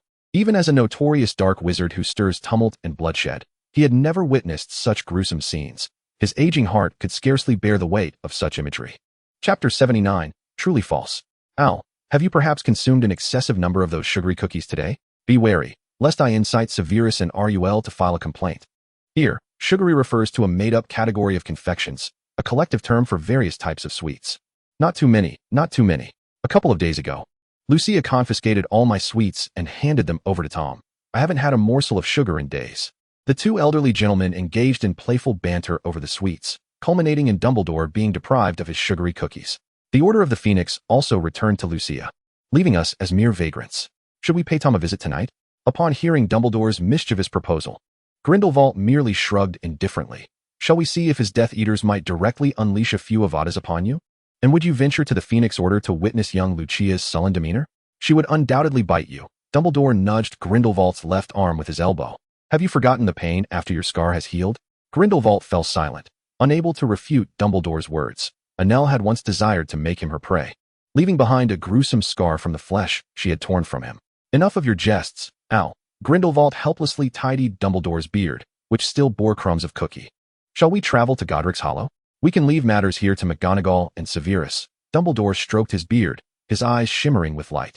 Seeing that Grindelwald did not refuse, Dumbledore continued with enthusiasm. Still at the same location, RUL would surely welcome us to her holiday estate for an extended retreat.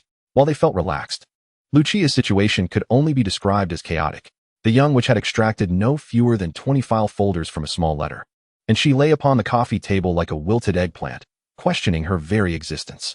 Did that old man wish to bury her under paperwork? He need not use these documents to crush me. Truly, Lucia's least favorite task was dealing with bureaucratic work. Otherwise, why would she have fled from the underworld? Having roughly sorted the documents, Lucia retrieved a small black wooden box from her oversized bag and produced a stack of tiny paper figures, with their round heads. They were no larger than the size of a palm. Were it not for the strong magical aura emanating from them, Riddle might have assumed they were merely paper toys. Alice's rabbit bag contained vials of blood that Lucia had stored, and the young witch skillfully picked up a brush, dipping it into the blood to sketch. What kind of sorcery is this? It hardly resembles any wizarding ability I know. Riddle sat beside Lucia, attempting to discern her writing, but like before his resurrection, he found himself utterly baffled by her script. Inyong Arts, one of the essential courses for us, the enforcers of the underworld's laws. I shall teach you when time permits. A few of the tiny paper figures sprang to life and began perusing the documents, diligently taking notes with their quills upon the parchment. I've heard of it. Is it from Japan? It cannot be so simply categorized. Even if the name is the same, it is not exclusively Japanese. Such things like a definitive definition. Many worlds possess this kind of civilization. Riddle, feeling like a caretaker, found himself utterly ignorant of matters beyond his own realm, resembling an infant new to the starry domains. However, if the guide, the teacher, were her, perhaps his capacity for comprehension might improve, but then a certain plant suddenly came to mind. Riddle, do you know about the heartstring plum? Hogwarts once cultivated a batch of them in the greenhouse. I believe they should still be in Professor Sprout's private greenhouse. The heartstring plum is a fruit that enhances one's ability to accept the incredible, resembling an orange root vegetable in appearance. During their growth, they remain perpetually suspended, often upside down. Note, information about the heartstring plum is derived from the game Hogwarts Legacy and is not original. I believe my capacity for acceptance is quite adequate. At least I managed to comprehend the scenes from the underworld, though I still harbor a slight aversion to various pools. Truly false. Lucia leaned against Riddle, feeling her spirits lift considerably. If only the Order of the Phoenix were not a tool of Dumbledore's against Riddle, then she could freely delegate the Order's affairs to him. Riddle blinked and replied, Indeed. Then on the day I meet my end, I shall take you to the underworld to meet my father, though. On the condition that I can settle my debts, I should be able to. The foolish system remains unresponsive, but it ought to be deemed as having completed its task. So why fret? Let me introduce you to the Inyong meatballs from Sister Hua's establishment, though I suspect you may find them somewhat unpalatable. Lucia smacked her lips and casually draped her legs over the armrest of the sofa, reclining comfortably upon Riddle's lap, reveling in sheer relaxation. What are Inyong meatballs? How do they relate to the Inyong arts Lucia just mentioned? Although it sounds like some form of food, and one that would be difficult for him to adapt to. His intuition advised against inquiring further, yet his curiosity was piqued. Riddle trusted his instincts. Riddle, I often find you adorably vacant at times. So endearing that I could devour 10 of you in one bite. 100, even. Riddle felt a flush of embarrassment, dismissing Lucia's words. After all, even a fully grown basilisk could not swallow 100 of him. Yet Lucia seemed genuinely capable of such a feat. After all, she is Lucia, Iacentici. Heh. But did he truly possess any qualities that could be deemed cute? That was merely a unique aura from his youthful days as Tom, wasn't it? In his current form, wasn't he Lucia rather disdainful of his age? Regardless, she seemed oblivious to the absurdity of lying atop Riddle. She simply reveled in the sensation, a certain filter through which to view reality. When a girl praises a boy's handsomeness, it may well be steeped in affection. Yet when she describes him as adorably daft, it is highly likely she has already succumbed to her feelings. This paragraph draws inspiration from a short video. Meanwhile, the little paper figures laboring for Lucia put down their quills, casting looks of mild disdain at the pair. The paper folk mused, TSK, TSK, TSK, here we are, toiling endlessly over documents, while the main subjects frolic together. How absurd. This dreadful class, it's hardly worth attending. Chapter 80, An Unexpected Guest at the Death Eater Meeting. Lucius and Narcissa were unaware, nor was Severus Snape, a member of the Order of the Phoenix, that Lucia, once a student at Hogwarts, had now ascended to the role of president of the order. It could not be said she was entirely new to the position, but in a certain sense, it was not incorrect to phrase it thus. Severus, kept in the dark, attended a Death Eater meeting that night, not a meeting of Dumbledore's order. Otherwise, he would certainly have stormed into the headmaster's office in an uproar. Persistently oblivious, Severus stubbornly believed Lucia to be a poor victim of the Dark Lord's tyranny. Riddle quipped, "If you continue to pin the blame on me, do not be surprised if I dock your pay," though he would likely not receive Lucia's consent. As evening fell, at 9 o'clock, the Malfoy manor was teeming with energetic Death Eaters. Ever since Lucia had provided each of them with a sum of 10,000 galleons for operational funds, they found the prospect of working overtime quite acceptable. The moment Severus took his seat, Riddle personally presented him with a silver diamond card, intricately engraved with a lifelike image of a spider lily. Severus was left speechless. When had the Death Eaters begun to utilize such muggle contraptions as bank cards? Most astonishingly, what connection did the spider lily have with the Death Eaters? If memory served him, this card appeared to be a diamond tier VIP card, rivaling the exclusivity of the King card. He could hardly fathom that the Death Eaters possessed such wealth, nor could he accept that the Dark Lord had learned the art of profit-making to such an extent. The Order of the Phoenix did not pay salaries. Yet the Death Eaters offered wages of 20,000, the additional 10,000 being a compensation for overtime worked as an undercover agent in the Order. He suddenly found the idea of joining the Death Eaters not so unappealing after all. It was not merely for the salary. As a master potioneer, how could he possibly concern himself with a mere 20,000 galleons? He simply believed that the Death Eaters had a promising future ahead, with ample prospects. The meeting's agenda was straightforward, primarily concerning the monopolistic handling of business matters. Pureblood families had historically been at odds over their enterprises, but now they were nearly unified. Before Christmas, that three-flower deal was certainly to be secured, as he intended to present it as a gift for Lucia. Everything at the meeting proceeded normally until two unexpected guests arrived, Albus Dumbledore and Gellert Grindelwald. Upon seeing Dumbledore, Snape's mind went blank, akin to that disorienting feeling of encountering an unanswerable question after extensive preparation. Was he not supposed to be at a Death Eater meeting? Why had they come to confront him here? Oh dear, what a pity. Working late all alone, with no one to keep you company, Dumbledore remarked, raising an eyebrow in a provocative manner. Surely it's not you? Riddle retorted. Are you not implying something about me? Severus thought, as the elderly man beside him awkwardly covered his face, clearly not wanting to instigate any trouble. Grindelwald, bemused, observed Dumbledore's antics. Isn't it amusing how someone seems to have been caught in their own den? I imagine the recent sugar abstinence has been quite arduous for you. Riddle, the instigator, closed his eyes and connected with Lucia's consciousness.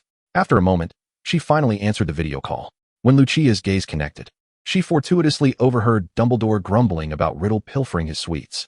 Alice, seated nearby, hopped up onto the back of her chair, her black plastic eyes glowing with an almost sentient light.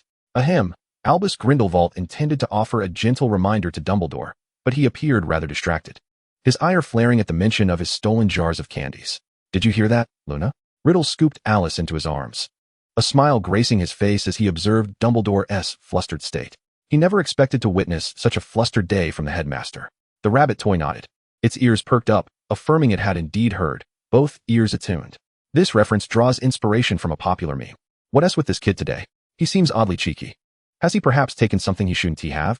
Grindelwald mused, especially as Riddle clutched Lucia's plush toy. The youth of today truly seemed to take pleasure in teasing the elderly. He looked forward to the day when this toy would spring to life and exact its revenge, leaving Riddle to wonder if he could still maintain such a jovial demeanor while cradling the plush rabbit. The floppy-eared rabbit toy, brimming with indignation, stood its ground. Had Riddle not been holding it, it would have charged at Dumbledore, ready to tug at his long beard. Not only had she been left to clean up the mess, but now these two old men were causing trouble at her boyfriend's place. These two old codgers were truly bored, more bothersome than any rowdy 8-year-old. She was quite content being a rabbit, wouldn't you agree? Dumbledore retrieved two small black potion vials from his voluminous sleeves and handed them to Riddle, playfully pinching the rabbit's cheek. Just you wait. If my arms were longer, I would pluck all your whiskers. The rabbit retorted, though it was aware of the pain from being bitten or kicked. Although it had never been bitten, it had indeed been unintentionally kicked by Lucia, an event that had left it astounded, wondering how she could send an adult crashing from the bed to the ground. In hindsight, it seemed entirely plausible that if Lucia were to become an animagus, she might very well take the form of a rabbit, albeit one far less timid than the typical creature. January seems quite promising, Dumbledore mused, the lenses of his glasses glinting with an otherworldly light. I believe I can anticipate some delightful news. The reference to the strange light is inspired by a delicious experience. Before receiving any favorable news, I would strongly advise you to tidy up the mess first, particularly that dilapidated Order of the Phoenix.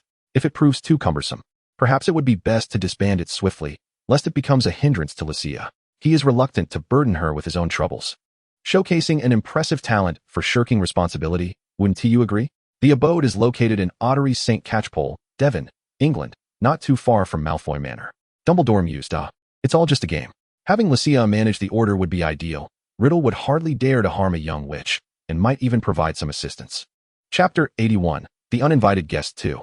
The sudden arrival and departure of those two elderly gentlemen stirred unease among the Death Eaters present, each fearing that they might be reported to the Ministry of Magic. None of them wished to take a tour of Azkaban. The Dementors do not discriminate based on blood status when it comes to their hospitality. Indeed, the Dementors offer their infamous kiss to all criminals without prejudice, and the Ministry shows little concern. Amidst the already tense atmosphere, the Ministry officials chose that moment to make an appearance, citing a surprise inspection as their reason. Natalia Lambert, what a lively gathering. Are you holding a meeting? May we borrow the signature of the Malfoy Patriarch? That should pose no problem, right? After all, it pertains to Lucia's family, which had been previously indicated would not require special treatment. Following standard procedures, they merely needed the Malfoy Patriarch's signature to conclude their search. Head of the Gaunt family, why? Why does the Malfoy family get to sign directly while I am subjected to prolonged questioning and threats? How utterly unfair. Is Miss Lucia not present? I had hoped to see her. After signing in a small study, Natalia grew curious about Lucia's whereabouts. Lucius himself was rather uncertain, but one could assume that the Dark Lord was quite aware of the matter, especially concerning his daughter, Lucia. She is still attending school. Lucius awkwardly rubbed his nose. He truly had no idea where his daughter had wandered off to. However, the recent movement of the Alice Rabbit plush was likely due to Lucia's manipulation. Natalia and Lambert exchanged glances. Did the head of the Malfoy family just state that Lucia was still in school? That was quite plausible, considering she was merely an 11-year-old witch destined for Hogwarts. It seemed their minds had defaulted to an image of Lucia as an adult, rather than acknowledging her current, normal state. Alas, we possess a detector that necessitates a thorough inspection within your estate for no less than half an hour before we may depart. Otherwise, we would be most reluctant to intrude upon your working meeting. Natalia produced a magical hourglass from her waist, its golden sand flowing upward in defiance of gravity. This device is a new kind of detector in the magical realm, required for their surprise inspections to record time, although it can also capture audio. Such an endeavor is unnecessary, as all parties are well aware that a little bribe can smooth things over for mutual satisfaction. As a side note, Mr. Weasley also wears such a recording orb during overtime. It is quite affordable, costing merely 10 galleons. While the Ministry's official purchase price is only 7 galleons, essentially the price of a wand. Indeed, it is worth no more than the cost of a wand. Shall I have my wife attend to you? I may need to return to work. Lucius felt somewhat apprehensive. Within the Ministry, his greatest fears were not directed at Minister Fudge or Rufus Scrimgeour from the Auror office, but rather at the two young men before him.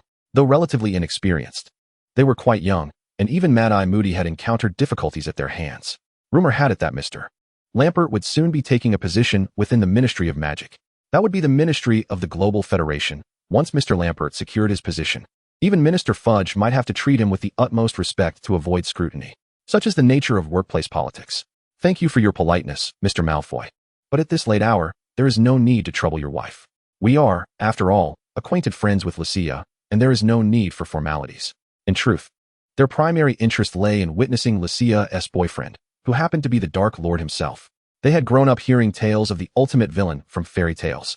Was this a romance between the Dark Lord and a princess? It seemed the hero might never have the chance to court this princess. Was their princess the one pursuing him? No. It might be more accurate to say that the Dark Lord was pursuing her. It felt slightly off-kilter. Brave hero, inspired by materials from another world. Let us just call it a mutual pursuit. A sweet romance of mutual affection, albeit with little regard for others' feelings and well-being. Lucius was perplexed. He had no ties to the Aurors. How had Lucia befriended them? Her social skills and range exceeded his expectations. Yet it made sense considering Lucia's frequent ventures into the world. He had witnessed her friendships with werewolves, vampires, mermaids, and various magical creatures. Surely, having a few Auror friends was to be expected?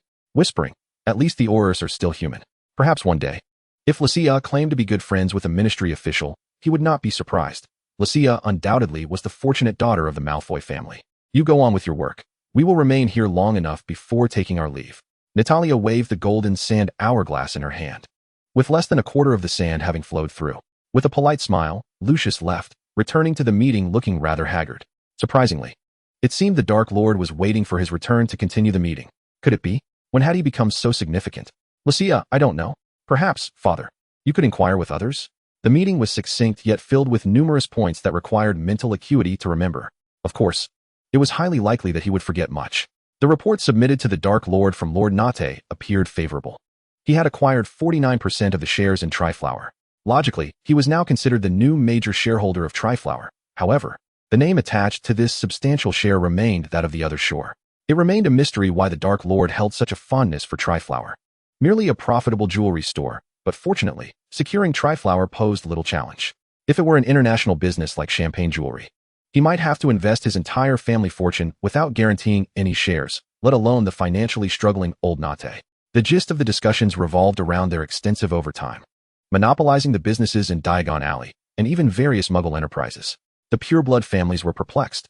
Was not the Dark Lord most averse to Muggles? Why had he suddenly taken an interest in Muggle enterprises? Chapter 82. Encountering the Scamming Old Man. As the meeting approached its conclusion, Riddle was inquiring of Old Not about when they could acquire the Three Flowers jewelry store and whether any external assistance was required. When Lucia finally returned home, the weary, drooping bunny, clad in her bunny onesie, must have had her ears flopping down at the sides of her head, wouldn't they? How did it go over there? Riddle raised his hand to smooth the little witch's hair, and as expected, the paperwork must be the bane of Lucia's existence. Whether things went smoothly was of little consequence. What truly mattered was that she had fallen prey to a pair of fraudulent old men. I was swindled out of over $90,000 in a single night. The pain, the heartache, the chill, the bitterness, the exhaustion. Lucia directly opposite to Alice's position, yet Alice vanished at her arrival. Traveling back from Devonshire to Wiltshire truly took its toll on her. Perhaps she should consider purchasing a secluded villa in Wiltshire to alleviate the burden of such commutes. After all, she was far more familiar with Wiltshire, having resided there. Were you just laughing at me? She seemed to have caught a glimpse of something, uncertain, and chose to inquire further. Riddle, adept at managing his expressions, had just been unable to suppress a chuckle, but upon seeing Lucia lift her head, he immediately adopted a pained countenance. Those two bothersome frauds were indeed quite irksome, and he shared Lucia's disdain for them. Of course not. How could I? Death Eater, I saw, but I shan't speak of it. Lucia narrowed her eyes, craning her neck as she fixed a piercing gaze upon Riddle, who seemed to have subtly shifted his eyes just now. He lied. He absolutely lied. Go wash up and rest. You surely do not wish to gaze upon these black and white papers any longer. Lucia pouted. She genuinely could not bear to look at them, as though one more glance would send her into a frenzy. She would rather endure the effects of a healer's potion, with her vision filled with colorful, dancing figures, than subject herself to these documents. If you wanted this stretch of business street, you should have told me earlier. These plots are all part of my holdings. Death Eater. A colossal question mark slowly materialized in the minds of the attendees. Was this entire enterprise owned by the Malfoy family? Why hadn't Lucius mentioned it? What had they been so preoccupied with all evening? Not only the Death Eaters, but even Riddle's mind momentarily malfunctioned, pondering. This area should, to my knowledge, belong to a Muggle in England. Lucia blinked. Riddle, so what was I doing tonight? Lucia, well, I'm not sure. Little Luna knows nothing at all. Perhaps he ought to investigate the extent of Lucia's influence to avoid inadvertently encroaching upon his girlfriend's domain. As for you, I suggest you consider ventures in Russia. I just established business there last year, so the likelihood of crossing paths with my holdings is minimal. In other words, most of the enterprises in other countries are essentially within Lucia's grasp, merely under different names, with legal entities that are her own. Controlling 30% of the global economy is no trifling matter. Indeed, it reflects Lucia's genuine economic prowess. Come, you should tell Lucius what business you are conducting in the Muggle world, Riddle insisted, pulling Lucia toward Lucius's side. Selling scrap metal. Lucia raised a hand to touch her nose. Snape tilted his head. That doesn't appear to be the case. My dear Luna, you did not say that this afternoon? If you shatter your wholesome persona, I shan't undermine you. That would be wrought iron, titanium, steel, lead alloy, a mixed forged material. Do not concern yourself with me. Lucia brushed Riddle's hand aside and returned to her seat, her thoughts drifting as she covertly glanced at Lucius. All right, it's arms dealing. You mustn't tell Mummy, or I'll pilfer your secret stash. The threat from the little cotton-padded jacket made Lucius shamefully cover his face with his hands. Why must she bring up his secret savings? Now he could hardly face anyone. It was too unfair. He hadn't even sought to learn about it. This was entirely Lord S.'s fault. Yes, it was definitely their Lord S.'s fault, utterly excessive. Nearby, Severus rolled his eyes in disdain, thinking how childish Lucius was, akin to a Draco. Draco, shut up, I don't have a secret stash. I give it all to you. Upon seeing Lucia glaring at him, Riddle quickly defended himself, claiming he had no concept of a secret stash, believing such things unnecessary since Lucia would always provide him with ample funds. There was something decidedly off, though. Death Eater, hard to watch. Initially, one might think Lucius was the jester, but it appeared they were the true comedic fools of the evening. Their daughter had a mysterious boyfriend. What could they possibly use to mock Lucius? They had no such leverage. Lucius Severus, 6. Not only did he use the Malfoy family's money to woo the Malfoy daughter, but also the matter of secret savings. Did he have the gall to even mention it? Every organizational expense over the past 2 months had been covered by the Malfoy family, and the monthly bonus of 10,000 galleons for each individual was also from his precious daughter, was it not? What did you contribute? Just a face and a wand that could emit green light, right? Were it not for the fact that your wand could emit green light, he would have switched allegiance to the Order of the Phoenix long ago, at the very least. He could have donated a hefty sum to the ministry and secured a name for himself. Lucia nodded emphatically. Look, my dear, you've finally matured, understanding filial piety. Ah, wait. What's this? A bit of a slip there. She was so eager to rush over and plant a kiss, but given that her father and godfather were present, she could only dream. Alas, how pitiful.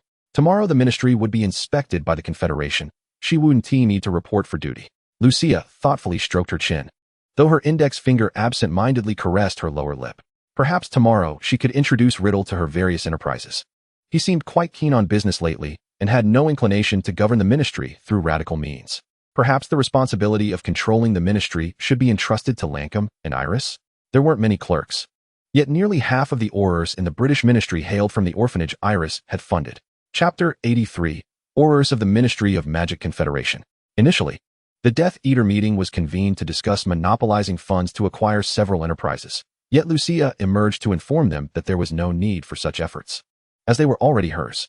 The Death Eaters could only lament their wasted efforts for the day, but given the prospect of 10,000 galleons, they might as well find solace in their covert amusement.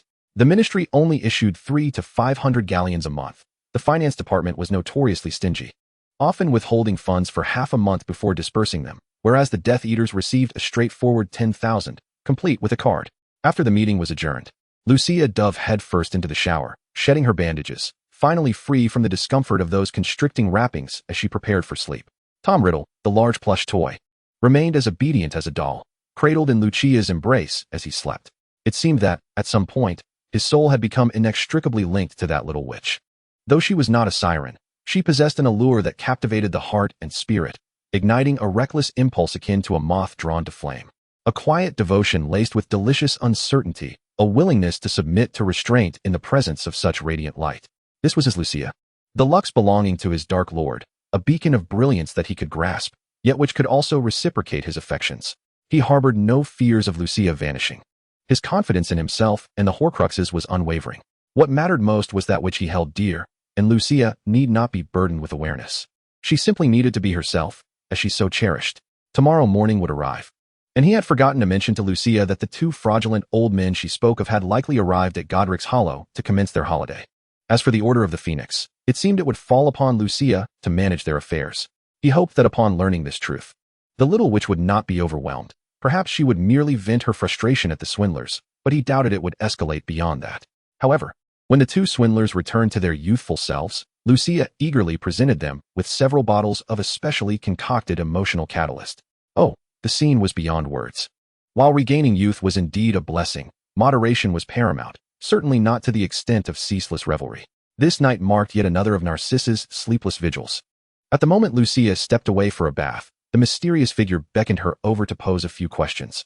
She initially feared that the antics of her children, Draco and Harry, had been discovered, prompting inquiries. When Riddle inquired about the type of necklace Lucia favored, She remained momentarily stiff, but he patiently awaited her response. Eventually, Narcissa stammered out a few designs that Lucia had previously mentioned liking. As far as she knew, Lucia preferred simplistic styles. She eschewed extravagant jewels in favor of gleaming gold and silver. The Malfoy family was not particularly lavish, yet, as Lucia held a fondness for silverware, they had replaced their dining utensils with pure silver items. Perhaps it was because pure silver could detect poison? Riddle mused, aware that Lucia had little interest in wealth, her passions seemingly confined to perfumes and ointments. If one were to inquire about Lucia's interests, they would likely include sleeping soundly, savoring exquisite cuisine, crafting fragrances, and playing the piano. Silver items, simple necklaces, and no jewels. These elements were insufficient. Yet, Lucia's collection of adornments was scant, primarily comprising hairpins. He had witnessed her use one once, and it was undeniably elegant. Surely, he could not transform his gaunt ring into a hairpin. It would be far more prudent to select a necklace and craft it beautifully within that shop. Thus, the Dark Lord summoned the house elf to procure a plethora of design sketches inspired by Muggles, enacting a scene of immediate learning and application. After all, the sapphire ring he wore was rather striking. It was a philosopher's stone, cultivated from Lucia's blood, now adorning his finger. The starry blue and purple hues intertwined, creating a dreamlike fusion reminiscent of two energetic entities colliding in a dazzling display. The profound ring not only exuded coolness, but also had the capacity to mend the wounds of the soul, a testament to Lucia's thoughtful intentions. That philosopher's stone was undoubtedly of great significance to Lucia, akin to the alchemical master Nicholas Flamel's pursuit of immortality through the stone. The availability of such stones was diminishing. The Muggle designs were quite peculiar, devoid of any styles he favored, and if he found them unsatisfactory, how could Lucia possibly appreciate them? Her aesthetic sensibilities surpassed his own considerably. She would either hastily sketch something or painstakingly refine her designs until they were perfect. She possessed a perfectionist streak, believing in either doing something well or not at all. One wonders how long Lucia had labored over the design of his ring. Had she sketched it during his feverish nights of insomnia? Ultimately, it was Lucia who needed to hold him close for sleep, and it was then that Riddle set aside his pencil to become her warm, plush pillow. On Monday morning, the Ministry of Magic relayed news that members of the Confederation would inspect the Ministry today, thus granting employees a 3-day holiday. Lucia compiled a succinct list of her various partnerships, investments, sponsorships, and enterprises she was in the process of acquiring across different countries. Meanwhile, Riddle remained within Riddle Manor, designing a necklace for his beloved girlfriend, yet he had to admit that he lacked any innate talent in the arts. Compared to the jewelry and adornments crafted by Lucia, his creations felt like mere rubbish, glaringly subpar. A whole day passed without productivity, and the letters delivered by the Death Eaters had accumulated into a tome-like thickness. Yet their contents were alarmingly uniform, all pertaining to the Auror assessments by the Ministry of Magic Confederation, which was currently recruiting Aurors. The Ministry Confederation, as the most equitable and just global organization, wielded special investigative powers over dark forces in various countries, akin to the Muggle FBI. They possessed the authority to investigate anyone, including their own president, and on occasion, even sought permission to conduct inquiries in foreign lands, where refusal was rarely an option. The most shocking news of all was that Natalia and Lambert had directly joined the ranks of the next class of Aurors within the Ministry Confederation. Even Minister Fudge hosted a banquet to celebrate this occasion, aiming to cultivate goodwill with Natalia and Lambert, as he had not promoted them himself and had been surprised by the Confederation's immediate interest in them. Additionally, he was eager to glean information about their backgrounds and identities, which had garnered such attention from the Confederation's prosecutors. Chapter 84, A Guide to Blood Magic in Practice. As Lucia and Riddle returned to Hogwarts, preparing to traverse the entrance hall, they were suddenly greeted by a throng of young witches and wizards gathered around the notice board. The inquisitive little witch leaned in to discover what intriguing announcements awaited her, only to find a revival of the dueling tournaments, long since prohibited by the Ministry of Magic, now rebranded as the Dueling Club. Cool. Lucia had always relished wand dueling. Previously, she had engaged in a few matches in the underground dueling arena. It was undeniable that this was an activity she thoroughly enjoyed. To her amusement, Gilderoy Lockhart had asked her godfather to serve as his assistant. Oh, she could guarantee that the irascible Severus Snape would not hesitate to send him flying. Working was already tiresome enough without the added annoyance of foolish colleagues. Severus, while not adept in other areas, was exceptionally skilled in potion making, and his dueling prowess was commendable, with quick reflexes, at least when it came to thinking. In any case, they would be residing until Thursday, so why not join in the excitement tonight? I want to have fun too. All right, I shall accompany you. Although the nature of the fun that Lucia referred to after her participation remains a mystery, There is an unsettling intuition that, should it involve her, other young wizards might be in grave peril, perhaps even facing a monthly stint in a hospital bed. Setting aside the enigma of how Lucia's death curse could indiscriminately eliminate a dozen individuals at once, the memories gleaned from the fragment of Voldemort's shattered soul are strikingly vivid, especially concerning Lucia's enhanced version of the curse. It is utterly absurd. Merely a curse of elimination resulted in the utter demise of the target. When the Ministry of Magic arrived to investigate, they could find no explanation, concluding only that the individual had succumbed to a sudden heart attack, triggered by shock. One can only wish never to be struck by Lucia's lethal curse, silently hoping that such a wish remains unfulfilled. The second-year defense against the dark arts class is relatively straightforward. Yet Lucia listens with rapt attention and does not succumb to slumber during Riddle's lecture, marking a significant improvement for the young witch. Apart from the flying lessons, she often finds herself yearning for sleep in most of her classes, including Grindelwald's instruction in dark magic. That old man has quite the temper. He would hurl a curse at her the moment she dares to doze off. When it comes to temperament, she ought to take a few pointers from Riddle. Grindelwald's acolytes might comment. He is remarkably restrained. He hasn't even set you ablaze with his wrath.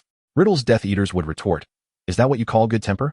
Oh, I see. You're quite infatuated, aren't you?" Thus, the day's lesson concludes. As the bell rings, Professor Riddle displays an exuberance that leaves no room for delay. Clearly eager not to squander time meant for himself and Lucia. He initially intended to corner Lucia to inquire whether she would be attending the dueling club activities that evening. However, as the trio approached, Hermione's keen eyes caught sight of the ring adorning Riddle's right middle finger, prompting her to exclaim with significant implication, "Apologies for the intrusion." Before the others could fully grasp the situation, Hermione had already tugged the rest away, including Draco, who had no intention of disrupting his sister's rendezvous with the professor, but found himself unceremoniously dragged away by Hermione by the scruff of his neck. Draco lamented, "Is there truly no one to speak on my behalf?" Lucia replied, "None whatsoever. Dear brother." Without a flying lesson to attend, Lucia eagerly escorted Riddle back to their dormitory. After casting a simple charm to clear away the dust, she nestled into her bed. In Lucia's words, the bed is the most comforting of places. Even when grappling with obscure knowledge, it remains the ultimate reward for the mind. What is this book? The 862 Fundamental Uses of Blood? And Lon Allen? What? Initially, when Lucia extracted the two small booklets, Riddle did not pay them much heed, presuming that studying Lucia's blood rituals and yin-yang techniques would not be overly challenging. However, the moment the books appeared, Riddle was rendered utterly bewildered. The first volume was manageable, but the second was incomprehensible. Its handwriting so scrawled that one could not help but question if it was a legitimate publication by an ordinary human being or merely a piece of folk art. What is this Lon Allen? It is neither English nor runic, certainly not Japanese. One might consider it an entirely different language. I have annotated the key points in English for your convenience. Merely peruse the highlights, Lucia declared, placing the booklet aside and opening the thin, red, gold-embossed manual. There are 6 sections. This part is the table of contents. This part elaborates on blood invocation. This part contains assessments of your understanding of blood magic, and upon passing, you may proceed to the next section, which includes practical simulations. The young witch rambled on for quite a while, her throat parched by the end of it, while Riddle merely nodded along intermittently, uttering an occasional HM. Despite its seemingly scant thickness, the content rivaled that of a foundational spellbook. Moreover, upon hearing the explanation of the usage methods, it became apparent that the manual likely employed spells akin to the undetectable extension charm, with even the pages featuring their own unique key. Advanced, indeed, almost too sophisticated to belong to this world. Could it possibly be a remnant from the extraordinary realm Lucia once visited? Who knows what power resides there? We refer to this as the Blood Clan Practical Guide. Completing 10% of its content signifies an entry-level understanding, 30% indicates proficiency, and 70% might suffice for passing the OWL exams. Attaining a full 100% is requisite for passing the NEWT exams. Under normal circumstances, it took me quite some time to finish this manual. There is no need to rush through it. Consider it a leisurely hobby. Lucia silently estimated the time required, recalling that completing the entire guide had taken her roughly 70 years. However, some of the material was indeed quite challenging. For instance, one could summon a parent-s spirit by using their bone, dripping their blood, and employing blood magic. She had once recklessly experimented with this, only to find herself on the receiving end of a severe reprimand from her elder sister, resulting in a broken leg that left her bedridden for over 3 years. But then again, she is a completionist at heart. It was worth enduring that beating for the satisfaction of achieving 100% completion on the Blood Magic Practical Guide. Chapter 85, The Dueling Club. At 8 o'clock in the evening, The Great Hall of Hogwarts transformed. The dining tables had vanished, replaced by a resplendent, gilded stage along the walls. Dimly glowing candles floated above, and the ceiling was draped in the same inky black velvet as that of a somber memorial. Nearly all the students gathered here, the hall resounding with unprecedented excitement, each eagerly anticipating the wizarding duels, wands poised in hand. If only Professor Flitwick were to lead the event. I certainly hope it is not Lockhart. He is the only professor I have ever truly disliked. Riddle concurred with Lucia. Professor Flitwick had once been a dueling champion in his youth and excelled in combat, his age not diminishing his prowess in the slightest. Rather than jostling among the throngs, Lucia and Riddle comfortably seated themselves in the prominent guest area. However, when the grand doors creaked open, the professor who entered was none other than Lucia's most despised, Lockhart. Of course, Lockhart's companion, Professor Snape, did not count. He was her second favorite professor, with Riddle reigning supreme. Snape donned his usual black robes, while Lockhart appeared in a flamboyant crimson robe, resembling an overly enthusiastic rooster. Lockhart waved his hand to quiet the young witches and wizards, then bellowed, "Gather round, everyone. Can you all see me? Can you hear my voice? This is absolutely marvelous." Just as Professor Dumbledore had departed Hogwarts, Lockhart commenced the dueling club. Did he not require permission from the Ministry of Magic to host such an event? Was he not concerned about being sent to Azkaban for this unauthorized endeavor? The purpose of this humble dueling club is to adequately prepare you all for the day you might need to defend yourselves. At which point you will undoubtedly be grateful to me. He continued, and if you're curious about my own methods of self-defense, feel free to peruse my published works. The answers lie within.